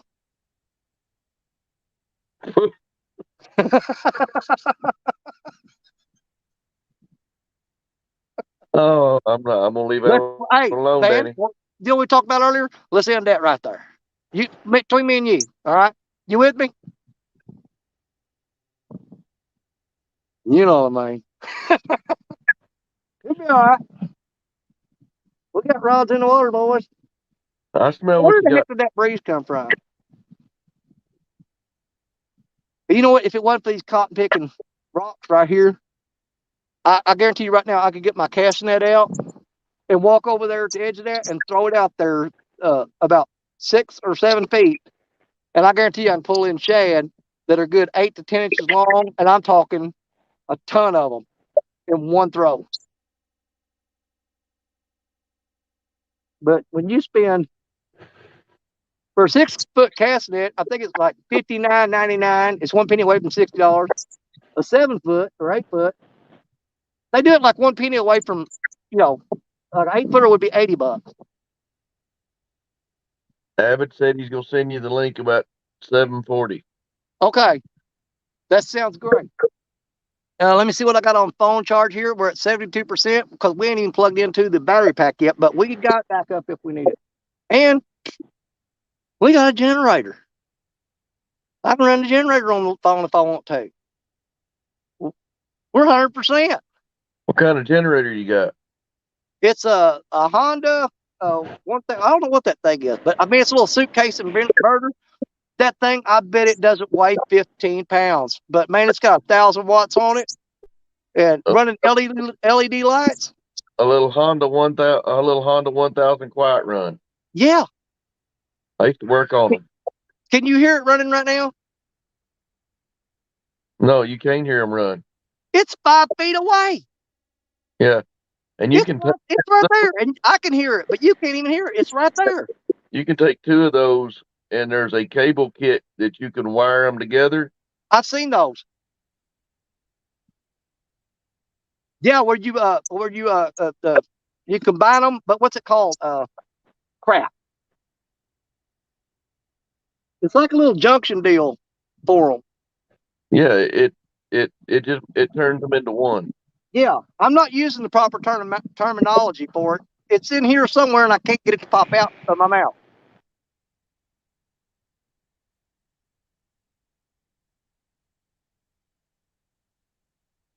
I know them people over there are hating me right now. They're trying to build they got a fire built so they can see the fish, and I come over with all these lights.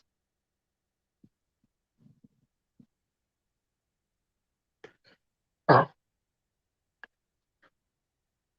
That arm's healing up. It's itching like crazy. I had that surgery done. Yeah. Every once in a while, that elbow just goes itching.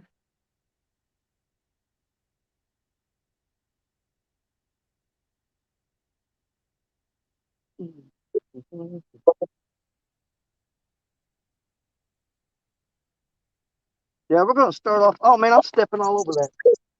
I let that shad land on that rock, and I'm stomped all over it. It's mush now. Just a couple pieces now, not the whole shad. I think we might throw out one of the big rods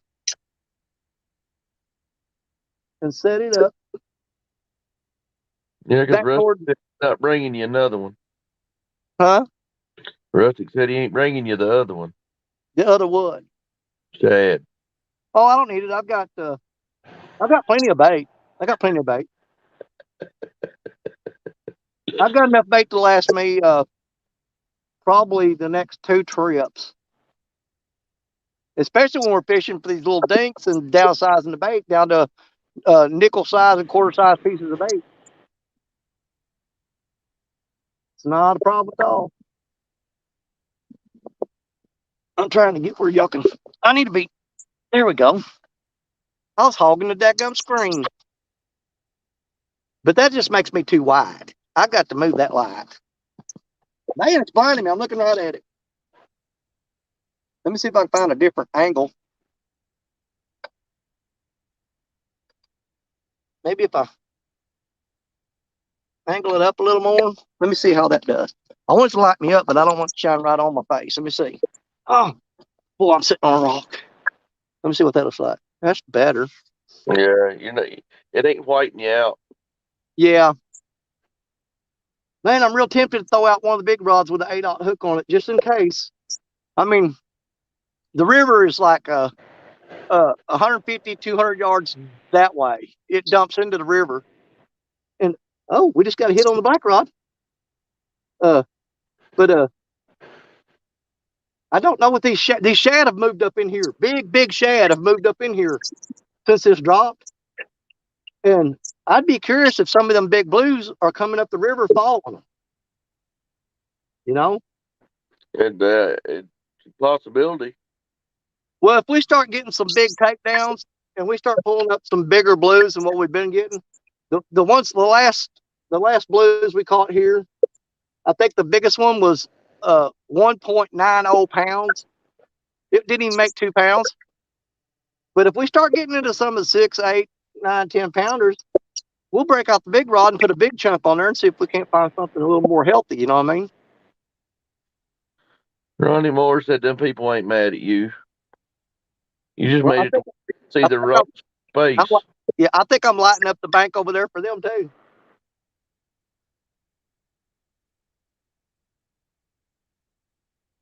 But I lost my train of thought. It completely derailed. That train done run off the rail through the gas station, through the park, parked in the Blew station. on pieces. And a plane crashed on top of the engineer.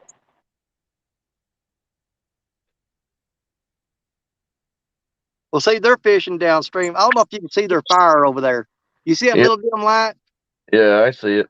That's their fire burning across the way from me on this. And if I bring up that big rod, I have to watch where I'm casting because I can hit them from here. So I have to make sure I'm throwing downstream or upstream. I can't throw across because if I do, I'm going to hit the bank over there where they're at.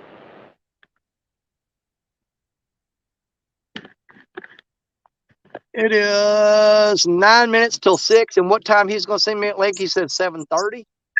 7:40. Okay. I have to watch because I can't see. All I can see is the very top of my cab of my truck, and there's a bunch of people up there. And I've got all them expensive rods sticking out of the back of the truck right now. This is the place where I was down fishing downstream one time and come back. All my rods, tackle box, everything gone. They walked down there and talked to me while I was fishing, come back up here, and one of them stayed down there talking to me, and the other one was loading all my gear in the truck. And the other one come walking back down there and said, "Hey, man, let's go. Let's go. We got to go. And I took off, and I looked up, come up there, and they were pulling off of the truck, and my rod's sticking out of the bed of the truck when they went over the levee. Never got them back.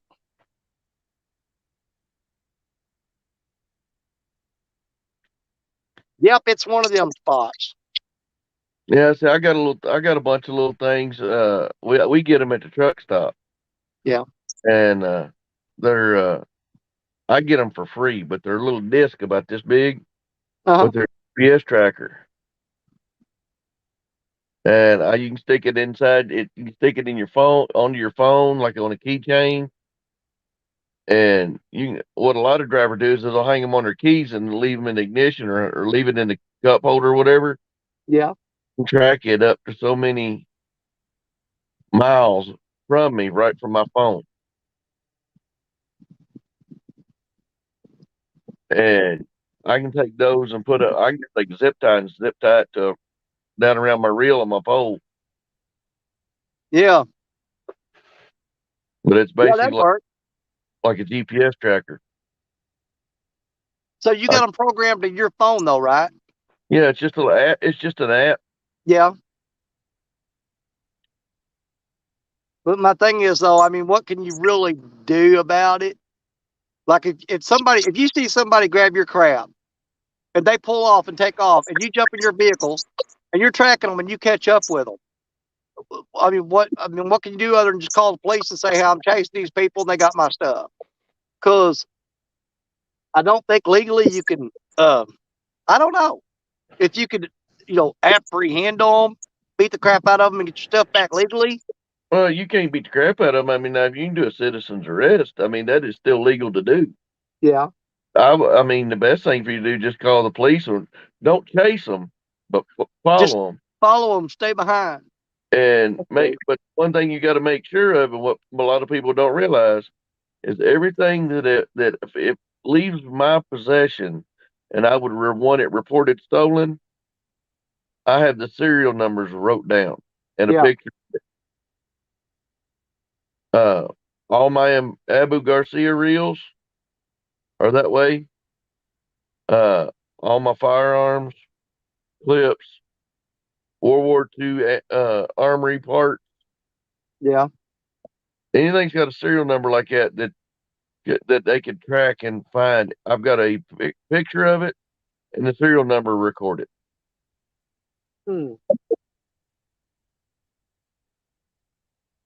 Yeah, so we got, switching subjects, sorry about it. We've got shad that come from this spot today. It came from where we're sitting at, the big shad did. I mean, this is where the shad come from. We got it cut up on the rods, but what we've been catching them on here is small pieces of skipjack. So all 3 rods are made up of that shad. I say we give it 15 minutes of them sitting, pull one of them in and change it out for skipjack, throw it back out, wait 15 minutes and see if there's different. But I kind of want to see if they'll hit the shad since that's what's in here. We had one little bite on that cotton picking black rod while ago. He tapped it. There's things gar are really bad here. I mean, this place is eat up with them. I've been in a good mood all day today, Ernie. What do you say? He told smile, man. Oh, okay.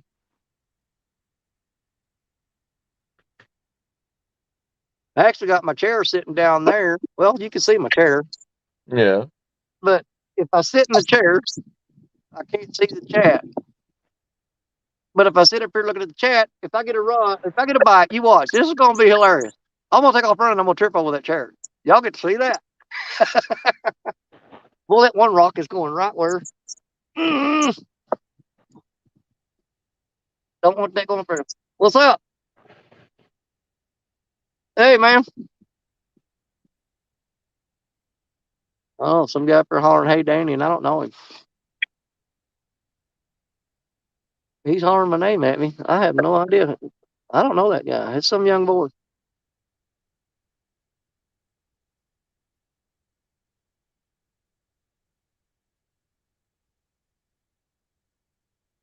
That's what kills me is this little town right here, New Madrid, where I fish here.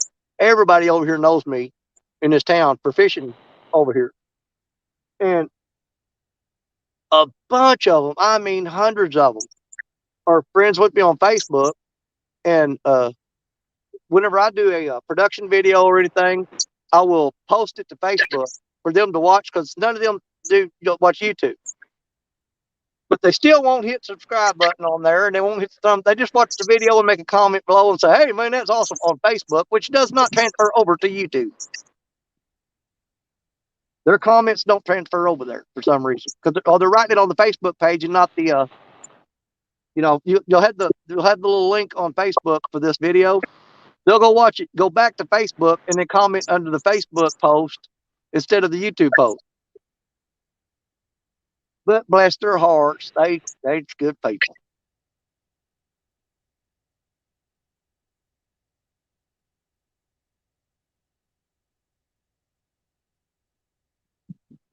If I don't catch nothing here, then Lee Evans truly did whoop my butt today. That's what's going to be bad about it. Yep. Ernie says that's your long lost son. Oh, no, I doubt that. No, I think it's that boy that was up here. His grandma come walking out a while ago. He's a 15-year-old kid said he's really, really, really into catfishing and said he watches all the YouTube channels because she come up and said, "Aren't you Danny Stone?" I'm like, "Yeah." And she goes, "My grandson watches you and all them people you hang out with. He watches every one of them. You know, you don't subscribe to nobody, just watches them." I've met a lot of younger kids over here fishing that's getting into catfishing and stuff. And 9 times out of 10, they'll talk to me and hang out with me because they want one thing. They want to know, how do you get a YouTube channel started? How do I get more subscribers? How do I get all these people to look at me? And, you know, I mean, we're all about helping their people out. But when that's all they want from you, after a while, sometimes you'll be in a bad mood that day. And if all they want is they want nothing to do with your channel or any of the people that you're hanging out with, they just want their stuff. You know what I'm saying? That irritates me, you know. I said, well, you're hooking up with the wrong people because the way these people I will, okay, you work on everybody else's stuff before you work on yourself. Then they'll, in return, they help you out. But don't go in there going me crap. Yeah, you get showed the door pretty quick. Yeah. Well, like I said, there was a boy did it to me here a while back on Mark's Catfish and Crappie show. He had, friended me on Facebook, and he sent me a message on Messenger, and he said, "Man," he said, "I started me a YouTube channel." He said, "I want to get to 100 subscribers." No, he's wanting to get to 150, and he's wanting to get to 150 subscribers. He said, "I just got 100." He said, "I want to get to 150 subscribers." And I said, "Okay, that's cool." He said, "But mostly I want to meet people." He said, "I don't know any of these channels to go watch or anything, and I want to meet people." And I said, "Well, I'll tell you what, you'll have to subscribe to him and wait 5 minutes because you have to be subscribed at least 5 minutes before you can go on their live stream." I said, "But if you want to meet people and hang out, uh, there's a live right now. It's called Catfish and Crappie.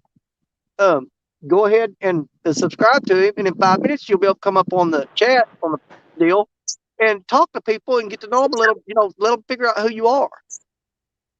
That was the goal for him to meet people. Let's be clear about that. That kid subscribed to Mark's channel, Catfish and Crappie. He come on there and he wasn't on there 2 seconds. And he started, "Hey, everybody, my name's so-and-so, and I got a YouTube channel. Everybody go and subscribe to it right now. I need to get to 150. And Mark tore him a new one. And oh my God, I was embarrassed because I dragged him in there because I showed up 5 minutes before he got there and say, "Hey, y'all, there's this kid coming that just started a YouTube channel and he wanted to meet people." And I told him, "This is a great place to meet people." And everybody's like, "Yeah, I'll tell him, come on in." Right out of the bat, subscribing to me, give me subscribers. I'm like, "Shut up, dude. You're killing me." Well, most everybody knows the one I had the issue with went off on me on Lee's live that one day. Mrs. M. Oh God, yeah. Oh yeah. Well, that one's got about 3 or 4 different names. I think them folks over there are packing up leaving. I'm gonna try to say this where they can't hear me, but I think they're gonna come over here and try to set up in my lights because they do it all the time. If I come over and set up a bunch of lights, people will come over there and set up right beside you. Yeah. Hey, they did it one night, and I went up there and shut the generator off. I'm like, "Nope." That's the reason I got all my big pencil floats. I took them. I just ran wire up through them, mechanics wire, put it on a bead on the top. Yeah. And I've got it on a sinker slide. I just throw them out there, and they sit on that sinker slide, sit out there, and I can light them up. That's when I go over. I throw the little lit up bobbers out there. Yeah. And turn all the lights off.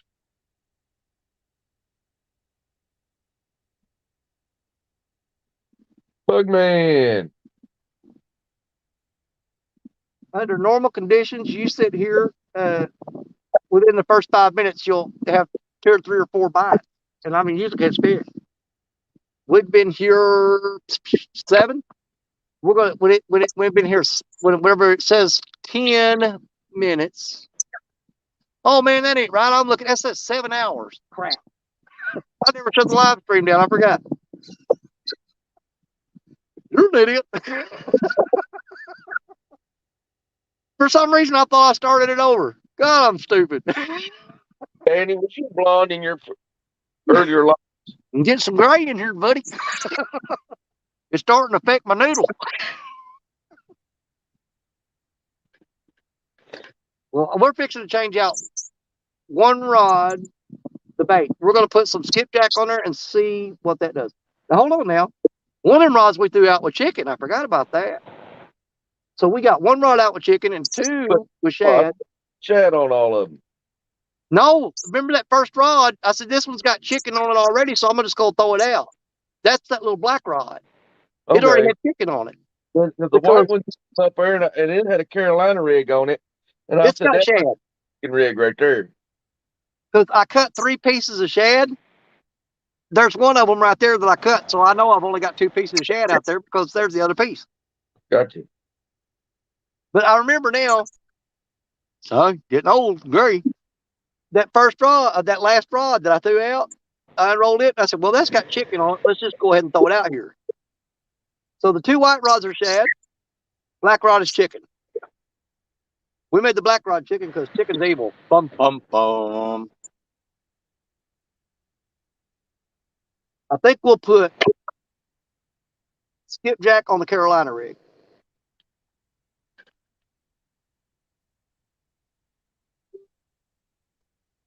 What's going on, man?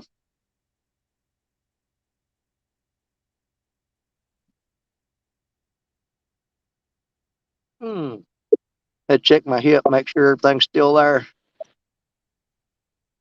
Know what I mean?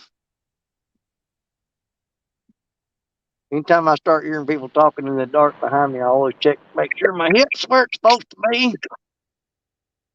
Yeah. Mine will reach a little further than that. My wife says I collect them and make them. Yeah. I love that, man. I love that knife. That's awesome. Yeah, this is what they call it's a trap. It's the tracker's knife is what it's called. Okay. Because it's like a cross between it almost looks like a Skinner's knife and what's that other one I'm thinking of? Dadgummit, where the blade kind of looks like that. Not one of those. You're talking about mine just don't work no more. You know what? Talking about a serrated blade? No, I'm talking about the shape of it. Like the end of a kukri. No, kind of. But this is kind of the shape. This is one of the few ones I've done. Like the first ones I forward, but it was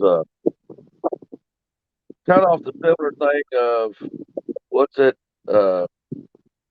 Antonio Del Toro and Tommy Lee Jones, The Hunted. Oh yeah. He was a survivalist, and Tommy Lee Jones trained him. The night, kind of like crap. I know why they left over there now. There's about 6 coyotes over there screaming and raising all kinds of cane. I got a resolution for that too. I do too. Oh my God, that's a lot of coyotes. I wish y'all could hear that. They're going crazy. Well, I live in a subdivision, and right across the bypass from our subdivision is the state of Kentucky's. The guy that owns it is our ag commissioner for the state of Kentucky. They've got a pack over there. It's got so big that they've been sighted about 4 or 5 times in our subdivision. Well, even in the town, I don't live in New Manor. I live in Malden, which is like 20 miles from here. But over there, I live out on the southern border of town, and there's like some cotton fields and stuff like that, not far from where my house is. But when the train goes through the middle of town at both whistle, man, you go in the backyard and coyotes are just raising all kinds of cane. Hey, I'm gonna walk up here to my truck. Somebody's up there messing around. I'll be right back. Okay. Go ahead.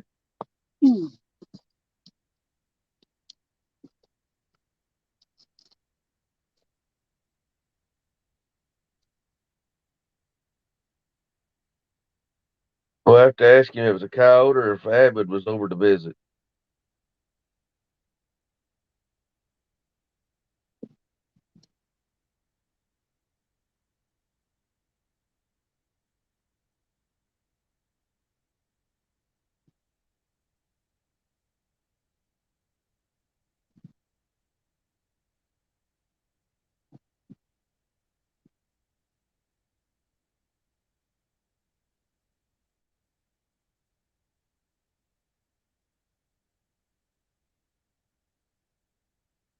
Rustic, I pack mine pretty much 24/7 anymore.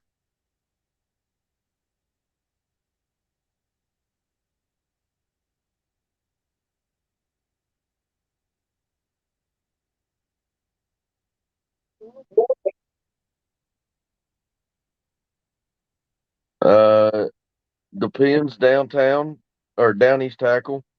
Uh, I I've got a Ivory Johnson 380 pony. It's a 1911 micro chassis. It's only, well, it ain't much bigger than that. Uh, but it's a 380, and then I've got a Charles Daly 1911, and then I've got a 22 that's in a 1911. But typically the Ivory Johnson is what I pack.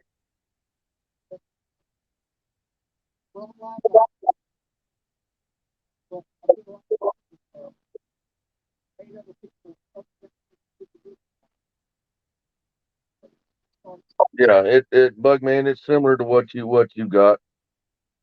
It's just a micro 19. It looks like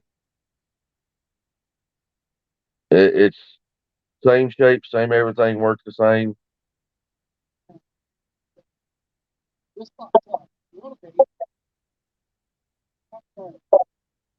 What'd you say, Alicia? Let's see.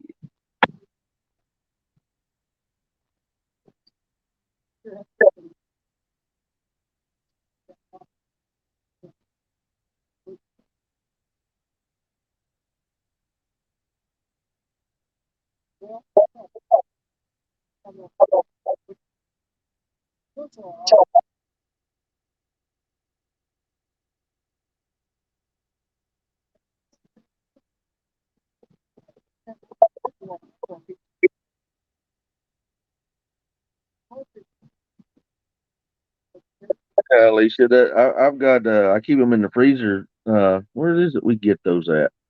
Uh, they're uh they're in a great big package. Where did I buy those at? Can't remember if it's Cabela's or Rule King that I buy them from, but they're meat sticks and they're the little meat sticks like this that got cheddar in them. But they're in a great big package. I'll take them and individually vacuum seal 4 or 5 at a time. So I'm not opening the whole pack and leaving it doing it. And I keep the rest of them in the freezer.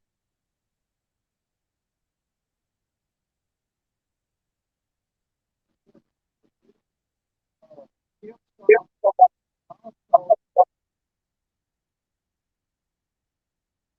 38.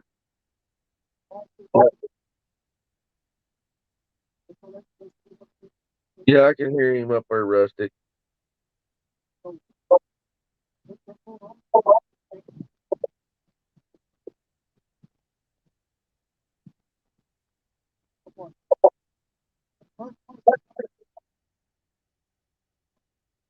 I ain't heard no loud noises, so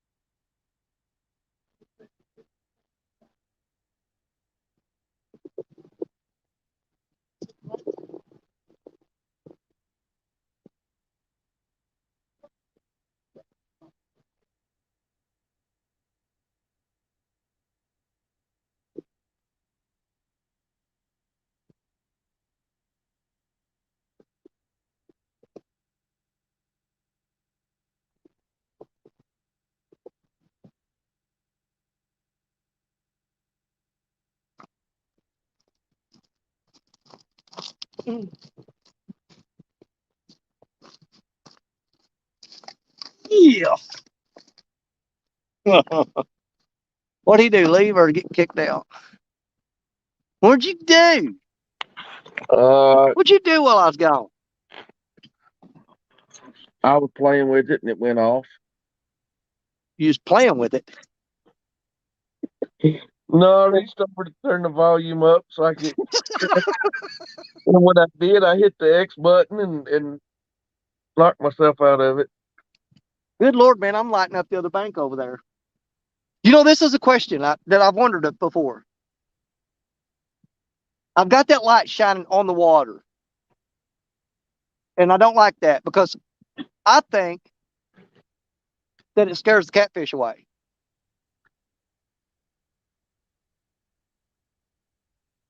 I've sat and watched if I've heard debate on both sides of this. Thanks, Hell. I'm still here.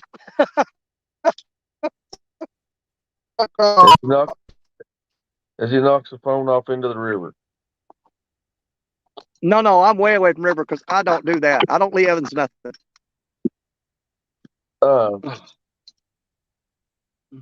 I've seen the debate on this, and yeah, we've been out fishing. I've been out fishing and the only thing that we always done when we went fishing, like when we used to do the little, like any place close, it was going to be at a park. Is the only reason we didn't put big lights out is so we didn't blind somebody. Well, here's my thing. I've been out on John boats. We go out gigging frogs and stuff. We go frog gigging, right? And you shine the light in the water, and you'll see catfish and stuff. And when that light hits them, man, they take off. So I think it may affect wherever the light hits, but that's like I was watching a Steve Douglas one. Yeah. And I kind of believed in what a couple of people that I've heard talk about his theory is the light right at the thing when they first see it. Yes, they're going to go away from it. But as the algae comes toward the lights and the bait fish come toward the lights, there's a good chance, as long as they're not getting harassed, they'll be back. But what I've seen mostly on people that's had lights on their boats is they're typically casted out past the edge of the light. Yeah, see, like if I've got a light, if I'm on a bigger area, this area here really ain't big enough. This is small. But if I've got the room, I'll have the light shining on the rods, and it may be on the water, but I'll throw down in the darkness out of the light. And I believe I've caught more catfish doing that versus throwing out right where your light's shining. That is the most plausible thing that I can figure is if you've got lights on your boat, if you're directly suspended, unless you're 40, 50 feet deep, at that depth, they're not going to know there's a light on the top of the water. Well, this is kind of muddy water, and I'm going to say it's probably about, I'm going to say 12 foot deep here, between 10 and 12. And the water's kind of murky.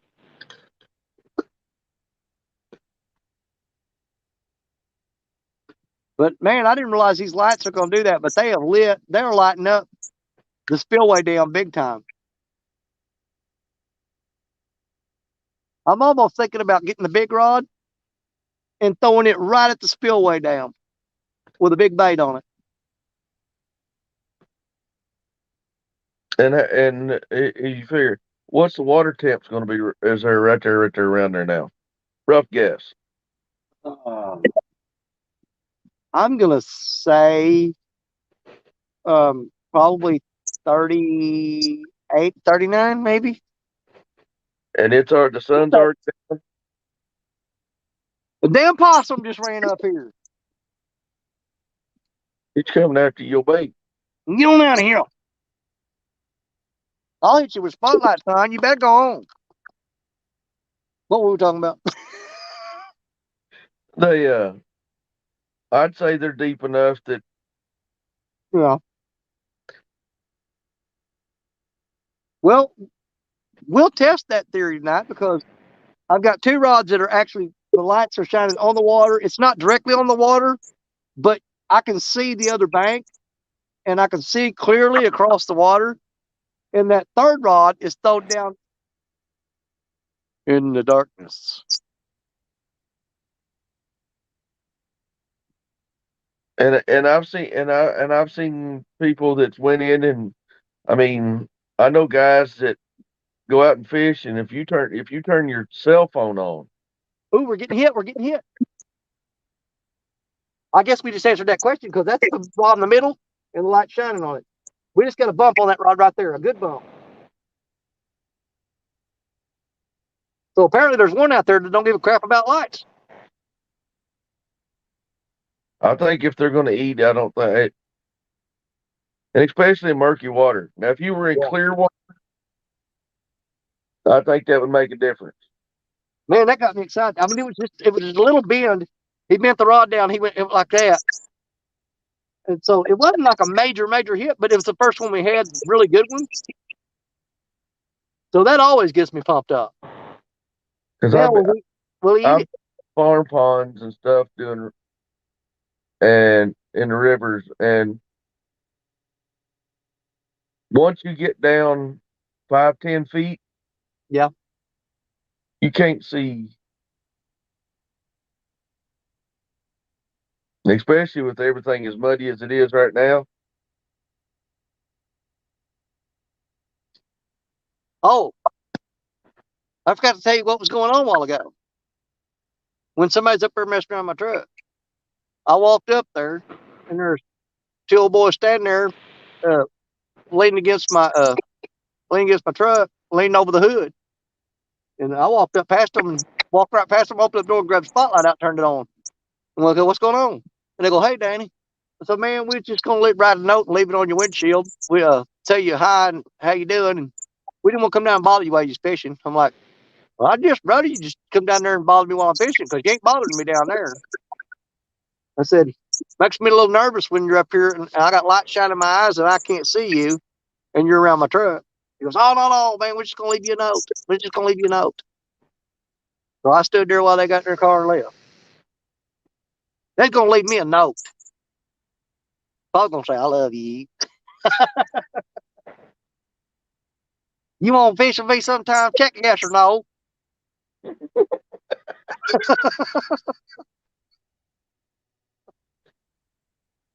Oh, I think Cass just put out Chris's short for Chris's fall.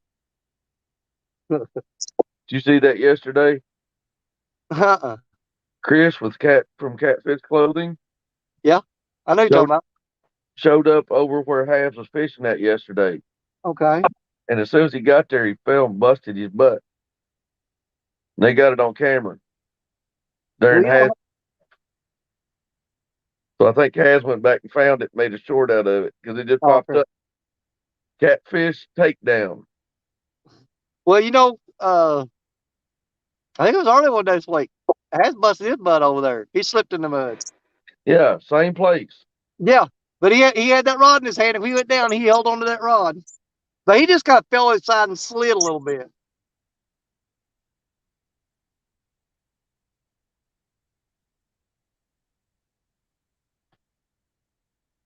The thing I hate about fishing in this spot, normally I fish further downstream here. The thing I hate about this spot is where the water comes out of that spillway. Logs and sticks and stuff can pass through there, and they pile up right where I'm throwing right now, which is fine if you're hooking fish. But if you throw out there and reel in, you're breaking off a lot.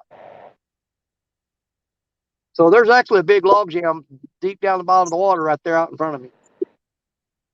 Something's splashing out there.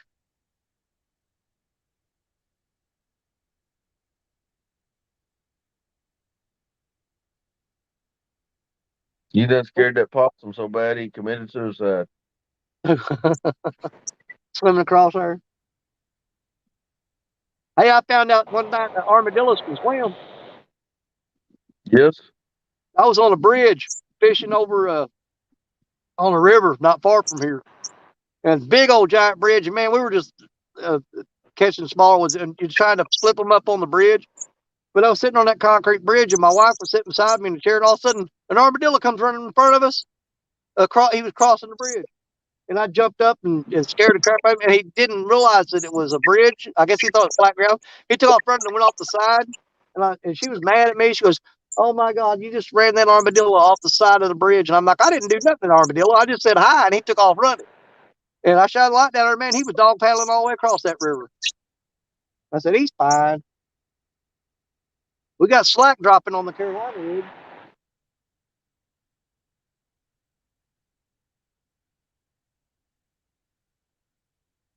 Oh, yeah, we're getting bit on the Carolina rig. Hold on a minute.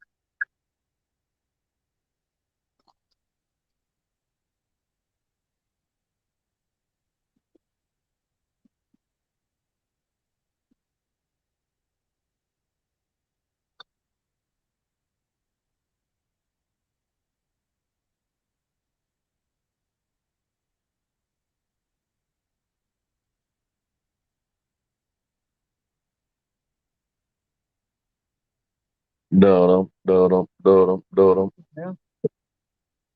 I bet you this is a gar. A what? A gar. Oh. Because they'll pull it and drop slack, pull it, drop slack. But see, I've got a J hook on there. So normally I just sit over there and let it go until he hooked up. But with a J hook, over here, you pretty much got to set the hook on it. Because I don't want to gut hook these fish. If I let him swallow it, then I got to take him home and clean him because he ain't going to live. You got two of them.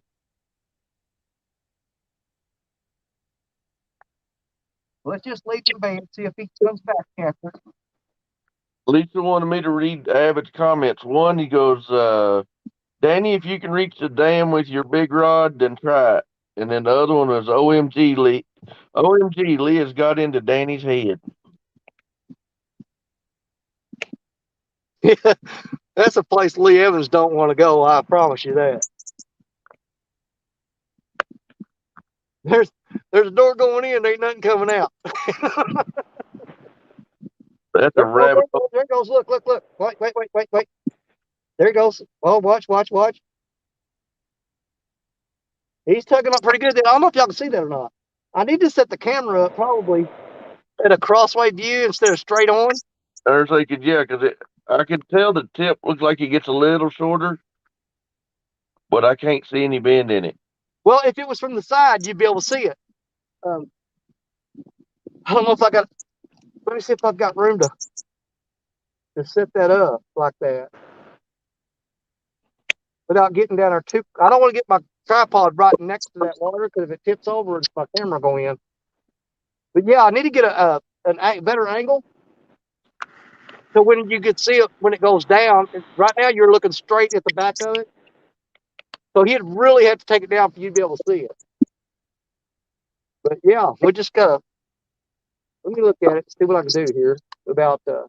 Yeah, the one was Danny said, or Abbott said, if you can reach that dam with your big pole, go ahead and try it. All right, well, let me get up there and grab it.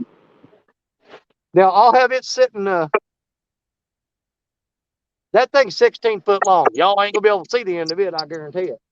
Let's see if I got a spot here where I can set it up and throw it out there. If it gets anything, all I'll have to do is stand up and step back. Here's where the problem lies. Hold on, I'm gonna see if you can see this.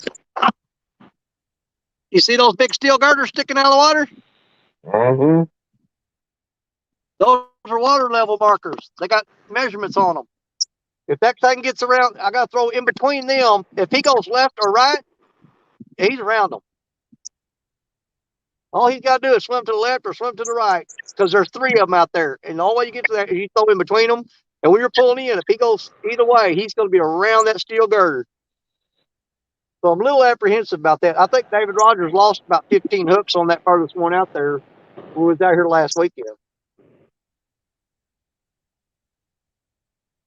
Rustic Outdoors for all y'all that don't know who David Rogers is. Yeah, he's got a whole ton of tackle on that steel beam out there.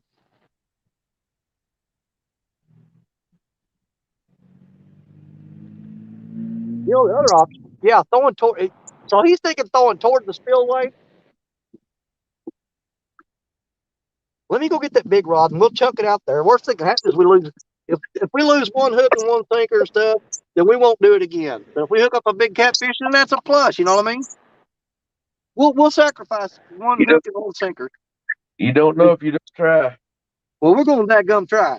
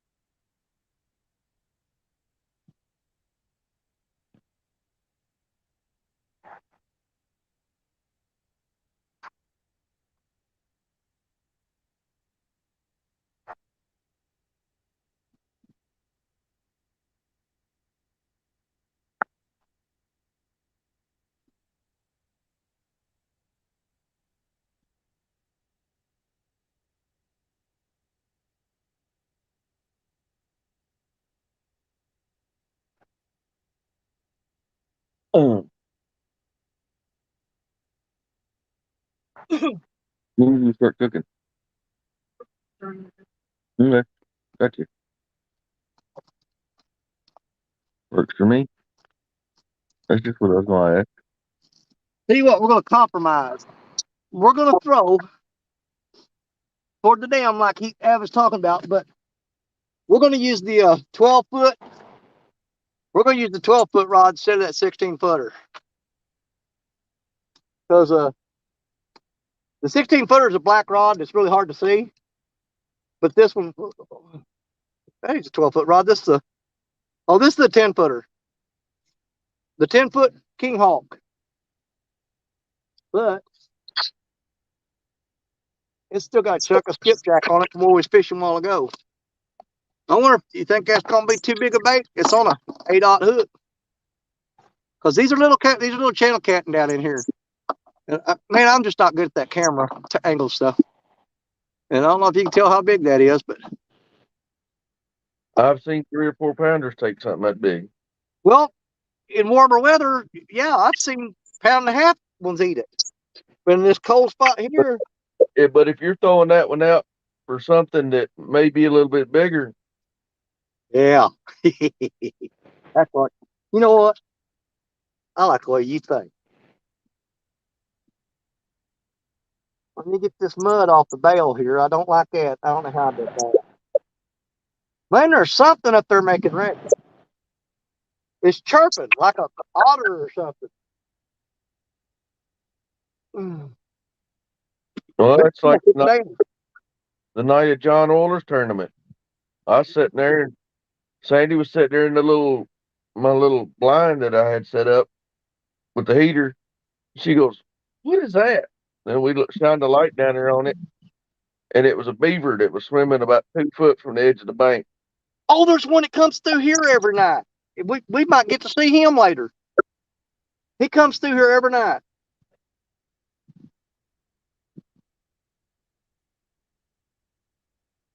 See, I was really wanting to fish on the Mississippi River tonight on Avid Show. But Yes, it's not fishable right now. But we're going to fish a tributary that dumps into it. We're only 150 yards from the river. It's right down there. But we'll see what happens. Yeah, CBA. Lee caught last time when Lee was up here earlier. Lee had caught 3 today. Yeah, he caught 3, and they were good looking catfish too. That wasn't. I mean, actually, you go back in this actual live, and you can catch it live on Danny Stone Show. What we're in. The one you're in right now. If you scoot way back, hey, we should have timestamped that. Dadgummit, I wish I'd have thought. You know what?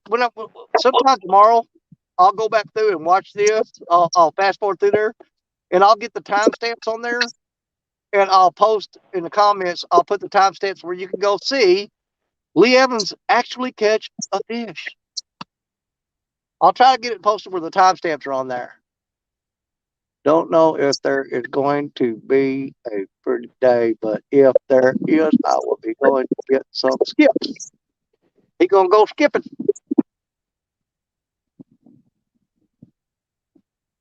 Well, I ain't gonna lie.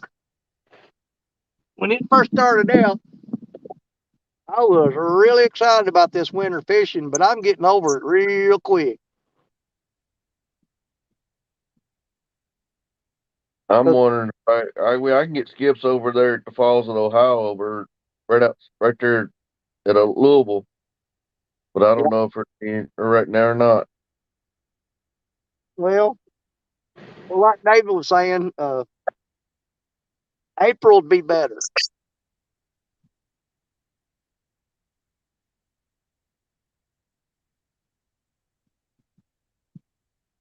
It'd be better to try to hit them in April. Boy, it's going to be fun if I catch anything big on that rod right there. It's right in front of me. So you guys, all I got to do is reach right here and grab it and pull it back. It's sitting right here. It's going to be fun trying to finagle him through those steel girders. Not going to be easy. You're going to try. What are you going for at the Falls? You going for cats or you going for skip? Oh, you talking about rustic? No, Alicia. Oh. She said I was planning on trying the Falls, but she'd never been there. Oh. Because fishing on the Falls, you're not actually fishing on the Kentucky side. You fish on the Indiana side. Which isn't any problem. As long as you got a Kentucky fishing license, you can fish on either side.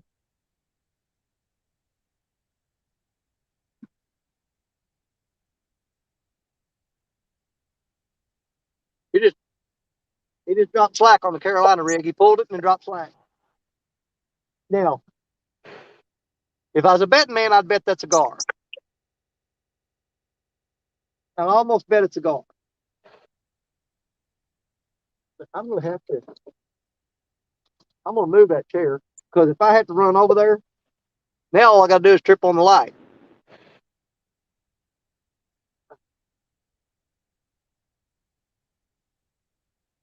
Yeah, yeah. Alicia, if you look, I'll pull it up. I've got it marked as a thing. There's a park building, like a museum looking thing for the falls on the Indiana side that you can park at and walk down and get down to the falls down there. And it's really rocky. You want to make sure you got some good shoes. Uh, but you can get down there, and there's a channel that runs down through there that's really deep. That's usually that's where I go get a lot of mine.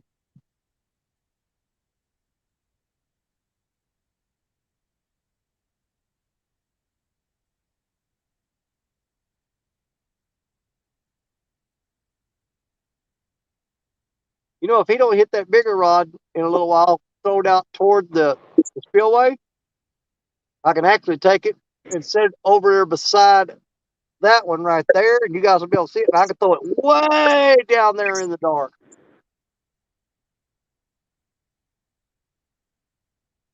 So we might wind up doing that here in a little bit. And we'll throw it way down there with it. I can hit where that one boy, that 15-year-old boy was here today catching. Man, his grandma come up and showed me pictures of fish he caught here today. And man, he had like 8 fish, but she said he was coming up with them on a stringer because they were taking home to eat. He had 8 fish, and every one of them was between 6 and 8 pounds.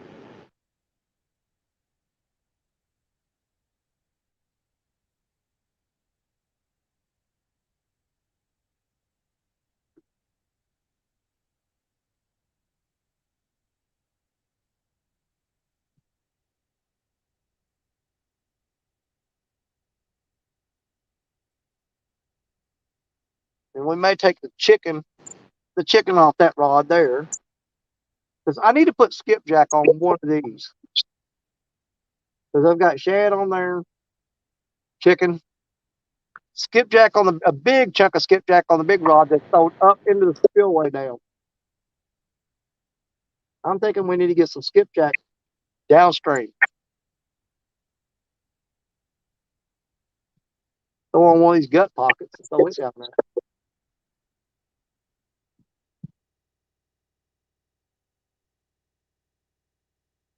So we've had 2 little bitty bites and 1 decent bite.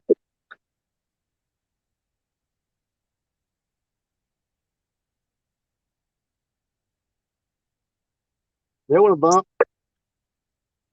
on that rod. There's 2 on that one. That's the one. It's got that one's got a circle hook. What's that? That's a 6/0 circle hook with a piece of shad on, and it's a 3-way rig.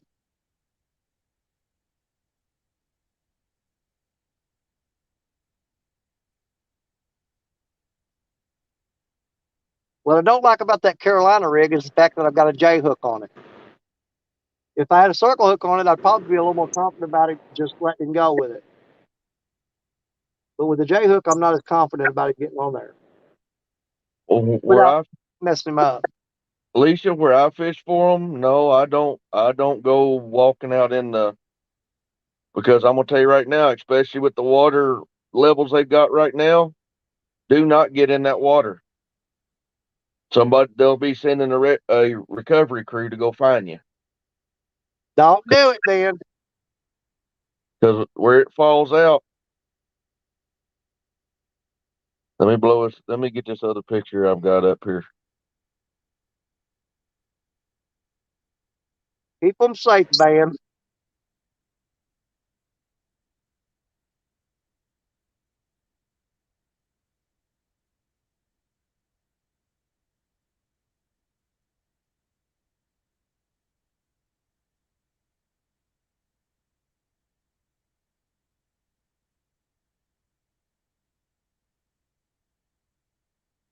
Yeah, I catch mine right off the bank. The second picture I sent you, Alicia, it's got a pin, just a red marker dot. I fish off the bank right there. The third picture I sent you, that is the channel that runs down through there off that front spill. That's not actually that's part of the dam. That dam is almost an S shape. It's not a flat straight across dam. But all that's rock down through there. That's not mud. That's rock. And there's during the summer, it'll get down to that point that you're seeing that picture. That's a summer picture. But if you pull it up on Google Maps, that's what it'll show you. But you can also see, I think it's still got it up. Yeah, right now they've got it, and we're getting.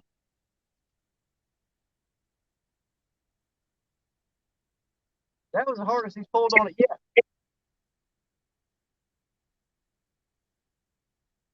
There you go. Yeah, and when you go there, Alicia, it'll say you have to pay. But when we went up there, that building that's right there is like a museum thing for the falls. It wasn't open, and I don't think I don't know if they waived it and have it moved the signs, but it says you're supposed to pay. I've never paid yet. But yeah, we've been down there. I've been down there fishing quite a bit.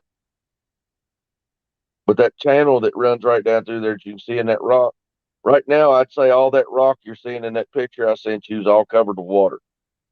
And you be wading out through there, and it'll go from being knee high, waist deep, to you take a step, and it'll be that channel right through there. I think is probably 60, 70 foot deep, and you get down in the bottom of it, and it'll beat you against the rocks before you get down past the dam.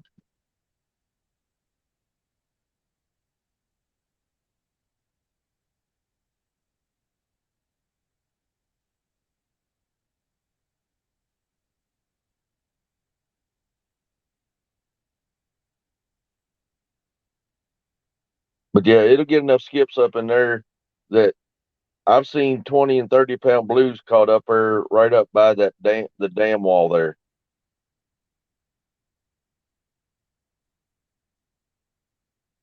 Well, there's a Kentucky Field video that they took canoes out there and was catching probably teeners blues on rubber grubs that they were throwing out and bringing back and catching teens.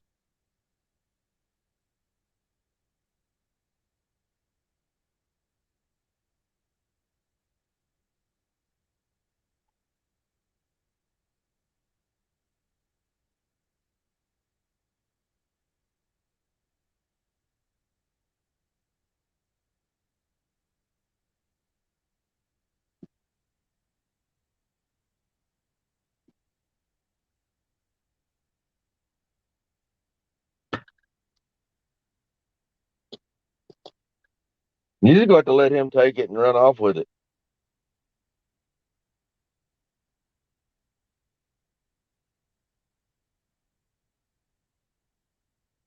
There's two coyotes running down that bank over there across from me. Looking over this way. Which in Missouri, that's actually illegal for me to do that. I better quit.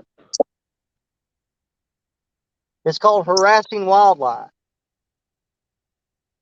I ain't harassing them. I'm letting those stay the crap away from me. Yeah, there's two coyotes on the other bank running. Well, boy, I can never get my arms coordinated right. I got you. Over between the rods, right there. They're running back and forth on the bank. Yeah. Oh, look there, look there, look there. See him? Did you see it back there? Yeah. He's still pulling on it. Yeah. Well, he's dropped slack right now. He may be on there.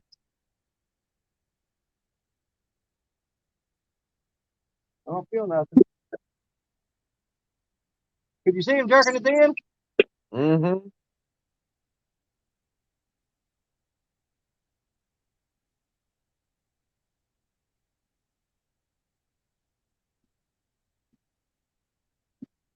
He was pulling pretty good. But see, they're not hooking up. That's the same thing they were doing at Baldwin yesterday. They would pull that rod down so hard you think there's no way on earth that fish did not get hooked up, but they're doing it.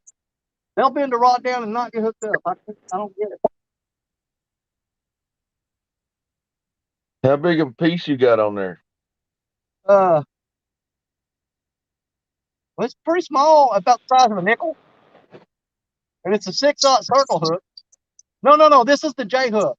This is a 1/0 J hook with a piece about the size of a nickel on it. This is a 1/0 J. Well, he ought to be getting the hook in his mouth then. I know. When he pulled that hard, yeah. I mean, I hope y'all could see that. Rustic said crawdad bite. Tell him shut up.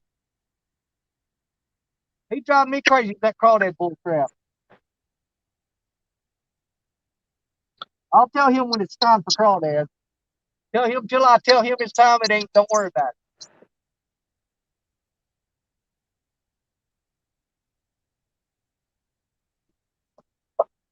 It ain't time for crawdads until I say so. He can take that to the bank.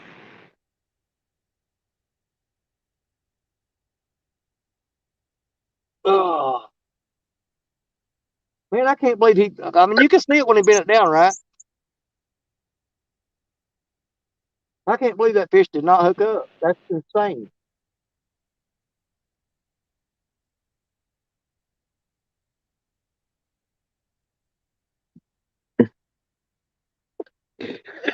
You need to look at the chat. What? I know how to block people. They got CVA saying crawdad. Well, say it all you want. Don't mean nothing to me right now. I'll show you guys crawdads in the summer. I'll show you what to do with them. You want to learn crawdad fishing? I'll teach you.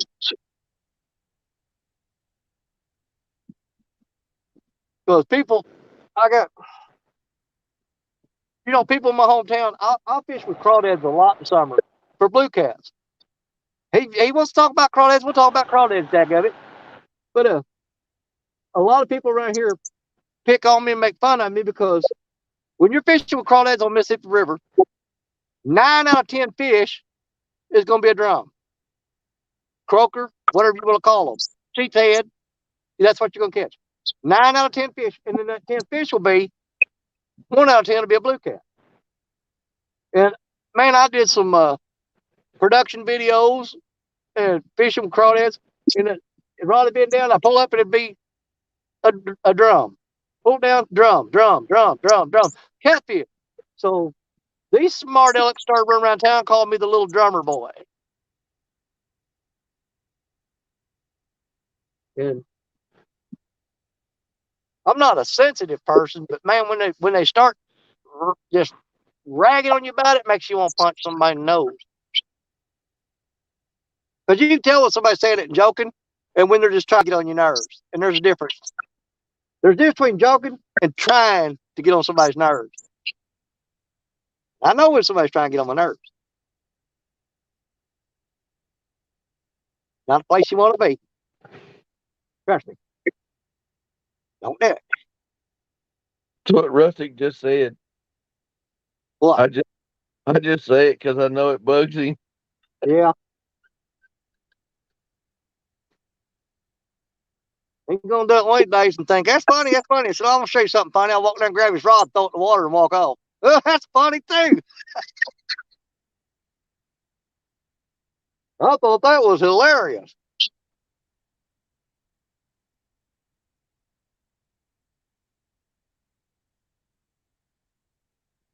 I love using crawdads for fishing bait, but that's in the summertime. We're fishing winter right now. There ain't no crawdads out. They're 12 feet in the ground. I've never caught anything on them. Are you serious? Dude, not promoting my channel by no means, but if you want to see, go look. It's in one of my earlier videos back. It's the Trail of Tears video. Go back, go to my video section, click on video, scroll down through there, and it's got one that says catching blues on using mud bugs to catch blues at Trail Tier State Park. And don't look at some of them blue cats I caught using crawdads, and I'll show you, because there's some big ones in there. My grandson, it got a picture of him on one of the videos holding up a channel cat longer than he is. Crawdad.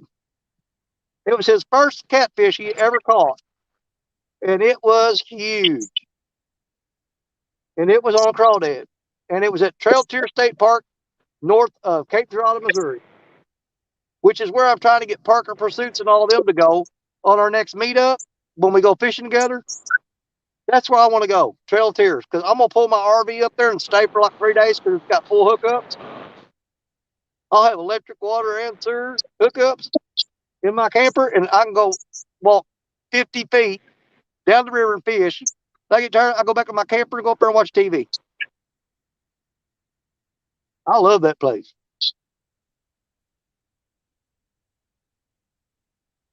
I think we need to take that chicken off that rod. What is that? It keeps hissing over there. Sounds like something's hissing at me. Like a rat. You know how a raccoon will go. That possum will do that too. That might be what it is, but I don't see him. He's right around here somewhere, but I keep hearing him hissing at me. Little cotton picker. He's probably got rabies. Well, he also smells that shad you've got laying there. He ain't getting that shad. He can hiss all he wants. I wonder if he hit that hard enough to pull that shad off that hook a while ago. But he bit it down pretty good.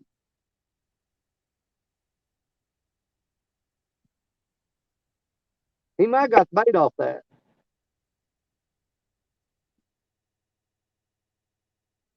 Oh, here we go. Here, right there. What a bump. The middle rod. See it? Oh, he dropped his slack. He dropped his slack. He dropped his slack. See it moving? Oh, there he goes. There it goes. Oh, don't break the net.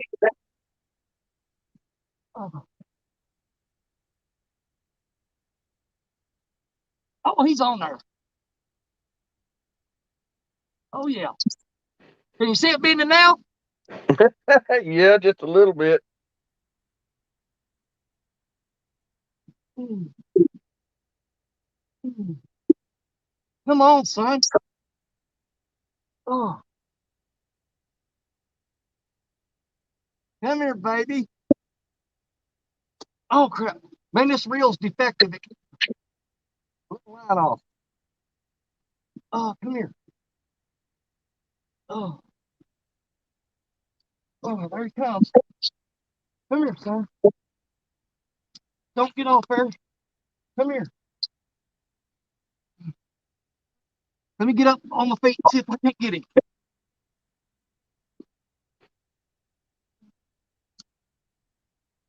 All right, let me see if I can get to him.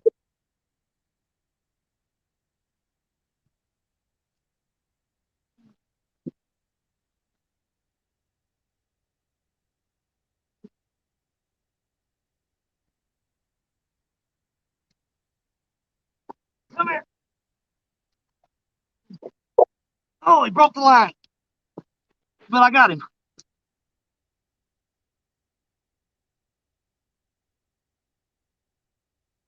Oh.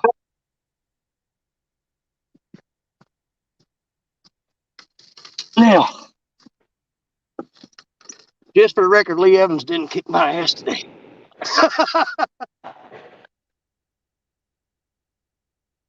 Channel cat. He broke my sinker off. No, he didn't. And that was on. That circle hook just barely got him in the lip there. That was on a little piece of shad. But pretty little channel cat, see? Dadgum, well, I'm not good at this camera angles. And here's the thing. Because my arm is soaking wet, I dipped down in that water to grab him. I'm fixing to turn him loose, but for anybody that knows, I'm keeping track of weight of every single fish I catch because I'm trying to catch 2,022 pounds of fish in the year 2022. So I'm going to lay him somewhere safe here real quick, and I'm going to get a scale and put it on him, and then we'll get him back in the water, okay? So y'all just hang tight. I'll be right back. I won't take the truck's right here behind me.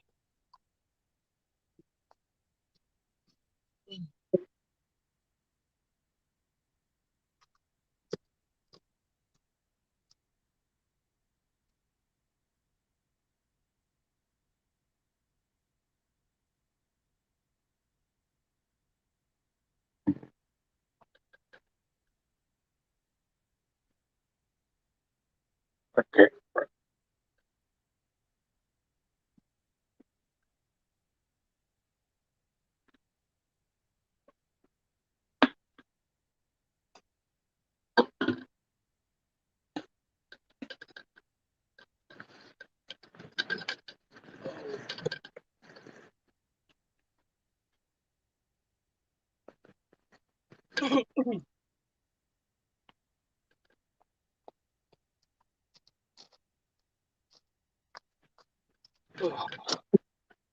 Okay. Oh, I'm going to hang them fish grips on there. And then that way it'll tear the weight of them off there when I weigh that fish. So I don't want to count the fish grips weight. Oh, come here, sucker. You cotton picker. So there, we're zeroed out. Let's see if I can get a hold of him here. That thing don't open his mouth. Doggone, this fish is strong. I can't open his cotton picking mouth.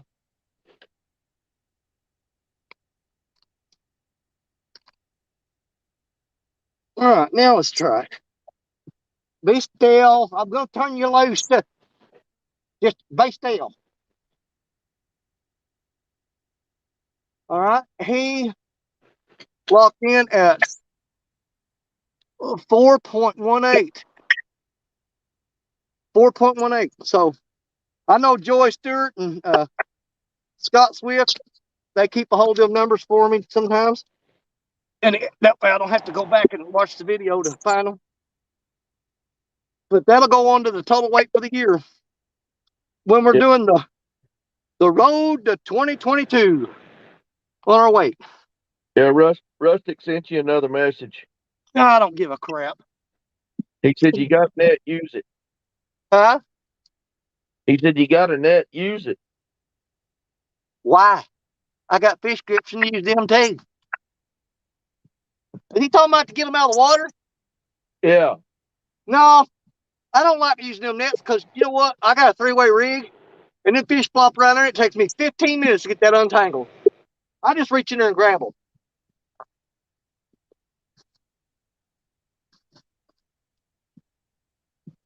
He gone. He back free. Now, so we already know now that they will bite in the light because that was a rod that was in the light. It was the one that mostly in the light more than any of them. And they will bite a small chunk of shad. Now, that being said, this old Daiwa reel I got on here is a piece of crap. And when I was reeling that fish in, I'd reel forward, and when I went to put weight on him, it wasn't locking, and it started pulling line off of it, and I had to put my thumb there and stop it. And it might have a backlash in it. We're going to find out when we try to throw it out. But it's not locking. It's coming to lock. But let's get it back out there.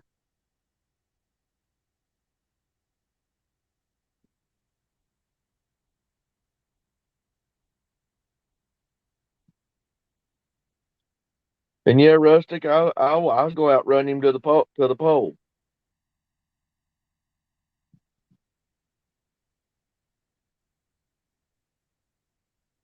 Yeah, I can't remember where I had that stuff. That light's just blinding the crap out of me. I think I had it right somewhere. That's close enough. That's close enough. That's one thing about these LED lights, they blind you while you're trying to see what you're doing. But I think that rod that we got hit on a while ago, that's got the Carolina rig on it, I think I need to pull it in and check the bait on it, to be honest with you. That would probably be a good idea. Yeah, because he banged it pretty hard a while ago.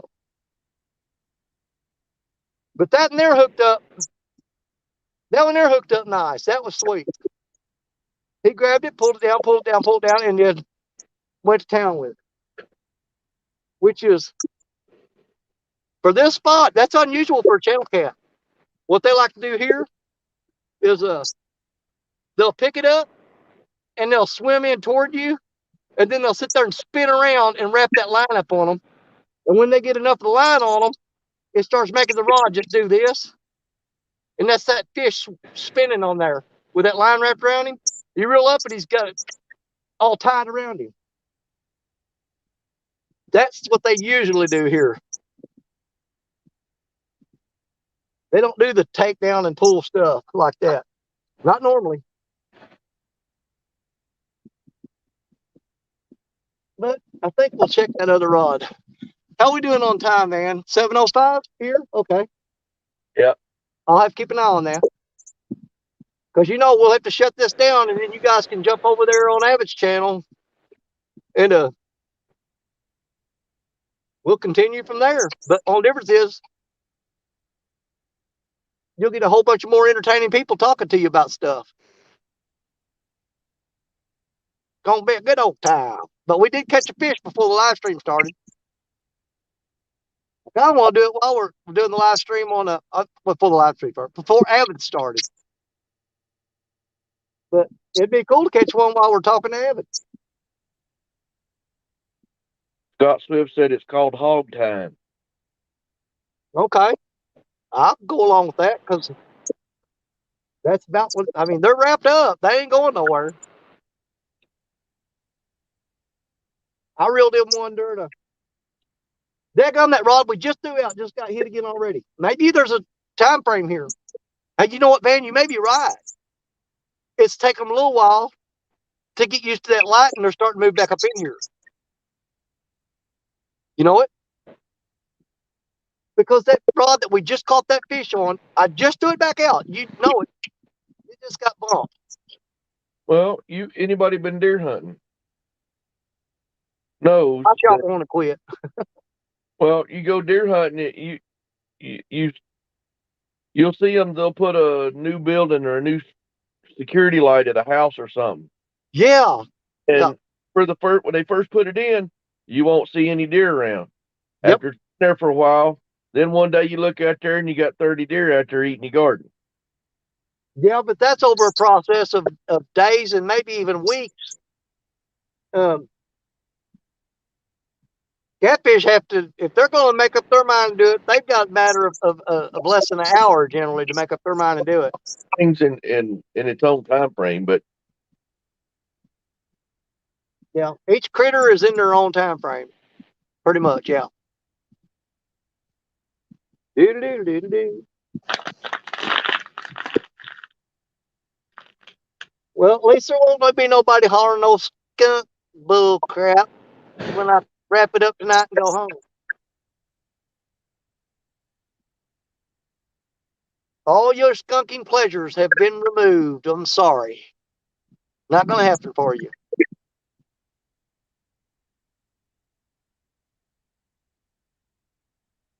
But officially,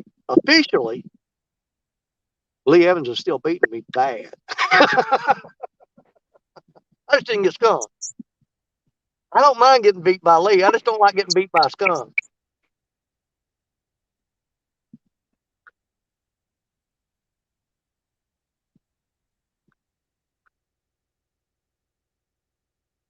I'm more than happy to take a whooping from Lee every now and then just so I can know that he's catching catfish. Well, I probably better change that bait, or check that bait that we just talked about a minute ago. I need to get that done. I'm gonna make sure I lay all this stuff where I don't, in the dark, leave it here because them brand new fish grips. I don't want that stuff left here. Yeah, I think we better let's check that bait on that Carolina rig. I ought to move it right there close to me so when he starts bouncing, I'm like, man, I tell you what, when I started down that rock a while ago and kind of lost my balance and spin, I just now realized that I had popped my knee. When I went to get up right then, I figured it out. That ain't good. I know it. I just straightened my leg out and my knee popped. And I'm like, oh crap. But my daddy always said, walk it off, boy. Rub some dirt on it. You'll be all right. Rub some dirt on it. I've got to do something this light here because that's not working for me. I'm blinding myself. Let's try.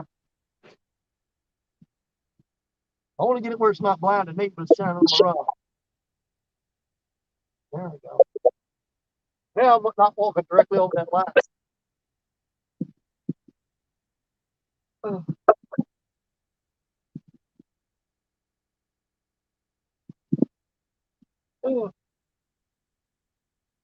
You know what? Oh, What? I thought that fish was on there and wrapped up whole tight for a minute. I think he just took me down and put me around a stick. But it came loose. It came out of there. Yeah, he had me wrapped up.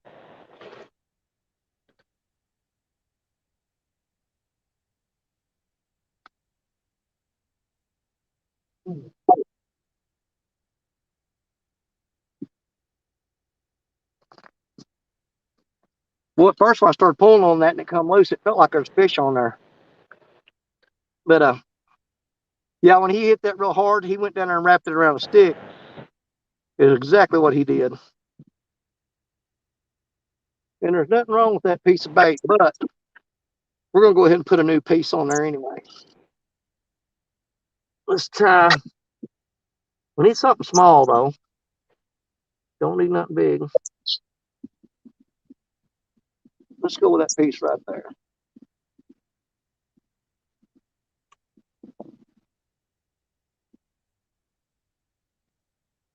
Get that scale off that hook. Man, I don't even think that's a 1/0 hook. I think it's smaller than a 1/0. I know y'all can't see that. I can't get, trying to find a background that'll show up. Man, I suck at camera stuff. Let me take the bait off of it. Maybe you can see it then. Yeah, it's a little bitty J hook. And I don't even think it's 1/0. That thing's small. But we're downsizing. What can I say? We're going to throw this one way down there in the darkness. Into the darkness.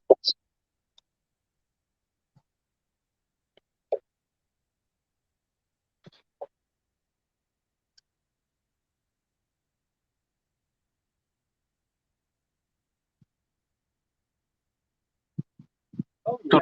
He's already done that.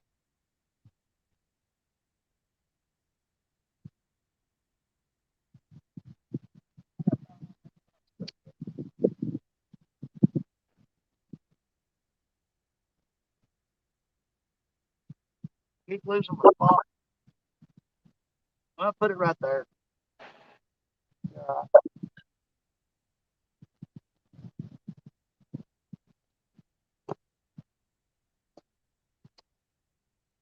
Well, all right again. We got one.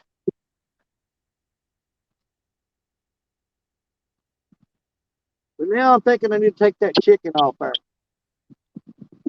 You know what? I got that glove soaking wet, so it's useless on my hand now. Doggone it.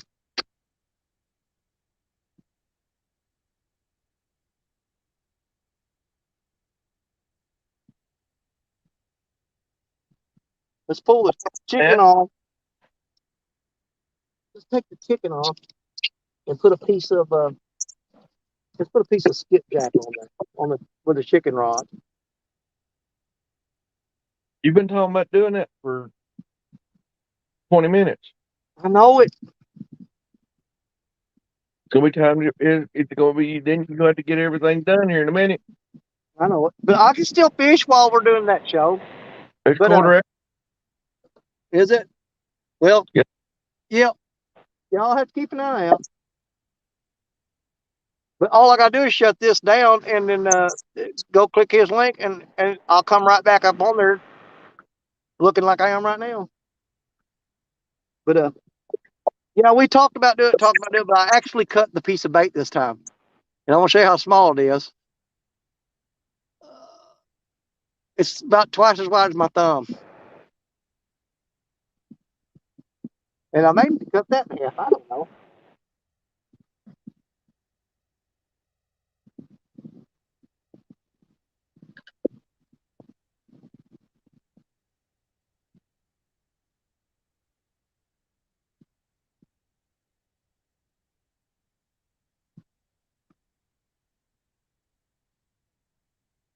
All right, let's get the chicken on. We'll feed them chicken. Something take your chicken. Huh? Something take the chicken off her. No, it's still alright. I just threw it in water. It didn't even look like it'd been touched.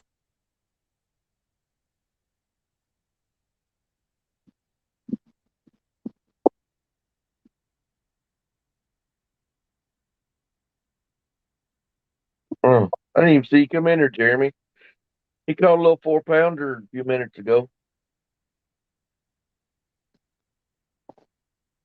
Which Jeremy is that?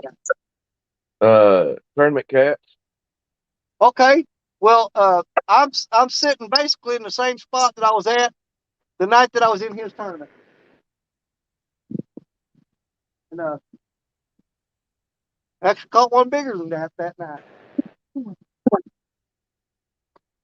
Man, I threw that thing on the other side of the river.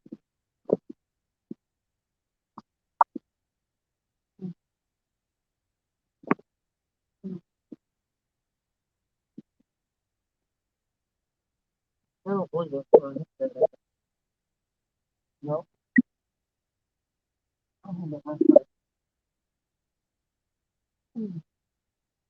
I hate shoving my rod handles down in this mud. But it's pretty much all I got for rod holders right now is a mud hole. You just stick it next to a rock and shove it way down in the mud. I put them two rods closer together, didn't I? Which means, hold on. Can we get that black one in there? No, that's too much trouble. Let's just concentrate on them two right there. We'll just concentrate on those two. Dadgummit. Well, don't do that, Danny.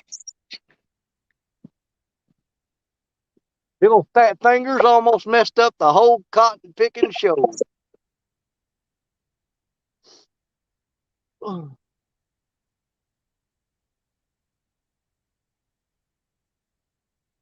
Yeah, I like the way he took that one. That was one of them grab it and go bump ones there. He took it down nice.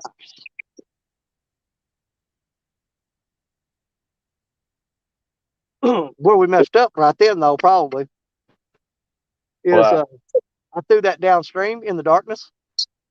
And in all honesty, we caught that one straight out in the light, where the light was shining on the water. That's where we just caught that one.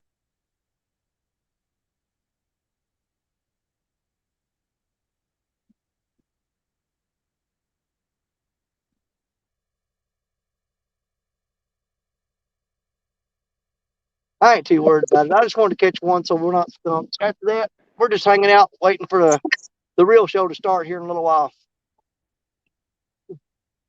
Pretty much. Yeah. I'm just giving y'all a place to be until we can be somewhere else. Oh, trust me, this is the only thing that saved me through this crap. Well, you know what? This is the first time me and you've got to hang out one-on-one, and I want to tell you, buddy, I rather enjoyed it.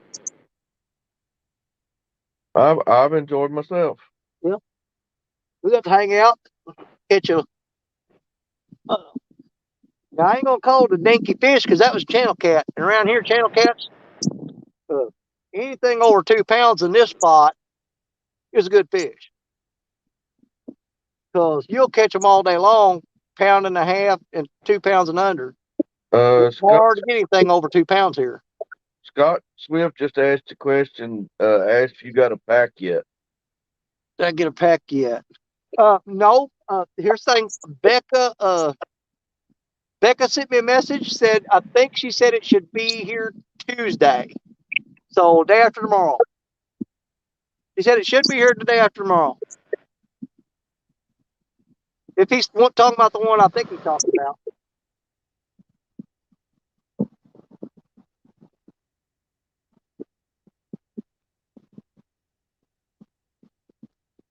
Yeah, I should have a package coming in tomorrow, and then 2 coming in Tuesday, and I'll have another one coming, and I don't know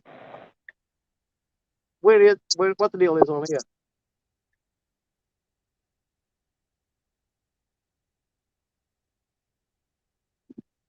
But one thing I don't do is like when you win stuff on people's live streams and stuff, I always look at it like you win it. I said it'll get here when it feels like getting here.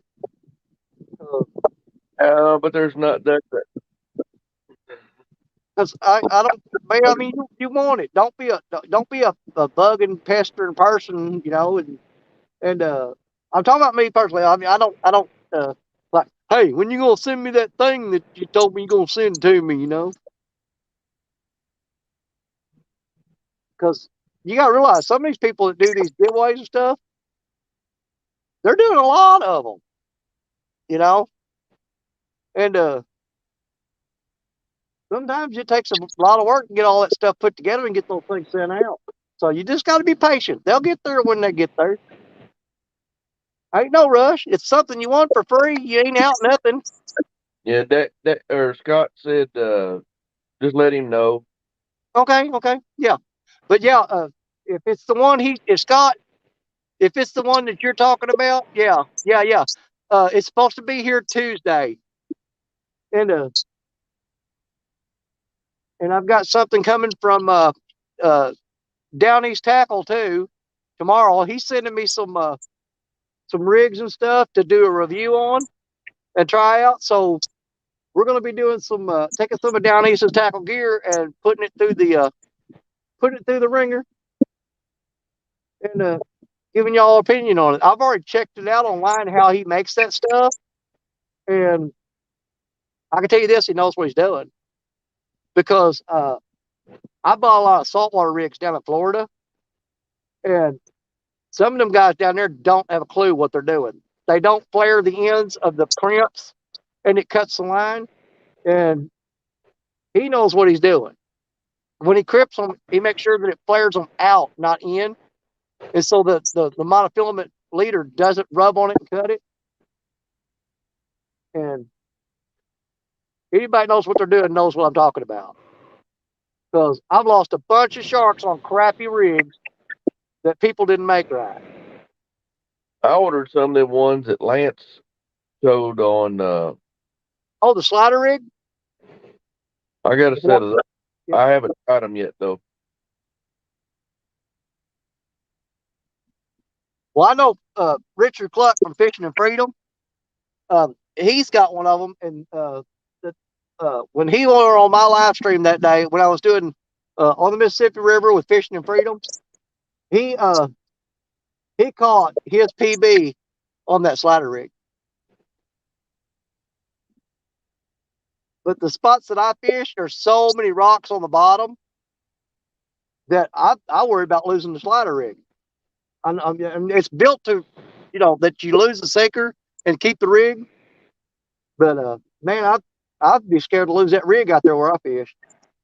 Well, what I thought about doing, that's why I was looking at it, is on that loop on the bottom. Yeah. Set my sinker, kind of like I do my ones now, set them on a lighter monofilament. Yeah. And well, see, that's the way he's got it designed to do. And run it about 12 inches or so. So where it stops is going to be about 12 inches from the lead. Okay. So to hold it up some. Yeah. See, yeah, I think that's the way they're designed. I mean, that's the way you're supposed to use them.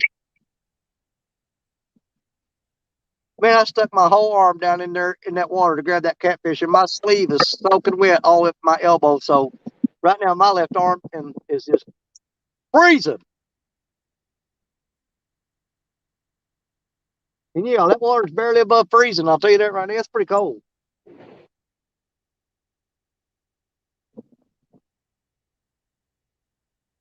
There's a little wind blowing now too.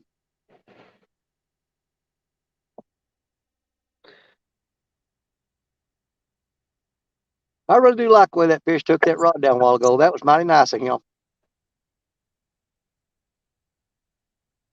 That's the way you're supposed to take them right there. I don't know if I got the camera messed up where the angle's wrong on it now or what. No, I got my light moved away from them. That's what it is.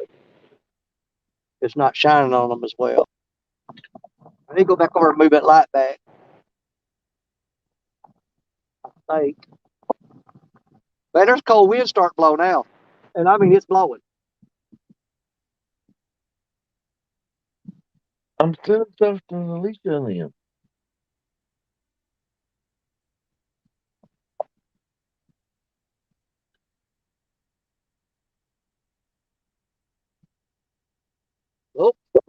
Oh, the black rod. Come on.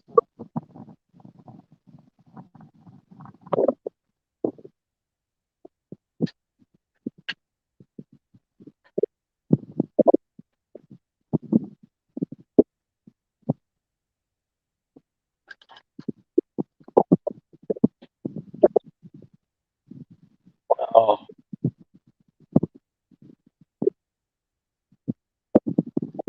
Oh, yeah. That's on that big giant chunk of skipjack we just threw. Damn it, I broke my fingernail.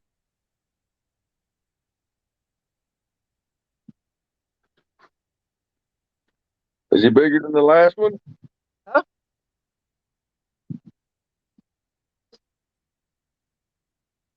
This is the rod that we just threw out with that big skipjack on it.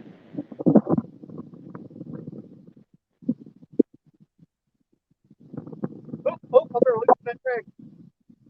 Oh. But why did he go in the river? Huh? Oh. Uh-oh, generator just ran out of gas. Oh my God, I'm gonna lose this fish because my generator went off. Here, somebody just stole my generator. Crap. What is going on?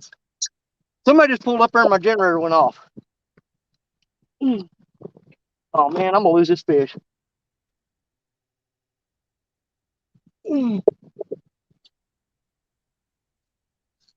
Crap. Oh.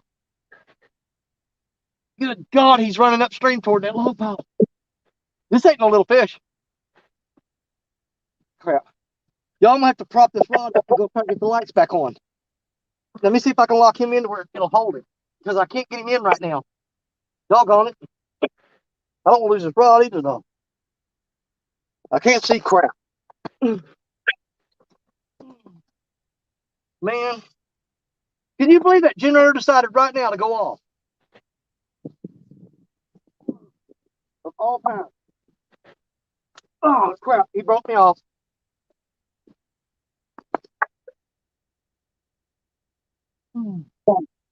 I ain't believing this crap. Oh. The generator went out and he broke me off. But there's somebody up here. I'll be right back. Somebody's up here messing around and my generator just went off.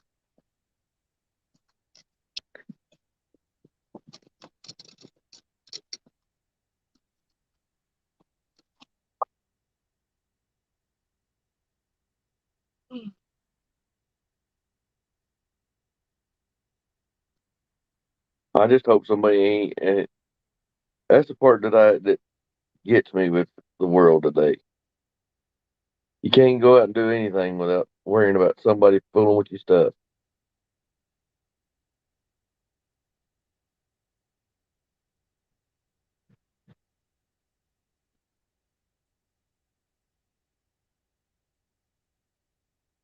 Oh, what's it saying? Emergency headlamp, flashlight.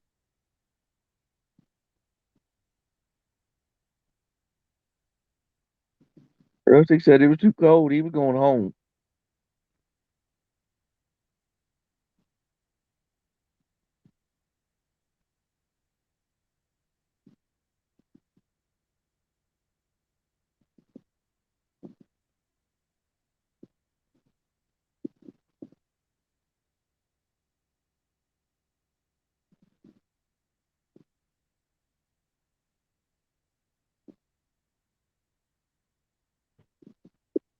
I am. I already looked at it.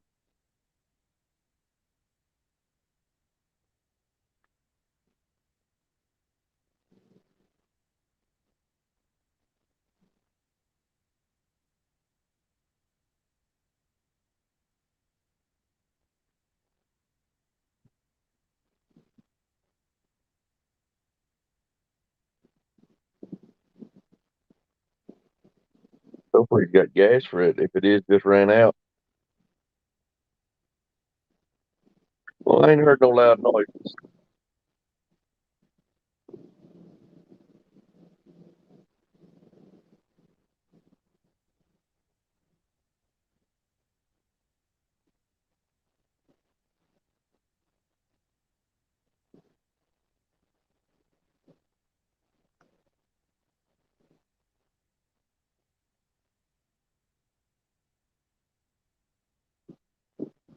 Huh?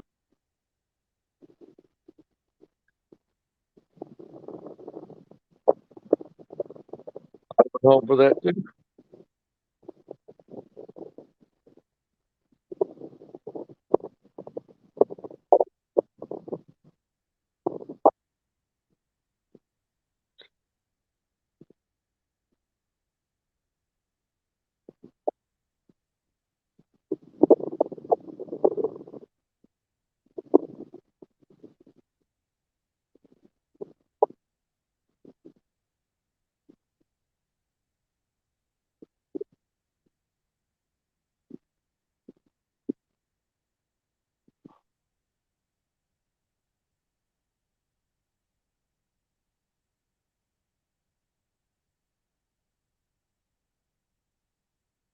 Well, I guess the generator was still there.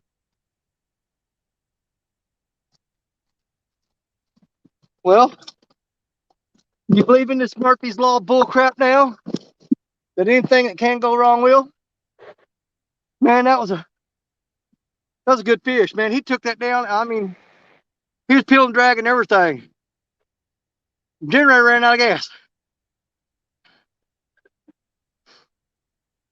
And I got him tied up in a something. We went straight out there. You remember those steel girders I told you about? Where do you think he went? Straight up stream. He went around that steel beam, and it was dark. I couldn't see which way to pull him. And as soon as he went around that steel beam, I could see the line just from the flashlight when I turned it up. And he was wrapped, going around and around and around that steel girder. Man, that was a good fish because he was. I had to loosen the drag up. He pulled the rod down, and he was fixing to break the line off. And I loosened the drag, and he started pulling drag. And I was prepared to fight him. I had my rod set. We're good. And the lights go out. Generator ran out of gas. Yeah, that's what Rusty was just saying. Rusty said he forgot to fill up the tank on the generator. Well, see, here's the thing. Man, I could have swore that thing, I filled it up. The last time me and him was down here, it ran out of gas on us then. And I filled it up. And we only stayed for about 15 more minutes after that and shut it off. And it hadn't been used since then. So it should have had at least 5 or 6 more hours of gas left in it. But it just cost me a really big fish. Oh, Yeah, Alicia, it was. dadgummit. Hey, it's Huh? 7:34. Okay. Well, I'll fix and shut this down, and you guys go over there in the waiting room or whatever the hell it is we do. And I'll meet you over on Evan's show. All right. Where's that rag going? Y'all shut this down, I'll meet you over